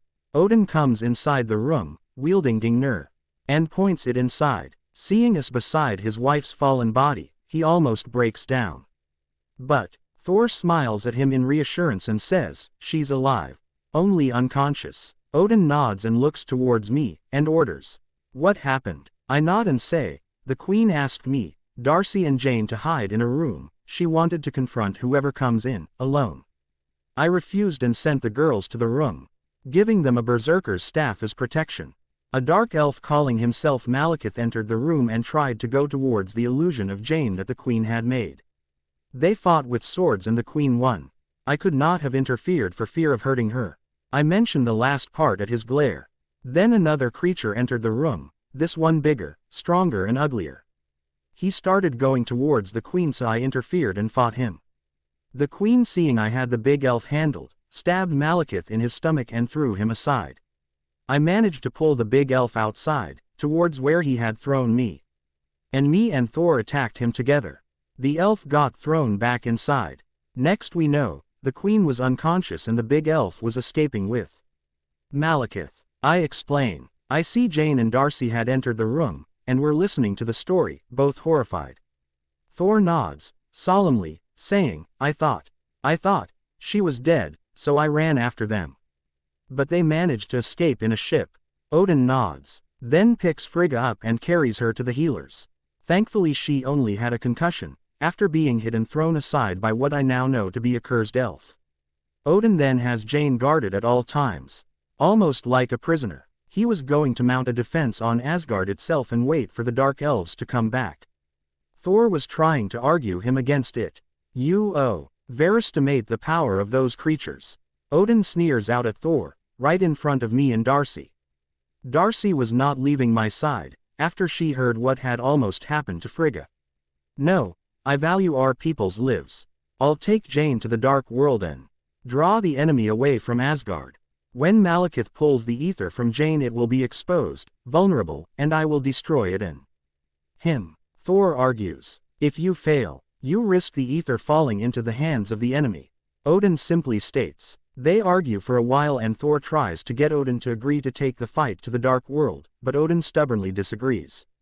Thor sits down. To wallow in grief, so I leave him alone to think a bit, taking Darcy with me. Harry. Darcy calls out to me. I was distracted, so it takes me a second to answer. Yes, Darcy. Will Thor be okay? She asks. Thor was really upset with Odin when we left, so it's understandable to be worried. I nod and say, oh yes. He'll be fine. It's Odin I'm worried about. Why? Darcy asks, looking at me. I hum and then answer her. Odin's wife just got attacked, by a person who he thought dead, from a race he thought extinct, in search of the ether, which he thought destroyed.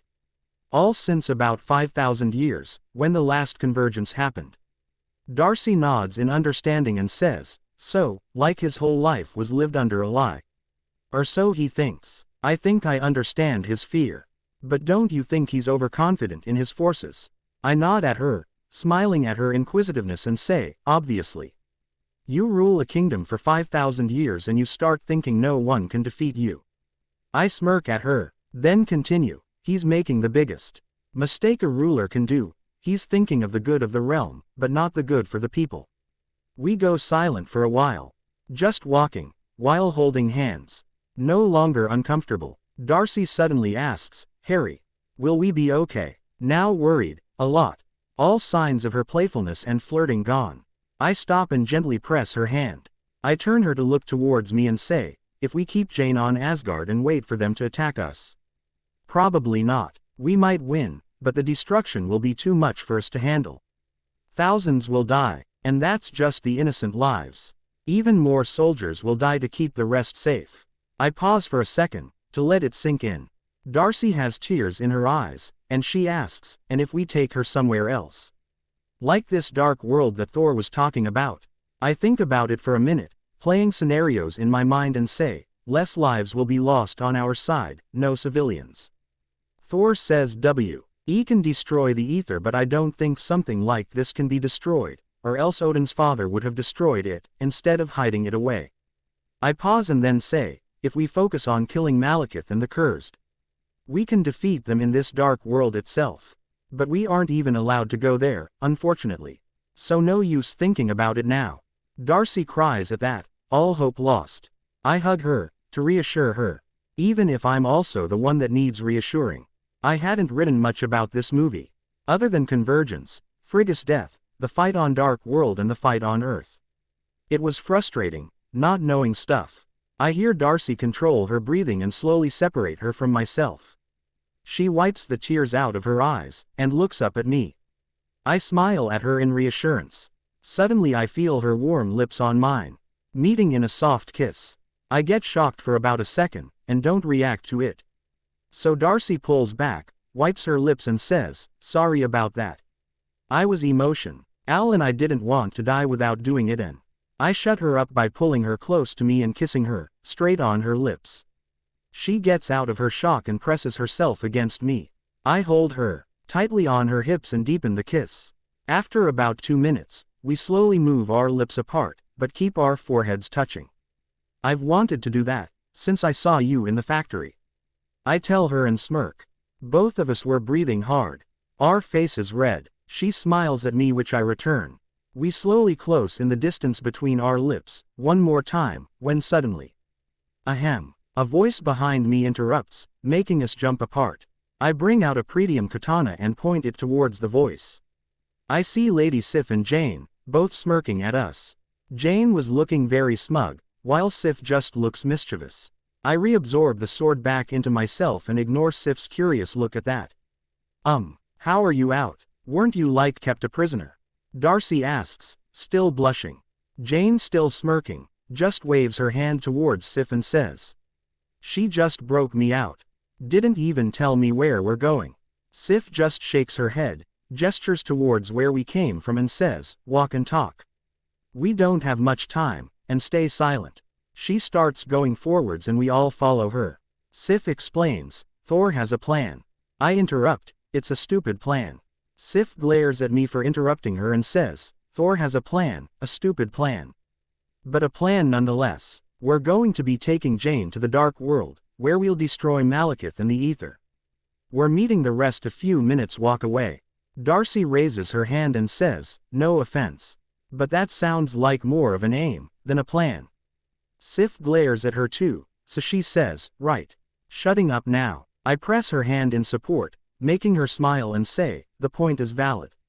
But we don't have much of a choice. What Thor and Lady Sif are doing classifies as treason. So we'll go with the plan for now. We can think up the rest later. And who else is joining us?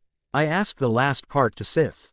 Sif answers without turning around. Thor, Volstagg, Fandral, Hogun and Loki. We all gulp nervously. He's a real piece of work. Given enough time and warning he can kill anyone he wants to. He's so dangerous. Damn. Within another minute of silent walking, we reach a corridor, where we see Thor and Loki, who was in handcuffs, standing together. Just by looking at him I could tell he could have escaped but didn't. You're, Jane says and starts walking towards him. Loki smirks and says, I'm Loki. You may have heard of. Jane cuts him off with a slap to the face. And considering she's human and he's Asgardian, and the slap still hurts him, it must have been hard. That was for New York. Jane says and comes back towards us. Loki turns to Thor and smirks at him. He says, I like her. He turns back to us just in time to get kneed in the balls by Darcy. Damn. I wince and cover my own balls and see that Thor was doing the same, while Loki was on the floor, wailing silently. Jane raises her eyebrow at Darcy and says, Darcy. What the hell? What? Darcy asks, not even caring that she just hit a prince of Asgard in the nuts. He deserves it. She looks at me, still covering my crotch with my hands and says, oh, you don't need to worry about that. She leans towards my ears then and sensually whispers, I won't be using my knees to touch you there. I gulp. Damn, she scares me, more than Natasha or Jessica ever did. Darcy, seduction later please, Jane says from beside me, almost completely used to her behavior. I so don't like her. Loki mumbles out, gathering his wits. Yeah, no one cares Lokes. I say waving my hand at him. We suddenly hear voices coming at us, guards. One of them sees us and says, there they are. Capture them. Sif looks determined and says, go. I'll keep them busy. Thor nods and I smile at her in support. We all turn to go towards the opposite direction, but Sif stops Loki and holds her sword to his neck, betray him and I'll kill you. Loki chuckles and says, it's good to see you too Sif. Loki, still in handcuffs starts following us, me keeping an eye on him at all times, with Darcy now running beside Jane. We didn't even know where we were going, just following Thor blindly. Oh, so that's where. There was a black space ship, probably one of the Dark Elves. And near the ship was Volstagg. Volstagg and Thor do a forearm shake and he says, I will give you as much time as I can. Thor nods and I pat Volstagg's shoulders, saying, good luck. And we all enter the ship. This time Volstagg Street ops Loki and repeats the warning Sif gave him. You'll kill me. Apparently, there's a line. Loki jokes and enters the ship behind us. The ship was way advanced, even compared to Asgard standards. The controls were few, but they were complicated. Loki looks at Thor, who was pressing every button he could see and asks, you said you could fly this thing. Thor shrugs and continues his work, says, how hard could it be? We all normal humans look in horror as Thor activates and deactivates many functions in trying out different buttons. We see the guards approaching us and Loki says, well, whatever you are doing, you better do it fast, brother. Shut up Loki. Thor grits out. He finally manages to turn the ship on after pressing a button, gently because Loki asked him to and make it fly, destroying 3 of the columns in the room. In the process, I think you missed a column. Loki says, dryly. I ignore the 2 brothers and web Darcy and Jane to the ground by their feet. The web was weak, so they could easily tear it if they want, but it was strong enough to keep them fixed if the ship does crash. About a few seconds after we start flying away from the palace, Jane falls down to the floor, suddenly weak. I can feel she's all right, but a lot weaker than before. The convergence must be having an effect on her too. Oh dear, is she dead? Loki asks, making Thor look back. I'm okay. Jane reassures Thor and sits down. Thor, because he was looking at Jane, grazes a building and breaks off something from the ship. Darcy glares at Thor and says, hey, eyes up ahead. Thor apologizes to Darcy and me and continues driving the ship. A few of the smaller Asgardian chariots start following and firing at our ship, which Thor maneuvers out of the way of. Loki helpfully commentates on the goings-on, distracting Thor more. Taking pity on Thor, I web Loki's mouth shut. Loki looks at me, surprise evident in his eyes, and pokes a hole in the web, tearing it away. You, he simply says. Me, I answer. He turns forward, and we both see the ship cutting the neck of a large statue. Loki snarks, "Well done, you just decapitated your grandfather." The smaller ships continue to follow and fire at us as we fly over Asgard. Loki continues talking, "You know, this is wonderful. This is a tremendous idea. Let's steal the biggest, most obvious ship in the universe and escape in that. Flying around the city, smashing into everything in sight so everyone can see us. It's brilliant, Thor. It's truly brilliant." Suddenly Thor pushes Loki off the ship. Thor then picks up Jane, turns to me and says, "Jump down after me." And jumps off the ship. I quickly remove the webs on Darcy's legs and carry her like a bride. A little early for this, don't ya think? Darcy jokes but holds on to me tightly. "Yeah, doesn't hurt to try though. Does it?" I smirk and let my hand roam a little. Without waiting for her answer, and ignoring the way she moved in my arms, I jump down the ship and land on an Asgardian chariot, which was being flown by Fandral. I let Darcy down on her feet and look at the others. Loki was still talking. Thor was standing there ignoring Loki, while Jane was still weak, so she was laying on the floor. I see Loki take the controls from Fandral. He turns the ship around and more chariots start following us. "Great, Fandral," Thor says. Fandral nods and says, "Right. For Asgard," saying that he jumps of the chariot and lands on our pursuers' ships. Loki starts flying towards the Asgardian mountains, gaining speed. I bring Darcy down and hold her tightly. "Loki," Thor warns him. Loki smirks and says, "If it was easy, anyone could do it. Are you mad?" Thor asks in disbelief. Loki shrugs and says, "Possibly." Thor holds Jane down, to protect her, the same way I did to Darcy. Loki continues driving the chariot, towards the mountains, not slowing down. Closer and closer. Suddenly, instead of crashing into the mountains, we pass through them. It felt like traveling through the Bifrost, but different. A little bit rougher than the Bifrost. We come out on the other side of the portal and into an open land with red skies. Everything was red and dark, and gloomy. No wonder they call it the Dark World. "Ta-da," Loki says, enthusiastically, which no one else returned. I look at Thor and say, "Thor, buddy, I like you, but if you plan something like this again and not even tell me, I'll kick your ass." I pause and say, "Or at least I'll try really hard to." We get off the ship and onto the land. Thankfully the air was breathable. The world looked familiar. Hey, the skies. They're red, just like the video. So the portals from the factory led here. Darcy suddenly exclaims from beside me. I look around, and sure enough, it looks an awful lot like the images I recorded. Taking the phone out and checking the feed again, I see that the color matches. Huh, you're right. So somewhere on this planet is a cave with your car keys in them. I say to Darcy, "Yay, how exciting." Darcy mumbles out, "Totally not excited." Thor slowly rests Jane on the ground and caresses her face. I sit right there, because there was nothing we had to do until the Dark Elves return. Correction. There was something I could do, I think again as Darcy sits down on my lap and hugs me. The situation must have finally sunk in. We were on an alien planet, waiting for said aliens to come to attack us, so we could destroy them instead. Joy. I hug her back and just rest. Thinking, how will I get the ether back from them?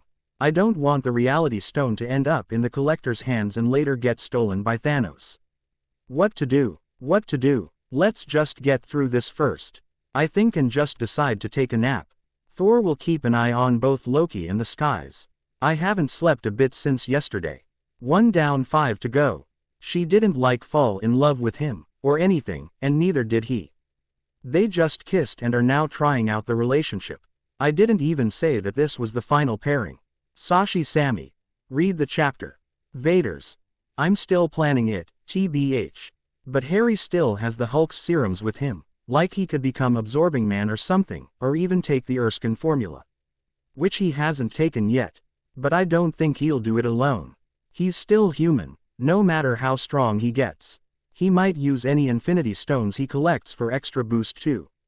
Can't say anything yet. It's a fanfic. Anything can happen. Eye of Sauron. Dude. If I change every fucking dialogue there is in the story, it changes things. His presence is not that effective that it changes what someone says to someone else, with no connection to Harry, other than he's there. Chapter 23, November 12, 2013. I wake up, about half an hour after starting my nap. I look around and see that Jane was lying down on the ground with Darcy sitting next to her, and had a blanket put over her. Where the fuck did the blanket come from? I continue my scanning and see that Thor had Loki by the throat. Loki probably said something to piss him off. They both smile suddenly and move apart. Thor turns to Jane and softly says, "I wish I could trust you." Loki speaks up from behind Thor, "He hurt Mother. Trust my rage." I get up from the ground, where I was sleeping, and after getting rid of the kinks in my body, turn to Thor. He smiles at me and says, "We'll move from here soon. We have to find a spot that's open enough to plan something." I nod, and we soon gather Jane back on the chariot and make a move. About 15 minutes after moving from the place, and still driving, Jane suddenly gets up, eyes red, and looks up.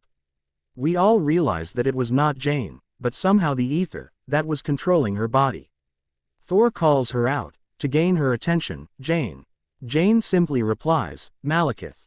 We all look above and see a ship entering the atmosphere of the planet. It travels a few ways ahead of us and lands right in the clearing ahead of us. We land the chariot and get off. "Loki, you know the plan," Thor says, and almost orders his brother. Loki nods. Jane had by now regained control of her body and she shakes her head. "Are you ready?" Thor asks. We all nod, saying yes. So he says again, "Whatever you see, do not interfere." This time, we nod a little bit hesitantly. "Wait," I say suddenly. I bring out a berserker's staff, along with the wristband, keep the vibranium suit on, and say, "Venom. Protect Darcy." Venom, without saying anything, separates himself from me, leaving the suit behind, and forms a temporary bond with Darcy. She wouldn't have to live through all his memories, but will be able to use his powers, including a vibranium suit if needed. "What? Why?" Darcy asks. "Jane has the ether to protect her. Thor, me and Loki are strong enough that we won't need an armor. I can protect myself just as easily without Venom. You need him. I don't want you to die because I was selfish with power." I simply say, and shrug. Darcy looks at me and smiles in appreciation. Jane, Thor and Loki were all amused. Thor suddenly gets serious. "Harry, stay hidden until the signal is given. Please, trust me," he says, holding me back. I hesitantly nod and pull Darcy down with me, hiding behind the edge of the mountain. Venom brings out the stealth tech in Darcy's hand, which I activate. The cloak covers both of us and makes us invisible. We stay behind and watch the show. "Now, let's go," Thor says. Loki and Jane follow him to stand near the edge of the hill we were on. Malekith and the rest of the Dark Elves see them and turn to face them, waiting for Thor to bring Jane down. Loki asks, "You know, this plan of yours is going to get us killed?" Thor nods, and says, "Yes. Possibly." Loki gives his still shackled hands to Thor to unlock, who just stares at them, weary. Loki asks, "You still don't trust me, brother?" Thor unlocks his shackles and asks, "Would you?" Loki suddenly smirks and says, "No, I wouldn't." Suddenly Loki brings out a dagger and stabs Thor in the stomach. And throws him down. Thor, "No." Jane yells and starts running after him. Malekith sees this and starts walking leisurely towards Thor, with the rest of the Dark Elves following behind him. Loki follows after Thor and taunts him about his mother. I pull Darcy down, as she was about to run into the front.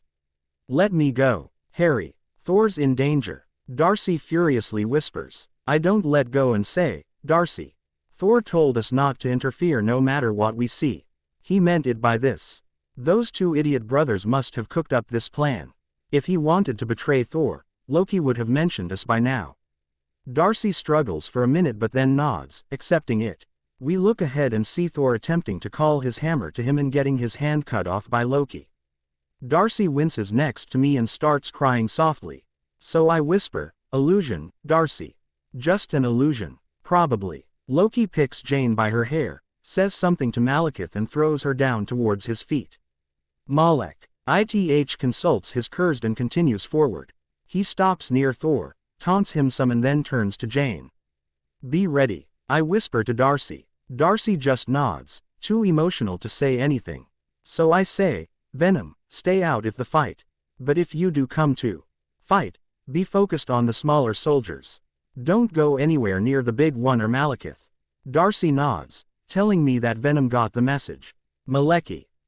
Lifts Jane into the air by a hand gesture, and red mist starts getting pulled from her, through her face. She doesn't look like she was hurting, so no one interferes. When the ether is completely out of her, Jane drops down to the ground. As soon as Jane is free of the ether, Loki points his arm towards Thor, who suddenly doesn't look that beat up anymore and his arm was fixed too. Thor calls Mjolnir to himself, and charging it full of lightning, blasts it at the ether. The ether gets lifted off into the air, slowly rising upwards, pushed by Thor's lightning. We all watch in anticipation. But I knew that it won't be destroyed that easily, so I hold Darcy back, making sure she doesn't jump in too early. The ether and Thor's lightning explode in a brilliant explosion of red mist, spreading the ether everywhere. Everyone was silent. I jump in and start running towards Malekith as fast as I can. But before I can even take one step towards him, the red mist, that had fallen down on the ground in the form of small crystals, slowly starts rising and moves towards Malekith. Damn it, I say. I charge the staff with my venom blast and throw it towards him, as I was still pretty far away from him. Malekith simply swats the staff away from him, like an annoying fly. The venom blast blasts on his face, but does not faze him other than pushing him back a few feet. He looks at me, now visible, and then ignoring me. Starts slowly walking towards his ship. I call back my staff, which comes back immediately and start attacking the soldiers that were standing in my way. I see Thor doing the same, with Loki defending Jane. The elves were weaker than the cursed, so I didn't worry much. I kept on killing them. Feeling the staff didn't do a good job at killing them quickly, I shout, Venom. Stormbreaker. Venom quickly brings out the Stormbreaker, the battle axe like the one Thor had made right at the end of Infinity War. I had loved it so much that after being reborn, I had drawn a picture of it in the black book. He throws it towards me, from where he and Darcy were slowly coming towards the fight, and I catch it, throwing them the staff in return. Attracting the axe with the wristband, I catch it and start attacking again. I cut, I smash and I kick every dark elf I can get my hands on. I see the cursed throw something at Loki and Jane. I move to intervene, but Loki pushes Jane away from there himself, so I stop. The thing that the cursed threw at Loki turns out to be some sort of black hole generating implosive device. It starts pulling Loki towards itself. Loki gets an alarmed but resigned look on his face, thinking it's finally his time. But Thor jumps, using his hammer to fly towards Loki and pulls him away from the implosion. The black hole disappears instantly. The soldiers that were left behind by Malekith were all dead, so we turn towards where the ship is and see Malekith and the cursed, along with a few more soldiers climbing the ship. Cha, RGING my version of Stormbreaker with my venom blast. I try once more. I spin the axe like a hammer around my body, and throw it with all my considerable strength at the duo. Apparently Thor had a different idea. He spins his hammer in his hands and throws it towards Malekith, holding the hammer so he goes with it. Idiot. I mumble and start running towards them. Venom knows not to interfere after this point. The cursed gets hit by my blast-charged Stormbreaker, which throws him backwards and the blast literally destroys the other foot soldiers, but doesn't harm Malekith other than a few scratches on his face which heal quickly. Thor, who had aimed for Malekith, reaches him, but gets swats aside by him towards the cursed. I use my wristband to call Stormbreaker towards me and continue running. Unfortunately, I'm late. I see as the ship takes off and leaves, becoming invisible on the way. I yell in frustration, Arg, and turn to where Thor was battling the cursed elf. This guy, he's the reason Malekith got away to attack my planet. Malekith could have died in Asgard if this one wasn't present. I run towards cursed, as fast as I can without Venom's help. I charge the axe my venom blast and hit the cursed on his head, away from Thor. He gets thrown more than 100 yards away from us and lands with a thud, making a crater in the ground. I give Thor my hand to help him stand, which he does and calls back Mjolnir towards himself. He looks at Stormbreaker and says, "I like the axe." I smirk and say, "Thanks, Thor. We'll talk about it later. Let's deal with him first." I turn towards where the crater was and see the cursed slowly standing up, getting out of the crater. He shakes his head, looks at us and starts running towards us with heavy footsteps. So heavy that the ground shook with his steps. I get on my guard, and so does Thor. The cursed comes closer to us. I swing my axe at him, hoping to at least cut off his hand, but he dodges the swing, picks me up by the leg and throws me towards Jane and Darcy, with Loki nowhere to be seen. "Arg!" I yell out in pain, as his hold had crushed my left leg through the vibranium mesh weave. I feel the extremis in my body working hard to fix the damage done, but it was slow. Venom quickly leaves her body and enters mine, sensing my need for him, and I instantly feel a little stronger and healing a little faster than before. Not enough to make a difference though. I see Thor get thrown in a mountain, so I start stumbling towards him, to help. The cursed was standing above Thor, punching him in his face, again and again. With punches about as strong as Hulk's. My leg was still hurting so I couldn't run. But I didn't need to go there, I think, as I see Loki piercing the cursed elf with a sword. I stop and smile, thinking it's finally over. But the cursed elf just stops punching Thor, turns around and pulls the still standing Loki towards himself, piercing him with the same sword. "No!" Thor yells out, in anguish. Even I get sad for a second, and hear a faint beeping, which brings me back to the situation. Then Loki says, "See you in hell, monster." The cursed looks at his belt, and we follow his look. The implosive device was the beeping that I had heard. "Oh," I say, and see the bomb burst, imploding on itself, creating a miniature black hole. The black hole pulls the cursed towards itself. Its gravity too strong for even him to resist. He gets stretched from all sides, pulled by his feet, hands and his head into the same spot. It was ugly. The cursed was no more. Finally this one fight was over. My leg heals up then. Completely. I look down towards my leg and whisper, "Oh, now you heal." I shake my head, questioning my sanity for a second and start walking towards where Thor was cradling his brother. I didn't do it for him. I hear Loki whisper and he stops breathing, his skin turns blue. And Loki dies. "No!" Thor screams out, anguished at the loss of his brother. He starts crying, not taking care who was seeing, just letting out his feelings. Suddenly determined, Thor looks up. Jane and Darcy were there too. They had come while Thor was grieving. No one says a thing. Jane simply goes and hugs Thor. Because she knows that even if Loki was an evil asshole, he was Thor's brother. Thor stands up and Jane stands with him. Thor calls back his hammer, and I absorb my axe back into myself. "What do we do now?" Thor asks us. I shrug, not knowing the answer. But Jane answers, "I saw him. On Earth. When he pulled the ether out of me, I saw him use the ether from Earth to start everything." I ask, "So we have to go back to Earth?" "Great." Darcy smirks and says, "Real good thing we already have a portal here somewhere. Just have to find it." I shake my head, and the others all nod. They were about to start walking towards a random direction, so I speak up, "Before they can leave, would you mind leaving me here alone for a while?" Jane and Darcy look at me questioningly and Thor asks, "Why?" A little suspicious. I look at Loki's body and softly say, "I may have hated him. But he fought alongside us. He earned my respect for that. I'd like to pay it."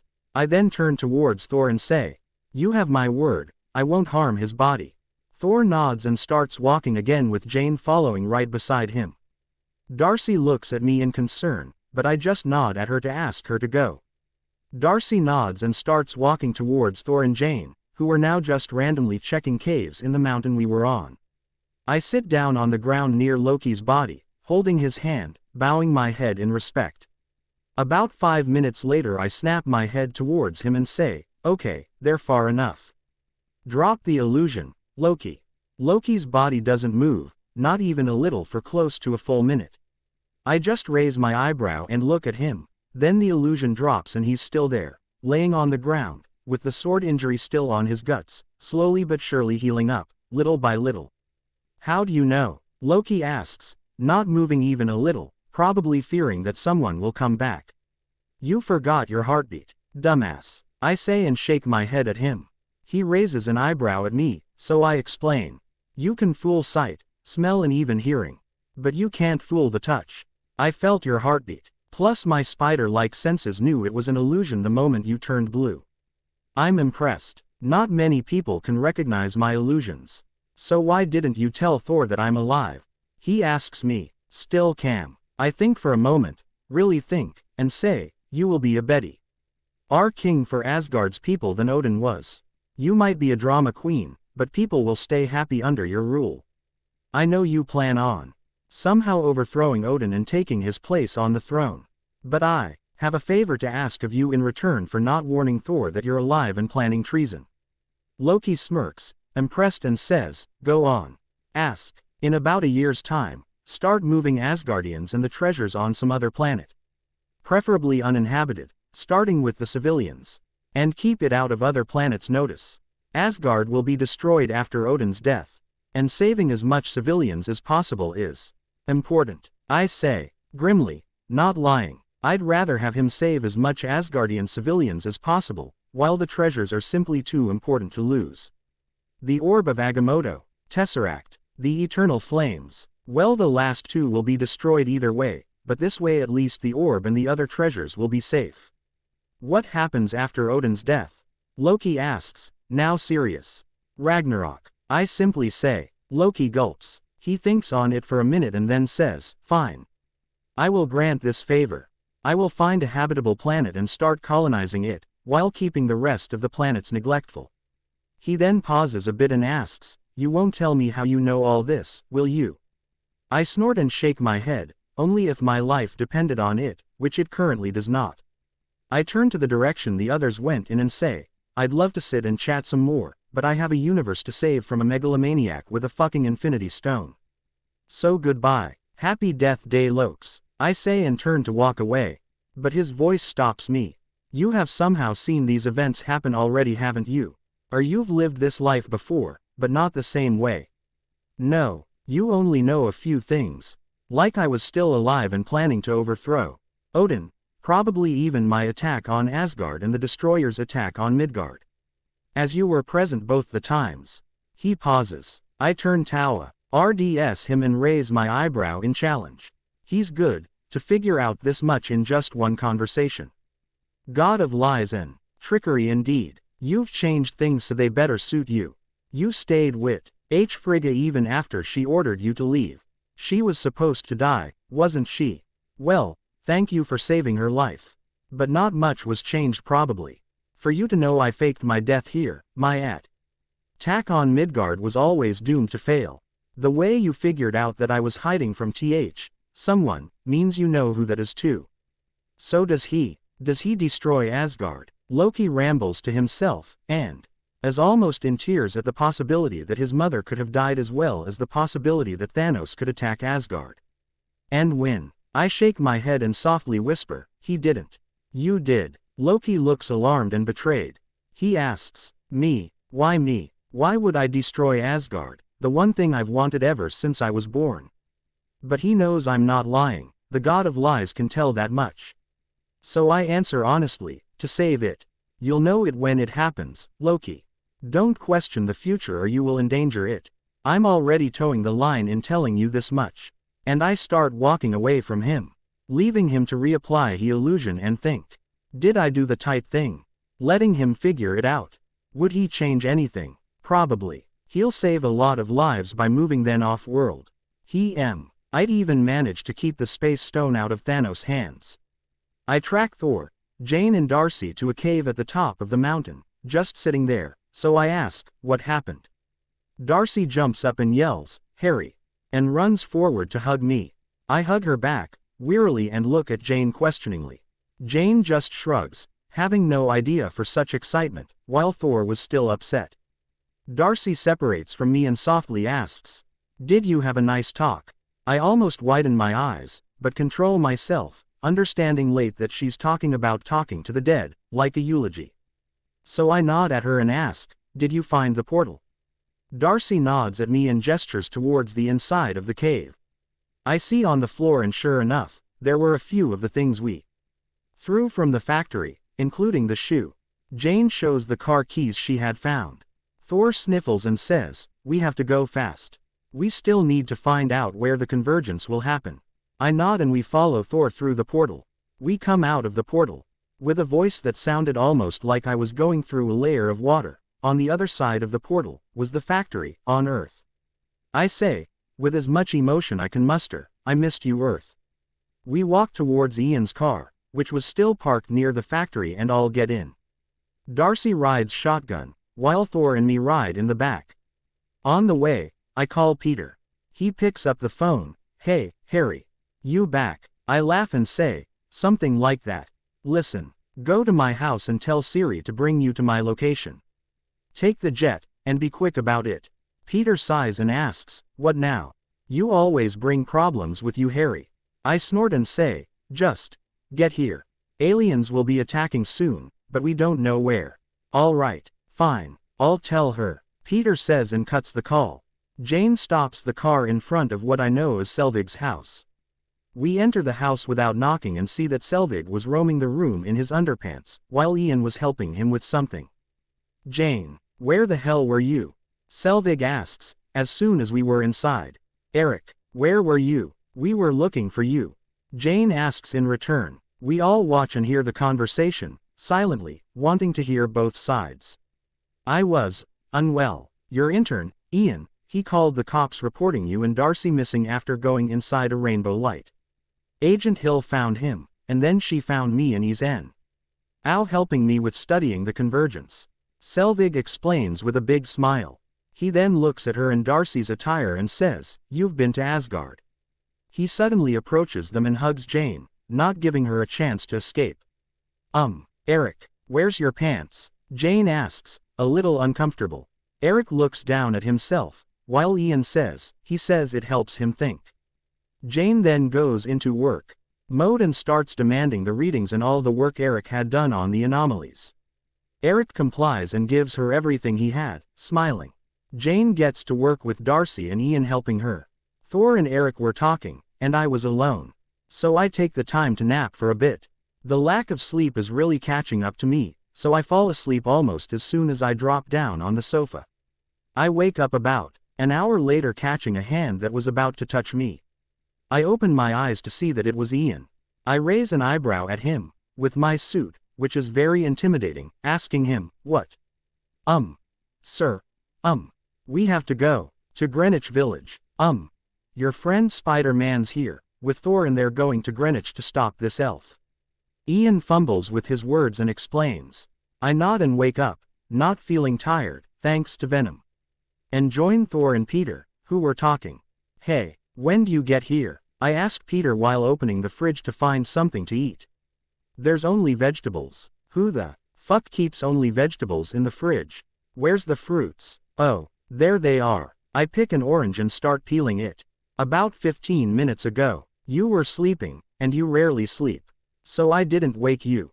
Spidey explains. I nod and ask, "So, Greenwick?" Peter nods, while nursing a beer and says, "Yeah. I called Tony but he didn't pick up the phone. Cap is still with Bucky, helping him, while the two agents are just that, agents. And they have missions." I nod and start eating the orange, popping the pieces into my mouth, which was already open. "Thanks, Venom. That would have been really embarrassing. I think. Dumbass." I ignore that and we start making plans. Jane, Darcy and Eric already had their scientific stuff. We were going to kill the foot soldiers, and then take care of Malekith, together. Damn, wish Banner were here. About 10 minutes after that, we start packing to leave. Me and Pete take the jet, taking Darcy and Eric with us, while the rest take Ian's car. It was only 10 minutes journey, by car. So I take the jet super slow, to not get bored. We still reach there in about 2 minutes. I keep the plane above the library and picking Darcy, jump out of the plane, to the roof of the library. I really jump out of the plane a lot, don't I? Peter takes Eric with him and slowly webs down. I should have done that. But Darcy was excited, like she was at an amusement park, so I drop her down. Hey, I was enjoying the ride. Darcy grumbles from the floor. I shake my head and ignore her. We had brought a few of the tripods that Eric and Jane had made, theorizing that they could control the anomalies to just create portals. It was a stupid theory, according to me, but they're the experts and I didn't exactly see the physics behind it. We each take a tripod with us and go to the 4 axes of the library and start digging the tripods in. The rest 4, that Thor and Jane are bringing, will go to the sub-axes. The rest of the group appears about 5 minutes later, and me and Spidey take the tripods from them to speed the process.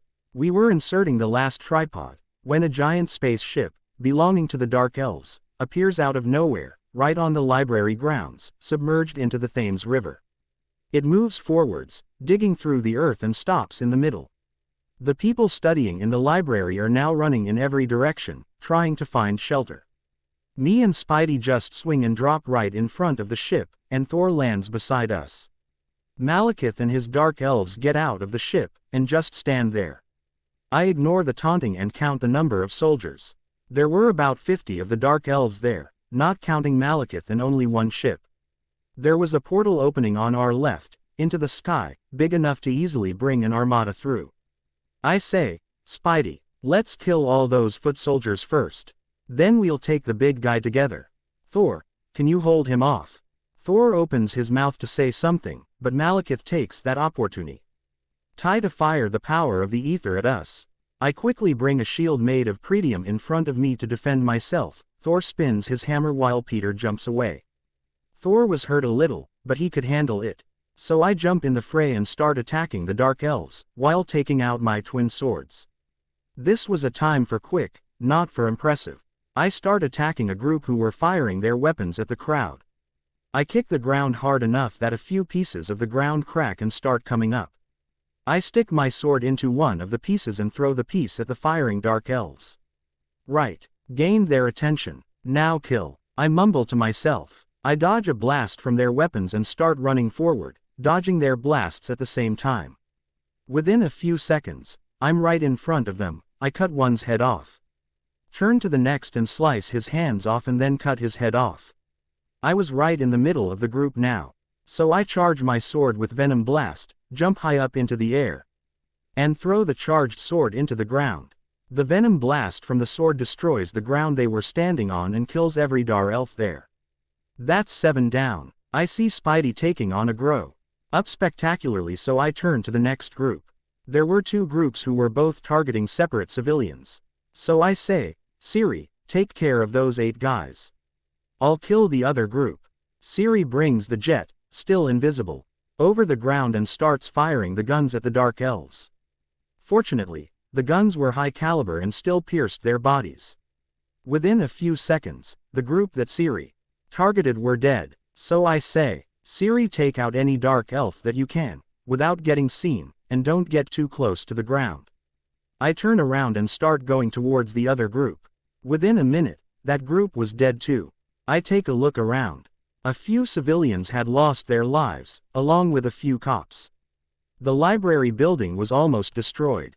Damn, I see the portals getting bigger, and within those portals, a few other portals were lining up. The convergence. It's here. I run towards the portal, seeing that the Dark Elves were all getting killed, and see a dark red cloud on the ground, going towards the portal, slowly. Thor was nowhere to be seen. So Malekith had released the ether from his body. Damn it, I say, and absorb the swords. I bring out Stormbreaker and start walking into the cloud, knowing that Malekith must be inside to cause the most damage to the universe. The walk is really hard. I am getting pushed away from the center, by a wind strong enough to affect me. Thankfully my suit did not affect my sticking powers. I was fully armored, with one hand on Stormbreaker, the other in front of me, to not knock into something. About 3 minutes of walking later, I see Malekith in the eye of the storm, releasing the ether, making it go into the portal. I can't let him do this. I walk with even more determination, towards Malekith. I see that Thor had the same idea. He had a few of those tripod spears in his hands. Ah, so he wants to kill him that way. Thor looks at me and I nod at him, telling him I kind of know the plan, or at least I suspect it is the plan. Thor throws one of the spears at Malekith, who catches it. Suddenly, the spear, along with Malekith's arm, completely disappears. Thor throws another spear at him. Malekith catches it in his other arm, which disappears too. I had still continued walking from Malekith's right, and I was now close enough to hear them speak. The ether was somehow messing with my hearing. Malekith says, "The ether cannot be destroyed."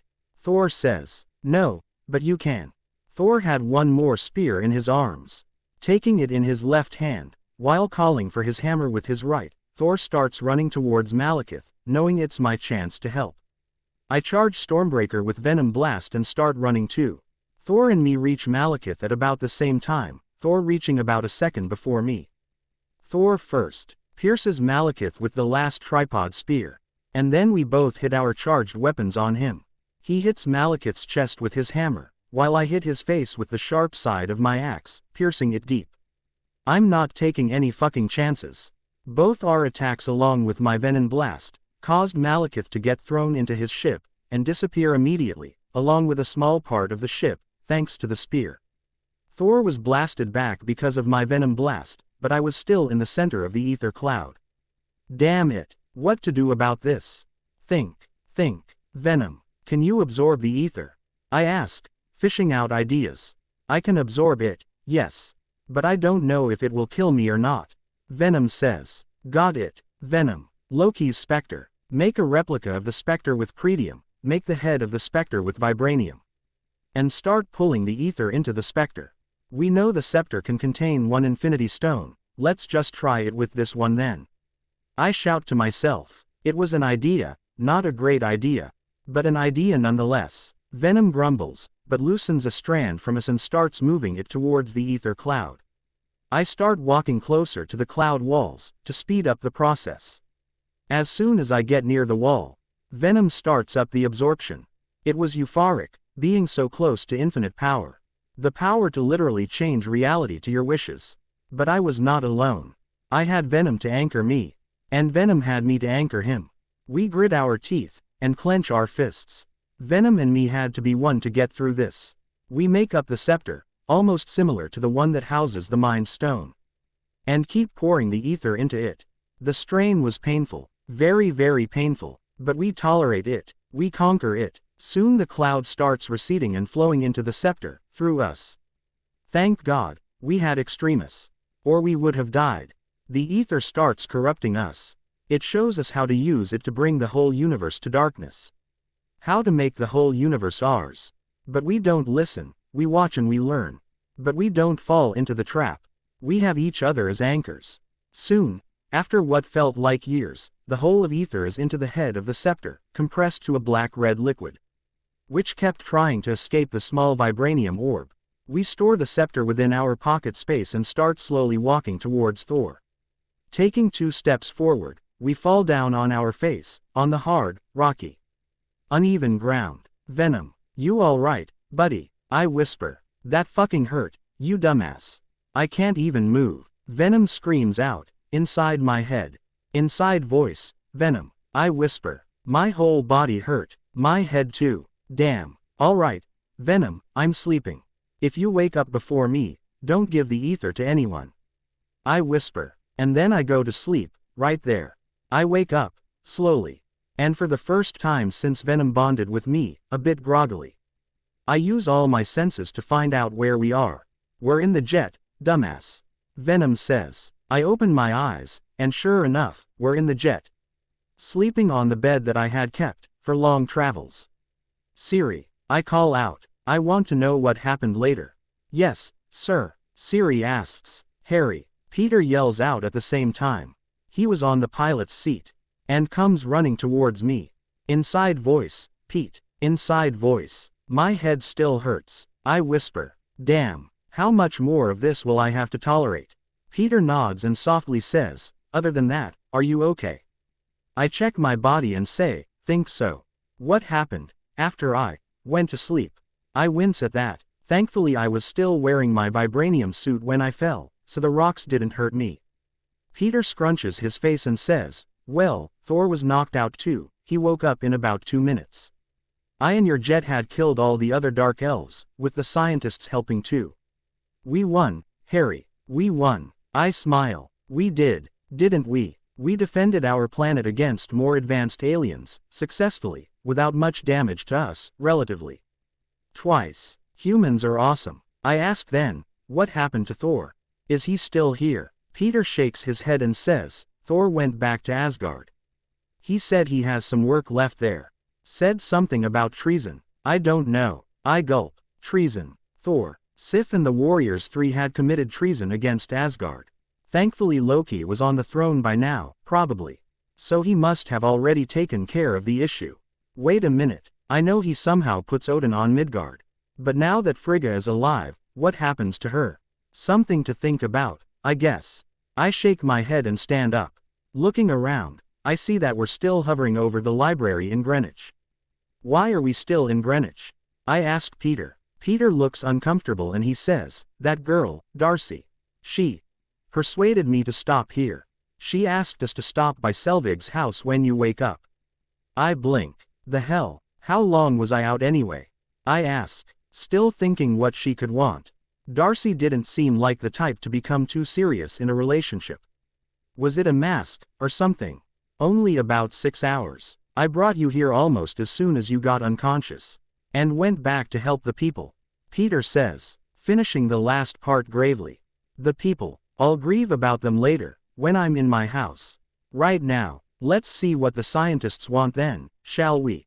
I say. Siri starts flying us to Selvig's house. It was about 5 p.m. now, the fight having taken in the morning.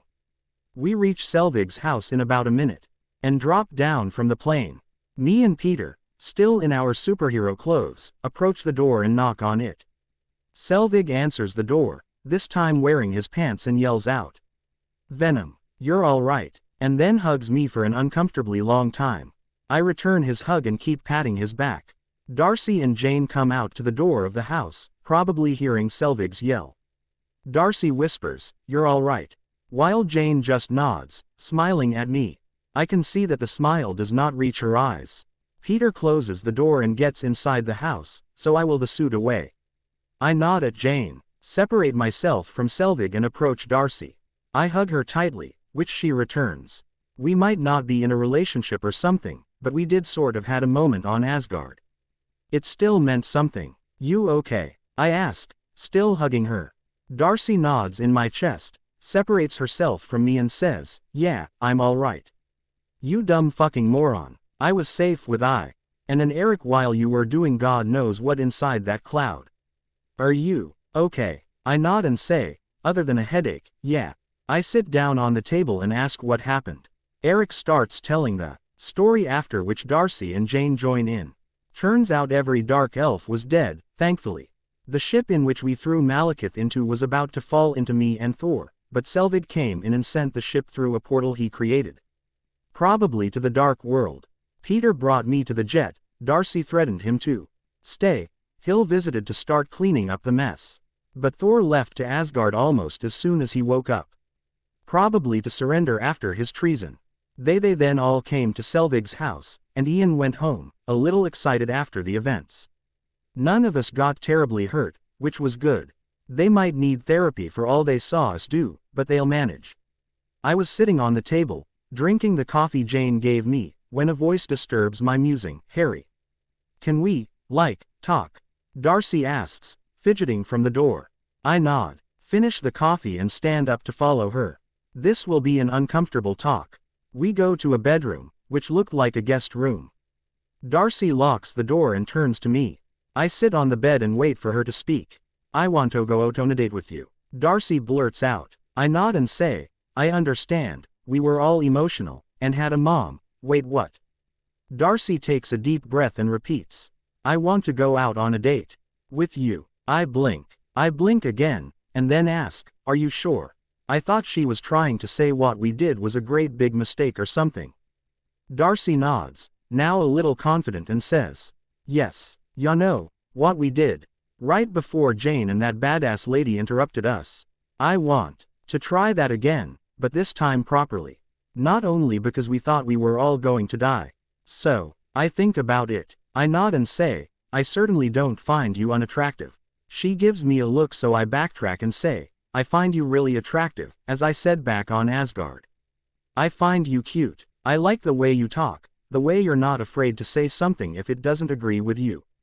I stand up and approach her. Darcy now looks in my eyes. Yeah, what else? Darcy whispers, I like the way you kept your cool when I told you Loki and Thor had a different plan than what they told us. That it was all an illusion. You also fought against the Dark Elves, using science. That was really badass, by the way. I say and take a step forwards. Yeah, I was scared shitless, but I knew Thor and you and Spidey would figure something out. She takes a step forward. We were now very close, almost touching. So I say, are you free tonight? What are we doing? Darcy whispers, still looking in my eyes. I glance at her lips and say, whatever you want. Darcy smirks and says, I like the sound of that. And leans forward. We both get closer and closer when a loud noise in the road breaks the moment. Goddamn Thor. I yell out at Thor, who comes out of the Bifrost on the road. Darcy just laughs at me and says, so, pizza tonight? I nod and say, definitely. Darcy turns and walks away from me, almost skipping out. Well, my second try at dating. Hope this works out better than the last. We stay the night in London itself, me and Peter sleeping in the jet. Thor was here to stay, so there wasn't a rush to learn everything about what happened on Asgard. One Infinity Stone was mine, and the second will be with Vision soon. Hopefully without Ultron this time. Earth now has 3 Infinity Stones in JT's possession. Now I'll have to somehow get the Power Stone before Thanos does and keep the Space Stone safe from him. How the fuck do I do that? Damn, one problem has ended, but more keep on coming. Fucking hell, the Ether and the Ancient One. Quartz. Blade 12. Harry can only make the staff with its powers because he literally has it inside himself. He knows what symbols, runes there are on the staff. But he doesn't know the spells. He might be able to copy the runes on an armor. But he's not a wizard, so he won't be able to copy the spells. Plus I thought a full-body Pretium armor would take time to make. He'll make it someday. And I haven't given any thoughts to a special villains. Any suggestions? Shallow words. Thanks for the encouragement. I'd been really down because a lot of people did not like the last few chapters. I needed your comment to finish this one. Testorm. Thanks for the suggestions. Really helpful, and I'm going to do something like that. Keep reading. JRocker 105. Keep reading winking face. Deus. Buddy, I don't know about you, but if a woman looks attractive, I'm scared of her. Even if she can't possibly hurt me, I'm intimidated. It's not about being a man or some shit. Women are scary. Plus I'm not going to be flexible my power to scare normal women. So why should an SI, who is literally me, do it? Don Fenrilvanov. Dude, I've read a lot of fics in which they completely changed the dialogues and screwed it up completely. I don't want it to happen to this FIC. Their speeds are fast, yes, but even 70 miles per hour sounds so fast. It sounds so fast that it sounds wrong. Which is why I changed then to be around 50 or something. This is my first FIC. My first time even writing something actually, so please be patient. I'm not a professional. Heck, I'm even a failure of a student, depressed out of my fucking mind. And don't even have a job yet. I'm trying really hard to write something that makes sense. So please be patient. Thank you. Chapter 24, November 29, 2013. A few weeks after the whole Dark Elves mess, I was sitting in my jet, thinking. I had gone on a few dates with Darcy. Her knowing that I was Venom made it a bit easy, because I didn't have to lie to her about why I couldn't go out after 11 some days. She understood my duties as Venom, which I was really thankful for. We even became officially a couple. Thor and Jane approved. Selvig threatened me a little, Peter teased me a lot. I was ready to give my master's exam by the end of the term in December. Business was blooming. The medical scanners were finally approved by the FDA for sale to the hospitals. I did have to pay the original inventor a royalty, as he had left Oscorp once his idea was rejected, but it was all right. I even gave him a cut for all the profits I'd make on those sales. Thor was here to stay, and finally Bucky Barnes had recovered from his brainwashing. So Cap was bringing him to New York soon. It was about to get nasty for Hydra. The reason I was in the jet was that I was planning something I really needed to do. I was planning to meet the Ancient One. It would either be the best meeting ever, or the most frustrating meeting. Depends on whether she kicks my butt, or decides to help me. I was currently in my jet, hovering above Kathmandu, Nepal. I had searched for the masters practicing their arts in the backyard or something, but it must be hidden really well. Let's do this the old-fashioned way then, I say and jump out of the plane. Still invisible, I search around, looking for any sign of a monastery or a temple that looked like it might house a secret magic school. No fuss. Kamar Taj. I ask for the umpteenth person, 3 days later. Still in Kathmandu and the 5th marketplace since I'd begun searching. The person shakes his head and I continue walking. I was garbed in a casual jeans and shirt, wearing a cap. Like the classic Marvel hidden look. You were really persistent, Mr. Osborn. A voice from behind me says. The Ancient One. I jump, because even Venom did not see her coming. I control my breathing and say, well, you aren't exactly easy to find. Tao was wearing a yellow robe, with a hood that covered her head and the forehead.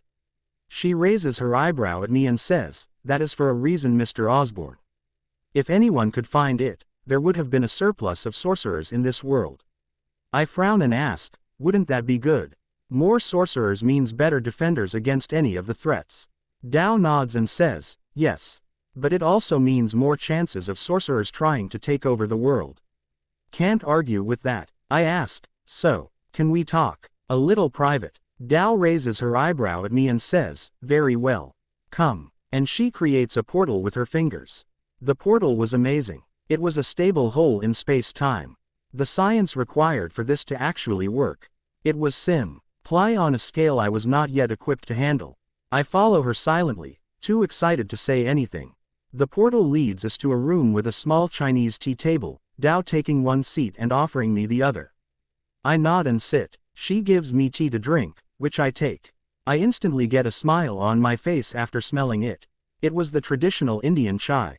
So she knows. I graciously drink the tea, nursing it while thinking and finally say, you probably know my whole life story, so I'll directly ask. Will you help me? Dao looks at me with a neutral face and asks, tell me, Mr. Osborn. What will you do with the Infinity Stone? I frown. That was an expected question. I will protect anyone I can. Excuse me, I think I'm wrong, but are you able to see beyond your death using the eye? I ask her, because if she doesn't know what's going to happen. Dao looks at me, smiling and says, I haven't seen the battle happen, Mr. Osborn, if that's what you're asking. But you did tell me how it went in one timeline. So I know how the war would have happened, had you not interfered. But tell me, Mr. Osborn. You have been here for 14 years, how much have you actually changed? I grimace at that. Even I knew I hadn't changed much of anything. But I still think, and answer, I prevented Hydra from gaining a foothold in America, I saved Frigga from dying, protected one Infinity Stone from Thanos' hands. At least for now. I made sure Kilgrave didn't get his hands on Jessica, which consequently saved Rava Cage. Saving Ben's life, I made sure Peter became worthy of Mjolnir, which made him semi-Asgardian. And would be a great help in the final fight. I prevented Otto from becoming a villain, same with Toomes. By making sure that Loki knows I know the future, I even made sure that more of Asgard will be saved from Ragnarok. I pause at that. I thought I wasn't changing enough. This is still enough to increase our chances against Thanos. So, getting a little frustrated, I continue, I did a lot okay. For someone who was afraid of changing the timeline, I changed a lot of things and still kept the timeline intact. I can still say that whatever comes next, I can handle. Even if somehow, Dr. Doom or someone from out of universe appears, I'll still be able to handle them, with the Avengers. Not alone, because I'm not exactly alone here. Peter knows what's going to happen. Even if I die, he and Siri will whip something up to save people.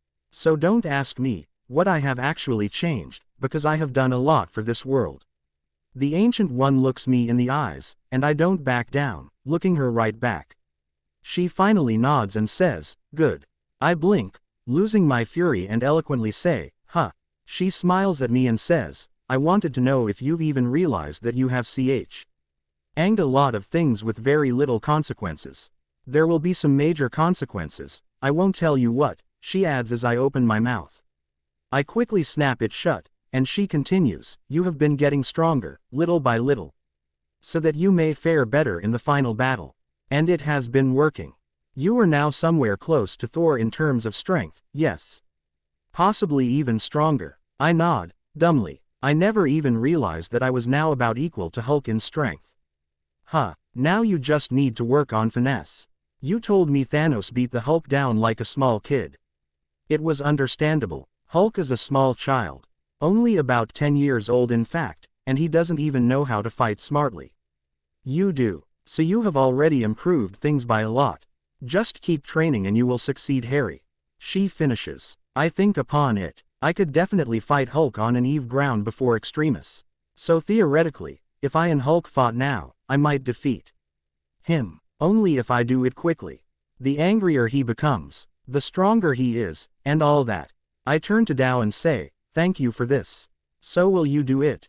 Dow raises her eyebrow and asks, will I do what, Mr. Osborn? I answer her, will you repair, purify the reality stone? I think Malekith corrupted it for his own purposes and right now, the stone is focused on that purpose. If we want to get the stone truly on our side, it has to be purified first. Am I right? I ask, hesitantly. All this was just my theory.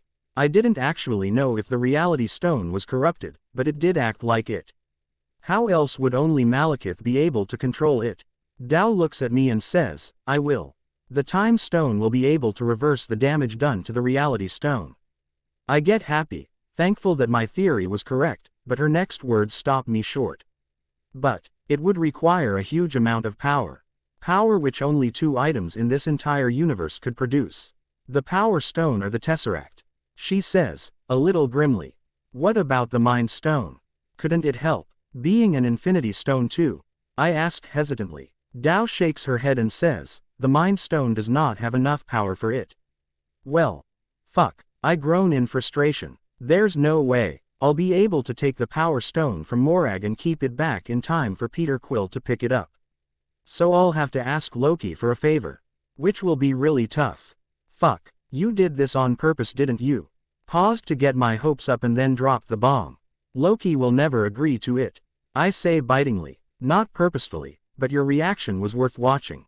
And how do you know? You did save his mother. Dow answers, calmly. It will be like blackmail.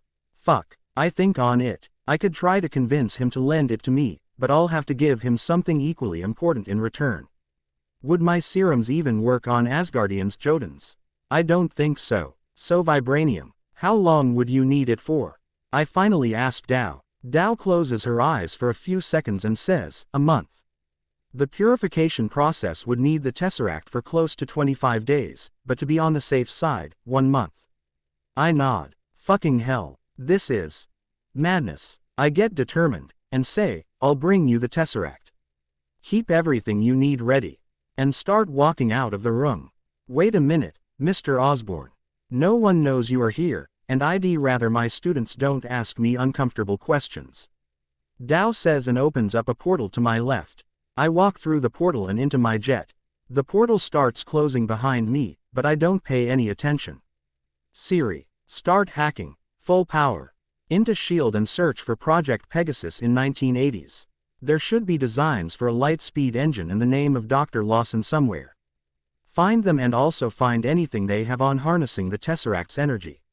I order. Yes, sir. Siri says. I had kept this out of my mind because I didn't have the Tesseract with me. But if I manage to convince Loki to lend it to me, I'm taking full advantage. I'm going to fucking become Captain Marvel. Going home, I take 50 canisters of Vibranium and store them in my pocket space. I will need at least 30 to convince Loki. But he's greedy, so I'll probably have to give him more. Taking the jet, I fly to an open space, and get out. I look up and shout out, Heimdall. I need to meet with the king. Tell him I have a deal to make. Open up. At first nothing happens for about 5 minutes, so I shout again. And then the bridge opens, taking me with it, dropping me on Asgard right in front of Heimdall. I stumble a little but control myself. Looking around, I once more get a little amazed by the architectural wonder Asgard is. Welcome to Asgard, Harry Potter. The king has been notified of your arrival, Heimdall says and continues his vigil. I nod at him and start walking on the Rainbow Bridge. The view down was amazing and scary at the same time. Once I cross the bridge, I get joined by 2 guards who were probably there to make sure I don't do anything untoward. We reach there in 20 minutes, which I utilized seeing the market. I could already see an improvement in the people's lives, which meant that Loki was king. There were even the beginnings of a statue being built. Once inside the main palace, a guard knocks on the door to the Great Hall. The door opens up from the inside and another guard leads me to the front, where Odin was sitting on the throne. He looks at me silently for about a minute and says, "Leave us." All the guards leave the hall immediately. I look around and even use my senses to verify that this was Loki and not the real Odin. Which would have been weird. So, Mr. Osborn, Heimdall tells me you have a deal to make. Odin, now turning into Loki, asks. I nod and say, I want the Tesseract for 3 months. I will return it to you at the end of it. Loki raises his eyebrow, but I can tell he's pissed that I'm making such a demand. He asks, and what do you need the Tesseract for? I hesitate. I didn't want to tell him, but I'll have to. Fuck, I should have planned ahead some more. I say, I have in my possession the Reality Stone. But it is corrupted. I know someone who can revert it back to its original purpose. But we need either the Tesseract or the Power Stone, which no one knows where it is. So I need the Tesseract. Loki thinks for a long time, close to 10 minutes, and asks, what do you have to offer in return?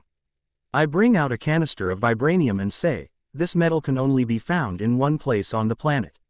Everyone else thinks all of this metal has been used to build a shield. You should remember it. Steve held off Mjolnir with this metal. I pause to let him see the metal, and say, I will offer you 10 such canisters in exchange for the Tesseract for 3 months. Loki asks for the canister, which I give him. He takes the Vibranium out and examines it for a while. Hitting it a few times with his daggers, nothing happens. He turns to me and says, 20 canisters of this metal. For each month you have the Tesseract in your possession, in advance. I scoff at him, and counter, 5 canisters per month, 15 in total. This metal is rare even on Earth. Loki smirks and says, it's not Asgard's problem, is it?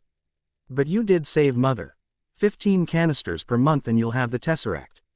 Anything less and I will kick you out of Asgard right now. I hesitantly nod, still keeping a neutral face, and say, deal. 45 canisters full of Vibranium will be given to you as the Tesseract is given to me. Loki nods, smirking. He then turns back into Odin and starts walking towards the treasure room. 2 guards follow us, but keep their distance. Odin opens the door to the treasure room and closes it when we get inside. I take my time to look around. There was the eternal flames of something. The fake Infinity Gauntlet, Casket of Ancient Winters, Orb of Agamotto. There were a few more things I didn't recognize, but obviously important if they were here. Here, the Tesseract, Loki says, and I see him carrying a cube. I could literally feel the power radiating off of that thing. I bring out a case made of pretium to keep the Tesseract in and keep it in front of Loki, who just raises his eyebrow at me. I'm not going anywhere alive if I try to steal that cube. You know that as well as I do. I grumble but start removing Vibranium canisters. Within a few minutes I remove 45 canisters. Counting them while removing, because I didn't trust Loki to somehow make one invisible or hide it somewhere. Once all 45 are out, Loki keeps the Tesseract inside the case. I touch the cube once, feeling the power flowing off of it and making sure it's there, and then close it, absorbing the case immediately. Loki just smirks at me and says, remember, 3 months. After 3 months you will be branded a thief and the army will come after you. I nod, grimly. Hopefully I'll finish the procedure in 2 months' time. Soon I return to Midgard, Heimdall dropping me right where he lifted me from. I enter the plane and start going towards Kamar Taj again. Halfway there a portal opens up inside the plane and Dao steps through. I ask her, isn't it dangerous opening the portal on a moving object? Dao smiles at me and answers, every object, even the stars, are a moving object, Mr. Osborn. Depends on the frame of reference. I blink at her. She's not wrong. Fuck it. I was about to come to Kamar Taj itself. But now that you're here. The Tesseract. I bring out the case keeping the Tesseract and open it. There was the cube shining in the inside. As ours. For the next 3 months. But I'd like it if you repair the reality stone within a month. Dao raises her eyebrow at me, but doesn't say anything. She takes the cube out, allowing me to reabsorb the case and says, I will give the cube back to you within the month. Now, the ether. I grimace and bring out the scepter which contained the ether. As soon as it's out I give it to her and say, can you make sure the ether stays inside the scepter? Dao nods silently. She takes the scepter from me and says, I hope this all works out, Mr. Osborn. I really do. Farewell. I mumble out, goodbye. And watch her leave through the portal she came from. Was it really necessary? Giving her the ether. Would she even be able to fix it? Venom asks. I sigh and say, if she was unable to fix it, she'd have known that Venom. The woman EUs through time and sees all the possible timelines again and again. So she knows what's about to happen more than we do, probably. I ignore Venom's grumblings and start flying back home. Siri was busy with the hacking, which she should be done with sometime tomorrow. It was late so I go to sleep as soon as I go home. December 4, 2013. I slowly wake up, refreshed, at 5 a.m. as usual. I freshen up and go to the gym to work out. Once I get to my lab after the workout and shower, Siri calls out to me. She says, Sir, I have found the designs for the engine, but the power source is experimental. I recommend not using the designs. I shake my head and say, don't worry about it, Siri. We're not going to fly. Start ordering the parts for it. We'll start building it tomorrow. And what about harnessing the cube's power? Siri shows me the plans for what Selvig was working on with S.H.I.E.L.D. The plans were good, but a lot could be improved. If Hydra could manage it in the 40s, I could do it in the 21st century. I start ordering parts for the harnessing project too. For the first I'll need a lot of engine parts, which I already have the most of, but I still order everything new, just to be safe. Carol's accident was just that. An accident. She was lucky to stay alive. I don't want to mess anything up. I call up Peter, Bernard and Darcy and tell them that I will be busy for the next few days, probably in my lab. I had to tell Peter what I was working on, but he knew why I was doing it, so didn't ask much questions. Darcy got a bit upset, but I promised her I'd make it up to her someday soon. I work on making the engine for the next 5 days. Making it exactly the way Lawson made it. I had a plan. I will make the engine, harness the energy from the cube into the engine's power core. And then I'd slowly add all the energy into myself. I didn't have the luck to survive an explosion if I tried to do it the way Danvers did it. Once the engine is complete, I run simulations on it with the arc reactor as the power source. It works really well. The arc reactor was built by studying the Tesseract, so the power was compatible. Unfortunately it wasn't strong enough to repair the reality stone. Since it works, I decided to make another one for my jet. Never know when I'd need space travel, and the ship was already strong enough to survive the vacuum of space, as proven by Hulk. Next few days I work on adapting the absorbing serum so it is compatible with me. The absorbing serum helped Banner absorb the gamma radiation and turned him into the Hulk. I was going to do the same to help me become like Captain Marvel. Hopefully without an alter ego. If I'd have tried to modify the absorbing serum for myself, a few months ago, I'd not have been able to do it. Thanks to the extremis, my brain sort of cleared up. I was still the same person, with the same intelligence. But my thinking speed improved somewhat, which is why I managed to modify the absorbing serum within 20 days. It was still a long time.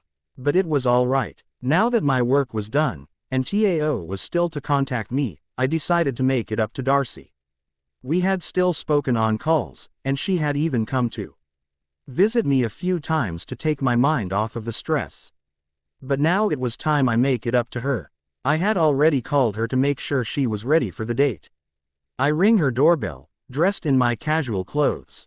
Darcy opens the door wearing jeans and a full-sleeve gray shirt, along with the beanie she always wore. It was like her signature style and I really liked it. She had a bag with her, packed for a few days of travel. You're looking awfully cute this day, I say, smirking at her. I hug her, kissing her cheek. Darcy smiles at me and says, "You're not so bad yourself, Tiger." Now, where are we going? I smirk at her, and say, "It's a surprise. You ready?" Darcy mirrors my smirk, gets close to me, putting her hands on me chest and says, "Yup. Can't wait to have you all for myself for 2 days. I shake my head and just pick her up in a bridal carry. Hey, not that I mind, but a little warning next time. Darcy yelps out. I shake my head and whisper, "But you like it, don't you?" Darcy blushes and says, "Obviously. With your hand where it is, how could I not like it?" I smirk and keep softly caressing her butt. I bring her to the jet, which was landed this time, and ask Siri to fly us to our destination. "You still aren't telling me where we are going?" Darcy asks, after 30 seconds of silence. I get close to her and say, "Would you want me to spoil the surprise, Darcy? It would not be fun now, would it?" I kiss her on the lips after that. Darcy smiles into the kiss and says, "This is certainly fun." We continue kissing and all too soon Siri interrupts us. "Sir, we are at the destination." I separate myself from Darcy, sighing in regret instantly, and say, "Goddamn it, Siri. Come on, Darcy. Let's go now." I pick her up, take her bag and start walking out of the jet. As soon as the jet door opens, Darcy picks up a sound. She asks, "Are we on a beach?" I smile and say, "Yup. A private beach. My father had this whole island bought when he had made some sort of big deal. He made it into a holiday house for himself. I only recently found out about it actually." Darcy becomes excited and shouts, "A whole island. For ourselves for the next 2 days. Awesome." Knowing she could only barely contain her desire to run into the water, I drop her down, shaking my head. She starts removing her clothes while looking right into my eyes. I become a little flustered, but don't back down. I start doing the same. As soon as we are in our last clothes, I smirk at her, pick her up in the fireman's carry and start running towards the ocean. "Hey, what's with you and picking me up today?" Darcy exclaims indignantly. Instead of answering, I repeat my actions from when I'd picked her up before, distracting her. "Well, if that's your answer then I agree too," Darcy whispers out. Soon we reach the water and I drop her into it. The house was completely furnished, and had food enough for a few months of stay, so we had no trouble in that. We stayed there for the whole weekend, enjoying our holiday, work-free. No interruptions. We even finally have sex that night. I was new at this, so I had taken it really slow and was really careful not to push her into it. She just got tired of waiting and took advantage of the opportunity this island presented us with. December 28, 2013. Soon we got back from the island, and I dropped Darcy back to her apartment. I was on my jet, going home, taking my time, when a portal opens up behind me. Dao steps through the portal, empty-handed. I raise my eyebrow at her and ask, "Did it work? Is the ether now back to its original state?" Dao sighs and sits down on the co-pilot's seat. She looks at me gravely, which frankly scares me, and says, "Yes. It worked. The ether is now turned back into the reality stone. Semi-solid still, but now not like it was before." I smile, thankful that it worked. I ask her, "Where is it then?" She looks at me calmly and brings out the scepter from somewhere, and hands it to me.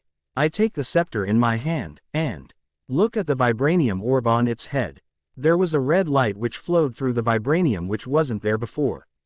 "How did this happen?" I ask Dao. Dao explains, "Why, I was reverting the ether to its original state, it tried to lash out at me. I had to use the tesseract and the time stone to control it. Fusing it to the vibranium was one way of doing it, which I did. I slowly touch the vibranium orb, trying to get a feel for its power. But I don't feel anything like I felt when I first held it. Thankfully, I let out a breath and turned to Dao. "Thank you for this. It will really be useful in the end." Dao smiles sadly and says, "I wish I could tell you not to do what you are about to. But we both know you'll not listen. But remember, you don't have to do it all alone." I nod, thankful. I say, "If there was another option, I'd have done it. Thank you, again. If you require any help, don't refrain from calling me." Dao shakes her head and says, if it happens, I'd be sure to call you. Before I forget, the Tesseract. She gives me the Tesseract, which I hold in my hands and later store in the Pretium case. I look up and don't see the Ancient One anywhere. She probably already left. I currently have 2 Infinity Stones in my possession. And I'll soon have the 3rd. For a month. But still. 3 Infinity Stones in one hand. Fuck, I'm awesome. Space travel is boring. Welcome 007. Thanks a lot. And he probably will be stronger than Carol, although stronger and better are 2 different things. He'll still have to get used to the power first. Remzel v. On Enely. I was actually going to have Harry try that, but the grenade is seriously overpowered. It would have been too easy. Lin Ming 2019. That was exactly why I had him date her. I like Darcy, the character and the actress too. She's always been ignored in favor of Black Widow or Wanda.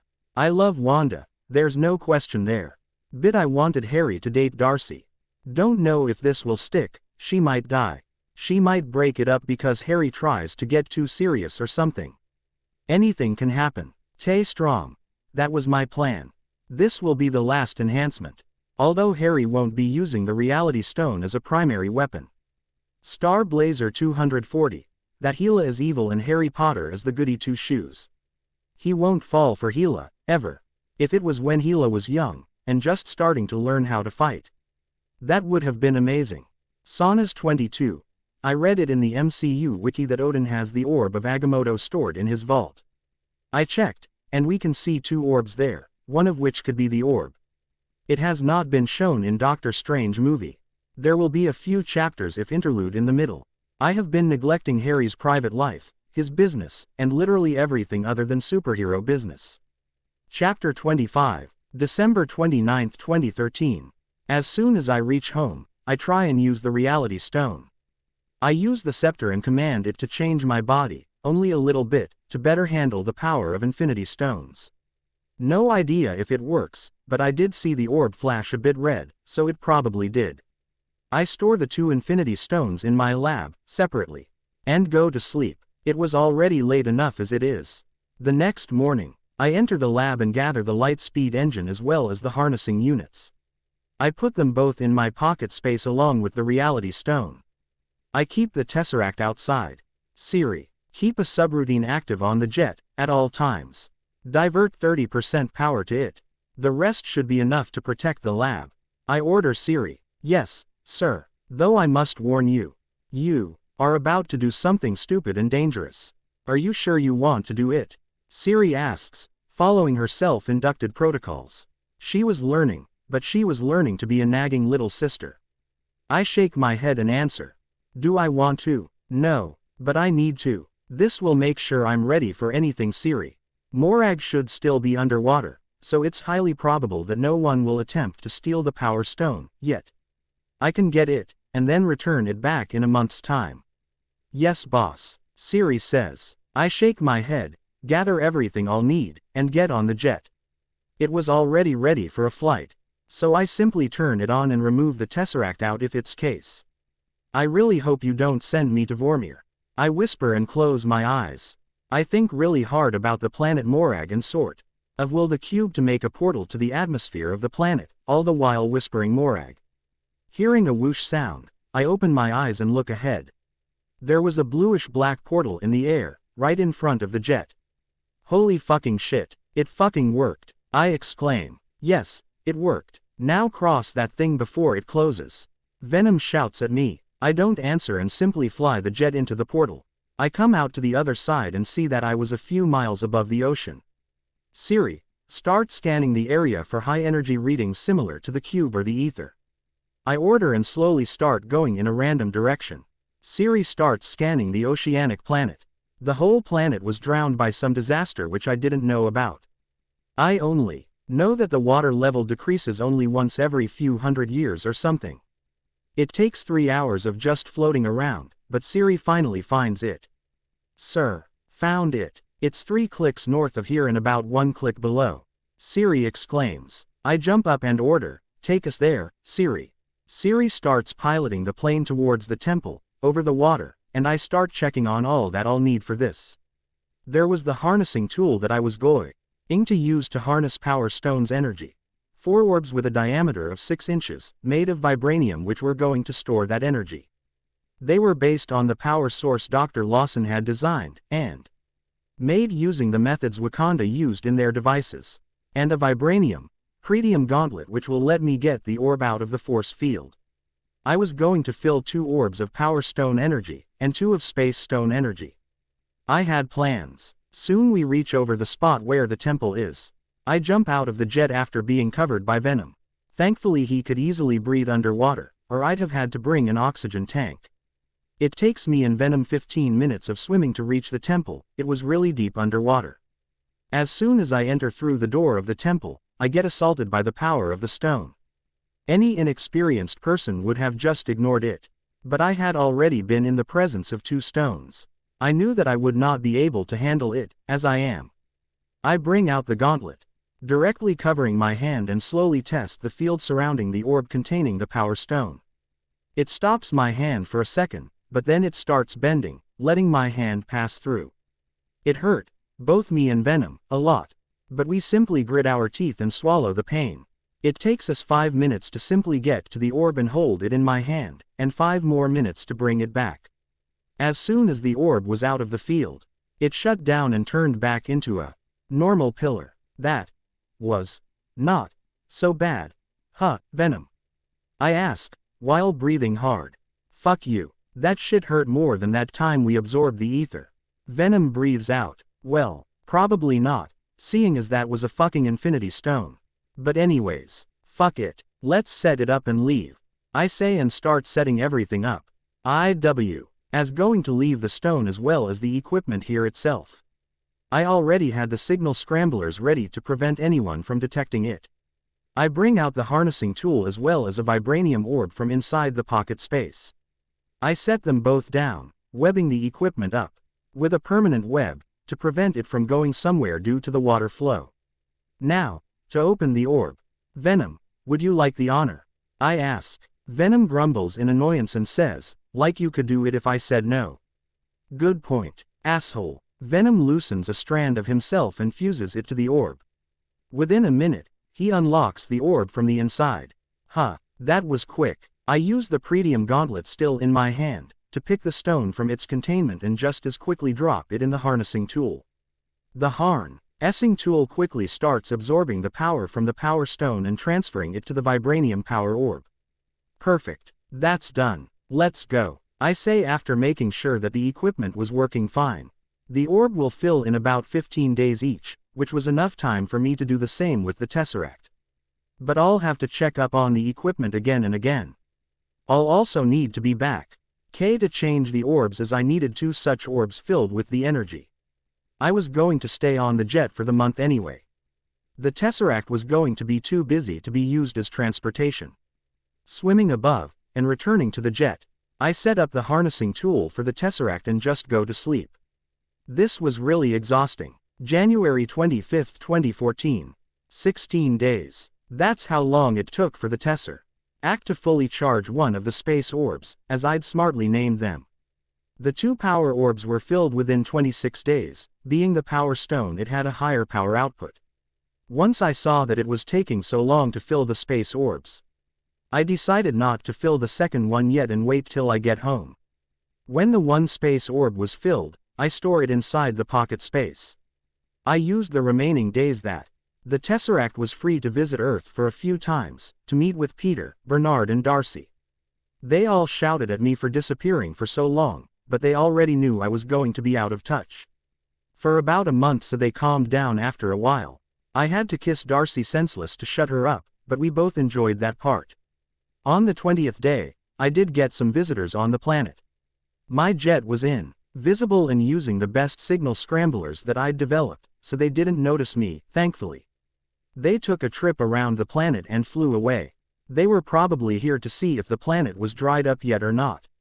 Thankfully I'd already seen this possibility and amplified my invisibility by the Reality Stone. Seriously overpowered and underappreciated stone. I loved it. I used the stone daily to make myself more compatible to the Infinity Stones. The process was slow, but within a couple years, I could probably touch the power stone directly and not even flinch.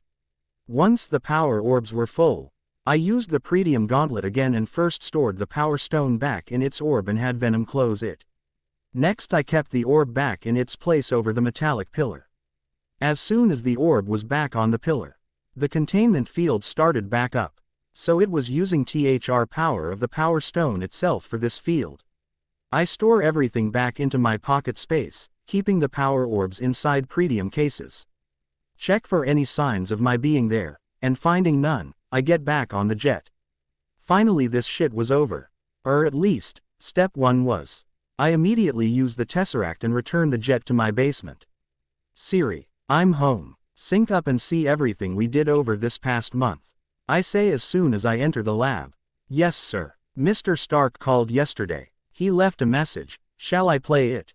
Siri asks. I blink. What could Tony want? I shrug and say, sure. Let's see what he wants. Hey, Web Brain number 2. Spidey is here with us and we've been wondering, where the hell are you? Even Jarvis couldn't find you. Anyways, we'll soon be starting the attacks on Hydra bases. We have given them enough time. For now, you are not much needed, but once we need to take on the final base, we'll need every spider we can get. So get back to us. Huh, they're starting already, but I can't do anything yet. I still don't have enough time. You know what, Siri? Don't tell anyone that I'm back. Not even Bernard or Darcy.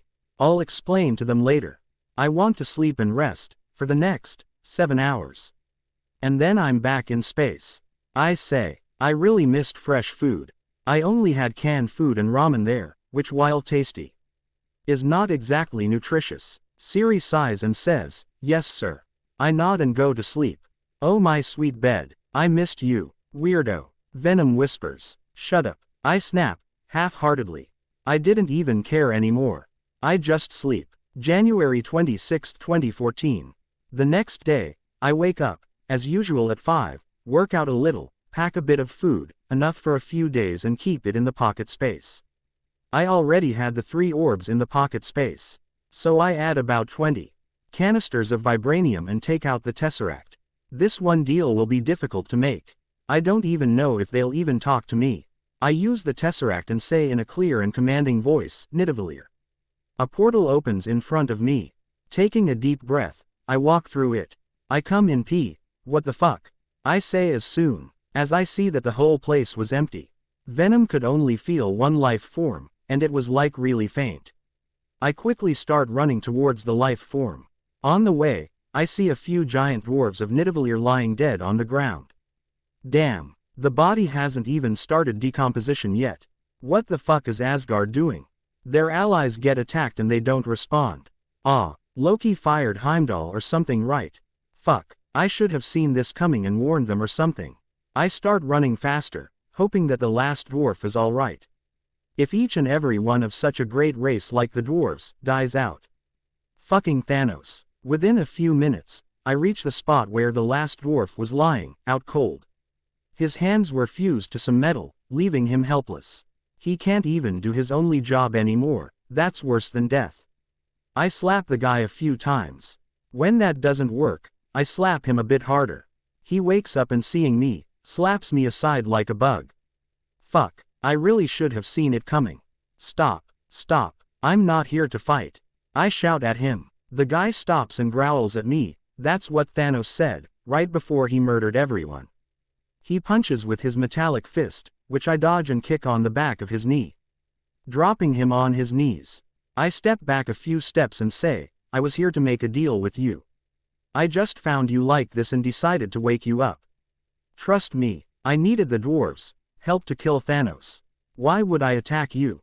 All the while, I'm dodging his punches, not letting them hit me. He stops trying to punch me and looks at me doubtfully. So I say, I am from Midgard. I am friends with fucking Thor of Asgard. And we all are at the top of Thanos' hit list. Why the hell would I help him? The guy stops on his spot and simply sits down, feeling defeated. He says, he killed everyone. My sons, my father, my wife, even the rest of the dwarves whom I ruled over. He didn't leave anyone alive. He starts crying, wailing loudly. I go towards him to comfort him, but not knowing how. I simply pat him on his back and let him cry. He continues, still crying. He even made my hands useless. What use am I to anyone if I can't even forge anything? What use is Nidavellir? I let him cry, and once he's dried his tears I ask, what is your name? The dwarf sniffs and says, King Eitri of Nidavellir. Although, right, now it's only Eitri. I'm no king and there's no Nidavellir anymore. His voice was now dry, completely emotionless. Like he'd completely given up on everything. I softly say, well, King Eitri, I have a good news for you. I could probably fix your hands and bring you to a safe place. Don't know if the first thing will work, but the second will definitely work. Eitri looks at me sharply and asks, how? I cover myself in venom. He simply asks, Clintar. I sigh and mumble, why does everyone know what venom is but me? Yes, he is a Clintar. Our name is Venom. Venom has a power that lets him absorb metal into himself. He'll have to cover your body for it though. So, will you let him see if it works? Eitri looks at me questioningly, so I show him a few examples of metal absorbing and manipulation of it. He nods and says, agreed. But I want to hear what you want first. You said you came here to make a deal. I nod and sigh a little. Sitting down on the ground I look at him, a little sadly, and say, I have been preparing for Thanos for the past 10 years. I have gotten stronger than an average Midgardian, a lot stronger. I could right now challenge Thor to a fight and win, hands down. But it's still not enough to defeat Thanos. I need a weapon I could use, which will be enough to at least weaken Thanos, for someone else to kill him. I pause and continue, I have some of the strongest metals I've found over the years. But even if I have a strong metal, my forging capabilities are abysmal. I came here to offer some of that metal to Nidavellir, in exchange for a weapon. Preferably a staff or an axe. But seeing as how Nidavellir is, I don't think my plan will work. Damn it, I should have been here earlier. But how earlier? Thanos has probably left this planet only about 5 days ago, judging by the bodies. And what help would I have been if I'd been here? I could have just died along with the rest, giving Thanos 2 Infinity Stones in the process. Eitri looks at me for a few minutes, which I use to think up an alternative plan. The Captain Marvel project could still work. It'll be enough to take Thanos hits and not get hurt. I'll do it. I'll make the weapon, if you swear that you will try your hardest to kill Thanos. And fix up my hands. Eitri's voice brings me out of my musing. But how? Won't you need more people for that? I ask. I didn't know how Thor made his Stormbreaker, but it certainly took Thor being burned for it to work. Eitri thinks and says, I can do it alone. I'm the king of dwarves. First show me what metals you have. And fix my hands. I nod dumbly and say, Venom. Do it please. Venom first brings out the Berserker's staff, then about 2 canisters of Vibranium, and then he goes and covers Eitri. Don't fight it. He'll absorb the metal, heal your hands, and get off your body. I say. When I see Eitri about to fight it, Eitri nods and calms down. Venom fully covers Eitri and starts his work. I can't see anything other than Venom just sitting there, as it's all happening inside the suit. About 10 minutes later, Venom starts separating from Eitri and joins me again. I look at Eitri, who is now examining his healed hands. He flexes his fingers for a few minutes, which I let him have. It would have hurt having to lose one's arms. He said, your life is yours, but your hands, they're mine, ha ha ha, Eitri whispers at first, and then starts laughing. But I can tell, he's still down. The loss of his whole race must have hurt a lot. He then looks at me, at the metals I'd brought out, and says, so these are the precious metals you found. Where in the 9 realms did you find the Berserker's staff? I answer honestly, it was on Midgard. One of the Berserkers had fled the Asgardian army and retreated to Midgard. He separated the staff into 3 pieces and hid them in different places. I found them and fused them together.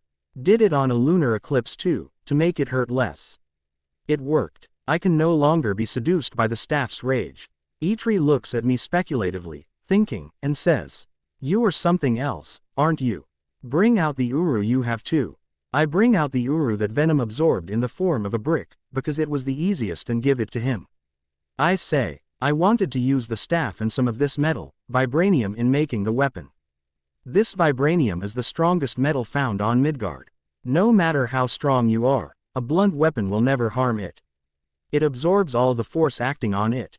Boasting a little, this is Midgardian metal. Even Mjolnir could not harm it, so yes, I'm proud. That's a little overconfident, boy. Eitri looks skeptical. So I say, Thor used his hammer, Mjolnir, to hit a shield made from this metal. It threw Thor back a few feet. And look at him meaningfully. He knows I'm not lying. Eitri nods and says, good. I'll do it. I'll make the weapon using all three metals. I blink and look around. What third metal is he talking abo, Uru too? I ask, a little excited and afraid. Eitri nods and says, yes. Only this brick right here. That's only because your Clintar has already touched it. It agrees with you. If any other Uru was used, it would not be much compatible with you. He stands up and starts going towards a direction, taking the vibranium with him. I pick the staff up and follow him. I say, that was not the vibranium I wanted to use actually. It is just a pure sample. He looks at me and stops. He gives me the vibranium canister and says, show me what you wanted to use then. I swallow, as I didn't know how he'll react to this. I put the canisters back in the pocket space, and slowly bring the space orb as well as one of the power orbs out, to show them to him. He takes a step back in fear and asks, what is that? This. Power. It's too much. How are you even touching it? I say, this one. Showing him the space orb, which was glowing a little blue, as filled to the brim with the space stone's energy. I then show him the power orb, which was glowing purple, and say, this one is filled with the power stone's energy. I knew I would not be able to handle the power stone myself, so I took a little bit of its energy instead. Eitri looks a little scared and tries to touch the power orb. He manages to touch it, but the touch burns him a little. So at least the reality stone has been doing its work on building my body up. He takes a deep breath and says, this weapon will be strong. Far stronger than Mjolnir. He then gets an excited smile on his face and says, come quickly then. We can't dawdle. Choose which weapon you want quickly. I blink at his excitement and shrug it off. He's a weaponsmith. Making the most powerful weapons must be a dream come true. I reabsorb the orbs and start following him, meanwhile thinking, what weapon? Staff, axe, sword. No, probably not a sword. Axe it is then. Not like Stormbreaker though, double-bladed. I already have used a similar weapon, so I won't have to change my fighting style much. I want an axe, like this, I say, and bring out an axe which I had in mind, made of pretium. He looks at the make for a while and then nods. It was a double-bladed axe, blades about as big as Stormbreaker's blade, and the full Berserker's staff was used as the handle. I could have just made this axe inside myself and used it, but it wouldn't have been as powerful. It would have been just a lump of metal that was energy absorbent. Also, now that Uru was in the equation, I couldn't possibly make it without Eitri's help. He says, I have something similar in my molds. But only the blades. We'll use Uru and this vibranium of yours to make the blade. The handle will be made out of the staff itself. I happily nod and follow him. He leads me to a furnace setup, which had pipes leading to a circular disc. A few ways away from us was the neutron star and the Dyson sphere it was surrounded by. The star was closed up, surrounded by frozen metal plates, and the Dyson sphere was currently only a set of rings. Davalier's forge harnesses the power of a blazing neutron star. When Thanos and his people left, they turned the rings off. You'll have to spin the rings first to get the star activated again. You do that, and I'll prepare the metals as well as the cast. Give me more of this pure vibranium. 4 of those canisters will suffice. Eitri explains, and then orders. I drop the 2 infinity orbs into the crucible, along with 4 canisters full of vibranium. Eitri adds the brick of Uru into it and goes away to prepare the cast. I bring out the Berserker's staff and keep it on the ground for him to use as a handle. Venom, I call out. The suit please, and separate yourself from me. It will hurt like a bitch, and it will be hot enough to burn even me. I'd like it if you don't die yet, buddy. Venom brings out the vibranium mesh suit on me and says, I don't even want to die for a bitch ass like you. And separates himself from me. I know he loves me. I'll have to increase his chocolate input now. Then, Own gets off my body and stays separate from us all. This would be hard. I kind of remember that the mechanism was supposed to break, but don't know if it will break this early. It's only been a few days since it's closed up. I jump into space, into the cold air, thankful that there was oxygen here, and slowly land on top of one of the rings. I'll have to spin at least one ring to make the others spin too. You ready? I shout towards Eitri, who simply waves his hands at me to get on with it. Here it goes. I whisper to myself. This will hurt. I web the innermost ring with the strongest web, and jump off of it towards the neutron star. I land on the iris and web the platform with the same web. This will be my support, so I web it a few more times in different places and connect those webs to my back. I jump off the platform and into space. I was currently hovering in space, with not much as support other than the iris, so I pull on my right hand, which was stuck to the ring. The ring slowly shifts, but doesn't move much. Be ready, I shout towards the two, and pull with both hands, this time using all my strength. Extremis starts burning inside me with its efforts on healing me again and again as I break my body. I keep pulling on the ring, which was barely moving, so I use my web shooter to catch a few more spots on the ring and then pull them all together. The ring starts moving, removing the icing on it. It moves a little faster, so I web a few spots behind the first spot and pull. The ring slowly moves and starts spinning. I keep pulling, now laughing in excitement. The rings all start spinning and catches momentum, so I leave the iris and start using my web to go towards where Venom and Eitri are. Just in time, because as soon as I land on the ground, the iris opens up completely, letting light and heat from the neutron star through. We wait. 1, 2, 3, 4, 5, stable. Yeah, both me and Eitri shout out in excitement. The iris stays open and starts shooting a beam of concentrated heat and radiation through the rings and into the circular disc that I'd seen before. The heat travels through the pipes and lights up the fire under the crucible. The fire was so hot that Venom refused to come near it. I still went, being used to it because of the extremis, and look into the crucible along with Eitri. The rings are stable, iris is open and fire is burning bright. Eitri speaks to himself. The metals are melting. Vibranium has a lower melting point than Uru. We'll have to keep in mind if I use it again. I see that the pure Vibranium was completely melted. Uru was on its way and the infinity orbs were slowly melting too.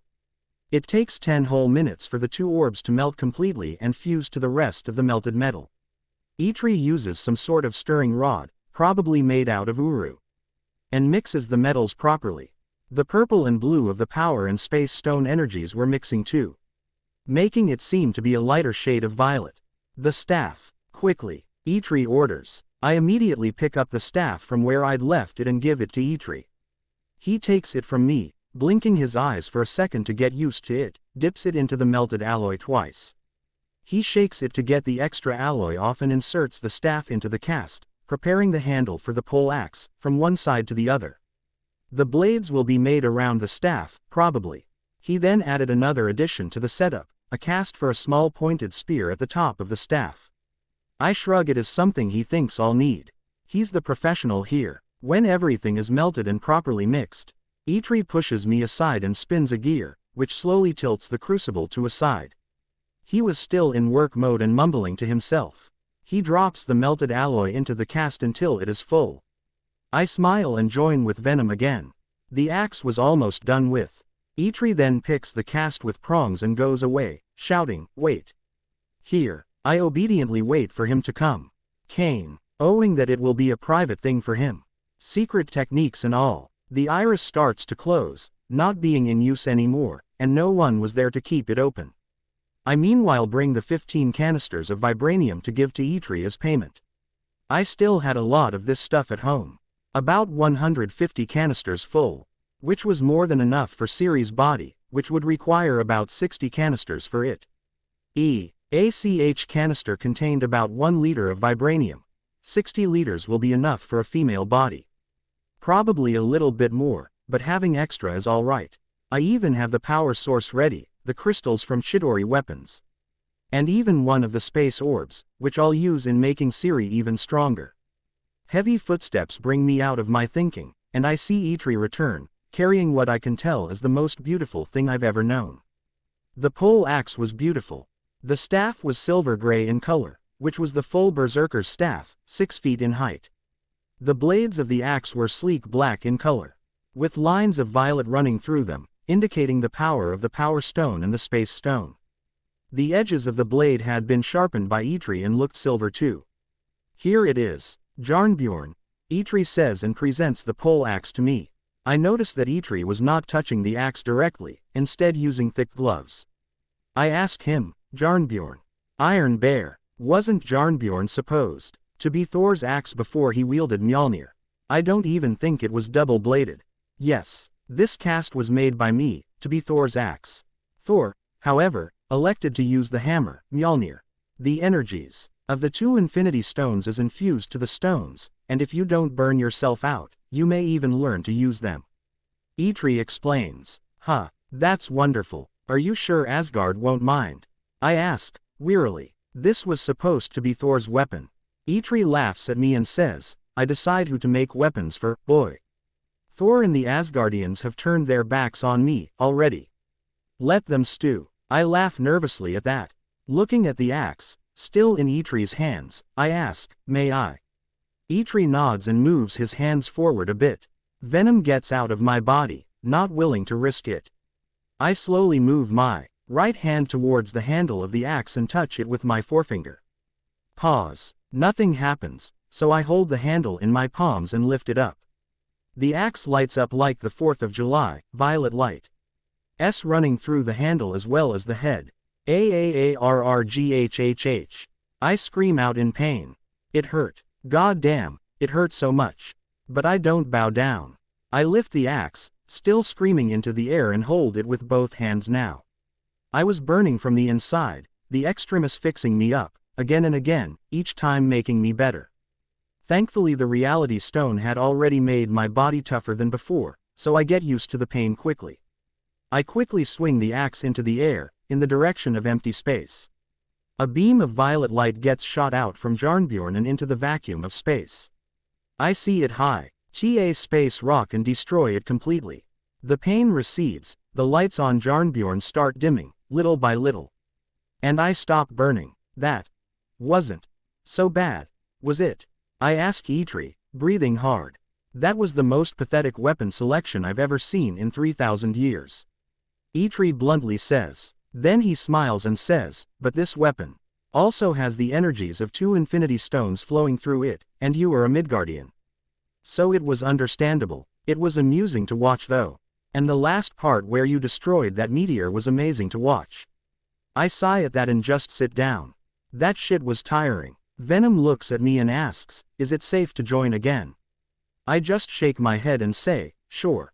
Wait till I'm done screaming. It's all right now. Venom quickly jumps at me and fuses to my body. I once again feel refreshed. Thanks to Venom healing me.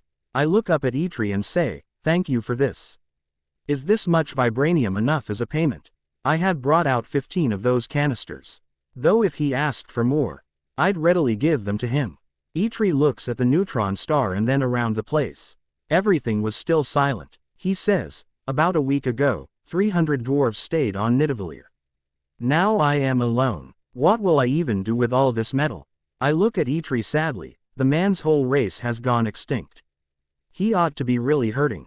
I say, there will come a time when Thor returns to Nidavellir for another weapon. Quote, why, and how do you know? Eitri asks sharply. I sit down, Jarnbjorn still in my hands and say, I have seen what will happen in a few years. I was 6 years old when it happened. Which is why I've been preparing for so long, and why I came for this axe. Odin is fated to die in about 4 years from now. And you know what happens when Odin dies. Eitri widens his eyes and sits down. Hela. He whispers. I nod and say, Hela returns. But Thor and Loki manage to defeat her. Hela destroys Mjolnir in the fights. Thanos attacks what remains of Asgard after that, and Thor fights him. Being utterly humiliated by Thanos in the fight. Which is why he will come for a weapon. Eitri thinks upon it and asks, why didn't Asgard come help Nidavellir? Why didn't Heimdall send anyone to help us? slowly growing angry. So I tell him, Odin is not on Asgard anymore, Eitri. Heimdall is there, but he has been relieved off his duty by Loki, who is currently pretending to be Odin and ruling in his stead. The new Watcher is probably not as good at the thing as Heimdall is. Not having the all-seeing eyes can be a bit of an obstacle. Eitri snorts and calms down.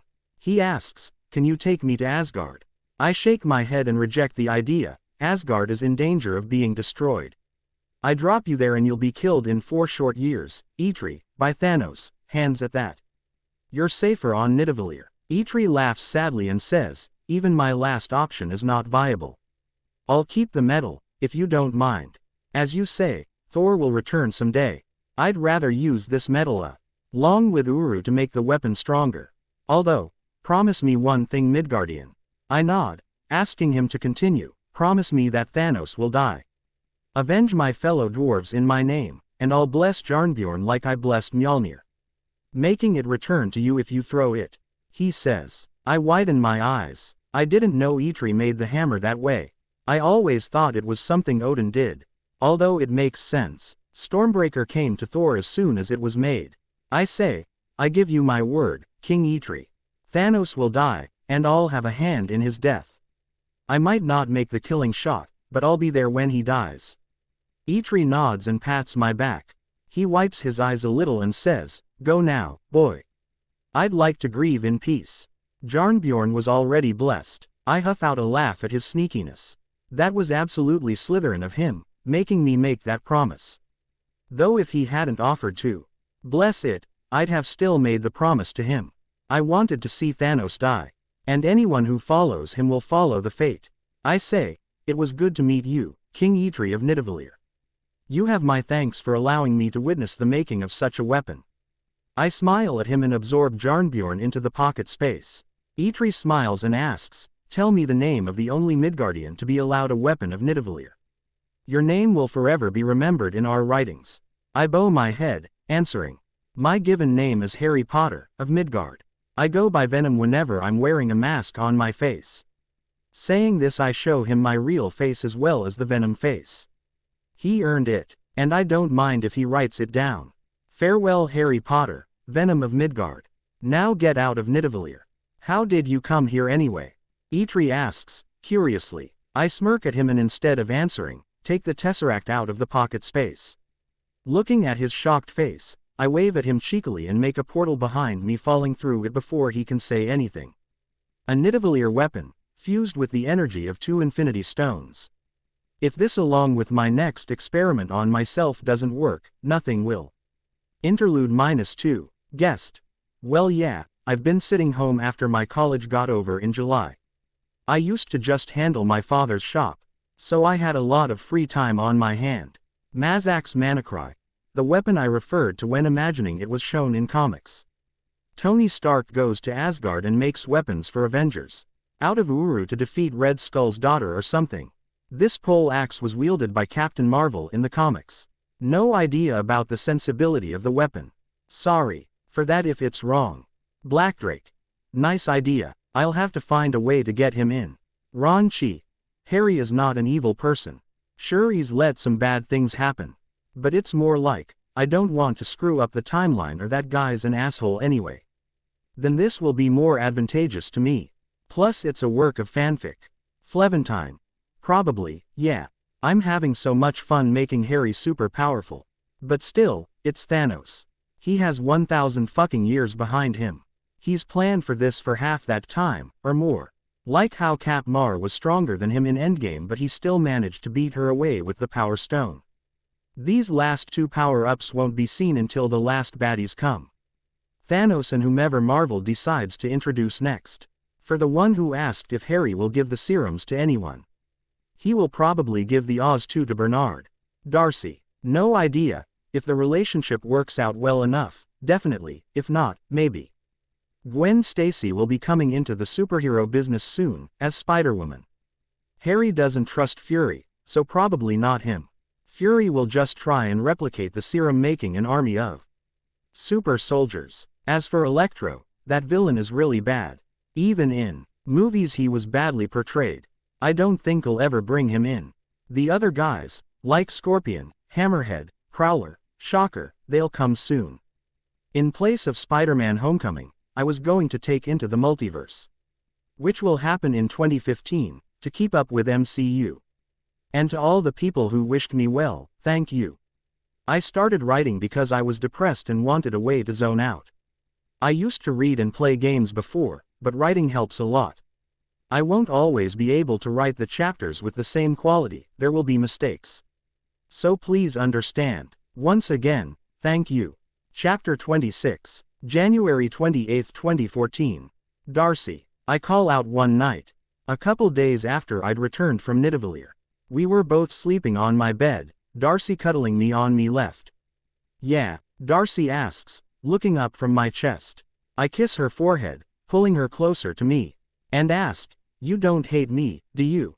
Darcy looks up at me, climbs on top of me and kisses me hard. I kiss her back with the same enthusiasm. I had missed her in the days I was on Morag. Would I do this if I hated you? Darcy asks, taking off her top.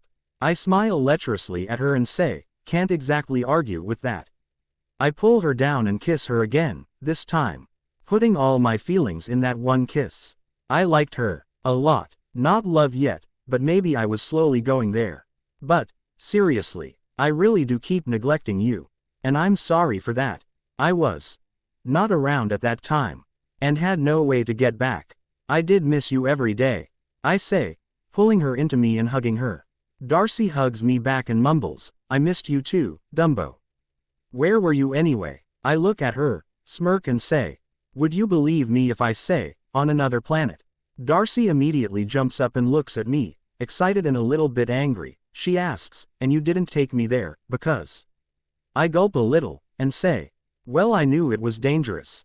More dangerous than that fight with Malekith was, actually. Plus, I had only one way of getting back, and it would have only worked after 15 or so days. Which is when I came back.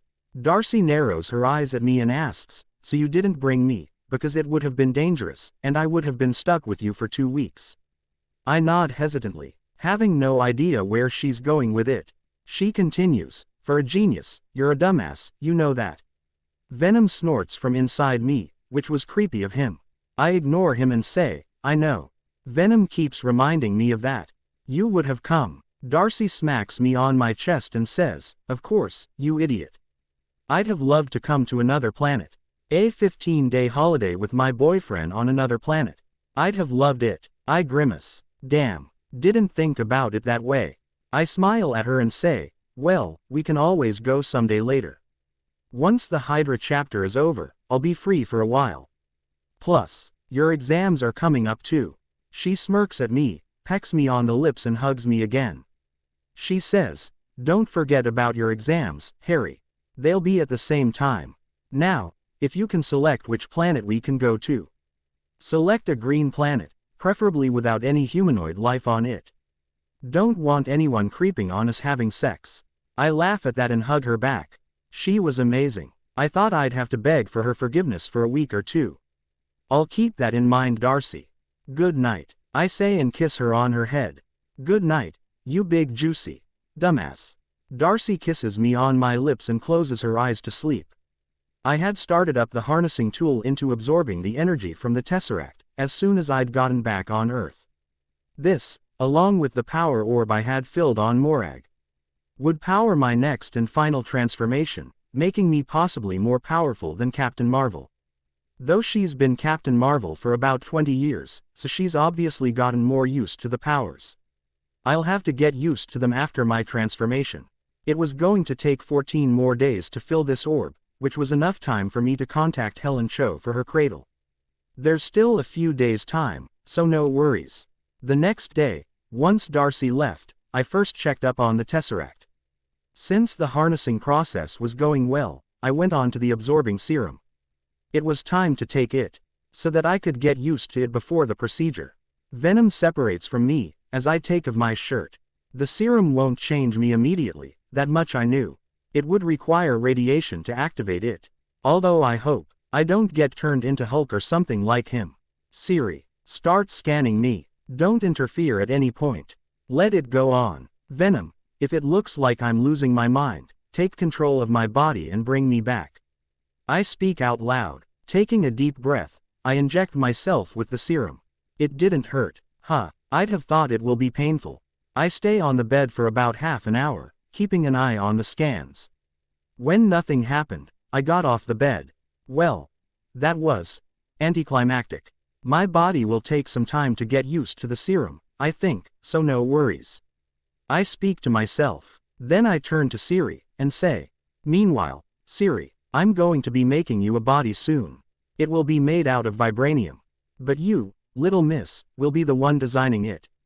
The face, your hands, legs, figure, color. Everything. You will decide how you want to look. Take reference from all the humans you've seen, both in here and out there. I'm meeting Helen Cho soon, and I'll convince her to do the main task." Got it. Siri smiles widely, or at least her hologram does, and she says, "I'll get right down to it, sir. I'll have the designs ready within a few days." I smile and say, "Take your time, Siri. I haven't even talked to her yet. Damn, I'll either have to prevent Ultron altogether, or let it happen the way it does to make sure Vision appears. Although, now that I've stolen all of Kalu's vibranium, how the hell would Ultron even build the body for Vision? I can pitch an idea for Vision to Tony too. That's actually a better idea. I'll ask him after the Sokovia attack. It will take a few days still." February 12, 2014. It was finally the day. Helen Cho had agreed to meet with me, so I was currently on my way to Seoul, Korea. Siri had designed the body she wanted. She was almost the female equivalent to Vision's body from what I'd drawn in the Black Book. She probably took inspiration from it. I still had to charge the heart for Siri, which needed the heart to be first made by Helen Cho. I already had 2 liters of vibranium with me, which I was going to ask her to make the heart out of. When I reached the airport, as I came here legally, there was a limo waiting for me. I silently enter the limo and let the driver take me to Helen. Meanwhile, I plan on how I'm going to make sure that Helen agrees to make the body and heart. It would take haggling, which I hated. But I'll still do it. Siri was my creation, the first creation I gave sentience to. The next AI, which was going to help me with the tasks after Siri gets a body, was not going to be sentient. It was going to be just an AI. Soon, we reach the office of Helen Cho and the door opens from the outside. I walk out of the car and start following the Korean girl Helen sent to bring me to her. I knock on Dr. Cho's door and she lets me in. I bow to her in greeting. She bows back and invites me to sit. "Please sit down, Mr. Osborn. What can I do for you?" Dr. Cho asks, once I'm seated. I smile at her and take the offered coffee. I say, "Call me Harry, please. I actually had a job for you. I really hope you take it. It involves the cradle." Dr. Cho raises her eyebrow at me and says, "The healing cradle? What do you need it for?" Instead of answering, I slide my tablet to her. The designs for Siri's body were on the screen. I say, "I programmed an AI, Siri, when I was 15, and kept on upgrading her over and over again. So much, that she's now gained almost complete sentience. I love her, like she's my little sister, and hence when she asked for a body, I wanted to give her the best. I wanted you to build her a body. Using materials I'll provide you with." Dr. Cho looks at the designs and the different blueprints that Siri had made and looks at me. "These designs are amazing. If you can design it with this much precision, why not make the body yourself?" I smile at her and shake my head. I say, "I did not design the body, Dr. Cho. Siri did, and even if we managed to build a body, it would not be that good. Your cradle will be able to build it with the whole building blocks exactly how we need them to be. It will be the best android body in the whole world." Dr. Cho widens her eyes in shock at that. An AI designing her own body was phenomenal. She shakes her head and asks, "What material are you going to use for the body? And how will you power it?" I smirk and say, "Vibranium." Cho drops the tablet in shock. Thankfully it lands only on the table. Everyone knows about vibranium. Cap's shield is famous for it. But no one knows that there's even more vibranium in the world, thinking it was all used. She asks, "How do you even have enough vibranium? Wasn't all of it used in Captain America's shield?" I shake my head and tell her, "All the vibranium which we knew about, yes. The Re was a stock hidden in the African jungles, which I found. Don't ask where, I swept the whole jungle and took all of it. Now, I might be able to part with some of it, if you agree to build the body. Cho, who was slowly getting more shocked, snaps her mouth shut and shakes her head. She says, the cradle is designed to rebuild tissues. It would not work that way, Mr. Osborn. Building a whole body, out of a metal too. It just won't work. I smile at her nativity and say, have you ever tried it?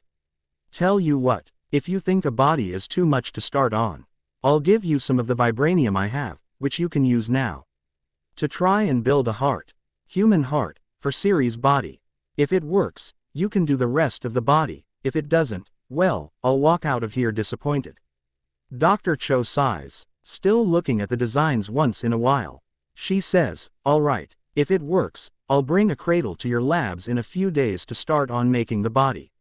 Saying this, she moves across the room and opens a door. There, laying on the ground was the cradle. An amazing piece of technology. Helen starts making a few changes to the programming and the mechanisms, while I bring out a liter of vibranium from my suitcase. When she asks for it, I give her the canister and take a few steps back. 2 hours later and I'm walking out of Dr. Cho's labs, happy, while my suitcase now holds the heart of Siri, which I was going to charge with Tesseract. It was about 300 milliliters in volume, the rest of which I'd given to Cho to experiment. She was going to come to my house in 10 days' time, to start making the body, which would take about 2 more days. I had promised to give her 2 more canisters of vibranium, which was enough as a payment. Vibranium was expensive as fuck. As soon as I reach home, I keep the heart in the harnessing tool and start charging it. The heart was smaller than the orbs were, so it would take about 10 days or so to fully charge. Which was enough. Siri, you'll have a body in 15 days. I shout out once the harnessing tool is set. Siri has a huge smile on her face, which was enough to make my day. That night, once I had dinner with Bernard, I decide to call Tony. I hadn't told the team I was back yet. Oh, so now you call back. Once only one base is remaining. Tony's sarcastic voice says from the screen. I roll my eyes and say, I was off the planet. And what do you mean, last base? You guys took out all the other bases. Without me. Tony opens his mouth, closes it, then says, I'm going to ignore that comment about you being off planet. And yes, we took out all the other bases. Jarvis has been keeping track of each and every one of the known Hydra agents. Most of them are holed up in Sokovia, under a Wolfgang von Strucker and Dr. List. We're going to be hitting them in 3 days. You coming? I shake my head at their speed and say, yeah, sure. Call me during the last heist. I'll come by tomorrow, so you guys can let me in on the plan. Stark smirks and says, sure. I'll tell the rest of the team. Be here by 6 p.m. Stark shuts off the call and I shake my head. In 2 days, we were going to get the scepter back. Which will either make Ultron, or Vision, or both. I'll have to persuade both Banner and Stark not to make Ultron. But how will I do that?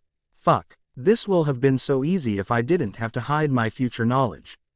After once more using the reality stone to change my body a little, I go to sleep. February 13, 2014. The next day, I spend the whole morning training with Jarnbjorn. I'd already used the staff as well as Stormbreaker, so I didn't have to change my fighting style much. I still had to get used to its power though. Whenever I used Jarnbjorn, my body felt like it was burning and was trying really hard not to disintegrate. Thankfully Extremis solved that issue. And thanks to the reality stone, I was getting more and more used to the energy. My estimate was that I'd have the capability to handle touching the power stone itself before my 23rd birthday. The rest of the time, I spend on programming a new AI to take care of the house and series duties. This one will not have enough sentience to think for itself, but will have the same processing power as Siri. At exactly 5, I take my jet and slowly start going towards Avengers Tower. I was not going to bring out Jarnbjorn yet. It was going to be my secret weapon. It will only be taken out in cases of the worst of the villains. Like Thanos, or Kong and Galactus if they somehow get here. I knew Celestials exist, thanks to Ego, but do the others exist too? That was a question I did not need answering. Before I even know it, I'm hovering above Avengers Tower and Siri calls out, "We've reached, sir." I sigh and get up. I say, "Thanks Siri. Stay invisible please." I suit up and jump out of the plane. Landing on the helipad, an alarm goes off, which annoys me. I ignore it and start walking inside. The alarms had turned off, probably Tony recognizing me and shutting them off. "Look who's here," Tony's obnoxious voice calls out. Once I'm inside, I will the suit away and wave to everyone. I could see Tony, Steve, Barton, Nat, Banner, Thor and Peter too. I look at Peter and ask, "Since when have you been here?" Peter rubs the back of his head and answers, "This morning. I took a few days off of work for this." I nod and greet everyone, "Hey guys." Thor, Banner. I hug them both a little extra. Banner because he was always a little shy and needed some confidence boost. While Thor was just, "Thor, Harry, greetings my friend. Where have you been for so long?" Thor asks, releasing me from the hug. I sigh and sit down. I say, "I was going through some shit guys. I needed to, I don't know, find myself. I just needed to get away. I didn't even let Siri contact me. Sorry about that." Steve scrunches his eyes at me, sympathetically. I felt bad about lying to him. But only because he was so innocent. He says, "You can call us if you need help, you know that, right?" I nod and smile at him, thankful. I say, "Anyway, ignoring the sad train. How's the rating going?" Tony speaks up, "Come and look," and leads me to a screen. I see the raids as they were happen. And can say that it made me feel a lot happier than I was before. Bucky and Steve worked really well together, and Peter and Tony. Speaking of, hey, I'd heard Bucky was back. Where's he? I ask. Steve smiles widely and says, "He's on a date. Met a girl a few days ago." I nod and say, "Nice. What about you, Cap? Found anyone yet?" Steve just huffs out a laugh and says, "I'm not going to talk about this to you or Tony. You're just as bad as he is." "Hey, don't insult me," I say indignantly, but everyone can see the humor in my voice. Tony just grumbles, which we all ignore. We all then decide what we were going to do during the Sokovia raiding and just sit chatting. Thor leaves a few hours later to meet Sif, who was on Earth to apprehend some Asgardian criminal. Steve left to find Sharon, probably. Peter went to meet with MJ, which left me, Banner and Stark. The agents had left for some agent work. "So, you guys have anything interesting going on?" I ask, sounding nonchalant. Tony looks at me, smirks and says, "Now that you're here, come see this." We go inside Tony's lab, Banner following right behind. Tony starts, saying, Bruce interrupts Tony by clearing his throat. Tony rolls his eyes and says, "I am trying to make a peacekeeping program based on Jarvis's coding. I'm planning on hanging the suit after this one raid." I look over the coding, but don't find anything wrong with it, other than the key directives. I ask, "What exactly will the program do, Tony?" Tony, not sensing my warning tone, boasts out, "This program will neutralize any threat to the Earth. At least, it will once it is complete." Quote. I look at him disbelievingly. This was Tony Stark, the one who sacrificed his life, twice. I look at Banner and ask, "You approve of this?" Banner shakes his head and says, "No. This sounds way too much like what Hydra tried to do with their Project Insight." I look at Tony and say, "Are you listening? You're going to program an AI which will neutralize threats to Earth. What if the program decides you're the threat, Tony?" Tony opens and closes his mouth a few times and says, "I will change the code accordingly." I shake my head and look at the code again. It was basic, and there were many learning opportunities for the AI. "Tony," I call out. He looks at me, so I continue, "Hydra tried this exact same way. The only difference is that you're doing it to protect the planet. I'm begging you, don't go through with this. What's your problem, you guys? I'm not Hydra. I know what I'm doing, okay? This is not my first AI." Tony speaks up, indignantly.